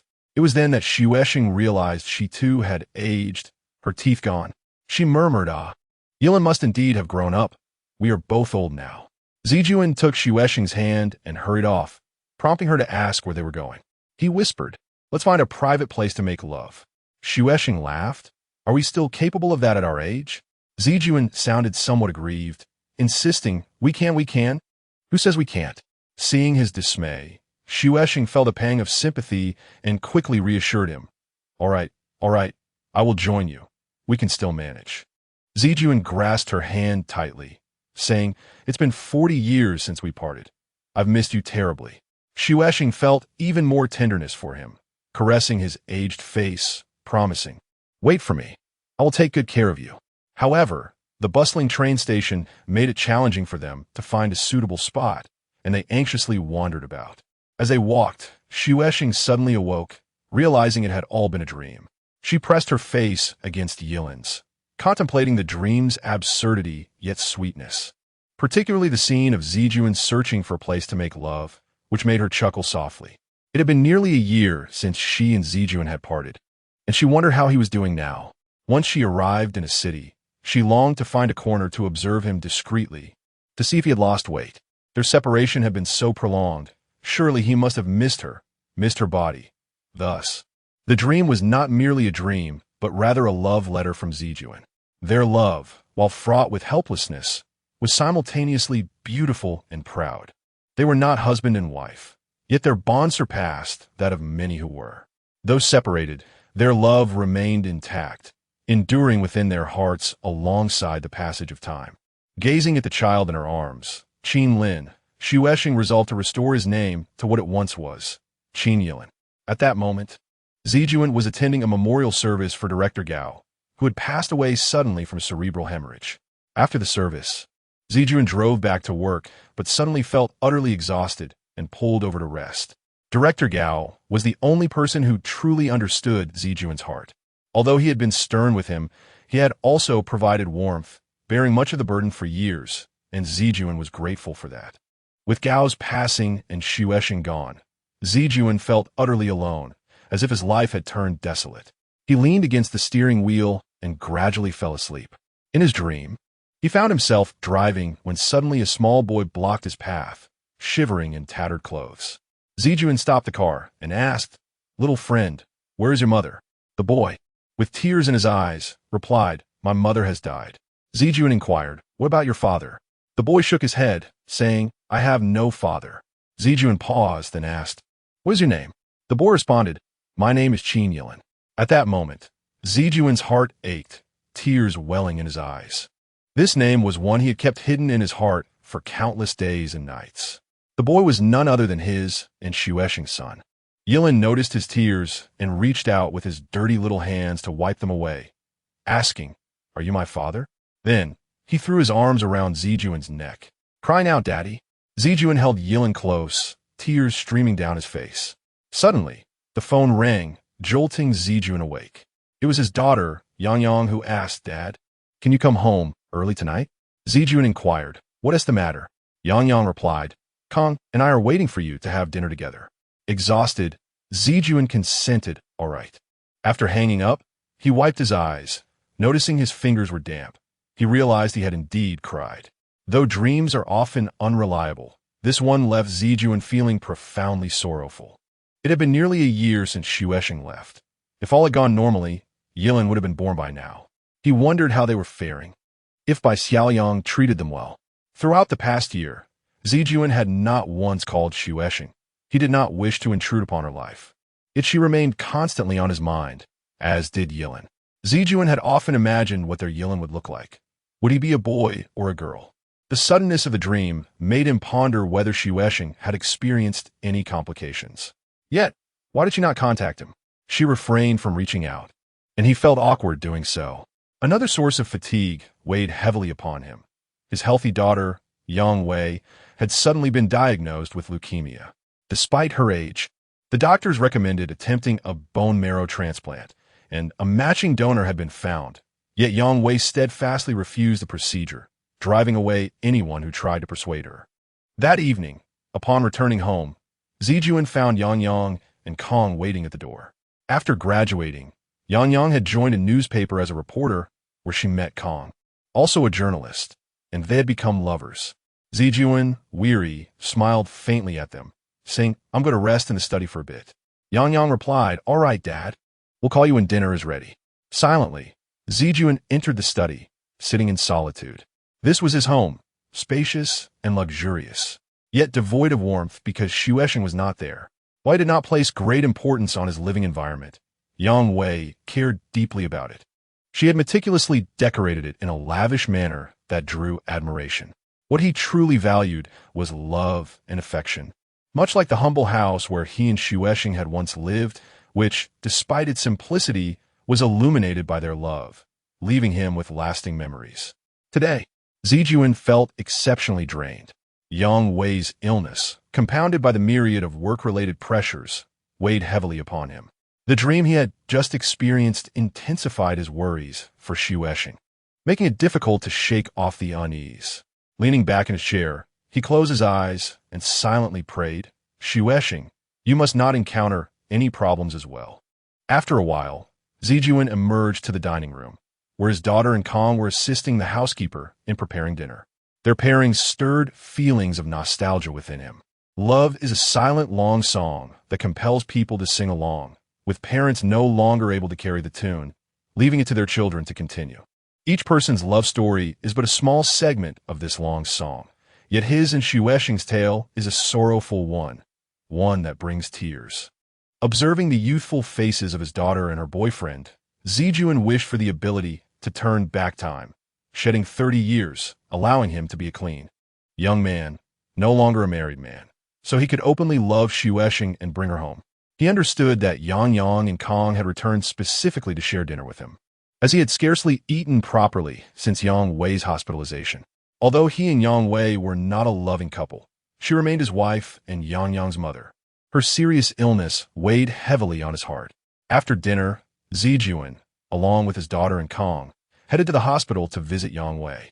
Upon seeing her mother, Yang Wei was in the midst of an argument, and, upon spotting Zijuan, turned her anger towards him, exclaiming, "Qin Zijuan, what are you doing here? Are you here to see if I'm dead yet?" Chapter 2.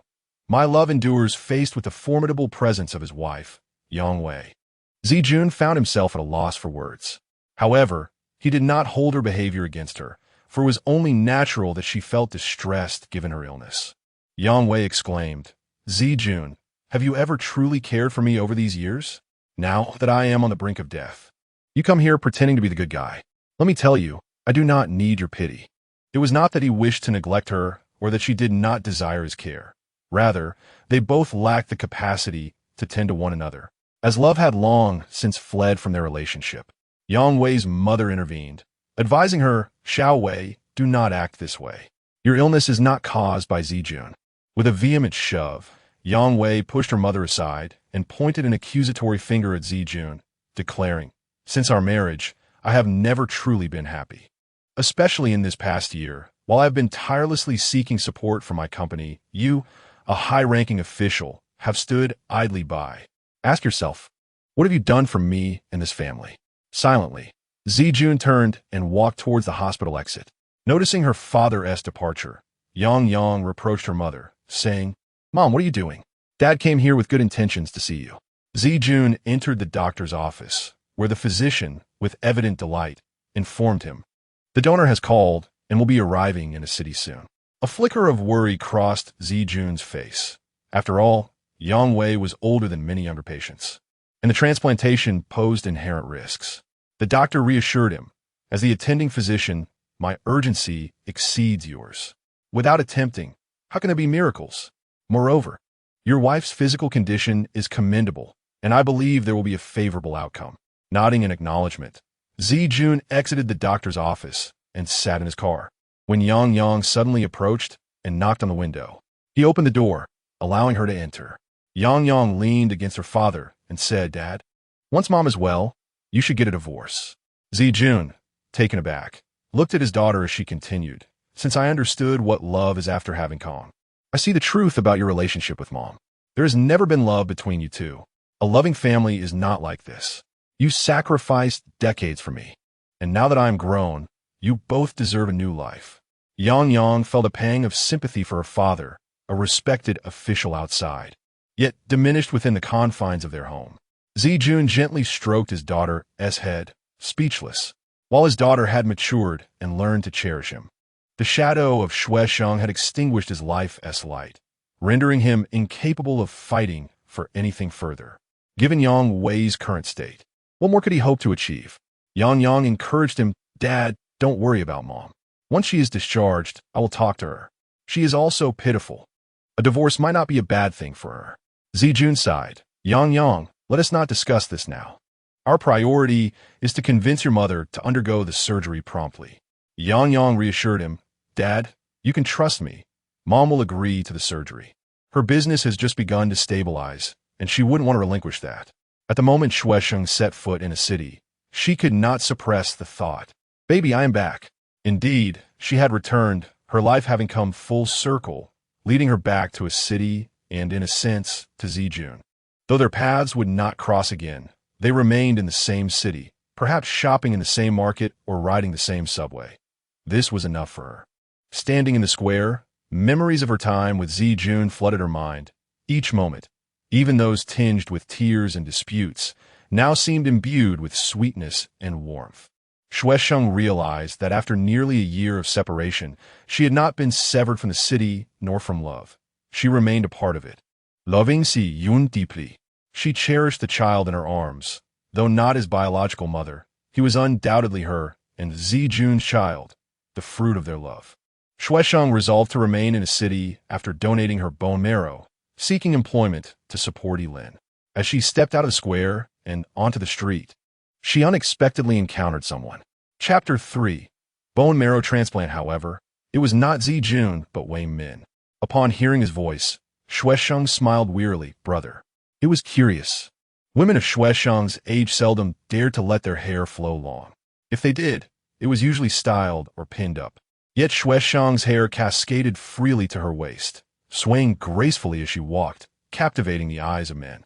Although time had not bestowed upon her a classically beautiful face, it had gifted her with stunning hair, and she bore no marks of aging. At 36, she appeared no older than 26, her kindness and gentleness preserving her youthful beauty. However, Wei Min soon noticed a change in Sheng. She cradled a child. He asked Shue, "Whose child is this?" "This is my son," she replied. Wei Min was taken aback. "You got married?" Sheng nodded. Wei Min inquired, "Shue, who did you marry? It can't be Qin Jun, right?" Shaking her head, Sheng clarified, "My husband is from the same hometown." Wei Min nodded, but soon expressed concern. "If you're married, why are you out with such a small child? Did something happen?" After a moment of silence, Sheng explained, "Brother, I came to a city to take care of some matters and will return afterward." Skeptical, Wei Min took the child into his arms, asking, "You come to take care of matters and bring the child along? Where's his father?" Sheng could no longer respond, choosing silence instead. Sensing her discomfort, Wei Min shifted the conversation. "Shue, your son is adorable. Let me be his godfather." Sheng smiled quietly, remaining silent. Wei Min, carrying the child, got into the car, and Sheng joined him. "Brother, is there a basement? Could you take me there?" She asked. "Why do you want to go to the basement?" Wei Min replied, "I heard the rent is cheap there. I need a place to stay for a while." Sheng explained. Realizing her marriage was troubled, Wei Min eagerly offered, "Shue, come live with us. We have plenty of room. As long as you don't mind it being a flat, you can stay as long as you like." Resolutely, Sheng shook her head. "Brother, my child and I need our own space." Understanding her plight, Wei Min ceased to press her, saying, "That's fine. My mother can be quite intrusive. Once she sees you, she will ask a million questions." He arranged for her to stay in a relatively decent basement, providing her with some food before preparing to leave. However, before departing, he earnestly requested, "Shui, since you call me brother, may I ask one thing?" "Of course, brother, go ahead," she replied. "Please do not contact Qin Zijun again. No matter how great the difficulty, I will be here to help you," Wei Min urged. Shui Sheng, feeling weary, replied, "Brother, I have already severed ties with him." With that, Wei Min left. Feeling famished, Shui Sheng prepared some noodles, playing with Yilin as she ate. Since birth, Yilin had been remarkably well-behaved, rarely crying. Once fed, he would simply fall asleep. Shui Sheng sometimes mused that perhaps Yilin understood his true origins and feared that she might not love him, prompting him to be exceptionally good, seeking her affection. With such thoughts, she vowed to cherish Yilin wholeheartedly. After finishing her meal, Shui Sheng lay down with Yilin in her arms. Though tired, she felt an unparalleled sense of stability. Ever since her marriage to Bai Xiaoyang, she had never felt so secure. At this moment, the distance of thousands of miles kept the demon, Bai Xiaoyang, at bay, filling her with indescribable joy. She was ready to begin anew. The ordeal with Bai Xiaoyang had taught Shui Sheng that relying on others was futile. She must be self-sufficient to support her child. Even if it meant rummaging through garbage, she would live with dignity, which was why she had earlier declined Wei Min's invitation. On November 6th and 7th, 2006, Shui Sheng successfully underwent 2 bone marrow extractions at a hospital in a city. Concurrently, at another hospital in the same city, Yang Wei underwent a successful bone marrow transplant surgery. Chapter 4. I am not well. I'm very unwell aside from some soreness in her lower back and legs. Shui Sheng did not experience any other discomfort following the bone marrow extraction. After resting for several days, she secured a position as a caregiver in the hospital. Initially, every time before heading to the hospital, she entrusted Yilin to a female tenant in the basement, compensating her with a small fee each night upon her return. Shui Sheng pleasantly accepted Aunt Hao's suggestion to bring Yilin along for her daily caregiving duties. Aunt Hao would lie in bed every day, cherishing Yilin in her arms. One day, Aunt Hao suddenly experienced diarrhea, soiled her pants, and after Shui Sheng cleaned her up, she took the dirty clothes outside to wash. Meanwhile, Aunt Hao was playing with Yilin on the bed.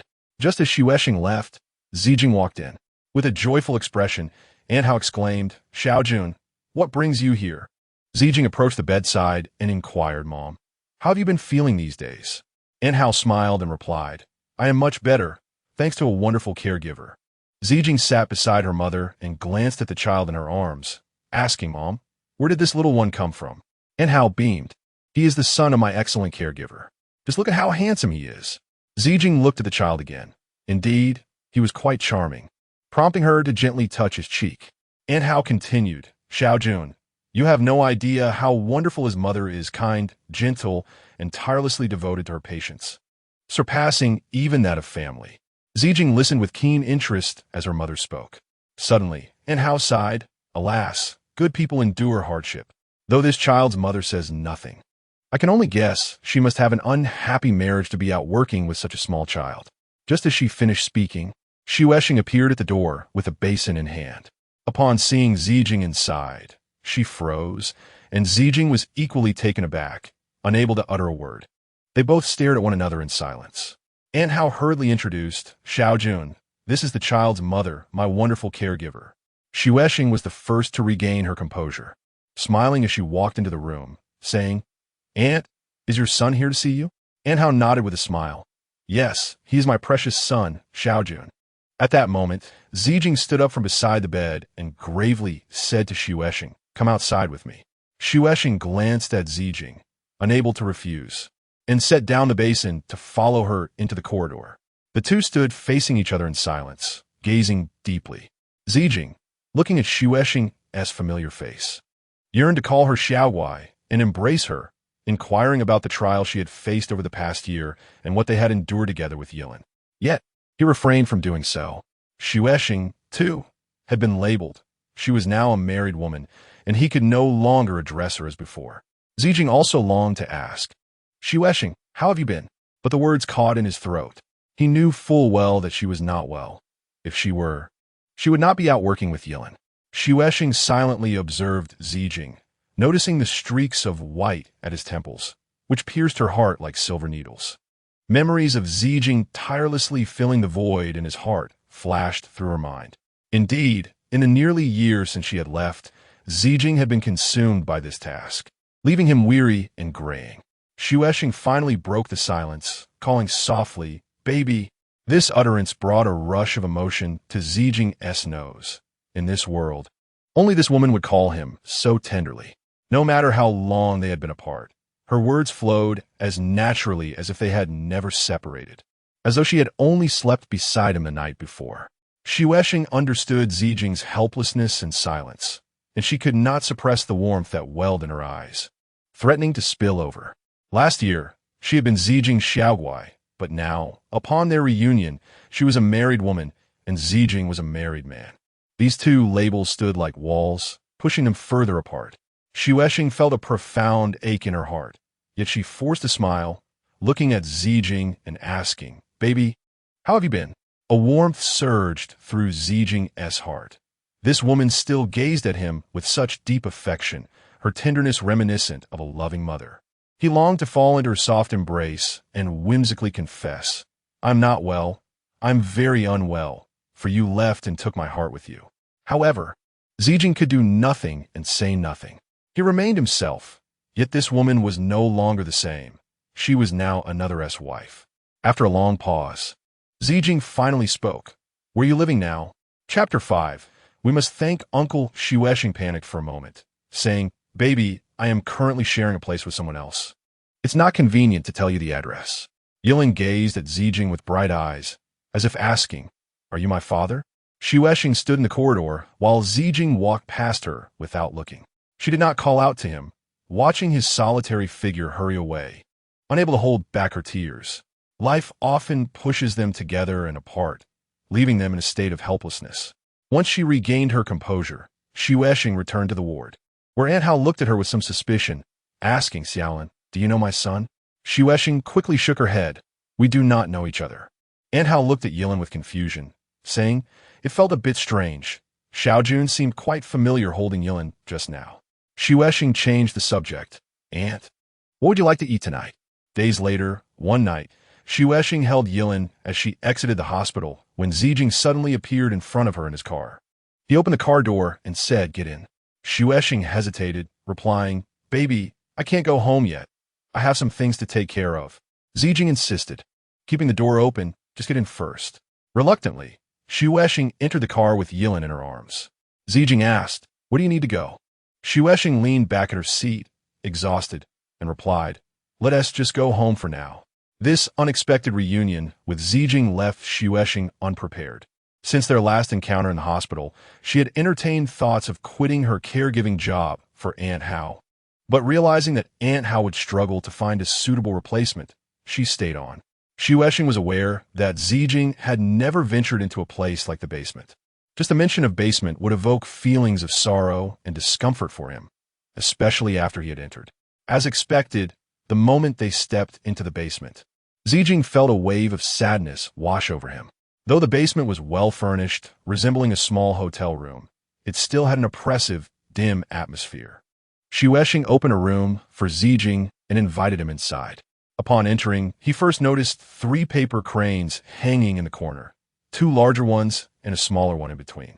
The larger ones bore the words "Father" and "Mother," while the small one was inscribed with Yilin's name. The 3 cranes huddled together, resembling a close-knit family. Zijing's tears streamed down his face. Xuesheng noticed Zijing's tears and hurriedly pointed to the cranes, explaining, "I was just idly folding them the other day. Once I finished, I couldn't bear to throw them away, so I hung them up." Zijing remained silent, beginning to survey the room for any missing essentials. The room was quite simple. Apart from a floral curtain, the walls were almost entirely white. There were no tables or cabinets, just an electric stove on the floor with a small pot on it. Other than that, Zijing found no other cooking utensils, indicating that Xuesheng likely used that small pot for everything: cooking, frying, and boiling water. Suddenly, Yilin began to cry, prompting Xuesheng to turn around and feed him. Zijing stood up and walked outside. Hearing the sound, Xuesheng turned and asked, "Baby, where are you going?" Zijing remained silent. continuing to walk out. Xuexing reached out with one hand to grasp Zijing's sleeve, saying, "Baby?" Zijing, now a bit angry, felt that Xuexing was living in a precarious situation with Yilin, and she intended to keep it from him, even though he was Yilin's father. He brushed off Xuexing's hand and, holding back tears, said, "Don't worry about it." With that, he strode away. Xuexing followed him outside, watching his figure gradually disappear down the long corridor. She was uncertain of Zijing's destination or intentions, but she had a vague sense that this return would not be calm. Yilin alone had robbed Zijing of his usual composure. Xuexing leaned weakly against the door, cradling Yilin, who had also ceased breastfeeding. He lifted his head, looking at Xuexing earnestly as if to ask, "Mom, has Dad left?" Xuexing gazed at her son, tears streaming silently down her face. An hour later, Zijun unexpectedly appeared, bringing with him a water dispenser, a frying spatula, a rice cooker, a box of milk, and a small pot for heating milk. Xuexing watched as Zijun methodically arranged these items and set up the water dispenser. She wished to express her gratitude to him, but the words eluded her. Instead, she turned to Yilin and said, "Yilin, Uncle has bought us many things. We should thank him. I apologize for the delay in updates due to recent tomb-sweeping activities. Regular updates will resume from today, as the 6th chapter unfolds. Come with me, Uncle." This title stirred an indescribable discomfort within Zijun. However, he suppressed his emotions and said to Xuexing, "Yilin is growing up. He should be weaned. You should try to let him drink milk." Zijun spoke almost commandingly. "You should drink it together with him." After finishing his tasks, he prepared to leave, lifting Yilin one last time, saying, "Uncle is leaving now. Be good, and I'll visit again in a few days." Xuexing took Yilin back, saying, "Baby, you shouldn't come here anymore. If you want to see Yilin, you could go to Aunt Hao's ward. Yilin is there every day." Zijun looked at Xuexing and asked, "What about after my mother is discharged?" Xuexing was momentarily taken aback and remained silent. Zijun turned and walked away. As he walked down the long corridor, Zijun felt a little better. Yang Yang was his daughter, who had lived in paradise since birth. Yilin was also his child. Yet he could not fathom how his son could endure such conditions at such a tender age without invoking sadness or despair in him as a father. Indeed, he possessed some authority, but what good was it if he could not even acknowledge his own son? He was merely a powerless man. Exiting the corridor, Zijun resolved to take on the responsibility of raising Yilin. Although he could not rectify his relationship with Xuexing, he could not neglect Yilin. On New Year's Day, 2007, Yang Wei had mostly recovered. To lift her spirits, Yang Yang and Kong took her on a trip south, and the housekeeper was given leave. Zijun's mother had also been discharged, and he rarely saw Yilin anymore. One afternoon, Zijun took the opportunity to visit the basement. As his car entered deeper into the community, he spotted Xuexing rummaging through garbage, carrying Yilin on her back. A wave of sorrow washed over him, and he got out of the car, grabbing Xuexing's arm, saying, "Come with me." Surprised by his sudden approach, Xuexing turned, her face flushing with embarrassment. "Baby, why are you here?" she asked. Zijun replied, "You're coming with me." Xuexing struggled, asking where to. Without answering her, he pulled her toward the car. Once inside, Xuexing adjusted Yilin in her arms. Through the mirror, she noticed Zijun's tense expression and dared not ask further, silently following him. Though her heart raced with anxiety, Zijun first drove to a shopping mall, swiftly purchasing various women's and infant items before returning home. Xuexing felt something was amiss and pleaded, "Baby, where are you taking us?" Yun remained silent. Only after bringing Xuexing and Yilin into the house did he explain, "She and my daughter have gone on a week-long trip and will return after that. You will stay here for the week." Xuexing was momentarily speechless, staring at Zijun as he handed her the purchased items, saying, "You should take a shower first." Dazed, Xuexing carried the items into the bathroom. After her shower, she found Zijun bathing Yilin, his expression serious. She hesitantly suggested, "Baby, I think this is wrong. You should take us back." Zijun was busy washing Yilin and ignored her. Once he finished, Xuexing continued, "Baby, let us stay and cook a meal together. After eating, you can take us home, okay?" Zijun looked at her with determination, stating, "From now on, you need to say nothing and think of nothing." Just quietly live here with Yilin. Furrowing her brow, she replied, can I really be quiet with Yilin here? After a moment of silence, Zijun sincerely said, Shuesheng, will you follow my arrangements for this week and allow me to fulfill my responsibilities as a father? Shuesheng's heart softened, and she nodded. Zijun then took her and Yilin out again. When she inquired where they were going, he simply said, just come with me. Shuesheng cradled Yilin, saying, all right, we will follow you without question. In her heart, she resolved to set aside her burdens and accompany Zijun for the week, granting him the opportunity to be a father. As they descended the stairs, Zijun did not drive, but walked ahead, with Shuesheng following closely behind, holding Yilin. Zijun intended to take her to the market to buy groceries. Years ago, Shuesheng had expressed that her greatest happiness would be to go to the market with Zijun to buy groceries and then cook together. For 9 years, Zijun had never fulfilled that wish, but during this week, he aimed to satisfy her and bring her joy. Upon entering the bustling market, Shuesheng was enveloped by a warmth she had never felt before. The market, often despised by many housewives, felt like the most affectionate place in the world to her. Here, women could buy their husbands and children as favorite foods and prepare meals filled with love. Shuesheng had longed for a day when she could carry a basket to buy groceries for Zijun, and today she finally had that chance.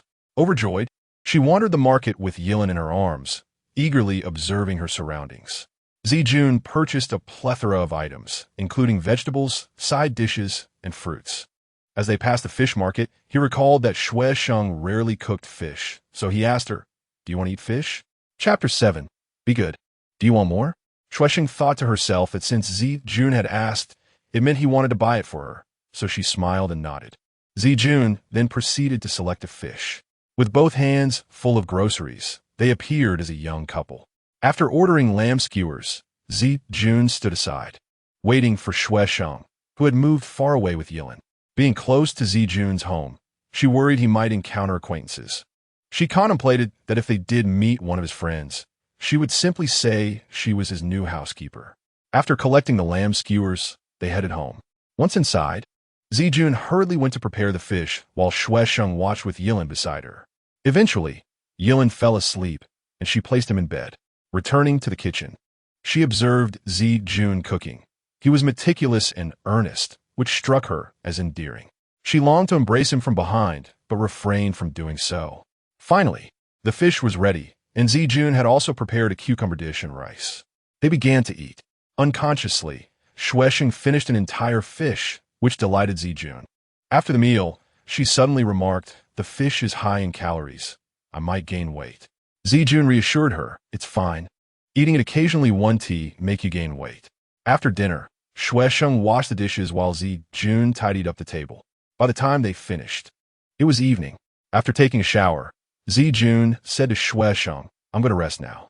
Shuesheng, playing with Yilin, glanced at him and noticed his fatigue. She nodded in agreement, saying, all right, you go rest. Zijun entered a room while Shuesheng and Yilin stayed in another. Late at night, as Yilin drifted into a deep sleep, Shuesheng found herself restless.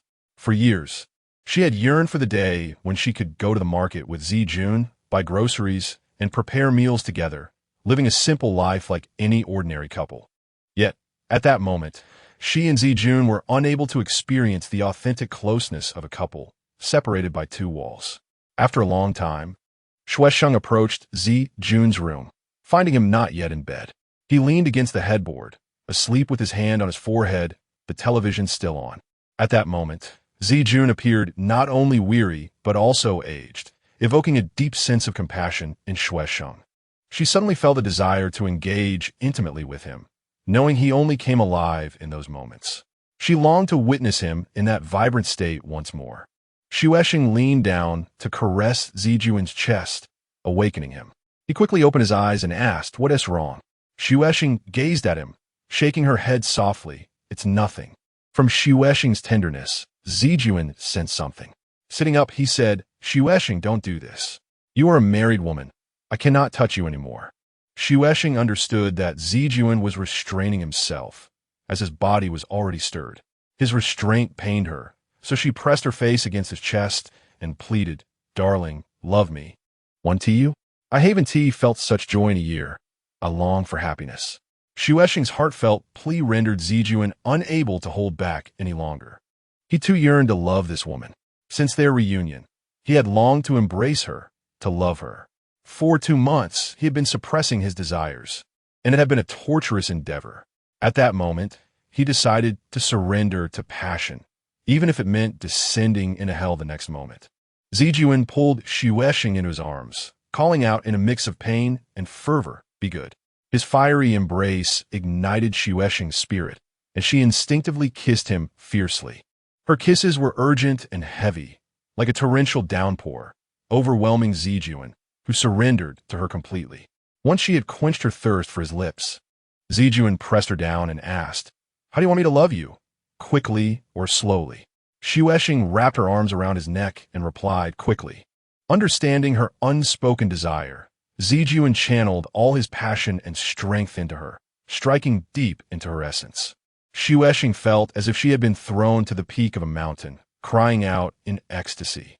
Zijuan continued his fervent pursuit, wishing to keep Shueshing forever at that peak, where her beauty was mesmerizing, her spirit alive and dancing. She reveled in the mountaintop, surrounded by blue skies, white clouds, and the gentle warmth of the breeze. After a while, as he kissed her, Zijuan asked, "Do you still want more?" Shueshing, knowing they had reached the final moment, clung tightly to him, whispering against his chest, "Shoot me up to the heavens, darling." And so, Shueshing ascended to the skies. A film title flashed in her mind. Love is a happy bullet. Indeed, Zijuan was her bullet, and she was his target. Each penetration was a blissful demise for her. Zijuan asked, "What are they saying?" Shueshing replied, "They are cheering. We have triumphed. We are united." Zijuan opened his eyes to look at Shueshing, who was always so endearing, so painfully adorable. He caressed her face, affirming, "Yes, we are united." A moment of exquisite love-making obliterated the shadows between them, restoring the sweetness and affection they once shared. That night, they embraced each other in their nakedness. The next morning, Shueshing prepared breakfast for Zijuan, who, after finishing, got ready for work. She accompanied Yilin to the door, where Zijuan kissed Yilin's cheek, saying, "Yilin, be good and stay at home with mommy while daddy goes to work." Shueshing took Yilin's hand and waved goodbye to Zijuan. Mimicking Yilin's words, "Daddy, don't worry, I will be good with mommy."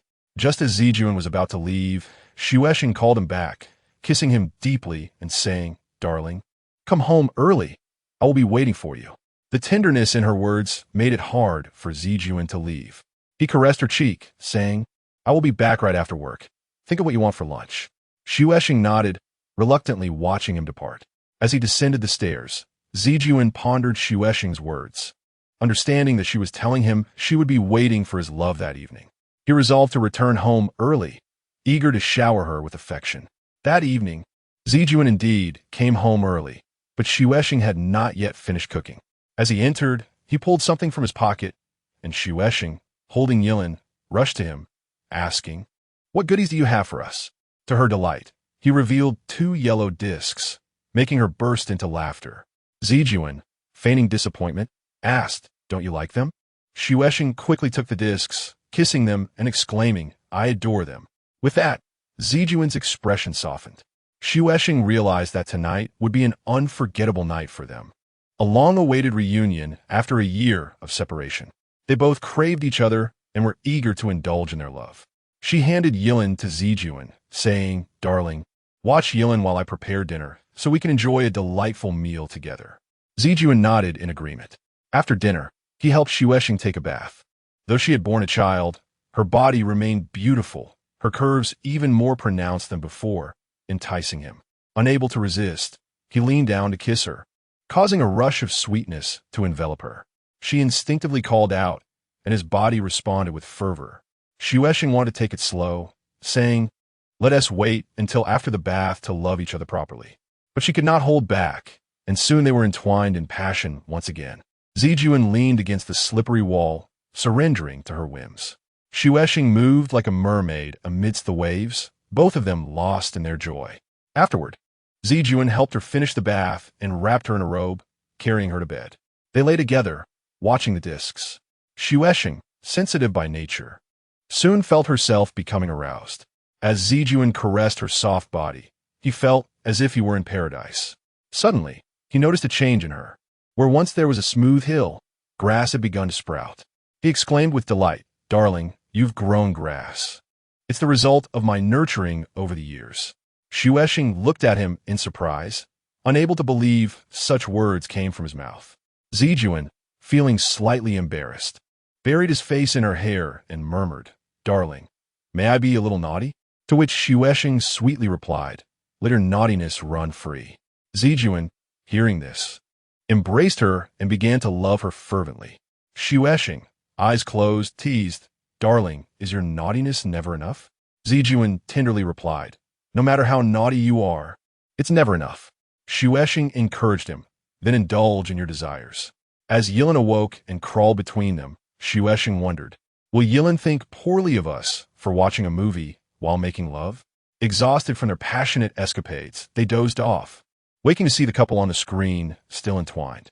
Xuesheng remained soft and inviting, while Zijun was still vigorous and ardent. They continued to revel in their love. When hunger struck, they rose to eat. As Zijun prepared to leave for work, he stumbled slightly while putting on his shoes. Xuesheng hurried to support him, asking, "Darling, what's wrong?" He whispered in her ear, "You little vixen, you've drained me dry these past few days." Xuesheng, serious now, furrowed her brow. "Perhaps I should take Yilin back." Zijun shook his head vehemently. "No, it's only been 3 days." Worried, Xuesheng said, "If this continues, we will both be exhausted." But Zijun wouldn't hear of it. He refused to let her go. How could he bear to part with her when they still had 4 wonderful days ahead to cherish together? Xuesheng genuinely worried about him. After all, he was in his 50s, and such indulgence worried her for his health. Zijun vowed to behave for the next couple of days, promising not to touch her, but insisted that she and Yilin must stay with him. As long as he returned home to find them there, it would be enough. Reluctantly, Xuesheng let go of her desire to leave. That night, Zijun returned late, and both Xuesheng and Yilin were already asleep. The warmth of the heating made the room feel cozy, and seeing her bare, smooth body, Zijun felt a surge of desire. He couldn't help but cover her with his warmth. When Xuesheng was awakened, the adorable little one was already playing with the small cutie. She playfully scolded Zijun, saying, "You wicked child, why did you come in without saying hello?" Zijun paused and kissed the little cutie, apologizing, "I'm sorry. Dear Xiaoge, I was rude today." Xuesheng chuckled and playfully punched Zijun's shoulder, saying, "Naughty baby, what about your promise?" Zijun replied, "The promise is still there. I just couldn't help myself when I saw your body." Xuesheng teased, "I'm a devil who will take your life." Yun responded, "Then I am willing to be devoured by the devil." Xuesheng pretended to be angry, pinching Zijun's nose, and said, "You really lack ambition." With a hint of foolishness, Zijun replied, The moment I met you, I was destined to lack ambition, obediently led by you." Xuesheng, with a tender heart, embraced Zijun and said, "Good baby, no more talk. Let the 2 cuties continue to play." Generally, men prefer the thrill of infidelity, but not Zijun. He enjoys having his beloved woman nearby, nurturing a love that flows gently and steadily, which he finds truly enjoyable. Although he and Xuesheng have been together for 9 years, she has always been kept at a distance, making it difficult for him to truly relax. This time, with Xuesheng residing here, whenever Zijun desires her, he can engage in intimacy at any moment, which greatly satisfies him psychologically. This woman has finally become his, and he can have her whenever he wishes. Therefore, Zijun's physical desire for Xuesheng is always fervent. After their intimate encounter, Xuesheng lay utterly exhausted, and Zijun found himself unable to rise. They both felt as if they were at death's door. Xuesheng lay in tears, not from physical distress, but from sorrow. If only she and Zijun were truly married, he wouldn't squander himself so recklessly, wishing to exhaust a lifetime of love in just 1 week. Xuesheng pondered that they would either perish from love's hunger or be worn out by it. After a brief respite, Zijun prepared to send Xuesheng and Yilin back. Concerned, Xuesheng asked, "Baby, are you feeling all right?" Zijun nodded, confessing, my legs are extremely weak. But if you stay here, I won't be able to control myself. Therefore, you should leave for a couple of days to recover, and then I'll come and get you. Snow Shung began to prepare to leave, saying, Baby, once we return, please don't come to fetch us again. We won't be back. These 3 days have brought us much happiness. Zijun firmly insisted. No, we must be together for the last 2 days. Snow Shung glanced at Zijun and agreed. All right, we'll do as you wish. On their way to drop off Snow Shung and Yilin, it was evident to her that Zijun was utterly exhausted. With a pained sigh, she remarked, if we were to die for making love, what a great joke that would be. Zijun replied, how could it be a joke? It would be a grand achievement. 2 lovers giving their lives for love, dying gloriously. Snow Shung affectionately stroked Zijun's hand as he drove, remaining silent. Upon arriving at the basement entrance, she urged Zijun to return and rest, knowing he could hardly stand. He did not insist on accompanying them downstairs. Upon entering the basement, Snow Shung was surprised to find Wei Min waiting outside, relieved that Zijun had not followed. How long have you been here? She asked, feeling guilty as she unlocked the door. Wei Min, somewhat displeased, responded, I've been here for quite a while, and I've come for 3 consecutive days without seeing you. Snow Shung remained silent, busy warming milk for Yilin. Wei Min seized her arm, pressing her, where have you been these past few days? Snow Shung replied, Brother, I'm grown up now. I need my own life. Wei Min became even more agitated, angrily pointing at her. Lin Shui Shung, you are incredibly disappointing. Snow Shung continued to feed Yilin, not responding. Wei Min stood there, unwilling to leave or sit down. After feeding Yilin, Snow Shung gently walked around the room while holding him. Faced with Wei Min's frustrated silence, she felt a pang of guilt and approached him sincerely, saying, Brother, I know you care deeply for both me and Yilin, but because of that I cannot conceal the truth. I'm already scarred from life. I will not consider marriage again. You should find a sister-in-law soon. I would like to have one. Wei Min laughed heartily, saying, So you are rekindling your romance with Qin Zijun and no longer need me? Snow Shung earnestly replied, Brother, it's not like that. My reunion with Zijun was purely coincidental. Wei Min, staring at the ceiling in frustration, exclaimed, I truly don't understand what you see in a married man. Snow Shung chose silence regarding her relationship with Zijun, unwilling to discuss it with anyone, as she knew they perceived her as engaging in an affair. Suddenly, Wei Min realized something, saying, Lin Shui Shung, you never married, did you? This child is not someone else's. He is yours, and that Qin Zijun's. Isn't. Snow Shung, already weary, leaned against the bed with Yilin in her arms. From her silence, Wei Min deduced the truth and turned to leave. Upon returning home, he collapsed onto his bed, still filled with rage. Since Snow Shung and Qin Zijun were still entangled, why hadn't she confided in him sooner? Why had she hidden this from him? And how could she disregard his feelings, spending days with Qin Zijun? Moreover, Yilin was their child. Wei Min felt utterly deceived by Snow Shung. After Wei Min left, Snow Shung received a text from Zijun. Be good, rest well, and eat properly. It will help you recover faster. Snow Shung replied, Understood, baby. You too, take care and eat well. The next day, Zijun came to pick up Snow Shung and Yilin. Baby, we agreed to be apart for 2 days, and it's only been 1, she said. Zijun looked at her with a pained expression, saying, Dear, we only have 2 days left.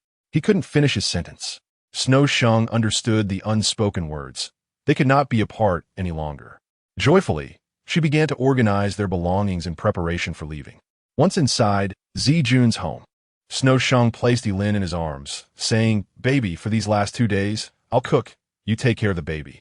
Zijun understood that Snow Shung wanted to try her hand at being a homemaker, so he nodded while holding Yilin, saying, All right, we will wait for the meal. As Snow Shung prepared dinner, Zijun played with Yilin in the living room. After dinner, while Snow Shung washed the dishes, Zijun kept Yilin entertained while reading the newspaper. Once she finished washing the dishes, she took Yilin from Zijun, saying, All right, baby, you're free now. Enjoy your newspaper. Zijun settled down, engrossed in his reading. Snow Shung sat nearby, watching television with Yilin. Zijun read the newspaper for quite a while. Like a tree rooted in place, motionless, Snow Shung occasionally turned to glance at him, a warm smile gracing her lips. In the eyes of many housewives, it is most frustrating when their husbands sit idly, endlessly reading the newspaper, but for Snow Shung, this was her greatest desire. If one day she could see Zi-jun sitting there reading the newspaper every night, she would be the happiest woman in the world. After finishing the newspaper, Zi-jun answered a few phone calls and then played video games. Snow Shung took Elin over to watch him play, but after a short while, Elin became restless, prompting her to take him away. It wasn't until 10 at night that Zi-jun concluded his gaming session, saying to Snow Shung, "Dear, tonight we will sleep with Elin." Snow Shung replied, "Okay." After they had all bathed, Snow Shung and Zi-jun lay down with Elin crawling between them. Zi-jun looked at Elin and asked, "When will Elin start talking?" Snow Shung also gazed at Elin, saying soon. "Si Yun in quiet? Why is it that a child's first word is usually mama?" Snow Shung responded, "Looking at Zi-jun, our Elin's first word will surely be papa." Zi-jun turned his gaze to her, asking, "Oh, why is that?" Snow Shung smiled gently, replying, "Because I say papa to him every day." Zi-jun chuckled happily and took Snow Shung's hand.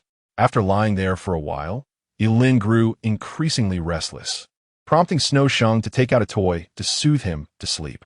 Elin held one toy while touching the other, prompting Zi-jun to remark, "This little guy is quite greedy."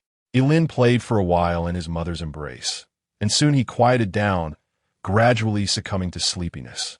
It seemed as though he was trying to say, "Mommy, hold me." Shuai Shung gathered Elin into her arms, gently patting him to lull him to sleep. The rhythm of her patting resembled a tender lullaby, captivating Zi-jun, who could not help but gaze longingly at Shuai Shung.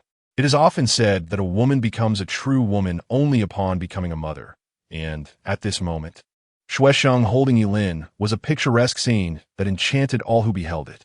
However, as Zi-jun watched, a pang of sadness overcame him. After tonight, such beauty would be a fleeting memory. It must be that heaven has taken pity on their little family, granting them this brief moment of happiness. Yet it felt all too ephemeral. Exhausted, Shuai Shung eventually dozed off, still cradling Elin. When Shuai Shung awoke, she found Zi-jun still awake. With a hint of guilt, she leaned over and grasped his hand, saying, "I'm sorry, darling, for leaving you here alone." Zi-jun extended his arm, wrapping it around Shuai Shung, and replied, "I have been watching you both sleep." Shuai Shung nestled gently against Zi-jun's chest and asked, "Is it beautiful?" Zi-jun kissed her softly and replied, "It is indeed beautiful. It is the greatest happiness for a man." Shuai Shung sensed the sadness in Zi-jun's heart. While watching his wife and child sleep was a commonplace occurrence for most married men, for Zi-jun, it felt like an unattainable luxury. They had endured 9 long years of love, only to be rewarded with this moment of togetherness, and the next reunion remained a mystery shrouded in uncertainty. Zi-jun lit a cigarette and said, "Darling, tomorrow is our last day." Shuai Shung remained silent, watching him smoke. He took slow drags, the smoke curling and dissipating, as if it too were enveloped in sorrow. Suddenly, Zi-jun declared, "Darling, we must make tomorrow count." Shuai Shung continued to hold his hand and replied, "Tomorrow. Elin and I will follow your lead." Zi-jun gazed at Shuai Shung's face and inquired, "Darling, what wishes do you still hold?" After a moment's thought, Shuai Shung replied, "I have 2 wishes. One is to take a family photo, so we can cherish it when we cannot be together. The other is to take a walk with you at dusk." Zi-jun gently squeezed her hand, signaling that he had committed her wishes to memory. A wave of sadness washed over him. These 2 simple desires had gone unfulfilled for so many years. Sensing his melancholy, Shuai Shung clasped his shoulder and said, "Darling, we must do one thing tomorrow." Zi-jun leaned in, intrigued, and asked, "What is it?" With a playful crinkle of her nose, Shuai Shung smiled and said, "Make love." Zi-jun's laughter was genuine as he replied, "Of course, we must, and we shall do so delightfully tomorrow night." The next afternoon, Zi-jun returned from work, taking Shuai Shung and Elin to have their photograph taken. Shuai Shung had envisioned a simple snapshot akin to what one would use for a marriage certificate. But Zi-jun had other plans. He led his family to an expansive photography studio and instructed the photographer to capture a family portrait, ensuring it was as exquisite as a wedding photo, albeit with modest attire. In the end, The photographer dressed Zijun, Shuesheng, and Yilin in white home attire, selecting 5 backgrounds typically used for wedding photography. Each backdrop required a different pose, and since Zijun and Shuesheng rarely took pictures together, the photographer had to guide them into position. Zijun, tall and sturdy, was maneuvered by the photographer, which made Shuesheng's heart ache, yet he maintained a cheerful demeanor, cooperating with the photographer. Meanwhile, little Yilin was restless and soon began to cry, prompting the photographer and staff to scramble for toys. After about half an hour, the photo session came to an end. Since it was a digital shoot, the photographer instructed Zijun and his family to have dinner while the images were processed. Following the photographer's suggestion, Zijun took Shuesheng and Yilin to dine. As it was inconvenient to eat elsewhere with Yilin, Yun opted for a pizza buffet. In the restaurant, Shuesheng held Yilin in her arms while waiting for Zijun to gather food on his plate. Sitting in the brightly lit dining area, Shuesheng was suddenly reminded of the first time Zijun had taken her to eat pizza. Back then, she was unfamiliar with utensils, and it was Zijun who patiently taught her how to use them. 9 years had passed, and now she could adeptly enjoy Western cuisine. Dressed in elegant attire, one would hardly discern that she had once been a simple girl from a remote town. She had long since assimilated into a city. Shuesheng reminisced about her arrival in a city, where she was unremarkable, unnoticed by most, except for Zijun, who, with a gentle smile, had drawn near to her and offered his love. She longed to tell Zijun, "I love you," but the crowded restaurant made her hesitant, fearing it would embarrass him. Instead, she sent him a text, saying, "Darling, I love you." Upon reading it, Zijun smiled silently, a sweet expression gracing his face. In the bustling restaurant, to avoid drawing attention, Shuesheng positioned herself and Yilin a little further from Zijun. However, Yilin, holding a piece of pizza, insisted on feeding it to Zijun. Shuesheng, trying to reclaim Yilin, playfully said, "Come here, Yilin, feed mommy." With a resigned glance at Zijun, who smiled warmly, she attempted to bring Yilin back. Just after the commotion, Yilin, seeing his mother enjoying spaghetti, began to use a fork to feed himself, creating a mess and adorning his nose with strands of pasta as if he had grown a silly mustache. Shuesheng hurriedly cleaned the pasta off Yilin's nose. But just as she finished, he accidentally dropped the fork, which clattered loudly against the floor, attracting the attention of a concerned waiter who asked, "Do you need assistance?" Shuesheng smiled and shook her head, saying, "I apologize, it's just a mischievous child." The waiter chuckled. Boys are naughty when they're young. They grow wise as they mature. Feeling he had received praise, Yilin raised his utensils and laughed heartily, prompting the waiter to join in the laughter. After a lengthy meal, they finally settled into the car, with Zijun driving them towards the outskirts of the city. Shuesheng refrained from asking where they were headed. Today, she simply wished to follow Zijun. Yilin pressed his face against the window, his nose and mouth squished flat as he eagerly gazed outside. Upon reaching a vast field on the outskirts, Zijun parked the car. The northern plains, now blanketed in snow, appeared boundless. As soon as Shuesheng stepped out of the car, her spirits lifted and all her worries seemed to vanish. Zijun held Yilin as they strolled, with Shuesheng walking beside them. Yilin, ever the playful one, repeatedly took off his hat and tossed it into the snow, prompting Zijun to bend down time and again to pick it up and place it back on his head. Shuesheng reached out to take Yilin, but he resisted, clinging tightly to Zijun, concerned for Zijun, who was being worn out by Yilin's antics. Shuesheng reached out to reprimand him, but Zijun gently stopped her, saying, "Let me spoil him today." Zijun continued, I rarely held Yang when she was young. Thankfully, with Yilin, I can make up for that, though such opportunities will be scarce in the future." As he spoke, a hint of sadness crept into his voice. Shuesheng understood that Zijun yearned deeply for happiness, which often led him into melancholy. She grasped his hand and said, "Darling, once you retire, we will go to a new place together, the 3 of us, never to part again." Zijun gazed solemnly at Shuesheng and asked, "Do you think we will have that day?" Shuesheng encouraged him, "We will, darling. For that day, we must strive to live well." Encouraged, Zijun wrapped his arms around Shuesheng, falling silent as they continued their walk. Shuesheng knew she had merely been comforting him, but after enduring so many hardships, she felt a profound uncertainty about the future. At that moment, the three of them enjoyed a serene stroll, unaware of what life would bring the next day. Heaven would not always favor them. Such abundance could be cruel to Zijun's wife and child. As for Zijun's retirement, who could predict what lay ahead? One arm cradling Yilin, Zijun held Sheng close as they ventured deeper into the snowy landscape, the winter wind tugging playfully at their clothes. They trailed behind them, leaving long footprints that resembled a tail, as if love itself were a sled carrying them ever further away. Yilin finally grew weary and fell asleep in Zijun's embrace, emitting soft snores. After one falls asleep, their immunity diminishes, making them particularly susceptible to colds in the wilderness. Zijun and Sheng turned back, escorting Yilin to the car, ensuring he was comfortably settled and warmed by the heater. Zijun reached out a hand to Sheng and said, "Come on, darling." Zijun was a warm-hearted man, not quite a gentleman. Yet in that moment, he exuded an air of chivalry that struck Sheng as incredibly handsome. She couldn't help but smile and reached out her hand, calling baby. Zijun took her hand as they stepped out of the car, walking side by side. He said, "Now let me accompany you for a pleasant stroll, though the weather is quite chilly." Sheng gazed tenderly at him and replied, "I adore this season, my love. Although it's cold, the snow reminds me of the time I was born." However, mindful of Yilin in the car, they didn't venture far, merely meandering around the vehicle. Zijun kept one of Sheng's hands tucked in his pocket for warmth. After a while, Sheng felt that in such a vast and pristine world, they should make a wish. She paused and said, "Darling, if there's a next life, what would you want us three to be?" Zijun, being a man, naturally did not believe in the next life. He only wished to cherish this one.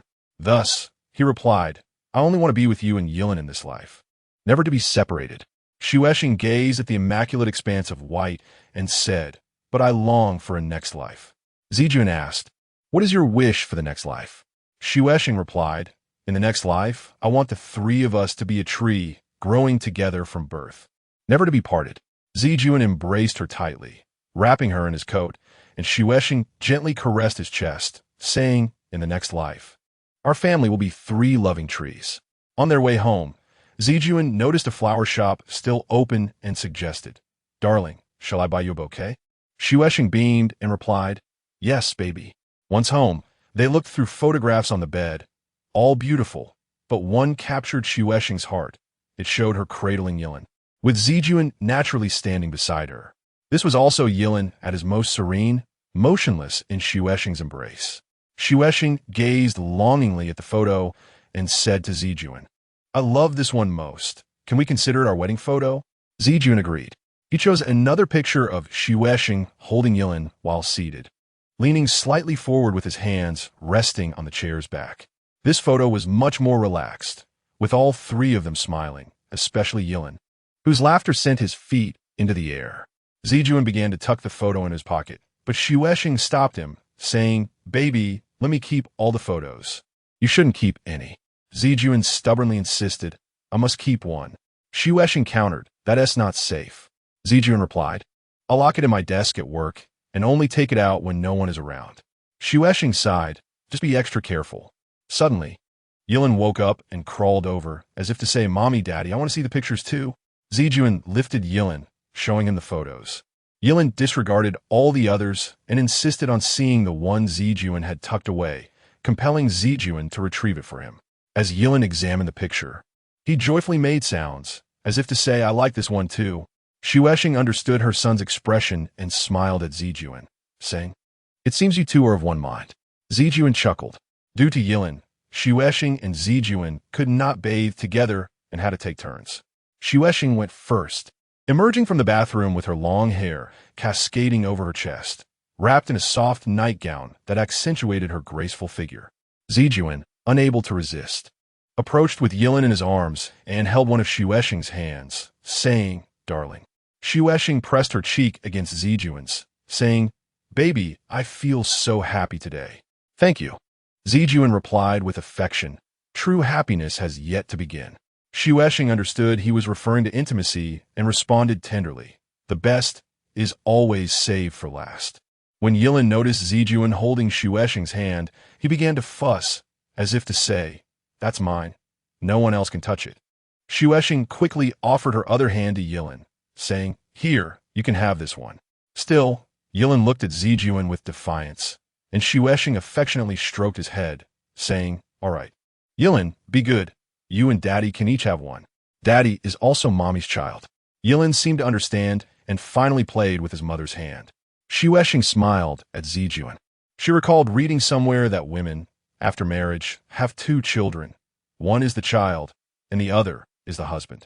Indeed, at that moment, she felt as though she had two children to nurture. With a sense of pride, she straightened her posture. Zijuan, already feeling overwhelmed, decided to take a shower. After his shower, he found Shueshing lying on the bed, adorned with rose petals, while Yilin played beside her, plucking petals and tossing them onto Shueshing, gradually covering her in a cascade of red, enhancing her beauty. Zijuan approached, covering her with his body and saying, "Darling, you are truly beautiful." Shueshing wrapped her arms around his neck, saying, "Baby, love me well. This is our last night." Zijuan nodded, asking, "How do you want me to love you tonight? Slowly or quickly?" This was the first time he referred to himself as husband, filling Shueshing with emotion and happiness. She replied, "I want both, husband." Zijuan said, "I will start slowly, then quickly, taking you to the heavens." Shueshing kissed him and said, "All right, husband, I love you." Zijuan began to caress her tenderly, starting from her ears, gliding down to her toes, then back up again. Shueshing silently watched him, his gaze and touch as delicate as a spring river, gentle and fragrant. She felt a burgeoning joy within her heart, initially subtle as a whisper, gradually intensifying, reminiscent of a silken thread, until it became a tide, sweeping over her. Ultimately, Shueshing felt as if she were a fish on the shore, tossed by the waves, slick and glistening. Zijuan was invigorated by her allure and plunged into her depths. Shueshing, already yearning for release, moaned weakly. Suddenly, Yilin crawled over and curiously peered at Zijuan's shoulder, seemingly asking, "Mommy, what are you and Daddy doing?" Shueshing waved to her son, saying, "Yilin, Mommy is playing with Daddy." Yilin lunged at Shueshing's face, as if to say, "No, I want to play too." Zijuan laughed and picked up a toy gun, joining Yilin in play. Yilin perked up, happily waving the toy. Shueshing leaned against Zijuan, watching the father-son duo, and mused, "I wonder how other couples manage after having a little one." She sighed, "I wonder how long we must wait." Zijuan replied, "No matter how long, we will wait." Shueshing traced circles on Zijuan's beard with her finger, saying, "Baby, we must make love tonight, right?" Zijuan affirmed, "Of course, we must." Shueshing giggled. It took nearly 2 hours for Yilin to finally drift off to sleep. Shueshing and Zijuan sighed in relief, carrying Yilin to another room to settle him before returning to prepare for their intimate evening. After removing her robe, Shueshing lay gracefully on the bed, the rose petals soon adorning her body, enhancing her allure. Zijuan also shed his clothing and joined her. Shueshing suddenly wrapped her arms around his neck, saying, "Husband, I want to watch a very steamy movie." Zijuan patted her arm and replied, "All right, I will put it on for you." The CD was placed carefully, and Zijuan returned to bed, lying beside Shueshing. The film they watched was Italian, a genre that Shueshing adored, with its portrayal of voluptuous women and robust men. As Shueshing watched, a wave of excitement coursed through her. It felt as if the man's hand in the film was not touching the woman on screen, but rather caressing her own body. Shueshing quickly succumbed to a gentle flow of emotions, prompting Zijuan to rest his face against her chest, whispering, "Sweetheart, you are made of water." Shueshing possessed an enchanting allure, her perception of love refined over the years, even more profound than before. The term sensitive hardly encapsulated her beauty. She tenderly stroked Zijuan's head, saying, "Darling, it is your love that has unearthed me, transforming me into an endless river." Zijuan lovingly caressed Shueshing, her body flowing sweetly, akin to seawater infused with honey. He soon immersed himself in the moment, feeling a surge of warmth and whispering, "Sweetheart, I am about to be overwhelmed by you." At that moment, Shueshing was enveloped in bliss, her eyes fluttering shut. She arched her back slightly, allowing Zijuan to delve deeper, igniting a joyful tempest within him. Unable to suppress a soft exclamation, his utterance delighted Xuexing, akin to a pebble tossed into her sea, creating ripples that lifted her to the pinnacle of ecstasy. Zijuan, however, restrained himself, recalling his promise to cherish Xuexing throughout the night. He could not ascend to that peak too swiftly. The playful little darling began to dance, and Zijuan, captivated, gazed upon Xuexing's flushed visage, inquiring, "Sweetheart, what is our little darling saying this time?" With her eyes still closed, Xuexing replied, "It says love knows no bounds, and there is plenty of time ahead." Zijuan chuckled softly. As Xuexing descended from her euphoric heights, he resumed his tender affections, moving slowly and gracefully. He pondered the countless moments a married couple experiences in love, yet the positions they explore are finite, leading to an eternal repetition of a singular act.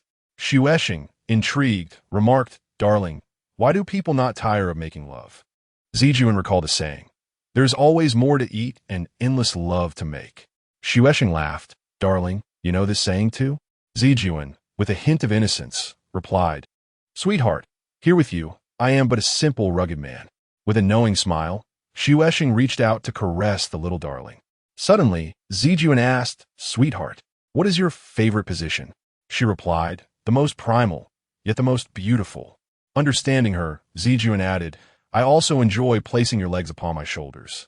Curious, Xuexing asked, "Why?" Zijuan responded, "Because it allows me to witness the two darlings playing. It is quite exhilarating." Xuexing complied, resting her legs on his shoulders, allowing him to both engage and observe. Zijuan watched intently, and her curiosity was piqued as she too leaned forward to gaze at the two darlings at play. Indeed, the rosy little darling was joyfully engaged with the larger darling, inciting an involuntary cry from Xuexing. As Xuexing called out, Zijuan understood her needs and intensified his efforts. Xuexing tilted her head, watching Zijuan's vigorous movements, breathlessly calling out to him, "Darling, baby, my sweet kiss." Zijuan, once again, managed to restrain himself from reaching the peak. He realized that lovemaking was about a man's ability to control himself, saving his strength and passion to bring his beloved to the summit time and time again. Xuexing then turned over, resting on her stomach. Though her intimate parts were concealed, her beautiful, rounded curves and smooth skin remained captivating. Petals adorned her rear, enhancing her beauty. Zijuan gently parted the petals and entered, immediately sensing the fragrant softness enveloping him. A wave of joy surged through Xuexing, intensifying with time as she made soft sounds. Her voice, akin to a siren's call, spurred Zijuan onward, and he finally galloped forth, scattering petals as he pressed into the soft earth. Xuexing, breathless and vulnerable on the bed, exclaimed, "Darling, I feel shattered." Zijuan held her tightly, pressing her body against his, fervently declaring, "Sweetheart, I will ensure you feel even more shattered." With a gasp, Xuexing found herself once more at the peak, yet this time she lacked the strength to sing in celebration. She lay atop the summit, gasping for breath, while Zijuan continued unabated. Xuexing pleaded, "Darling, please, spare me." At her plea, Zijuan's heart ached, causing him to pause and tenderly caress Xuexing's disheveled hair, asking, "Sweetheart, have I satisfied you?" Xuexing, in a feeble voice, replied, "Darling, I am so full, so very full." Her delicate appearance, a testament to her fulfillment, filled Zijuan with pride. He had pleased her and honored her love.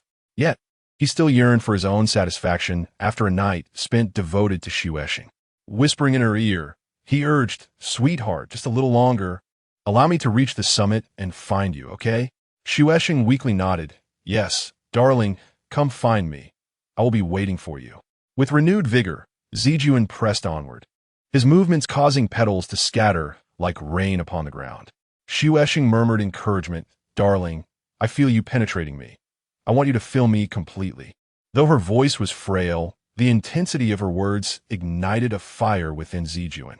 Finally, he released his love, striking Xuexing at the peak, and in that moment, he devoted his very essence, succumbing alongside his beloved.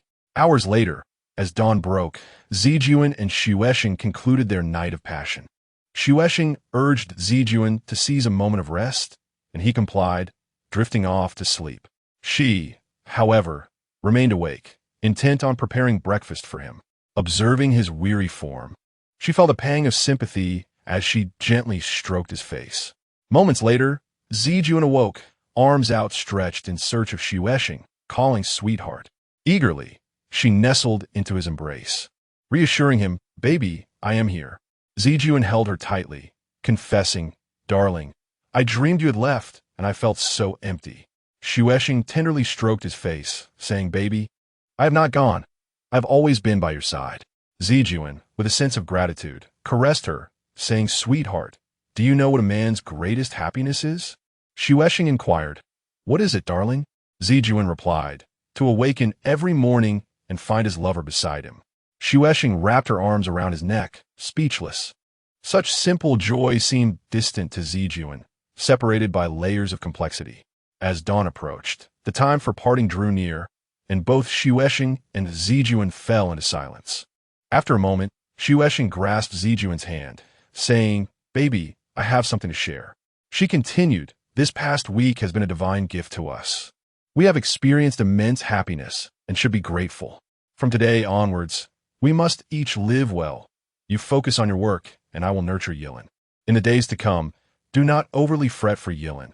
I will care for him with as much love as you have for him."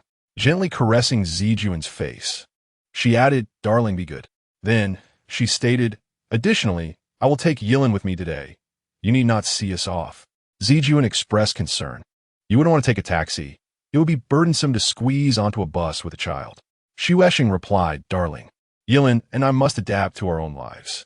Understanding Xuexing's stubborn nature, Zijuan chose not to argue further, conceding, "Very well, I will not see you off today. But please send me a message once you arrive home." "I will," Xuexing assured him. Having shared her thoughts, Xuexing felt a wave of relief, prompting Zijuan to say, "Sweetheart, I too have something to say." Xuexing encouraged him, "Baby, go ahead." Zijuan declared, "First, under no circumstances should you take Yilin away from me.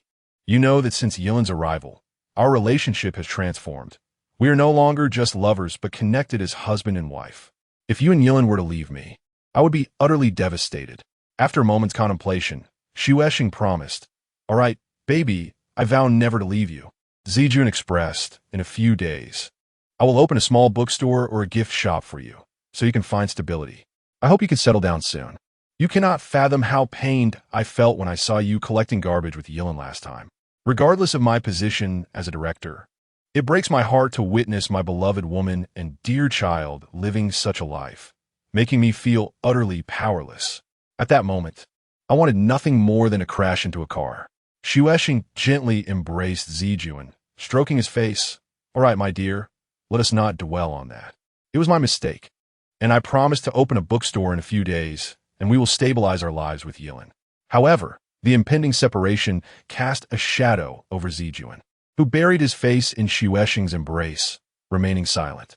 Xuexing, intent on breaking the silence, remarked, "My love, tonight you have overwhelmed me with your affection, and I feel slightly dizzy."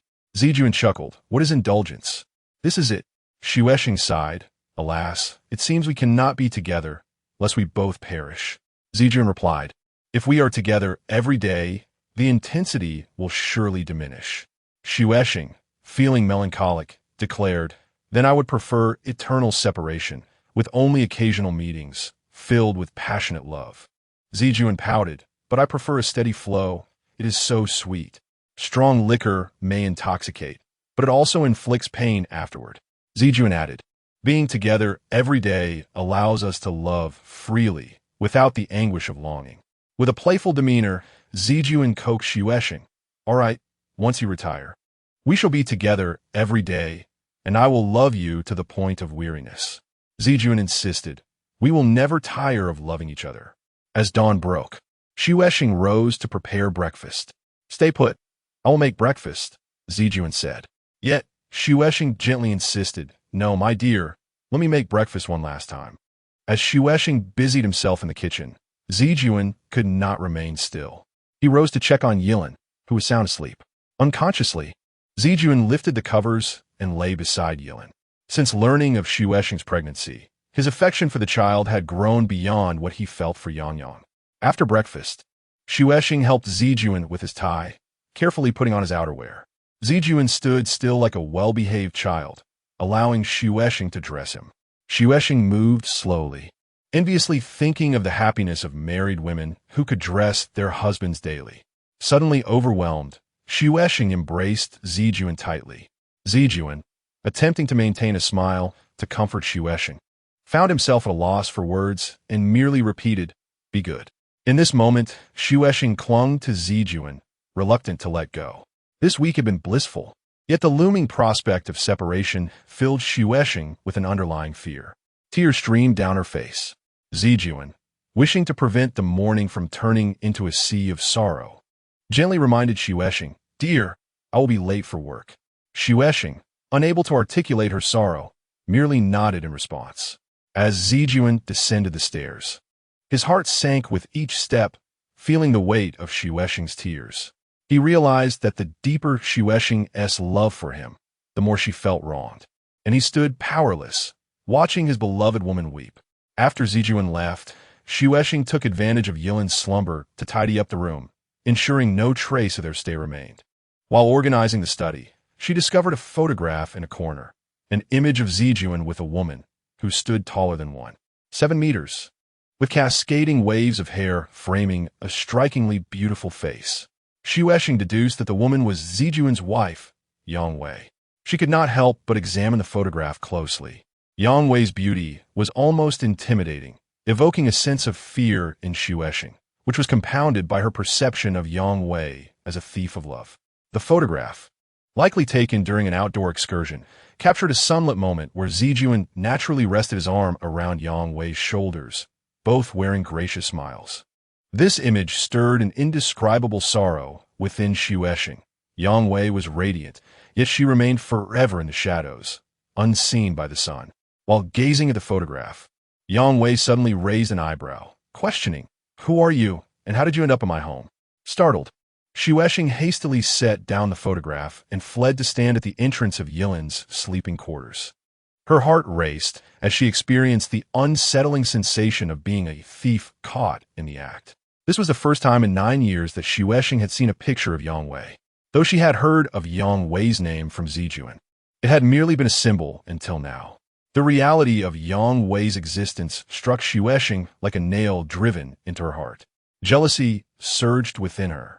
Yang Wei could stand in the sunlight beside Zijun, while she could not. Overwhelmed, Xuexing leaned against the doorframe, tears flowing freely. Simultaneously, she pondered the nature of Yang Wei as a wife. How could Zijun have harbored feelings for another for so many years without her knowledge? Did Yang Wei love Zijun deeply, or was she simply indifferent? Xuexing mused that if she were in Yang Wei's place, even the slightest change in Zijun would not escape her notice, for her love would be profound. Suddenly, Yilin awakened, prompting Xuexing to dress him, wash his face, and feed him milk before allowing him to play with his toy gun as she continued tidying up. Once finished, Xuexing sat down just as Zijun called. He informed her that Yang Wei and Yang would not return until later that evening, assuring her there was ample time for her preparations. Xuexing acknowledged his words, but refrained from expressing her discomfort upon seeing Yang Wei's photograph, deciding it best not to disturb Zijun during his busy day. After a brief rest, it was already 10 in the morning. Xuexing packed her and Yilin's belongings, preparing to leave. Once more, she entered the study, feeling compelled to bid Yang Wei farewell, having intruded in her home for so long. Facing the photograph again, she calmly stated, "Sister Wei, I am leaving." "I am sorry." Yang Wei continued to smile with an air of pride. Xuexing carefully placed the photograph back in its spot before embracing Yilin. As she held him, she felt an urge to say goodbye to this home. Though it was her first day, it would also be her last, a singular experience. Even if opportunities arose in the future, she would refuse to return, as the sweetness of this happiness would only lead to deeper sorrow and her own shame. Walking with Yilin through the home, Xuexing passed through the bedroom, study, kitchen, and bathroom, ultimately returning to the living room. She realized that this week had fostered a profound attachment to the house. She was reluctant to part from it and yearned to be its mistress, entwined with Zijuan. Yet, this home had long had its rightful mistress for over 20 years. Her desire was merely a jest. With a bitter smile to herself, Shueshing made her way to the door, but Yilin refused to leave, crying and pleading, "Mommy, why must we go? I want to stay." Shueshing comforted him. "Yilin, dear, this is not our home. We are merely guests. It is time for us to leave." Yilin's cries grew more fervent, as if declaring, "I don't want to go. I want to stay with Daddy." Growing weary of Yilin's protests, Shueshing firmly held him as she approached the door, reaching for the doorknob. At that moment, the sound of a key turning in the lock echoed, startling Shueshing to a standstill as she watched the door open and someone enter. The visitor was Zijuan's mother. And how? Shueshing was momentarily taken aback, and Yilin was the first to react, joyfully reaching out to her, as if to say, "Grandma, hug me." Aunt Hao looked at Yilin, then back to Shueshing, asking, "Xiaolin, what are you doing here?" Shueshing felt the weight of the most awkward moment of her life press upon her. She was neither leaving nor staying, unable to speak or remain silent. She merely wished for a hole to hide in. Aunt Hao, seeing Shueshing's silence, pressed further, "Xiaolin, how did you get in?" Shueshing lowered her head and said, "I'm here to be a nanny, Aunt Hao." Aunt Hao looked puzzled and replied, "A nanny?" Shueshing, her face flushed, continued to weave her lie. "I ran into your son in the hospital last time, and he suggested I come to your house as a nanny." Lacking experience in deceit, Shueshing's stammering and awkward demeanor only deepened Aunt Hao's suspicion. She set down her phone to call Ziqin. Shueshing stood with her head down, listening as Aunt Hao spoke to Ziqin. Aunt Hao said, "Ziqin, how could Shuelin and Island be at your house?" When I asked her, she hesitated. Ziqin, upon hearing this, panicked and replied, "Mom, I'll explain when I get home." Aunt Hao frowned. "Aren't you at work?" Ziqin hurriedly exclaimed, "I'm coming home right now." After hanging up, Aunt Hao's doubts intensified. Her son's reluctance to speak on the phone suggested that the situation was far from simple and not as Shueshing had claimed. As Ziqin drove home, he pondered how to explain everything to his mother. He didn't want to conceal the truth from her, for she was the one who loved him most dearly. He thought that if anything were to happen in the future, she might help take care of Shueshing and Island. Aunt Hao sat on the sofa, frowning, waiting for her son, while Island sat beside her, playing. Shueshing poured a glass of water and handed it to her, asking, "Aunt, how has your leg been lately?" Aunt Hao, maintaining a stern facade, replied politely, "It's fine, thank you." Shueshing picked up Island and stepped aside. Island fussed to return to the sofa, but Shueshing refused. Island cried loudly, and Aunt Hao, unable to bear it, said to Shueshing, "Let the child come over. He is so young." Reluctantly, Shueshing brought Island over and placed him on the sofa. Island immediately reached out his hands to Aunt Hao, giggling as if calling her grandma. Aunt Hao couldn't help but laugh as she picked up Island, exclaiming, "You little rascal." Shueshing stood waiting for Ziqin, wanting to send him a text, but fellow would be impolite in front of Aunt Hao. Time seemed to drag on, almost to a standstill. Shueshing wondered what the situation would be like when Ziqin returned and felt a pang of sympathy for him. Suddenly, Aunt Hao asked, "What is the child's last name?" Shueshing hesitated briefly before responding, "Bai." Aunt Hao felt a sense of relief. This child had no connection to their Qin family. Finally, Ziqin appeared. As soon as he entered, Shueshing couldn't help but rush over, grasping his hand and calling out urgently, "Baby." Ziqin gently patted Shueshing on the shoulder, signaling her not to fear. He would handle everything. Aunt Hao, observing their interaction from the sofa, began to feel a rising anger. It was clear to her what their relationship was. Ziqin hurried to his mother and called out, "Mom." Aunt Hao coldly looked at him and said, "Ziqin, you're back. Now explain what is going on." Ziqin steadied himself and calmly replied, "Mom, Shueshing and I have been together for many years."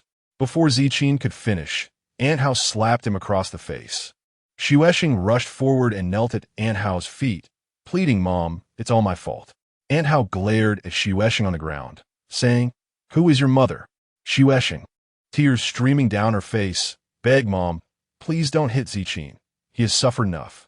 Ziqin, knowing he had disappointed his mother, lowered his head and knelt beside Xuesheng. Say, Mom, I'm sorry. Seeing Ziqin kneel, Xuesheng's heart ached, and she sobbed, Mom, it has always been my fault. Please don't make things difficult for Ziqin. And how? Angrily looking at Xuesheng, said, I am disciplining my son. You should leave.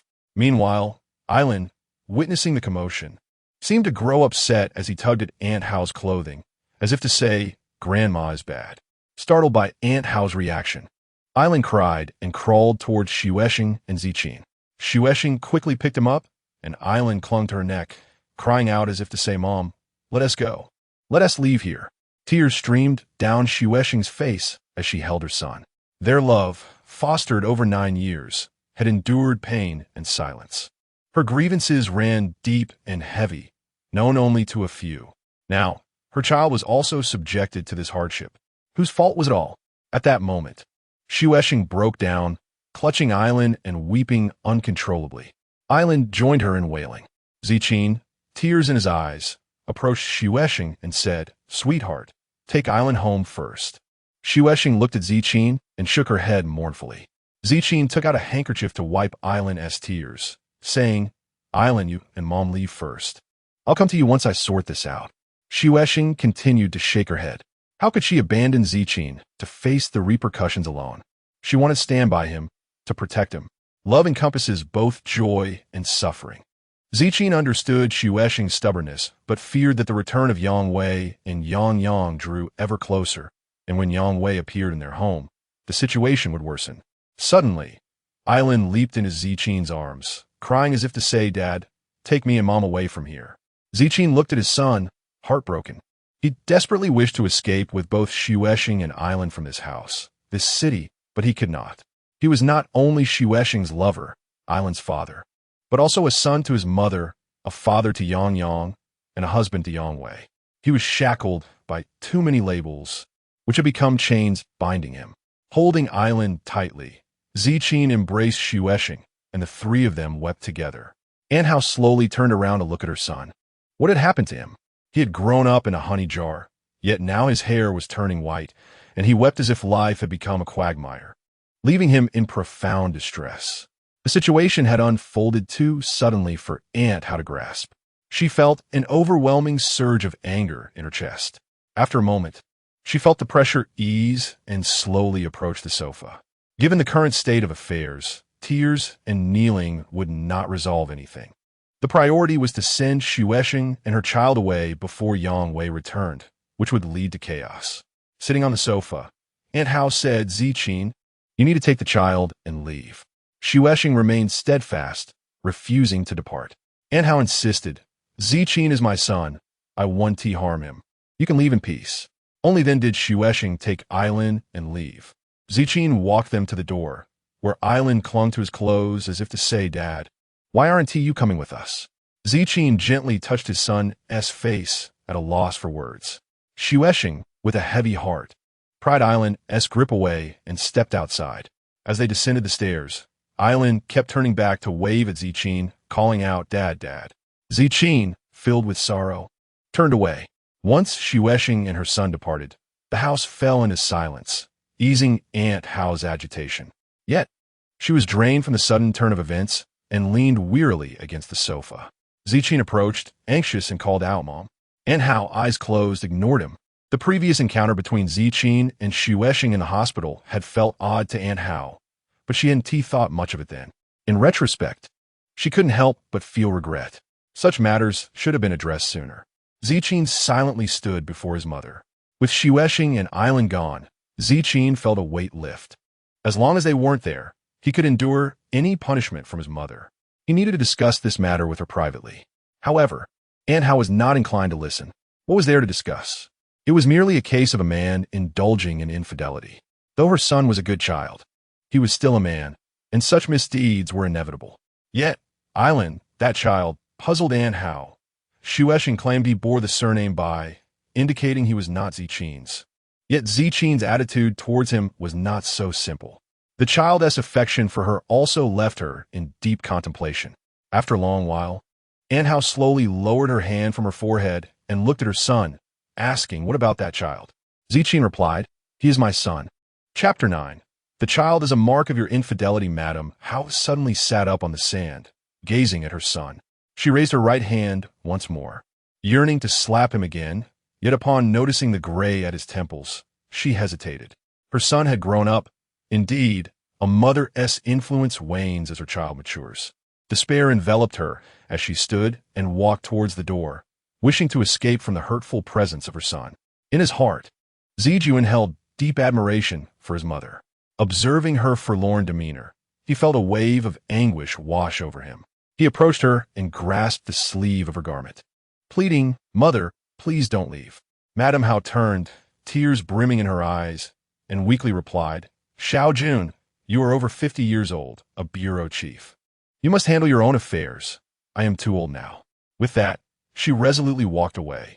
Zijuan thought it best to let her cool down before discussing matters further, so he refrained from pursuing her. After tidying the living room, he drove back to his workplace.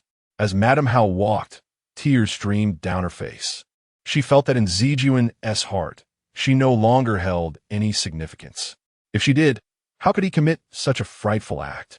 Infidelity may be forgiven, even for a bureau chief, but fathering a living child is a grave matter. Blood ties are the most indelible connections, and that child would forever symbolize his betrayal. A lifelong shame. The more she pondered, the greater her panic grew. Even if her son were an ordinary man, having an illegitimate child would lead to chaos. But he was no ordinary man. He was a bureau chief. Should news of his illegitimate child leak, it would create a sensation throughout the city, possibly even reaching the provincial capital. Moreover, what sort of woman was Yang Wei?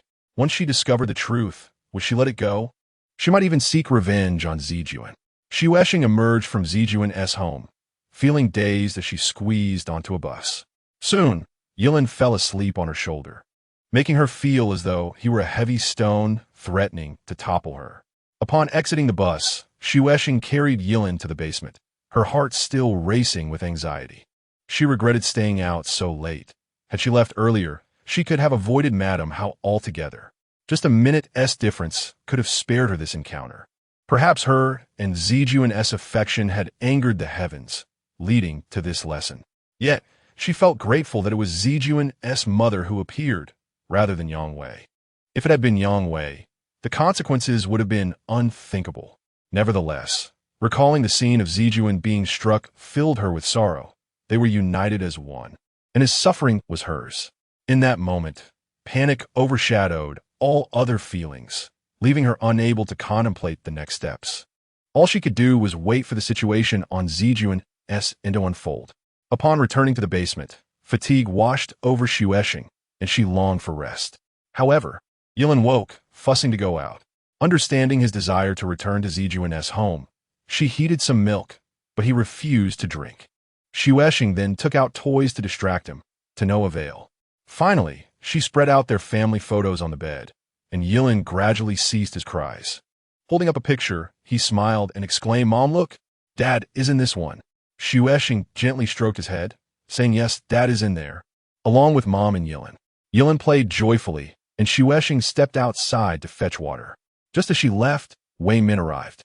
Upon entering the room, he spotted the family photo on the bed. Without a second thought, he pocketed one of the pictures and walked out. When Xu Eshing returned with the water, she noticed a photo missing, her favorite one. She hurriedly searched, but to no avail. That particular photo was meant to symbolize their commitment. She had once sworn to Zijuan that it would remain. Frustrated, she turned to Yilin, exclaiming, "You naughty child. Where did you hide the picture?" Chapter 10. She must be interested in your status and wealth. Yilin, aware that Wei Min had taken the picture, remained silent. His mother's anger made him feel wronged, and he began to cry.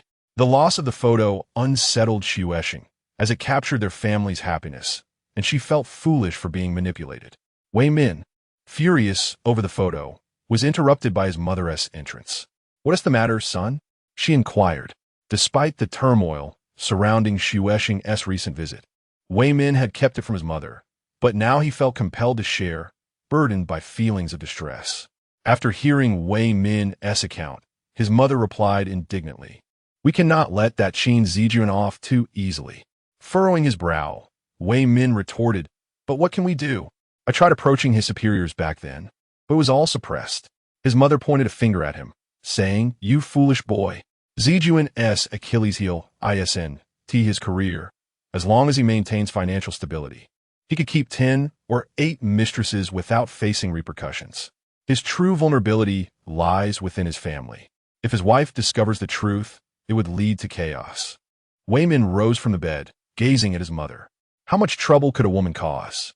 With a knowing smile, she replied, "You underestimate women, especially when they are angry." Zijuan spent 2 consecutive days in the provincial capital for meetings, without contacting Shueshing, causing her great concern. Typically, she refrained from reaching out to him, especially under such circumstances, fearing her call might exacerbate his troubles. She could only wait for him to contact her.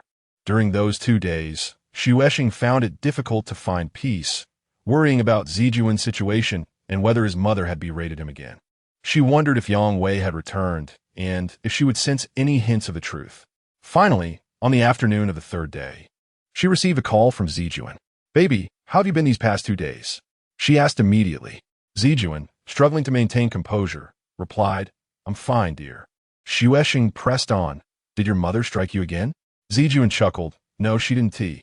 Still feeling uneasy, she paused before asking, "How is your mother? Is she upset?" For a moment, he was silent, recalling that he had not seen his mother since she stormed out. He wondered how she was faring, whether she had calmed down. Sensing his hesitation, Shueshing urged, "Please check on her. She is getting older, and her health isn't good. Don't worry.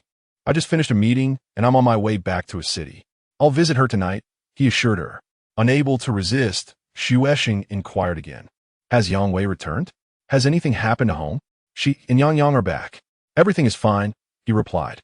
As he prepared to end the call, he reminded her, "Just take care of Yilin. You don't need to worry about me." "Baby, you must also take care of yourself," she responded. Both Zijuan and Shueshing understood the importance of looking after themselves during this tumultuous time, ensuring they wouldn't burden each other with worry.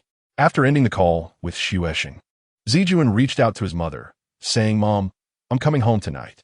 Madame Hao, still sulking, retorted, "Why are you coming back?" "I'm taking you out for dinner," he replied.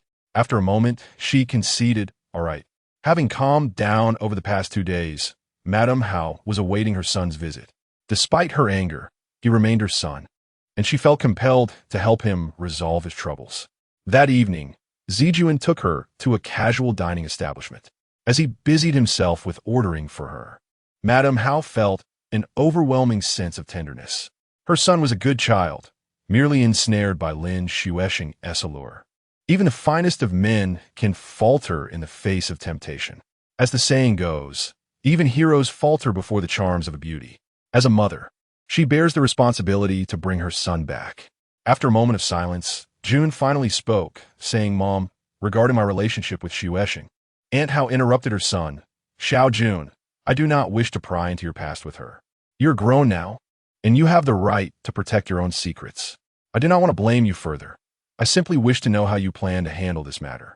Zijuan replied, "Mom, you have seen that my feelings for Shueshing are profound, and with Yilin, it is difficult for us to part ways." Upon hearing this, Aunt Hao became quite displeased, her brow furrowing as she said, "Xiao Jun, have you become increasingly foolish? While it is not unusual for a man to stray occasionally, even if you're a director, I can understand to a certain extent. However, you must not act foolishly." Zijuan frowned and responded, "Mom, how could this be considered infidelity? Can one maintain such a secret for years? Can one bear a child from a mere dalliance?" Aunt Hao, growing more irritated, retorted, "If it is not infidelity, then what is it?" Zijuan asserted, "Mom, you know that Shueshing and I are truly in love." Aunt Hao scoffed. "In love? She is likely attracted to your status and wealth." Zijuan countered, "If what you say is true, would Shueshing still work hard with her child? How could they live in a basement?" Indeed, while Lin Shueshing was not a bad person, one must question her true motives. Was it really for love? Yet, how could Zijuan be naive? He understood the risks of being entangled with a woman given his position. Knowing the dangers, was he truly foolish? After a moment of silence, Aunt Hao angrily exclaimed, "What is so admirable about that woman?" Zijuan replied, "Mom, you know how wonderful she is. and how shot her son an irritated glance without responding. Watching her nearly 50-year-old son passionately speak of love, and how felt a mix of emotions. If her son were truly happy in his marriage, why would he have attracted such troublesome circumstances? Most men his age would be enjoying their grandchildren, yet he was still in pursuit of love. Was this courageous or simply unfortunate? However, as a mother, she could not show weakness. Any softness on her part could lead to significant problems in her son's life. And how firmly concluded their meal, looking sternly at her son. Xiao Jun, regardless of the circumstances, you must sever ties with that woman swiftly. Zijun inquired, how should I do that? And Hao replied, provide them with some money to leave. Zijun protested, what kind of person would that make me? And Hao insisted, what are you? You are a director. And what is she? Just a country girl. The disparity in your statuses should have made her aware not to entangle herself with you. Zijun defended, she has not entangled me. And Hao retorted, how could they possibly be in your home if she hasn't? Zijun fell silent, realizing that continuing this argument with his mother was futile. He no longer hoped for her understanding of his relationship with Xuexing. And Hao, with heartfelt concern, urged her son, Xiao Jun, I know your relationship with Yang Wei has not been great. I understand you may have an emotional void that Lin Xuexing has filled, and I'm grateful to her for that. But you must remember that you are a state official. The state has nurtured you. It was not easy. The previous director retired early to help you advance. Is this how you repay him? And what about your father and me? We have invested so much in your upbringing. You should not hurt us like this. We are frail and cannot withstand such pain. Zijun sat in sorrow, his head bowed in silence. He understood these truths. Yet they felt like a cold ruler against the warmth of his love for Xuexing and Yilin, who were real, living beings. How could he abandon them for the sake of cold logic? Furthermore, that ruler would not accompany him forever, while Xuexing and Yilin could remain by his side until the end of his days. The mistake had begun at the very start. He should never have drawn close to Xuexing, leading her to this point. Seeing her son in prolonged silence, and how softened her tone, Xiao Jun, I wish to know what you are truly thinking. Zijun replied, Mom, I wish to maintain the status quo for now. After I retire, I will take Xuexing and Yilin away from here. And how suddenly stood, exclaiming, Qin Zijun, have you lost your mind? You wish to wait until retirement? Zijun remained silent. And how continued, you won't last until then. They will bring you down. With that, she stormed away. Once outside, her anger nearly rendered her unable to walk, and she had to cling to a tree for support. How many men are unfaithful, yet her son managed to steal love? How did she bear such a foolish child? Zijun caught up with her, grasping her arm, Mom, let me take you home. And how angrily shrugged off his hand. I do not wish to have a child like you. Zijun understood that his mother's anger was genuine, yet he could not abandon Xuexing and her child. He could not bring Xuexing into his life only to cast her out again. That would strip away his humanity. And Yilin was his flesh and blood. Aunt Hao leaned against the tree, silently weeping. In all his years, Zijun could hardly remember the last time he saw his mother cry. He felt a lump in his throat and said, Mom, do you wish for me to become heartless and ungrateful? Aunt Hao turned to her son, silly child. Sometimes loyalty is merely a slogan, but we live in reality and must confront it. Zijun, feeling helpless, replied, Mom, even if I could abandon Xuexing, what about Yilin? Upon hearing this, Aunt Hao straightened herself, filled with a sense of hope. Her son was wavering. She would take decisive action to ensure he ended his relationship with that woman. She approached him and declared, that child must not be kept. She is a source of trouble and must be sent away. Zijun, deeply saddened, looked at his mother and said, Mom, even wolves know to love their young. Am I less than a wolf? Aunt Hao took his hand and gently said, Xiao Jun, if you truly love Lin Xuexing, you should let go sooner rather than later. As a woman, I understand her struggles. She is young and endures loneliness while raising a child. Have you considered that you may be harming her? She needs a husband to care for and love her. But what can you offer her? Waiting until retirement? How long that will be? Will she even endure until then? Even if she does, you will be an old man by then. What can you provide her? Her words reminded Zijun of Xuexing's tender caresses. Though time had passed, the memory remained vivid. He feared that such moments would never return. Weakly, he gazed at his mother.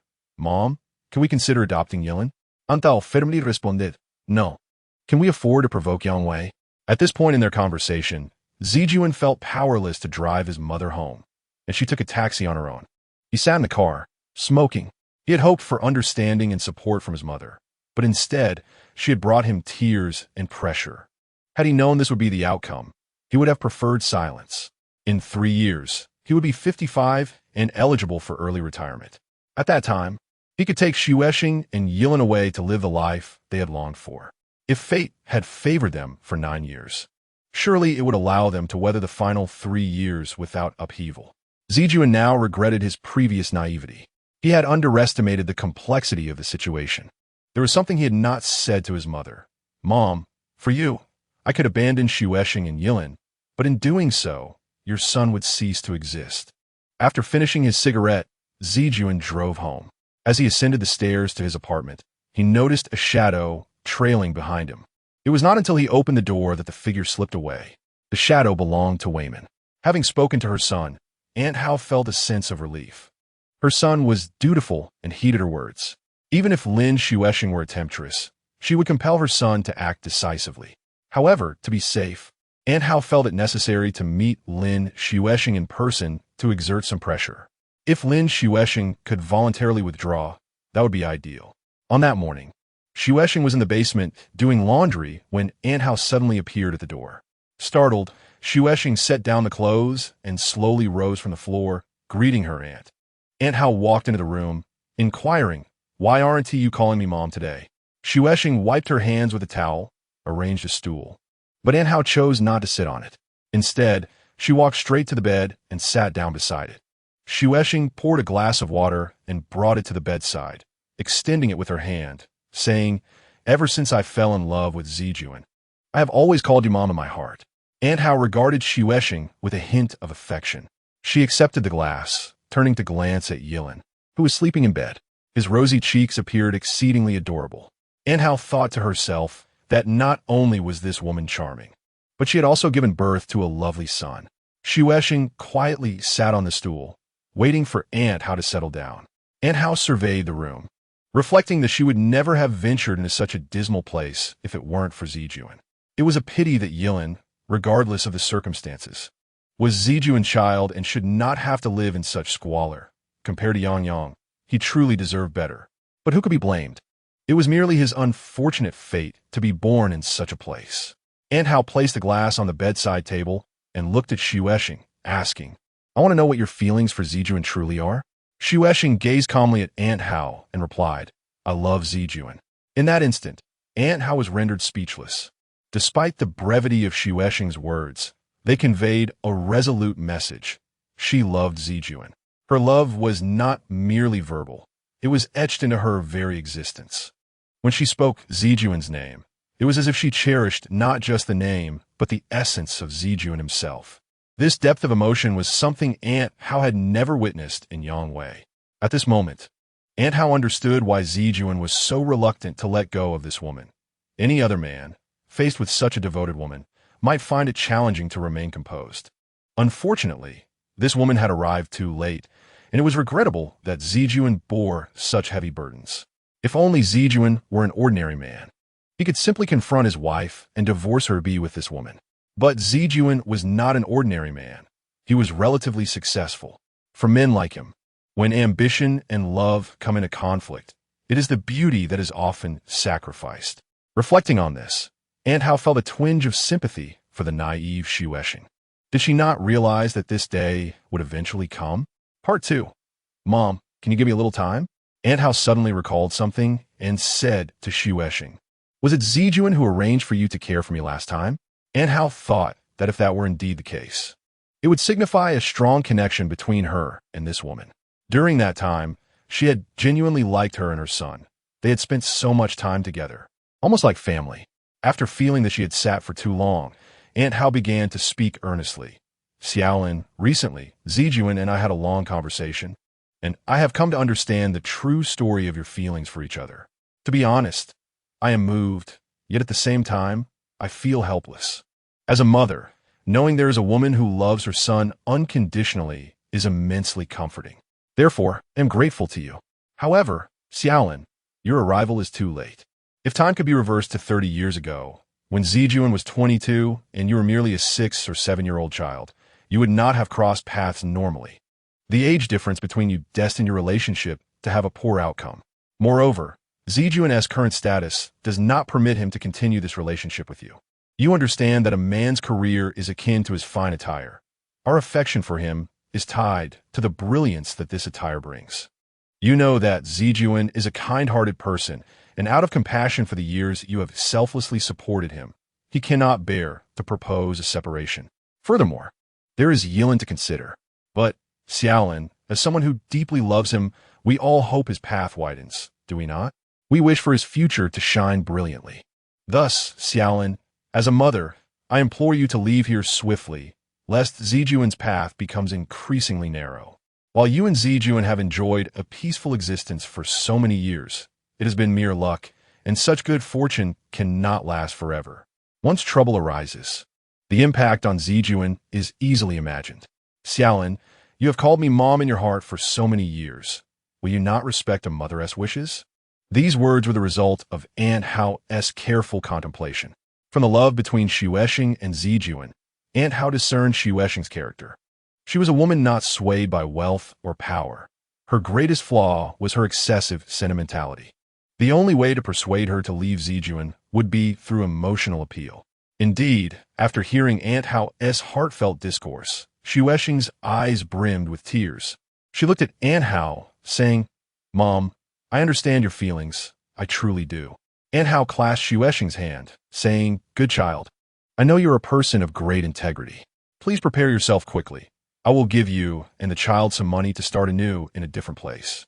However, Xuexing did not immediately acquiesce to Aunt Hao's request. She replied, "Mom, could you give me a little time?" Aunt Hao realized that this woman was not as simple as she had imagined, yet she could not press her too hard. Thus, Aunt Hao said, "Very well, but not for too long.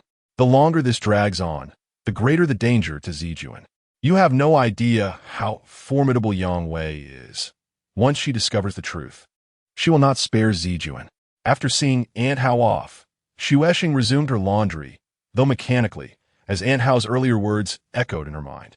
As a mother, Xuexing understood Aunt Hao. If the roles were reversed, and Yilin were Zijuan, she would also go to great lengths to find the woman and ask her to leave Yilin. Yet at this moment, she was not merely a mother. She was also Zijuan's beloved. No one understood his heart better than she did. There's a saying, "What one lacks, one desires." Zijuan lacked love, which is why he clung to her and Yilin. Everyone has the right to hold on to love. It would not be difficult for her to leave Zijuan. The challenge lay in mending his broken heart afterward. Who could undertake such a task? Even if she were to leave, it would be a decision made collaboratively with Zijuan. Over the years, she had come and gone, always respecting Zijuan's choices. Now, she needed to honor his decision. If Zijuan wished for her to leave, she would depart. If he wanted her to stay, she would remain. That afternoon, Zijuan called Director Yin at the provincial department. "Director Yin, may I consider early retirement?" Director Yin, puzzled, replied, "Xiaoqin, what do you mean?" Zijuan explained, "I feel unwell and wish to retire early to allow new personnel to step in." Director Yin said, "If you're unwell, just take a break and return to work later." Zijuan fell silent. Director Yin asked, "Xiaoqin, are you facing difficulties?" Zijuan responded, "No, Director Yin. I just feel a bit tired and fear it might affect my work." Director Yin, reassured, kindly said, "Xiaoqin, please rest for a while. We hope you can work until you're 60. This is also the wish of the higher-ups. It is not easy to cultivate a cadre for the state. You should continue to shine brightly." Part 3. How could he bear to leave them behind? After ending the call with Director Yin, Zijuan felt an indescribable weariness. A successful career is every man's dream, but for him, the better his career thrived, the further he drifted from Xuexing. With 8 years until he turned 60, how could Xuexing endure until that day? It was not that he could not let go of her. Rather, he was unable to. In the past, Xuexing had welcomed him with her pure heart, and over the years, she had comforted him with motherly tenderness, helping him through the most barren periods of his life. When Xuexing chose to marry, Zijuan had suffered. Yet afterward, he felt a genuine sense of relief. If Xuexing could find a good home, he would completely let go and allow her to start a normal life. However, Bai Xiaoyang had left deep scars in Xuexing's heart, making her afraid of marriage. As a single woman with a young child, what kind of hardships would Xuexing face as she walked alone on this path? Xuexing is not at fault. Rather, it is his married state that led him to approach her under the guise of love, ultimately ensnaring her deeper into confusion.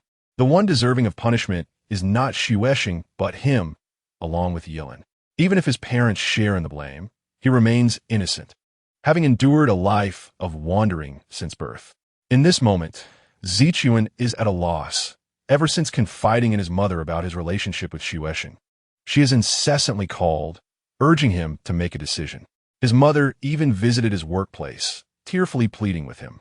The sight of his aging mother's tears weighed heavily on Zichuan, filling him with guilt. For her sake, he refrained from visiting Xuexing and Yilin during the spring festival. Suddenly, Zichuan resolved to see them.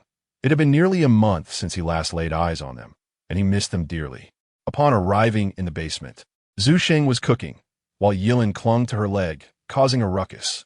Upon spotting his father, Yilin quieted, joyfully patting his mother's leg as if reporting, "Mama, Daddy is here." When Xuexing turned to see Zichuan, she smiled warmly and said, "Baby." In that instant, Zichuan felt his weariness dissipate. Such is the nature of love. The mere smile of the beloved can lift all fatigue. Zichuan approached and lifted Yilin, who playfully touched his father's face, as if reprimanding him. "Daddy, why haven't you come to see us for so long?" Zichuan kissed his son, then sat by the bed, watching Xuexing continue her cooking. In Zichuan's eyes, the sight of Xuexing, disheveled yet beautiful in her domestic duties, was a thing of exquisite beauty. To many men, returning home to embrace their child while waiting for their partner to prepare a meal may seem trivial, yet within Zichuan's heart, it stirred a longing. "Be good. Let us have lunch together," he said. Xuexing began to untie her apron, saying, "I'll go buy some ingredients." Zichuan gently stopped her. "No need, dear. I will eat whatever you make." As he spoke, his gaze was filled with sweetness, and Xuexing understood that, for love, even humble fare would bring Zichuan immeasurable joy. Thus, she ceased her insistence on buying groceries, prepared the meal, and took Yilin from Zichuan's arms to allow him to eat. After their meal, Zichuan reclined on the edge of the bed to rest. Once Xuexing finished washing the dishes, she joined him by the bed. Zichuan extended a hand, saying, "Come here, dear. Let me hold you." Xuexing nestled into his embrace obediently. Yilin crawled over them, as if climbing two mountains, panting from exertion. Zichuan held Xuexing close, murmuring, "I'm sorry I couldn't come to see you during the spring festival." Xuexing replied with a gentle smile, "Yilin and I had a wonderful time during holiday." Zichuan knew that even if things were less than perfect, Xuexing would assure him otherwise, not wanting to cause him worry. "Has everything been fine at home since I've been away?" Zichuan asked. Xuexing hesitated before replying, "Your mother has visited." Zichuan was taken aback when Xuexing responded, "Before the spring festival." Zichuan calculated that this must have been shortly after his mother learned of their relationship, and he realized that her visit was likely to put pressure on Xuexing. Sitting up, he asked, "Did she harm you?" Xuexing reassured him, "No. She came to see Yilin and had a few words with me." Zichuan pressed, "What did she say?" Xuexing replied, "She suggested that Yilin and I leave here." Zichuan fell silent for a moment before inquiring, "Have you thought about what to do?" Xuexing gazed tenderly at him and said, "Baby, I will follow your lead." Yilin leaned closer, looking at Zichuan as if to say, "I'll listen to Daddy too." Zichuan silently enveloped both Xuexing and Yilin in his arms. How could he bear to abandon such precious beings? He yearned to remain with them, to share in life and death together. In the fourth segment, Zichuan contemplated, would you and Yilin consider moving, just as before, to temporarily cease contact with everyone you know? As they ascended from the basement, a wave of sadness washed over Zichuan. The previous suggestion for Xuexing to relocate was an attempt to evade the Gao family. Now, asking her to move again was a means to escape his mother. Who else would he have to evade in the future to necessitate another move? When would he, Xuexing, and Yilin finally find a true home. On a day in late February 2007, Yang Wei was about to leave for work when the doorbell rang unexpectedly. Upon peering through the visual doorbell, she saw an unremarkable middle-aged man standing outside. Frowning, she inquired, "Who are you?" The man, Wei Min, replied, "I am an avenger of justice." Typically, Yang Wei would not even glance at such a man on the street, and his response only deepened her aversion. She pressed further, "Who are you looking for?" Wei Min responded, "I'm looking for Qin Zichuan's wife." Taken aback, Yang Wei reluctantly opened the door. Wei Min stepped inside, and Yang Wei scrutinized him. "I am Qin Zichuan's partner. What brings you here?" Upon seeing her, Wei Min couldn't help but admire her beauty. Despite being over 50, Yang Wei remained strikingly attractive. If she were younger, she would undoubtedly turn heads on the street. Her allure only intensified Wei Min's resentment toward Qin Zichuan, who seemed to thrive while maintaining a facade of fidelity. He was determined to tarnish that image. Despite her beauty, Yang Wei felt disdain for Wei Min's lingering gaze. How could her beauty be subject to the scrutiny of a man like him? Soon, Wei Min sensed her contempt and inwardly cursed. "You arrogant woman, soon you want to be so proud." Impatient, Yang Wei demanded, "What do you want?" Wei Min pulled out a photograph from his pocket and handed it to her, saying, "Take a look at this first." Yang Wei, skeptical, accepted the photo, but her expression abruptly paled upon seeing it. Quickly regaining her composure, she pinched the photograph between her fingers and glared at Wei Min.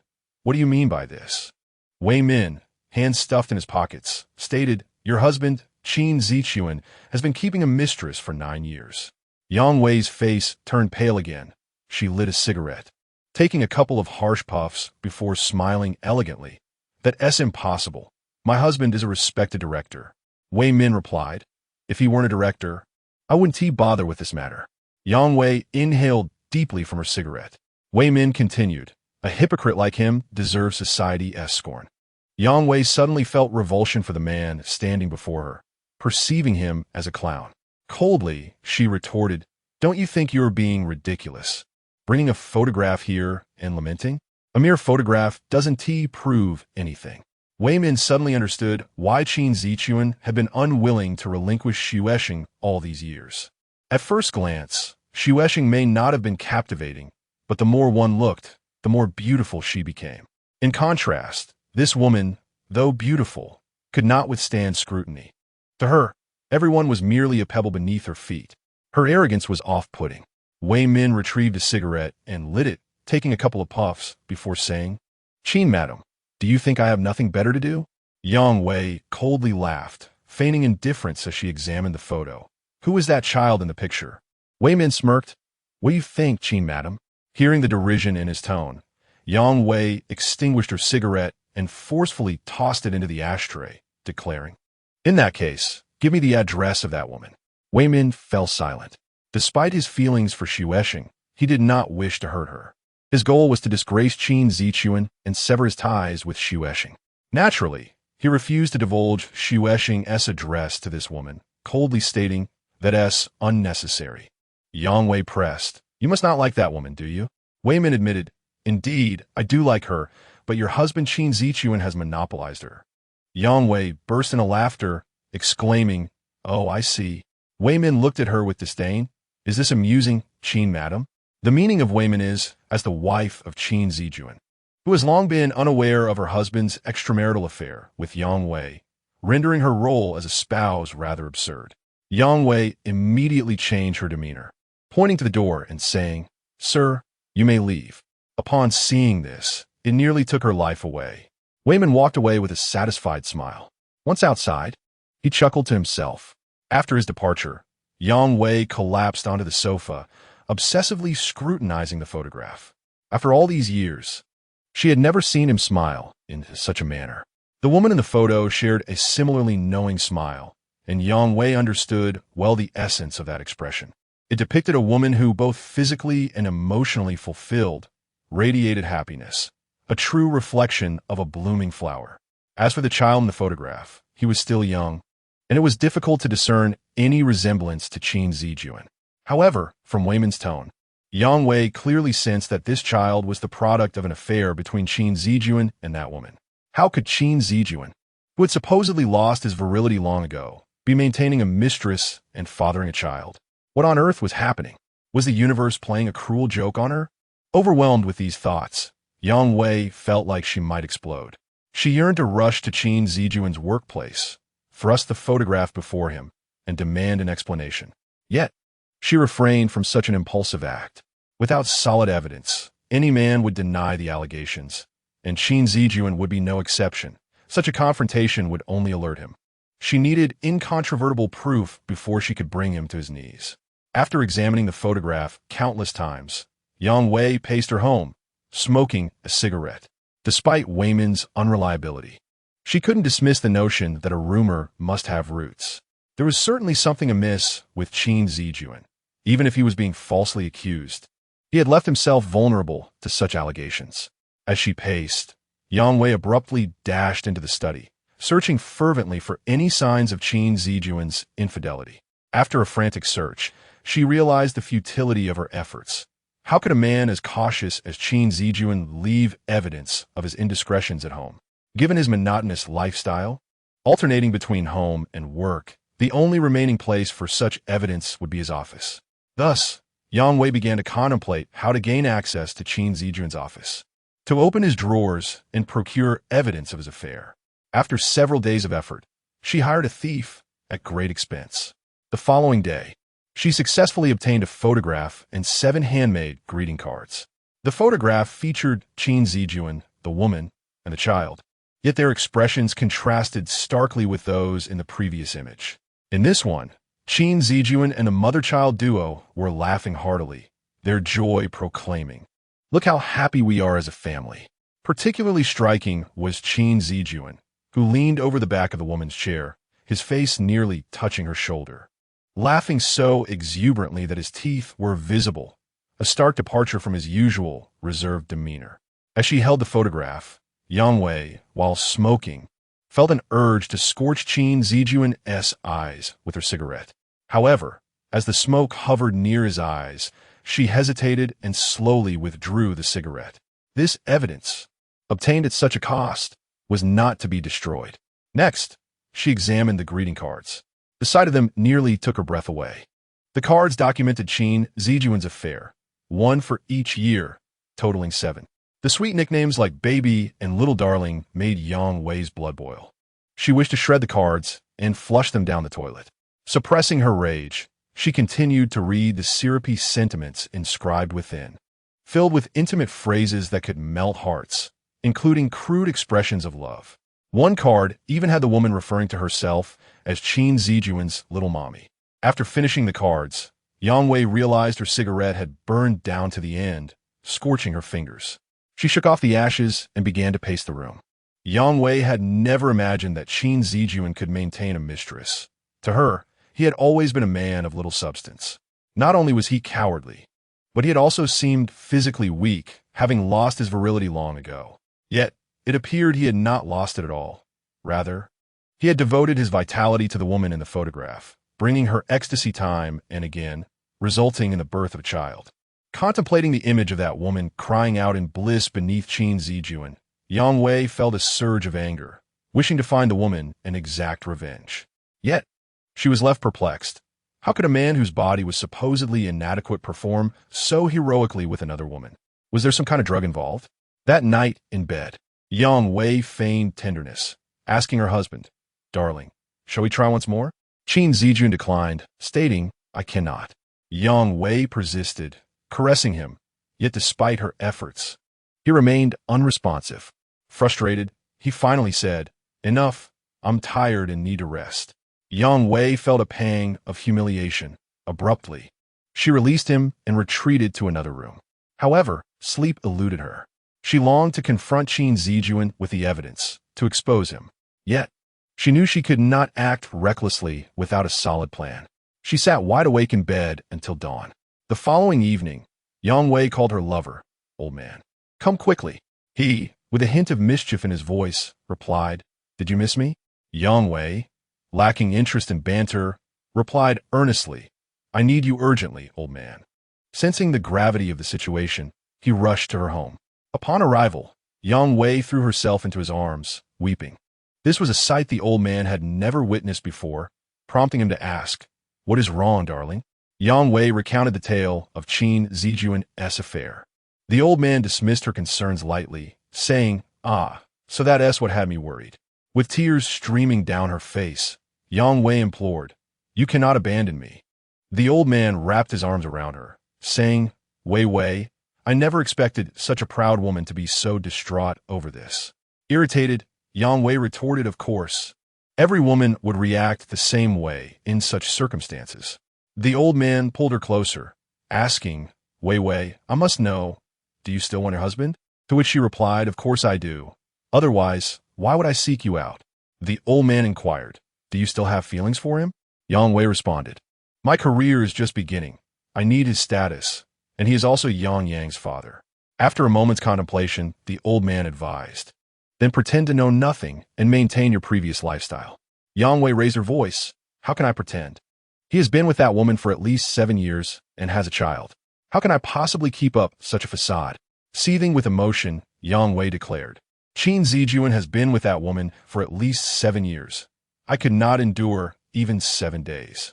She lifted her head defiantly, saying, "Old man, have you lost your mind? The one at fault is not me. It is he who should be the one to bow down. Why should I be gentle with him and profess my love? Furthermore, can I still love him now?" With a hardened expression, she insisted, "No, I cannot comply with what you suggest." The old man asked, "What do you wish to do?" Yang Wei declared, "I want to present evidence that forces him to renounce her forever." The old man pondered for a moment before suggesting, "But Wei Wei, the evidence you possess is insufficient. Can mere photographs and cards truly bring Qin Zijuan to heel?" Her resolve softened. Yang Wei admitted, "That is why I sought you out, old man." The old man replied, "We must find a way to catch him with that woman." Yang Wei asked, "What method?" The old man responded, "We shall follow Qin Zijuan." Yang Wei suddenly recalled a pressing question and inquired, "Old man, how could Qin Zijuan, who has lost his virility for over a decade, possibly keep a mistress?" The old man laughed heartily and replied, "Silly Wei Wei, just because he cannot perform with you does not imply a deficiency in his sexual prowess. Many men, when faced with their wives, are indifferent, yet find themselves invigorated with other women." His words ignited a deeper fury within Yang Wei, who felt like the world's biggest fool for having been deceived by Qin Zijuan for so many years. The old man added, "Moreover, his inability with you only suggests that his sex life with that other woman is exceptionally vibrant. A man's sexual capacity is finite. Once he finds release elsewhere, he naturally feels no need at home." Yang Wei finally exclaimed, "Old man, enough." At that moment, someone entered the house. Believing it to be her daughter, Yang returning, she hurriedly concealed the old man in the wardrobe. Upon stepping outside, she discovered it was her husband, Qin Zijuan. Yang Wei let the old man out, who boldly walked past Qin Zijuan, smiling and greeting him, "Old Qin, you're back." Qin Zijuan harbored no ill intentions and returned the greeting with a smile. "Old man, not going to stay a while?" The old man glanced at Yang Wei with a smile and waved goodbye. "Oh, I won't stay." After the old man departed, Yang Wei confronted her husband, Qin Zijuan. "Don't you wish to know why the old man came?" Qin Zijuan replied nonchalantly, "What does it matter?" Yang Wei declared loudly, "I just had an affair with the old man." Qin Zijuan was taken aback, staring at his wife in disbelief. Yang Wei provocatively continued, "Right here on this very bed." An uncontrollable wave of disgust washed over Qin Zijuan. While he loved Xue Sheng unconditionally, with Yang Wei, he felt nothing but loathing. Since embarking on her business ventures, Yang Wei had expanded her social circle, and Qin Zijuan had heard whispers of her infidelity, yet he feigned ignorance, feeling unqualified to demand anything from her given his own involvement with Xue Sheng. However, today, Yang Wei brazenly brought her lover home, challenging him openly. This left Qin Zijuan feeling that he could no longer endure the situation, leading him to formally state, "Let us get a divorce." Yang Wei was taken aback, then coldly laughed. "Qin Zijuan, you finally can't contain yourself. Your true colors are finally showing."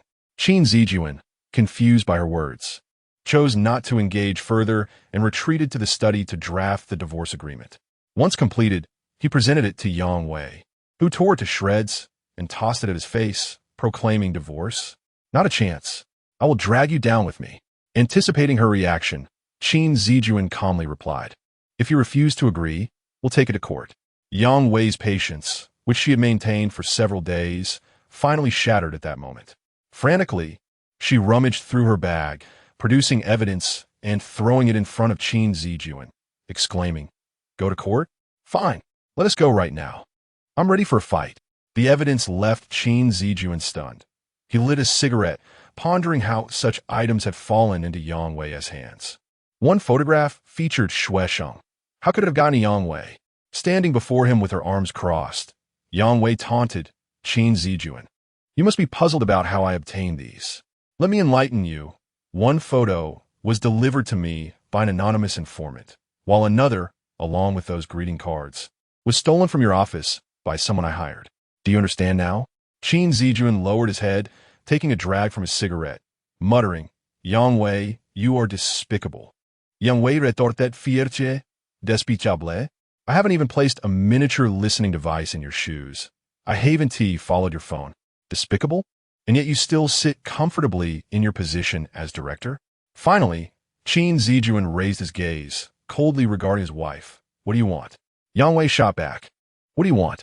He responded calmly with 2 words, divorce. Yang Wei strutted around her husband defiantly. Divorce? Go ahead. As long as the court is under your family's jurisdiction, feel free. I will accompany you to the end. Qin Zijuan, having exhausted his desire for dialogue, resolved to expedite the divorce process. Sometimes, one requires an external force to push them along. For years, he had feared Yang Wei discovering his affair with Shui Sheng. But now that she was aware, he felt liberated. What did the evidence matter? At worst, he would be deemed at fault in their marriage, suffering some loss during asset division. But that was insignificant. All he desired was Shui Sheng and Elin. Shui Sheng had followed him for 9 years without complaint. Could Yang Wei have done the same? She likely would have lasted even 9 days. As for his job, it had not suffered. If it did, he would have no ground for complaint. Perhaps he was merely a man without ambition, but in the face of work and love. He chose love. Life is such that before a certain truth arrives, one tries every possible means to evade it. Once it becomes a reality, the panic subsides. Suddenly, Yang Wei halted her pacing and confronted her husband fiercely, saying, Am I despicable? Or are you?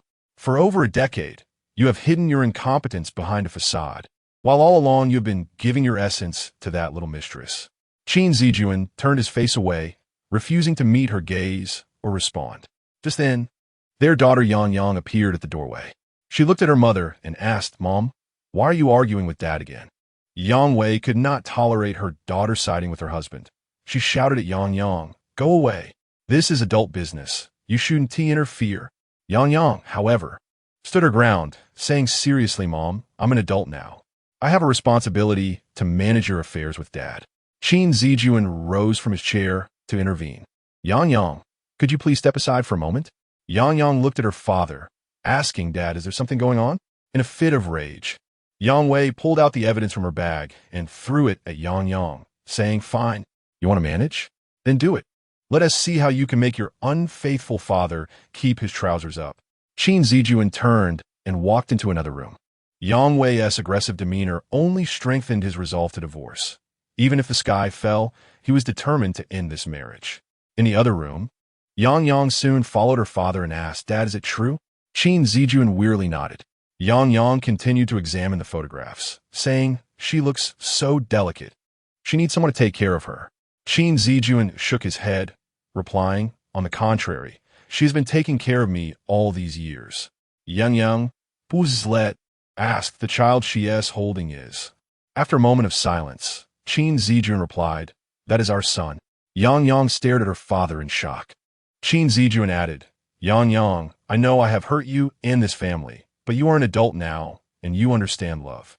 In the face of love, anyone can lose control, including your father. Yang Yang looked at the photographs again, murmuring, I can't believe I have such a little brother. Yang Yang was momentarily at a loss for words. After a long pause, She finally asked her father, Dad, do you have any feelings left for Mom? Yang inquiret. Dad, how did you initially meet Mom? Qin Zijuan rubbed his forehead and replied, Back then, I was young and naive, captivated solely by your mother's beauty. Sighing, Yang asked, Dad, what do you wish Mom would do now? Qin Zijuan answered resolutely, I hope for a calm separation. That way, I could still be grateful to her. At that moment, Yang felt a wave of pity for her mother. But when she noticed the gray in her father's hair, she felt a twinge of sympathy for him as well. How had their marriage devolved into this? It had transformed both nearly middle-aged individuals into pitiful figures. Yang rose to seek out her mother. Yang Wei was smoking a cigarette when she spotted her daughter approaching. With a disdainful smile, she remarked, Are you here to witness your mother's folly?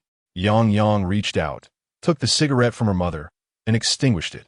Mom, do you still have feelings for Dad? Yang Wei, irritated, waved her hand dismissively.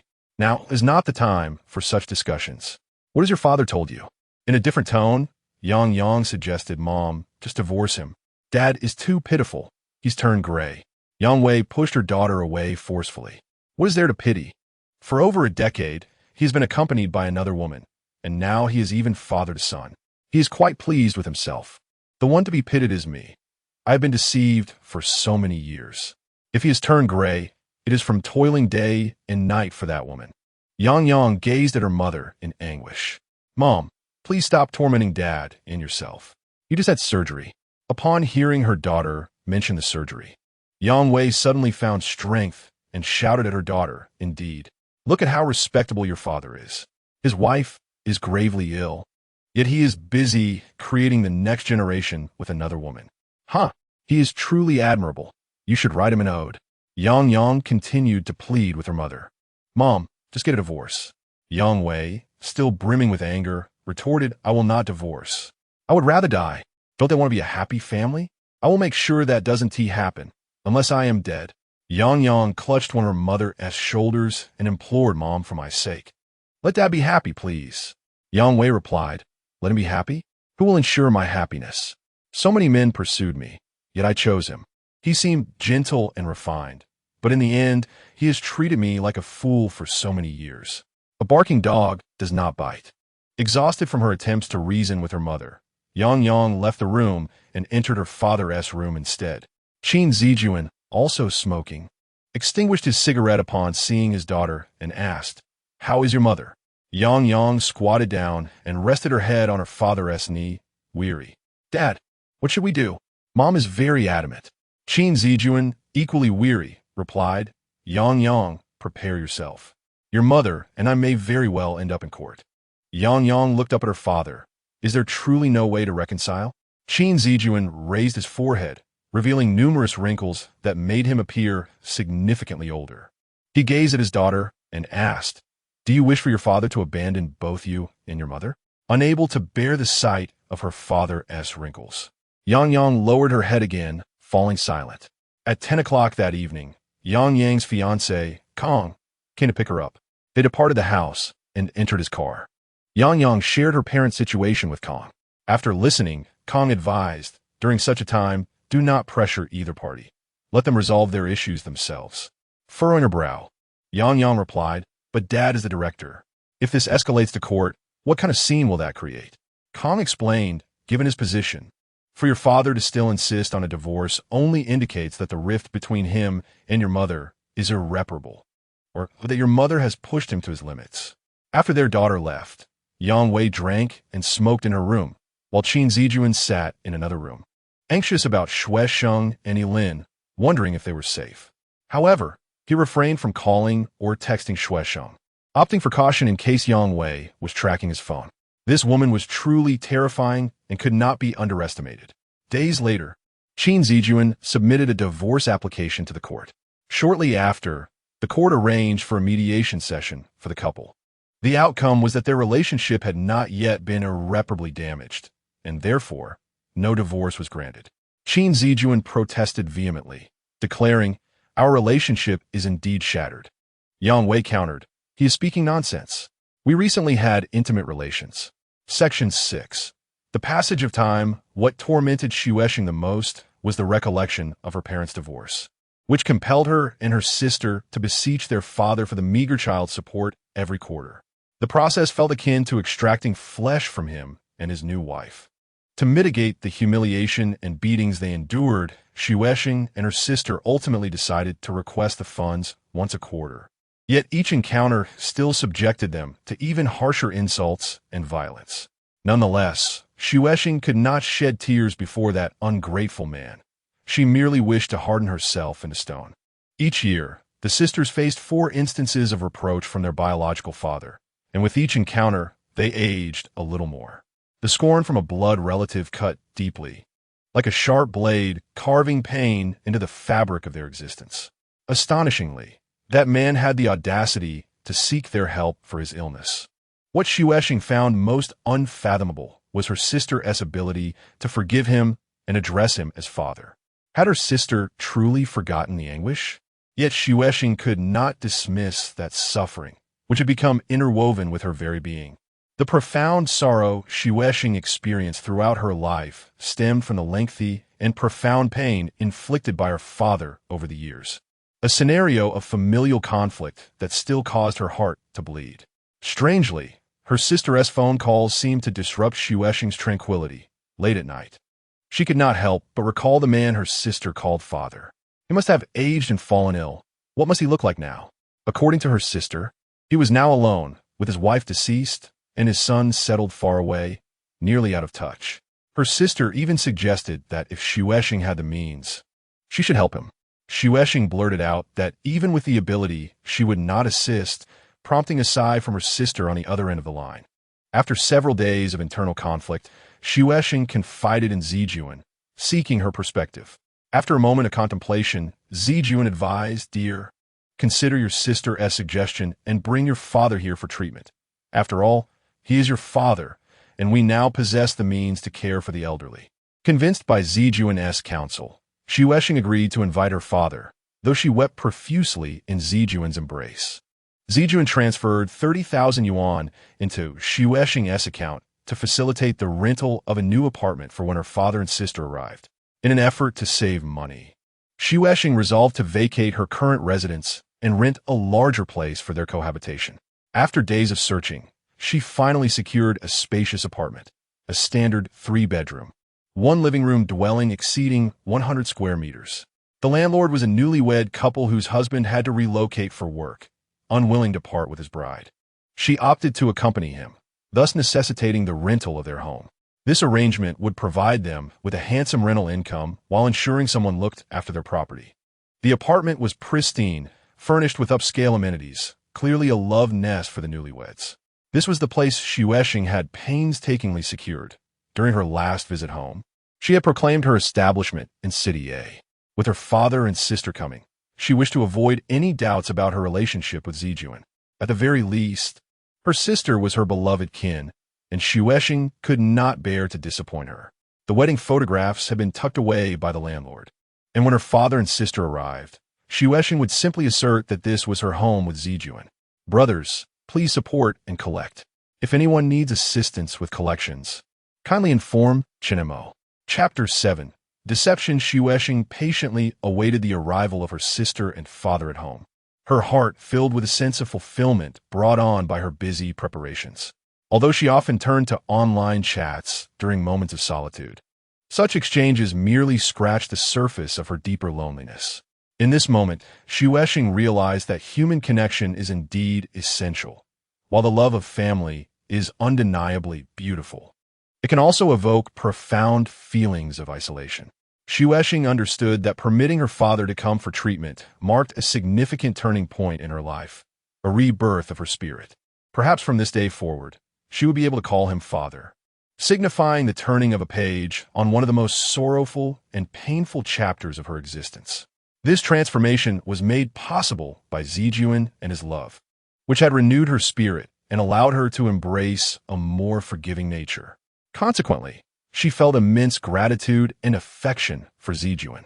Once her sister and father arrived, she intended to formally introduce Zijuan to them as her husband, a remarkable man worthy of her lifelong devotion. Upon their arrival in a city, Xuexing and Zijuan went to greet them. As they stood on the platform, the moment she caught sight of her father from a distance, tears welled up in her eyes. Her heart once again brimming with gratitude for Zijuan and the power of love. It was indeed Zijuan and love that had liberated her from harboring resentment toward her father. Xuesheng mused on the nobility of love, which has the capacity to melt away the sharpest of hatreds. Her father appeared aged and stooped, and when he first laid eyes on Xuesheng, he lowered his gaze, visibly embarrassed.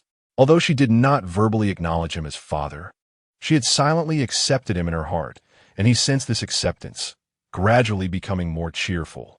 Upon bringing her father and sister back home, Xuesheng held Zijuan's hand and earnestly made the introductions. Her father and sister scrutinized the dashing Zijuan and then glanced around at the newly furnished room, radiating the joy of marriage. They nodded in approval, expressing their admiration. However, Zijuan, due to prior commitments, could not linger and bid a hasty farewell. Xuesheng's father and sister inquired whether he had to work that evening. Zijuan offered no definitive answer as he departed. Watching Zijuan's hurried retreat, Xuesheng felt an unexpected pang in her heart, akin to being pricked by thorns. She hastily fabricated a lie, stating that Zijuan was very busy with work and could not return home at night. Her father and sister nodded knowingly. Now, lying in front of her sister and father left Xuesheng feeling quite uncomfortable. A month later, her father's illness was under control, and after being discharged, he remained at Xuesheng's home to continue his medication and gradual recovery. Meanwhile, her sister returned home, concerned for her paralyzed son, leaving Xuesheng and her father alone together, an arrangement that fostered emotional bonding. On a warm afternoon, her father earnestly confessed to the wrongs of his past, weeping profusely and pleading for Xuesheng's forgiveness. He claimed that he had been misled by dark influences. With tears in her eyes, Xuesheng forgave him. Soon, harmony filled their home, and Xuesheng no longer felt lonely. She cherished the simple yet warm presence of her father. However, a significant dilemma remained. Zijuan could not return home while her father was present. To avoid arousing suspicion, Zijuan could only stealthily return in the early morning or late at night, when her father was either still asleep or had already gone to bed, before quietly slipping away once more. At times, one might unexpectedly encounter a father rising early in the morning or staying up late at night. Zijuan would hide in the bedroom for an extended period until the father ventured into the bathroom or another room, allowing Zijuan to flee in haste. Moreover, Xuesheng frequently faces the father's inquiries, who expresses his frustration at never seeing Zijuan, questioning whether Zijuan is perpetually occupied and never returns home. When Xuesheng finds it difficult to conceal the truth, he explains that Zijuan is engrossed in work, departing early and returning late, which accounts for the father's lack of encounters with him. However, such explanations cannot be overused, for if repeated too often, the father might refuse to rest at night, choosing instead to linger in the living room, waiting for Zijuan. Chapter 8. The concubine despite the myriad of veils that snow may cast.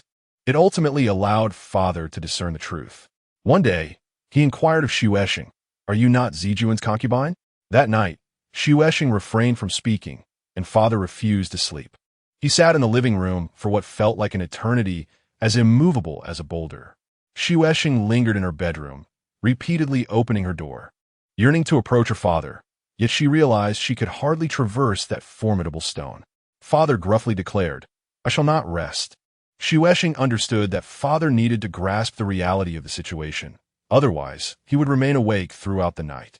Thus, she resolved to confide in him. Xuesheng lowered her head and said, "Father, you must have guessed, Zijuan is a married man." Suddenly, father leapt from his chair, his finger pointing accusingly at Xuesheng. "Lin Xuesheng, do you still have any shame?" The words hit her like a bullet, and the piercing pain rendered her momentarily deaf. Father's words, akin to a projectile from a loved one, struck with greater ferocity, shattering Xuesheng's composure.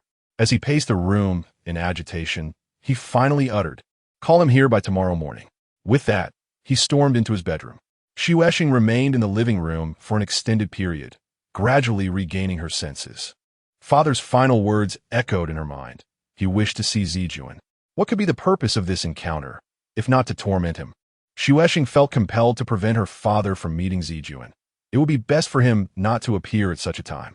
She knocked on father's door, and when he opened it, he glared at her sternly. "What do you want?"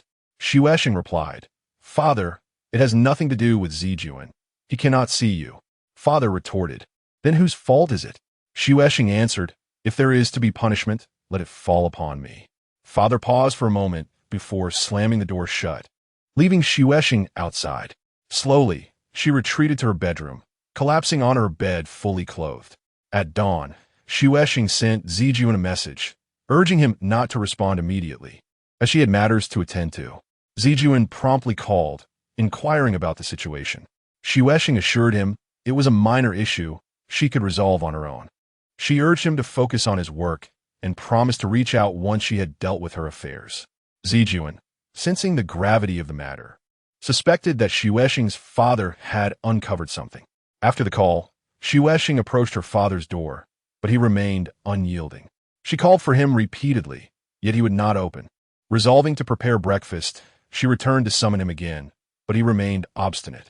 Throughout the day, father kept his door shut, and Xuexing realized he was resorting to a hunger strike to compel her to summon Zijuan. However, she could not allow that. She understood her father's temperament well enough to know he would resort to violence upon seeing Zijuan. In desperation, Xuexing called her sister, requesting her immediate presence. Her sister, fearing their father's condition had deteriorated, rushed to a city. Upon her arrival, she learned the truth from father. Rather than chastising Xuexing, she wept profusely. However, her tears pierced Xuexing's heart like daggers. Both sisters had endured pain since childhood, and now, with her son paralyzed, Xuexing had become a source of anguish for her sister. Under her sister's persuasion, father eventually began to eat, yet he remained adamant about wanting to see Zijuan.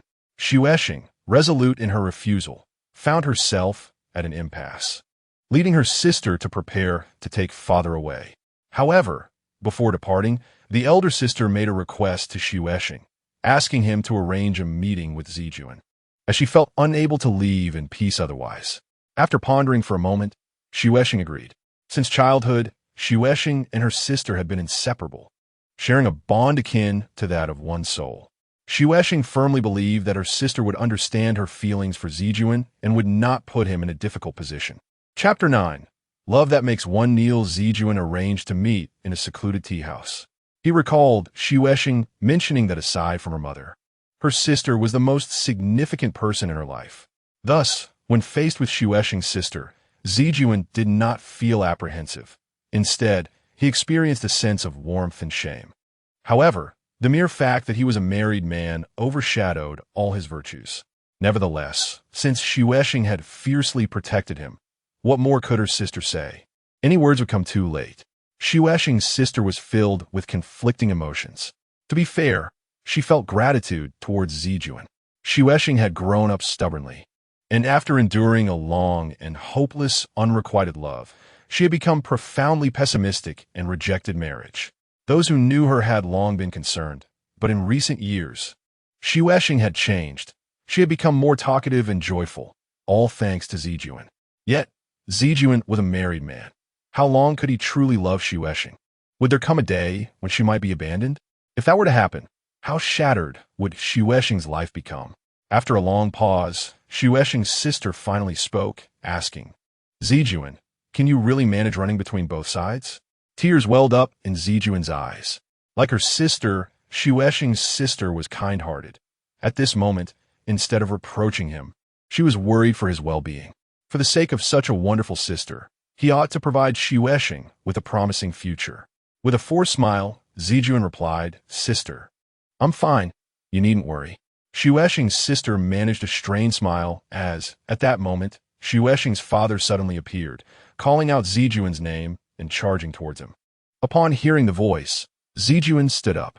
Xuexing's father, a tall man, easily seized Zijuan's tie, scolding him, "Qin Zijuan, you heartless scoundrel."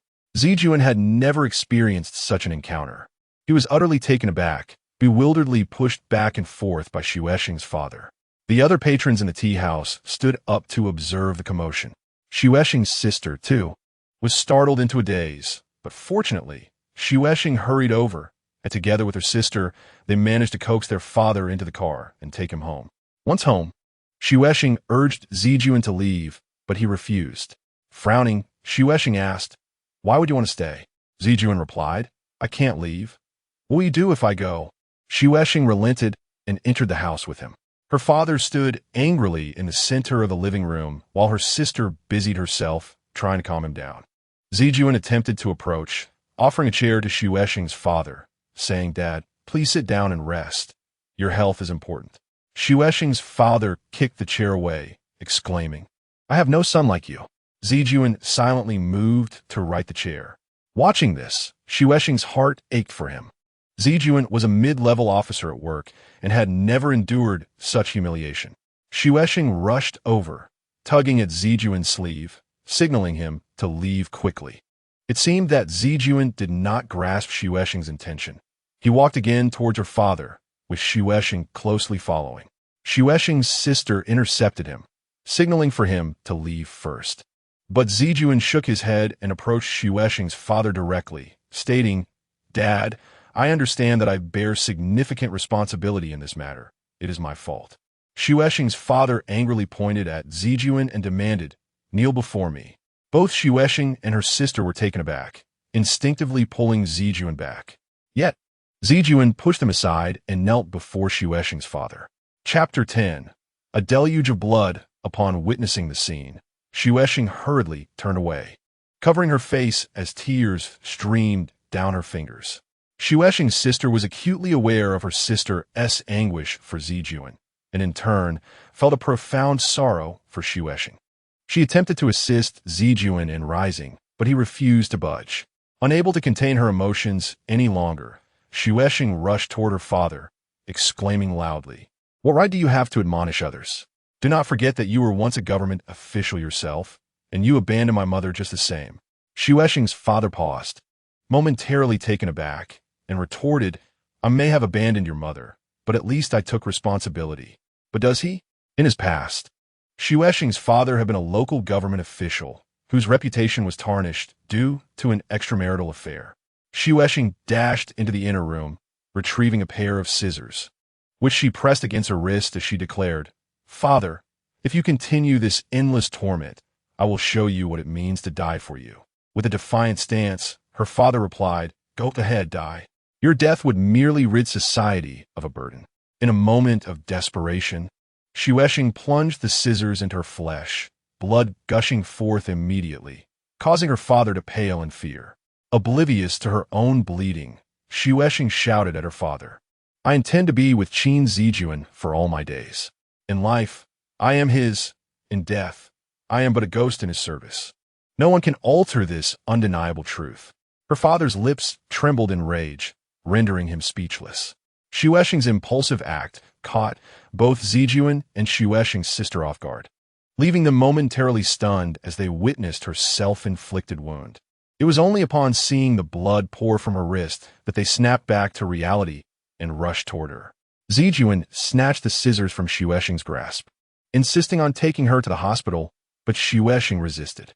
Tears streamed down Zijuan's face, as if he himself were the one wounded. Xuesheng's sister implored her, "Sister, please listen. We must go to the hospital. Do not make Zijuan worry." Xuesheng had initially been engaged in a battle of wills with her father, but now that he had quietly departed, she too began to settle into an exhausted silence. The energy she had expended in the confrontation left her fatigued, and her life force began to wane, leaving only a flicker of vitality. Xuesheng's body weakened, and she collapsed to the ground, prompting Zijuan to swiftly catch her in his arms. He carried her out of the house and sped toward the hospital. Xuesheng's sister attempted to follow, but was halted by Zijuan, who urged her to stay behind and care for her father. After watching Zijuan drive away with Xuesheng, her sister returned to clean the bloodstains on the floor, reproaching her father, "You came here for treatment with good intentions, yet you drive Xuesheng to such extremes. Do you wish to see her dead?" Her father, sullen, replied, "Had I known she was merely a concubine, I would have preferred to refuse treatment." After a brief silence, he added, "My illness was paid for by the money earned from Xuesheng being a concubine. I am, in essence, selling my daughter. In the hospital, after Xuexing was bandaged, the doctor recommended administering 4 fluids, noting her weakened state, to which Zijuan consented. As she received the fluids, Xuexing glanced at Zijuan and asked, "Why did you kneel before him?"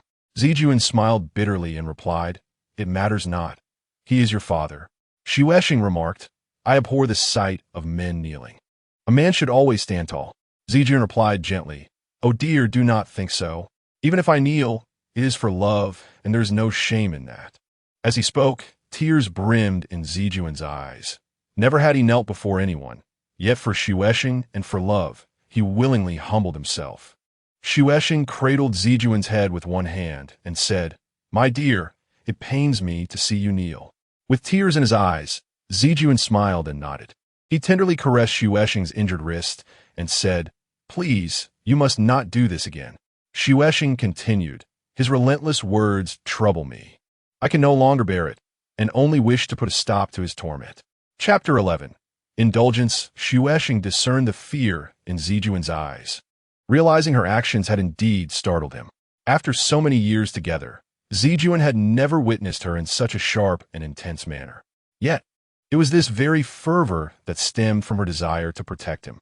Zijuan forgave Xuexing, saying, "Dear, we must never harm our own lives."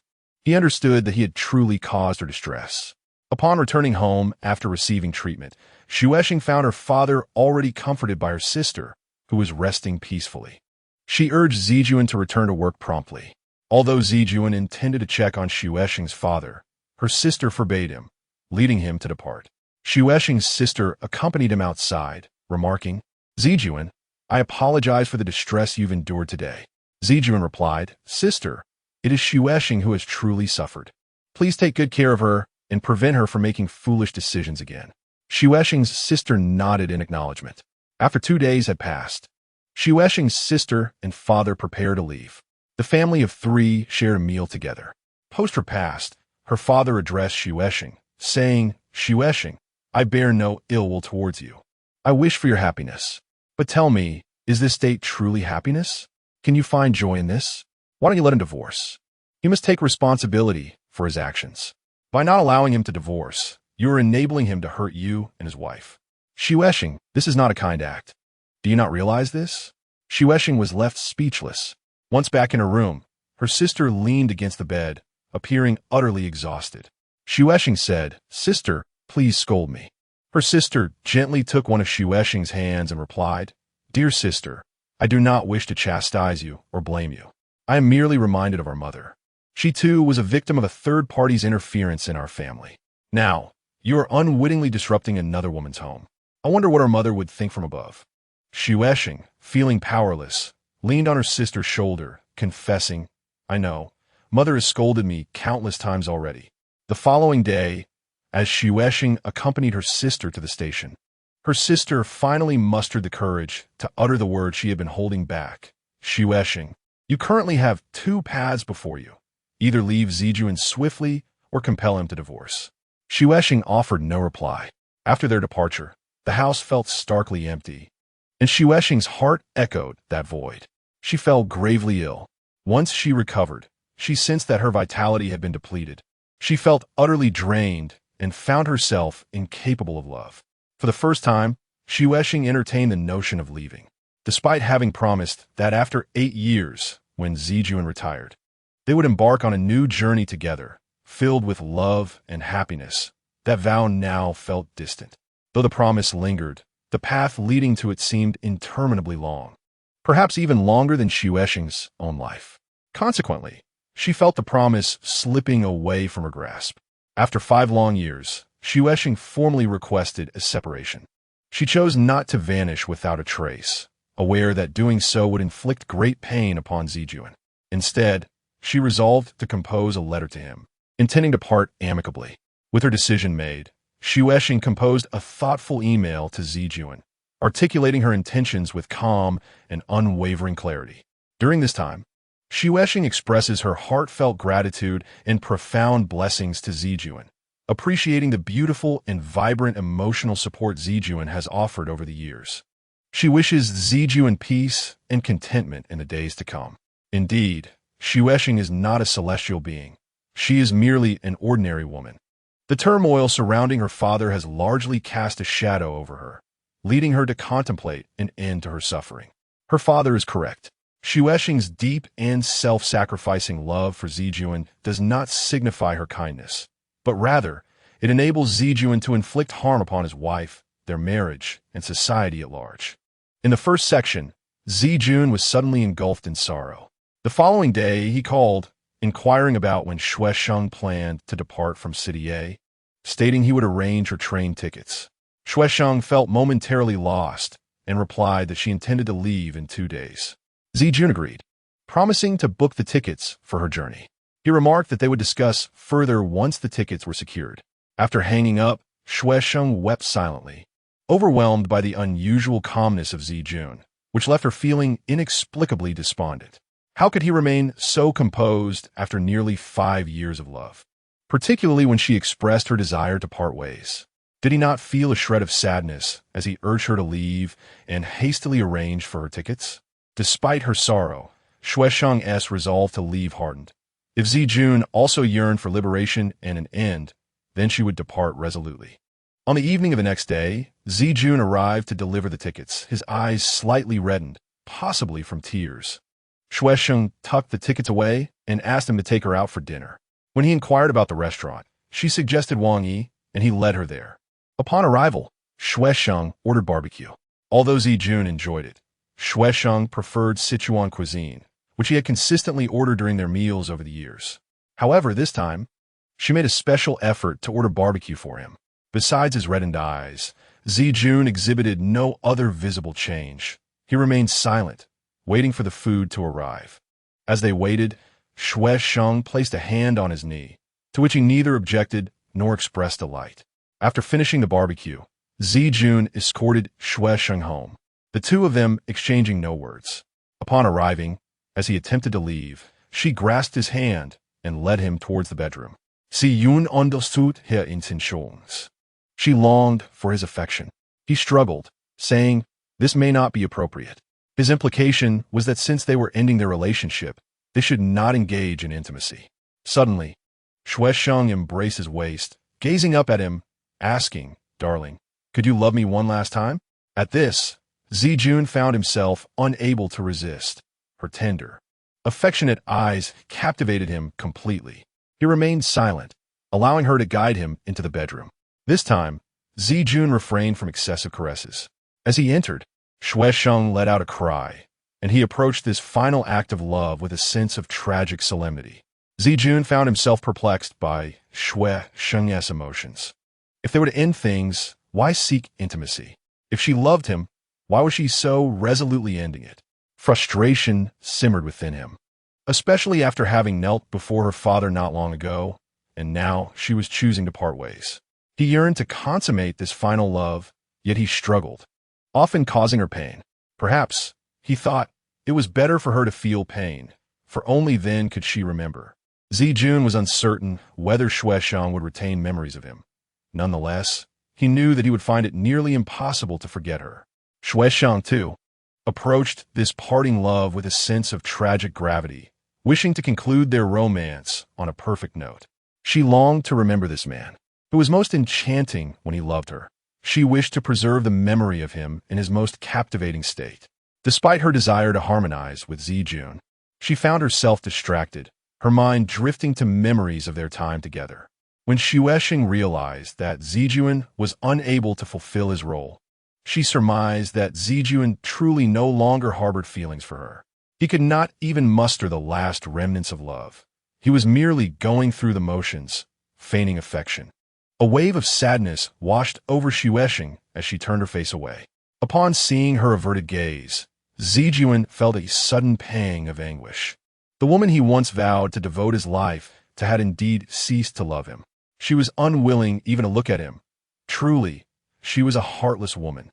Over the years, he had showered her with affection, offering everything he had outside of mere titles, only to be met with her resolute departure. It seemed that love was nothing more than a beautiful illusion, and he vowed never to believe in it again. Although this was the first time in 5 years that Xuexing had formally suggested a breakup, The very formality of her words made it clear to Zijuan that her decision was irrevocable. She did not even consult him before deciding to end their love. She was a selfish woman, wielding control over love and indifference alike, while he remained powerless. In her email, Xuexing expressed her exhaustion, declaring that she could no longer engage in love and asked to be released. Faced with such sentiments, what could Zijuan say? 5 years prior, when Xuexing had left without a word, he was a married man.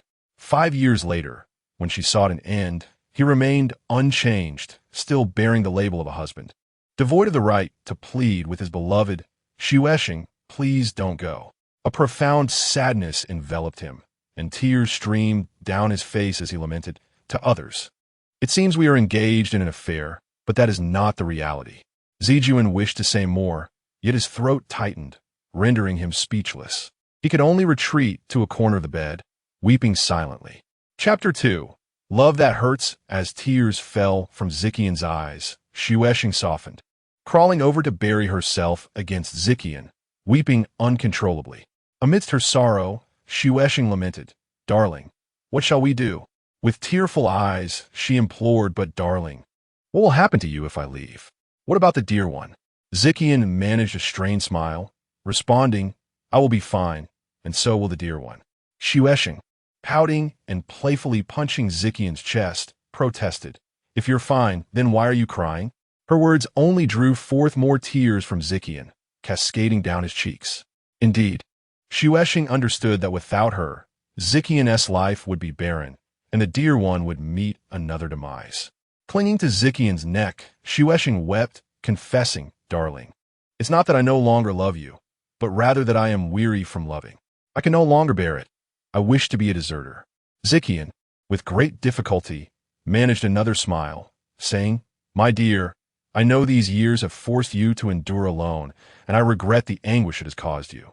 Xuexing, with a sorrowful tone, pleaded, "Please do not blame me, darling." Gently wiping Xuexing's tear-streaked face, Zikian reassured, "I do not blame you.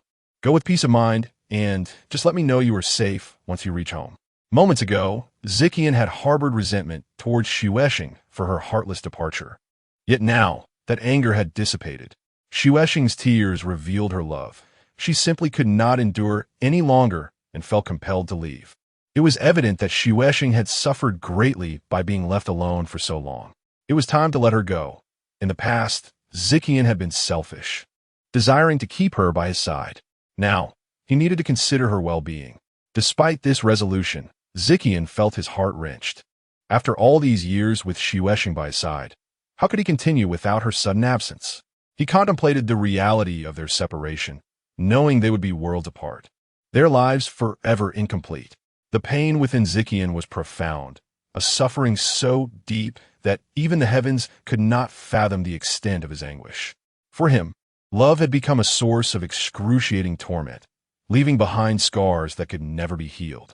After shedding tears, Xuexing and Zikian shared one final moment of love. The following morning, Zikian accompanied Xuexing to the train station. As the train began to move, Xuexing distinctly noticed tears glimmering in Zikian's eyes. The train accelerated, and Zikian became merely a distant silhouette until he vanished completely.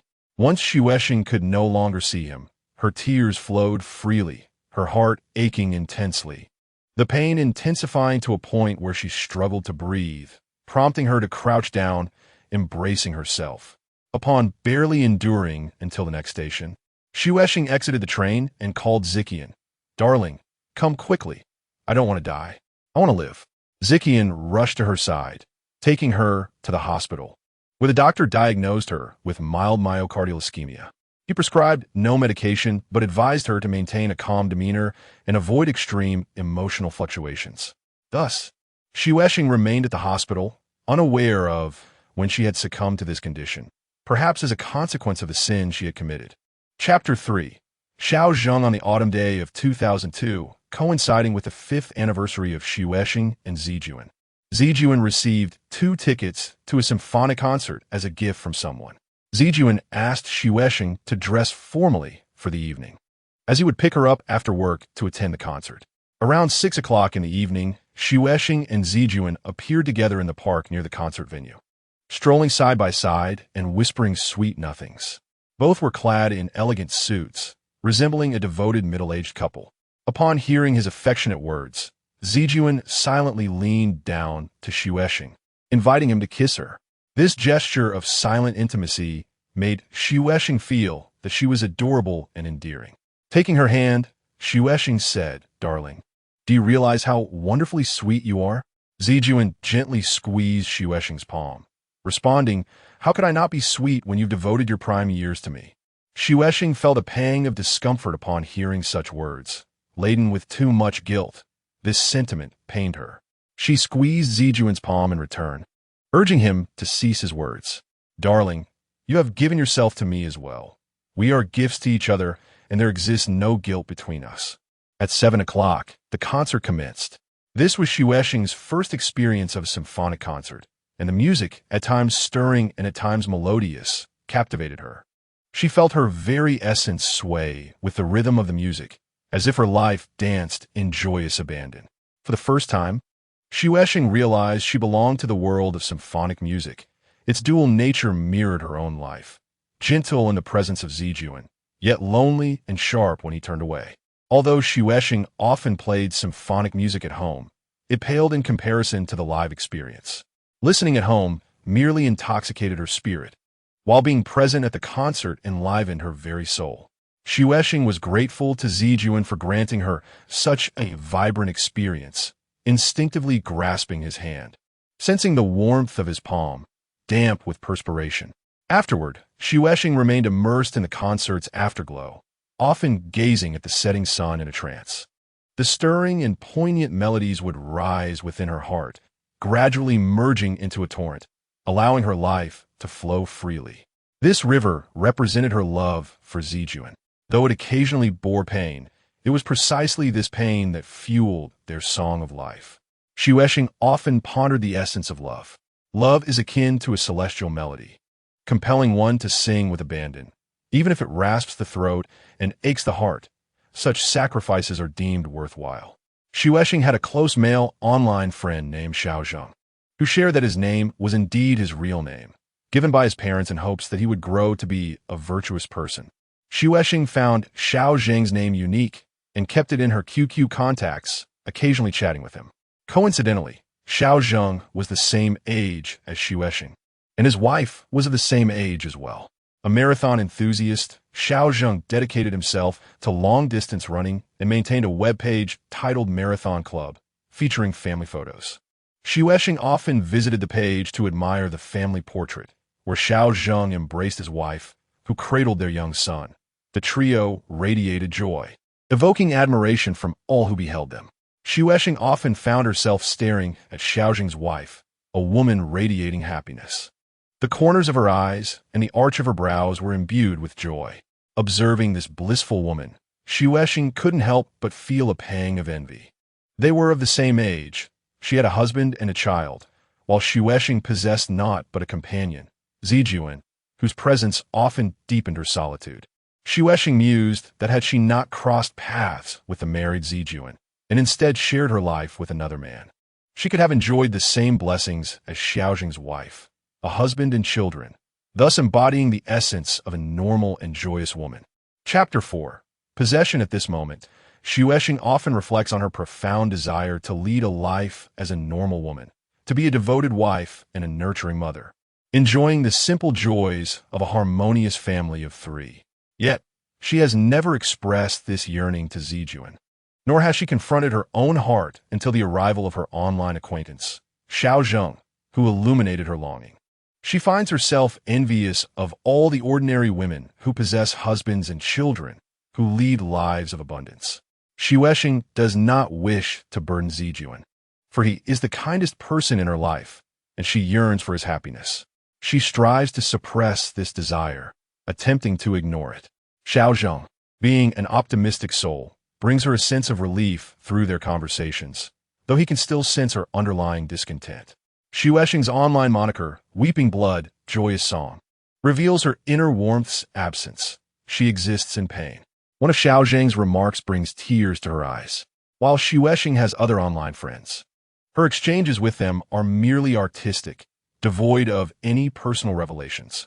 She is reluctant to unveil her innermost feelings to anyone. Furthermore, she does not wish for anyone to discover that she is a secret lover. Online, she claims to be married and to have a blissful family of 3. Xiao Zheng's vibrant optimism inadvertently encourages Xuexing to consider opening her heart, a door she has kept shut for years. She pours forth her thoughts, recounting the deep affection she shares with Zijuan over 5 years and the thorns she has endured along the path of love. She articulates her desires, her occasional confusion, and her intermittent feelings of conflict. Xuexing's eloquent outpour leaves Xiao Zheng momentarily speechless. A sense of fear grips her. She worries that Xiao Zheng might disdain her. She tentatively asks, "Xiao Zheng, do you begin to dislike me?" After a prolonged silence, he responds, "I hope you will soon put an end to this unhealthy existence." "But Zijuan and I cannot end it. We have tried," Xuexing replies. "There is nothing that cannot be concluded. It is merely that you both are unwilling to do so." Xiao Zheng asserts resolutely, leaving Xuexing feeling a pang of shame, silencing her further. Yet, Xiao Zheng continues to console her, stating, "I understand you. You're not a bad woman. It is precisely for this reason that I believe you should leave him and embark on a new, healthy life." He points out that Zijuan has a wife and daughter, while Xuexing possesses nothing, which he deems exceedingly unfair. Xuexing recounts Zijuan's promises to take her away from City A after retirement, but Xiao Zheng dismisses this as a mere fabrication, Zijuan's attempt to possess her indefinitely. He argues that even if Zijuan's promises are genuine, it is uncertain whether Xuexing can endure until that day. Promises may be beautiful, but the wait is long and arduous. Moreover, he questions Zijuan's ability to fulfill his promises, given his age and health.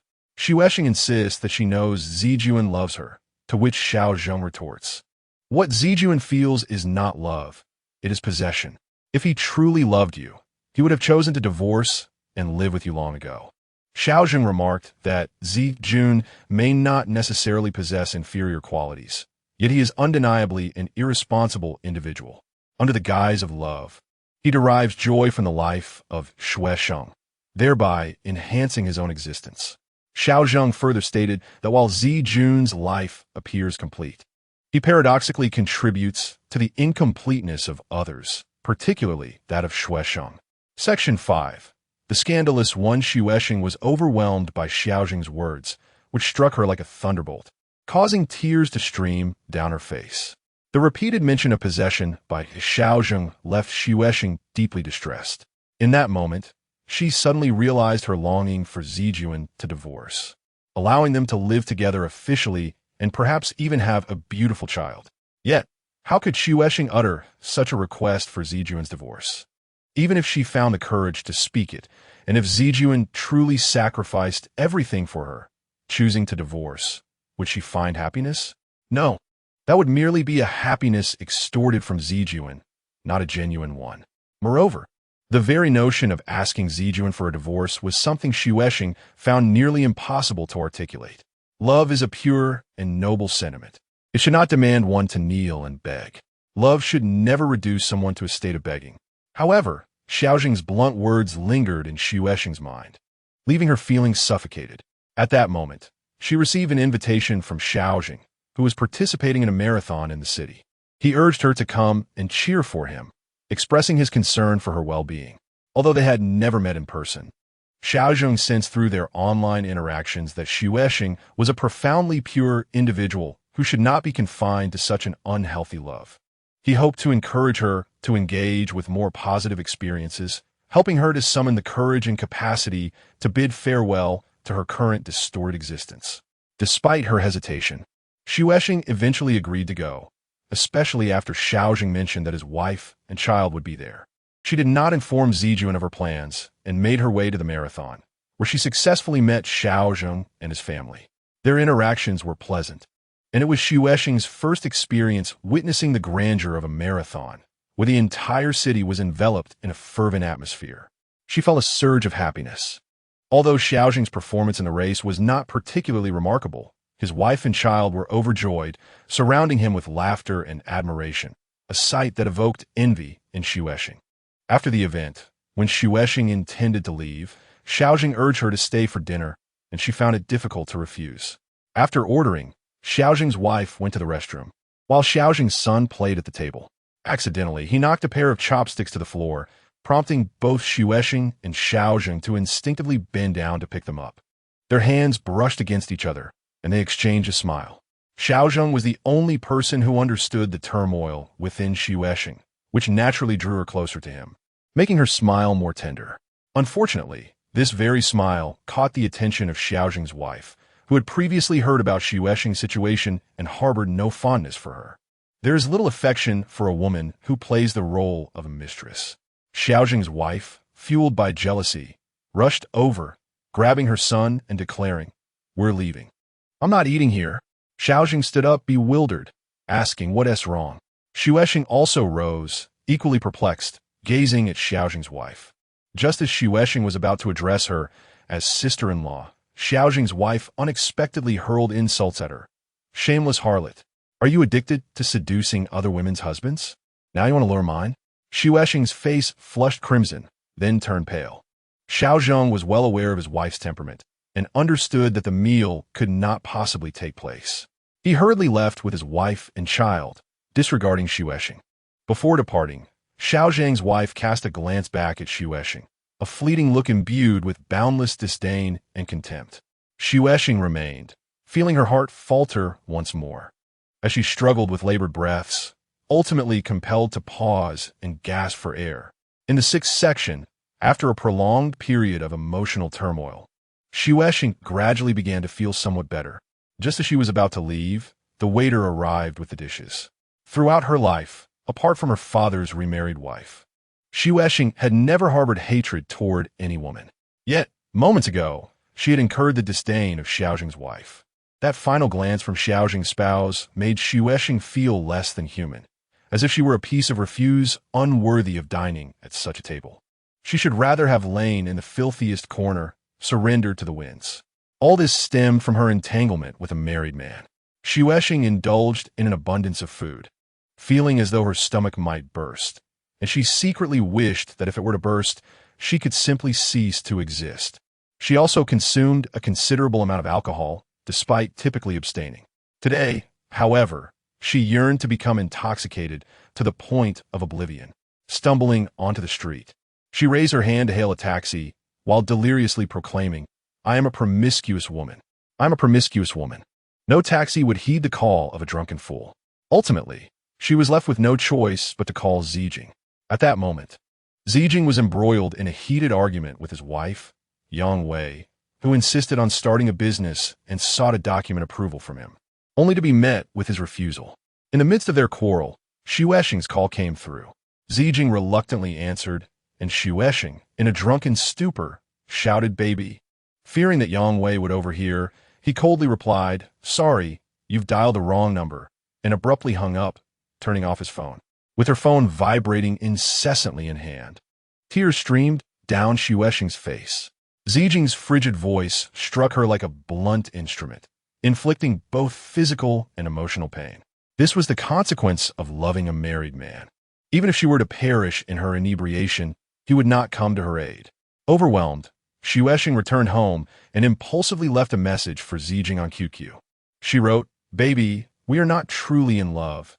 You do not love me, nor do I genuinely love you. We are merely engaged in a transaction. You seek pleasure from me, while I seek comfort from you." Deep down, Xuexing was well aware that Zijing cherished her deeply, and she reciprocated those feelings. He had simply been unable to take her call at that moment. Yet, Xuexing could no longer restrain herself. She felt compelled to speak irrationally, to create chaos in order to alleviate the turmoil within her heart, enabling her to survive the night. She hoped that upon reading her message, Zijing would respond with heartfelt affection, saying, "Darling, do not create unnecessary trouble. You know my feelings for you. My love has always been profound." However, Zijing did not respond as she had wished. After receiving her message, he adopted an indifferent stance, ignoring her for several days.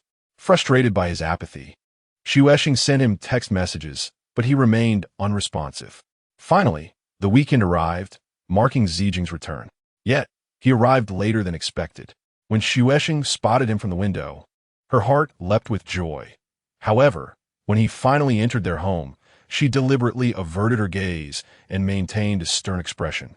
Zijing stood in the center of the living room, his face clouded with sorrow, waiting for Xuexing to embrace him, as she always did upon his return. Yet this time, he was met with only the coldness of her back as she lingered on the balcony, leaving him to ponder where he had gone astray to merit such chilling words from her. She expressed that she did not truly love him, and even in the absence of affection, she should not refer to their relationship as a mere transaction. How hurtful a word transaction is, yet she uttered it with such ease. Now, she turned her back on him. Zijing felt a wave of sorrow wash over him as he turned to leave. Upon hearing Zijing's intention to depart, Xuexing grew increasingly agitated. Xuexing longed for Zijing to approach her, to embrace her tenderly, and softly whisper, "Dear, it is all my fault. I have caused you undue distress." Section 7. Led by love, however, Zijing was not only unwilling to come over first, but also intended to leave, completely disregarding her grievances and anger. Xuexing suddenly turned around, pointing at the laptop on the table, and shouted at Zijing, "If you're leaving, take your computer with you." After a moment, Zijing opened her eyes, and the sight of Xuexing's ugly demeanor remained. She picked up the laptop and departed in silence, tears welling in her eyes. She simply could not comprehend why Xuexing had suddenly transformed in such a manner. This was the first time she had turned her back to him, the first time she had shouted at him. Did she truly not love him anymore? Had she forgotten their promises from the past? In bed, Zijing was intense, yet in daily life, she was generally a quiet person. Her greatest fear was a woman causing a scene. Xuexing watched Zijing from the window as she came downstairs and opened the car door. Upon entering the car, he noticed her body swaying slightly, her back slightly hunched. Xuexing's heart softened instantly. She sensed she had truly angered him. She felt a pang of sorrow for him, yet she was reluctant to rush down and call him back. That man had actually taken the computer, the only possession he had in this home. His actions signified that he would no longer return, indicating that their relationship had come to an end. In the past, during breakups, he would shed tears and at least prepare some money for her. But now he showed no reaction and no longer worried about her lack of employment. He had become a fickle man. What was the point of calling such a man back? Zijing drove away while Xuexing paced restlessly at home, her anger unabated. She truly wished Zijing would suddenly turn back to acknowledge her fault, which would dissolve her fury and restore their relationship. However, Zijing did not return. It was only when she estimated that Zijing was nearing his home that she decided she could wait no longer. If she hesitated any longer, that man would enter his home and face his wife, leaving her in the shadows. For years, Xuexing and Zijing had maintained an unspoken agreement. Once Zijing returned home, Xuexing would sever all contact with him and could only wait for Zijing to reach out. Xuexing often contemplated that Zijing's home was like a wall. Once he crossed that threshold, she and Zijing would be isolated in two separate worlds. Xuexing sent Zijing a text message. "Gee, I'm your little darling. I miss you, come back." At that moment, Zijing was almost home. Upon seeing Xuexing's message, all her sorrow vanished instantly, and she turned her car around, heading toward Xuexing. What could she do?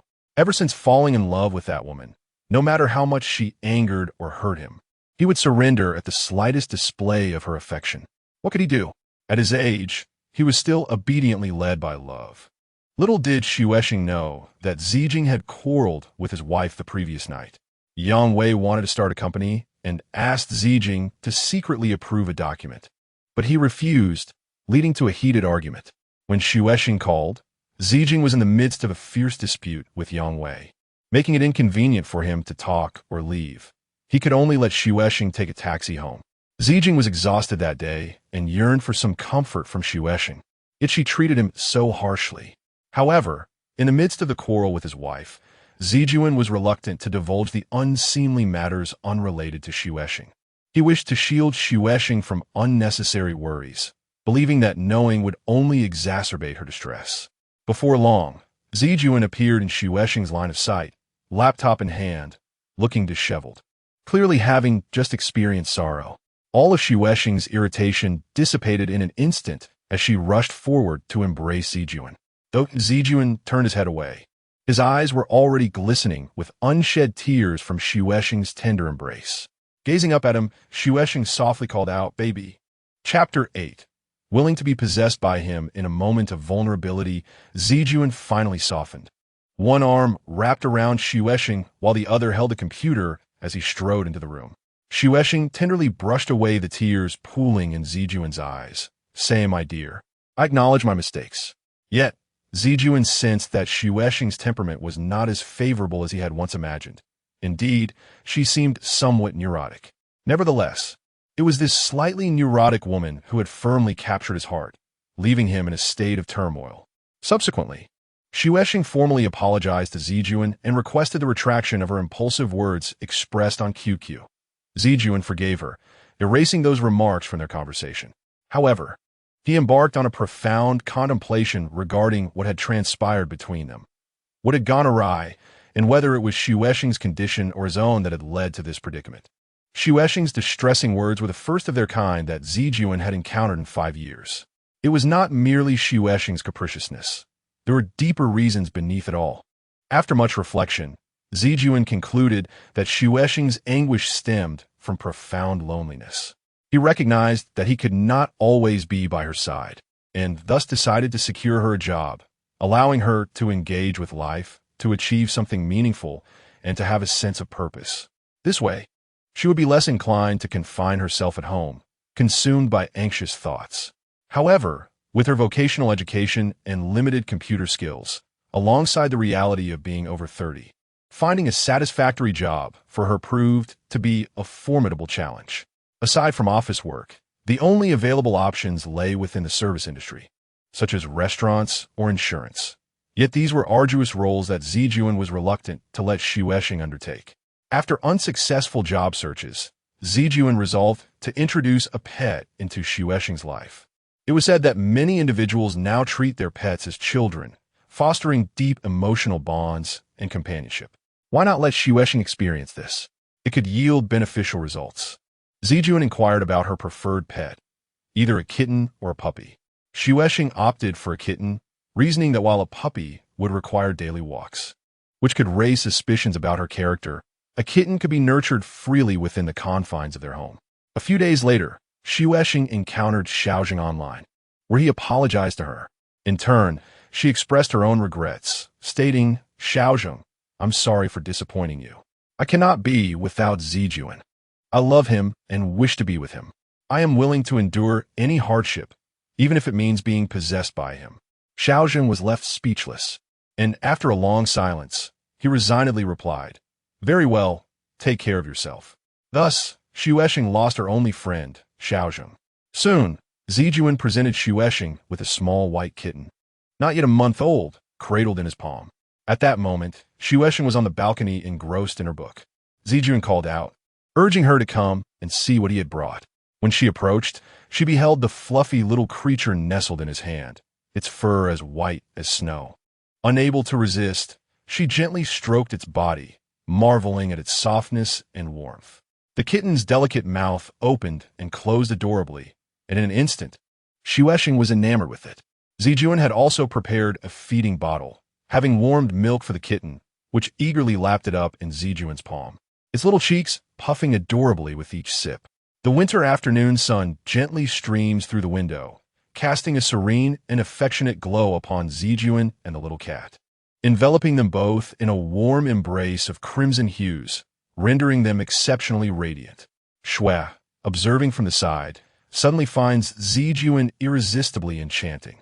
Unable to contain her feelings, she leans in, tilting her body against Zijuan and whispers, "Darling, I adore you immensely." Chapter 9. Xue and Zijuan, having finished feeding the kitten, cradled it gently in her palm and sought out an empty cardboard box, lining it with soft paper before placing the satiated little creature inside.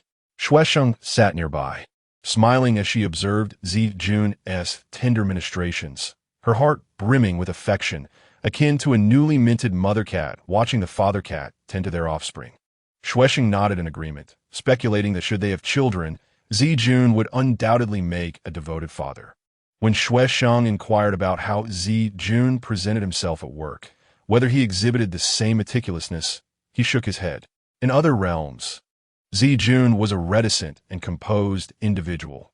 Even within the confines of his home, it was only in the presence of Shui Sheng that he transformed into this open, articulate, and attentive version of himself, momentarily forgetting that he had already crossed the threshold of 40 years. They deliberated on a name for the kitten, with Jun suggesting Little White due to its snowy coat. Shui Sheng found it lacking in poetic charm, asserting that white evoked images of snow.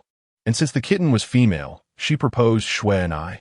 Jun acquiesced, and thus began their devoted care for Shui and I, who became the focal point of Shui Sheng's life.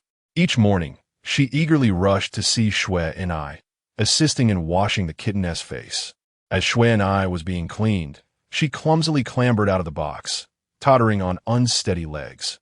Her tiny form swayed precariously, prompting Shui Sheng to follow closely, anxious that she might tumble. One night, Shui and I's plaintive cries emanated from the box, her delicate sounds piercing Shui Sheng's heart. She went to investigate, and upon seeing Shui Sheng, Shui and I scrambled out of the box into her embrace, much like a frightened child seeking the solace of a mother's protection. Shui Sheng's heart twisted with tenderness. Without a second thought, she lifted Shui and I and carried her to the bedroom. There, she placed the kitten on the bed and lay beside her, gently stroking her to lull her into slumber. From that night onward, Shui and I refused to sleep in the box, insisting on sharing the bed with Shui Sheng each night, or else she would wail mournfully throughout the hours. Sleeping alongside Shui and I made Shui Sheng exceedingly cautious, fearful of inadvertently crushing the tiny creature. Shui and I, when asleep, favored curling up closely beside Shui Sheng, and whenever she shifted, the kitten instinctively adjusted her position.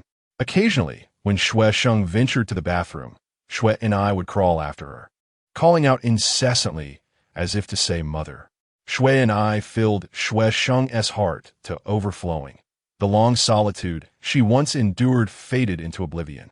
Shui Sheng particularly cherished the moments spent on the balcony at noon, cradling Shui and I in her arms as they basked in the sunlight, resting against the chair while Shui and I lay peacefully upon her. At times, Shui and I would ascend to rest on Shui Sheng's abdomen, her diminutive body rising and falling gently with each breath, a sight so soft and picturesque that Shui Sheng felt compelled to stroke her fluffy head. Awakened by the gentle caress, Shui and I would lift her head, part her delicate mouth, and softly mew, as if to inquire, "Mother, why do you touch me?" I was sleeping. Shui Sheng smiled tenderly, continuing to pet Shui and I, soothing her back to sleep. As Shui and I grew, she became adept at climbing onto the bed, unaided, no longer requiring Shui Sheng's assistance. Every night, as soon as Shui Sheng retired to wash up, Shui and I would scurry onto the bed, nestling within the covers. Awaiting slumber. Chapter 10. Valentine's Day, whenever Shui and I looked up with her little mouth agape, calling out to Shui Sheng as Mama, Shui Sheng was overwhelmed with emotion, tears welling in her eyes. Her heart swelled with tenderness. For although Shui and I was an anomaly, Shui Sheng embraced her as if she were her own. The arrival of Shui and I significantly uplifted Shui Sheng's spirits, prompting her to treat Jun with unexpected kindness. Each time Jun returned home, Shui Sheng would eagerly cradle Shui and I and rush to the door to greet him. As time passed, conversation between Shui Sheng and Jun flourished. They often engaged in lengthy discussions on the bed, their topics revolving around Shui and I's growth. They shared joyful exchanges while Shui and I scampered around them, embodying the essence of a blissful family. On occasions when Shui Sheng and Jun were tenderly affectionate on the bed, Shui and I would gaze at them with her round eyes, emitting soft sounds as if to say, "Oh, how shameless, dear Mama and Papa." In response, Shui Sheng would instinctively cover Shui and I's eyes with her hand. Curiously, Shui Sheng inquired about the average lifespan of a cat. Jun replied that it was around 10 years. Shui Sheng resolved in her heart to nurture Shui and I with utmost care, ensuring she would live out her natural life. after which she would provide her a heartfelt burial, cherishing the memories of the joy she had brought to their lives. She shared this thought with Zijun, who approved wholeheartedly. Spring arrived in 2003, marking the fifth spring that Shuesheng and Zijun had spent together. This season felt particularly warm and beautiful.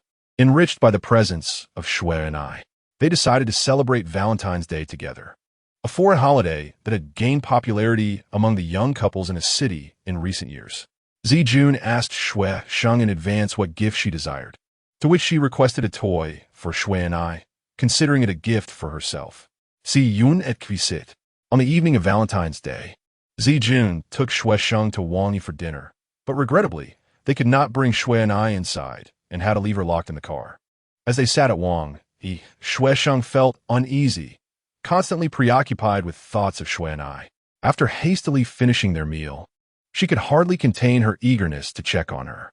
Shuesheng cradled Shui and I, and they visited a pet store together to purchase a toy for her.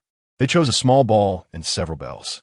At 9 o'clock, Zijun was escorting Shuesheng and Shui and I home when he received an urgent call from his wife about a family emergency that required his immediate return. Reluctantly, he hailed a taxi, instructing Shuesheng and Shui and I to head home while he hurried back to his house. Upon reaching her doorstep, Shuesheng realized she could not find her keys.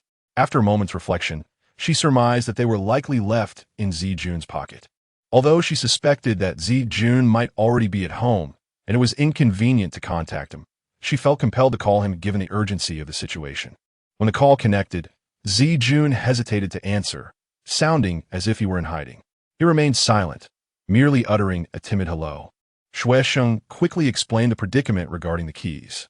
Zijun asked her to hold on and abruptly hung up. Shuesheng stood at the door with Shui and I, waiting for him. Soon, Zijun called back, evidently having left his house, his voice returning to normal. He explained that he had been unable to take her call earlier and suggested that she should have sent a text message instead, as it would have conveyed the situation just as effectively. Although it is already spring, the chill remains. Shuesheng, stamping his feet, inquired about Zijun's whereabouts. Zijun replied that he had informed his wife that his subordinate had left the keys with him and needed to come and retrieve them before he could step outside, stating that he was currently waiting downstairs at his residence. Zijun suggested that Shuesheng either take a taxi or ride the subway to fetch the keys, explaining that he was not in a position to come out at the moment. Shuesheng, having a habit of not carrying a bag during their outings together, only held her phone, and today was no exception. She responded to Zijun, saying, "I cannot make it. I did not bring my bag today and am currently without any money." Upon hearing this, Zijun began to feel anxious and urged Shuesheng to borrow some money from a neighbor. Chapter 11. Like a thief, Shuesheng had never had any interaction with her neighbors. At this moment, she could not even discern whether they were male or female. Moreover, money was the most sensitive matter in this world, and it would be rather brazen to solicit a loan from a stranger. Zijun's terse words carried an air of displeasure that Shuesheng could keenly perceive. The tone of Zijun's voice, akin to that of a thief, impatient and discontent, pricked at Shuesheng's heart like thorns. In this moment, Shuesheng realized that the real thorns did not stem from external ridicule or disdain, but rather from Zijun's unkind attitude towards her. It was this that truly inflicted pain upon her. She had merely forgotten her keys at his place, yet he treated her with such disdain. What would happen if she were to fall gravely ill in the middle of the night? Would she simply perish as a result? Throughout her thoughts, Shuesheng pondered why Zijun had acted like a thief and why he had refused to answer her calls. Was he too afraid to respond? What was he fearful of his wife? Did he fear her because he wished to avoid upsetting his household? After much contemplation, Shuesheng concluded that Zijun's fear of his wife indicated that he still held feelings for her and did not wish to provoke her anger. So, where did that leave Shuesheng? She was nothing at all. Upon reaching the subway station, Shuesheng eagerly entered the ticket hall, where the warmth enveloped her and Zuini, alleviating their chill. Zuini cautiously peeked out from the folds of her coat, her face filled with curiosity as she gazed at Shuesheng, seemingly asking, "Mother, where are we? Why have we come here? Why aren't we going home?" Unable to contain her tears any longer, they cascaded down Shuesheng's cheeks. In that moment, She felt closer to her child, Zuoni, than to the man she had loved deeply for 5 years.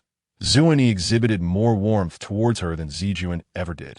Standing before the large glass windows in the hall, Shueshing's reflection revealed a solitary, weary figure. In just a brief moment, she appeared aged beyond her years. The question continued to echo in her mind. Why had Zijuan refused to take her call? On such a frigid day, clad in high heels and unable to return home for rest, did he not feel any concern for her? When Zijuan learned that she had left her keys at his place, what was he thinking? Was his sole concern how to prevent his wife from becoming suspicious? But it should not be this way. She was the woman he professed to love. Upon discovering that she could not enter her home, he should have rushed over with the keys, comforting her along the way, assuring her not to worry, and inquiring if she was cold or if Zuni was warm enough. Choosing not to drive, Zijuan opted for the subway, sending frequent text messages to update Shueshing on his whereabouts, hoping to alleviate her anxiety. However, Shueshing remained indifferent to his messages, feeling as if time had slowed to a near standstill. Tears flowed endlessly from her eyes, as if she were to exhaust all the tears of her life on this chilly spring night, leaving her but a desiccated shell of herself. The source of her sorrow was not solely Zijuan's refusal to answer her call, but also the unsettling manner in which he had spoken to her. Reminiscent of a thief. When she could no longer shed tears, her face and heart had turned to ice, leaving Shueshing's mind a blank slate. Shueshing was unaware of the emotions that would wash over her when she encountered Zijuan later. All she desired was to obtain the key and return home swiftly, so that she and Shuenai could enjoy a restful sleep, for both were utterly exhausted. 40 minutes later, Zijuan finally appeared before Shueshing. Perhaps it was the sight of Shueshing cradling the shivering Shuenai that tugged at Zijuan's heartstrings, or perhaps Zijuan had sensed Shueshing's displeasure during her journey. At that moment, Zijuan gazed at Shueshing with a smile tinged with remorse. However, Shueshing averted her eyes from Zijuan, snatching the key from her hand with a fierce determination before turning away. Chapter 1. The gap. This marked the first Valentine's Day for Shueshing and Zijuan, a day that would forever remain a profound wound in Shueshing's heart. In the days that followed, Zijuan persistently called, yet Shueshing chose to ignore each ring. A few days later, Zijuan felt compelled to return. Upon entering, he instinctively enveloped Shueshing in a warm embrace from behind. Zijuan seldom initiated such affection. It was usually Shueshing who took the lead. His gentle embrace caused Shueshing's body to soften against her will. Nevertheless, she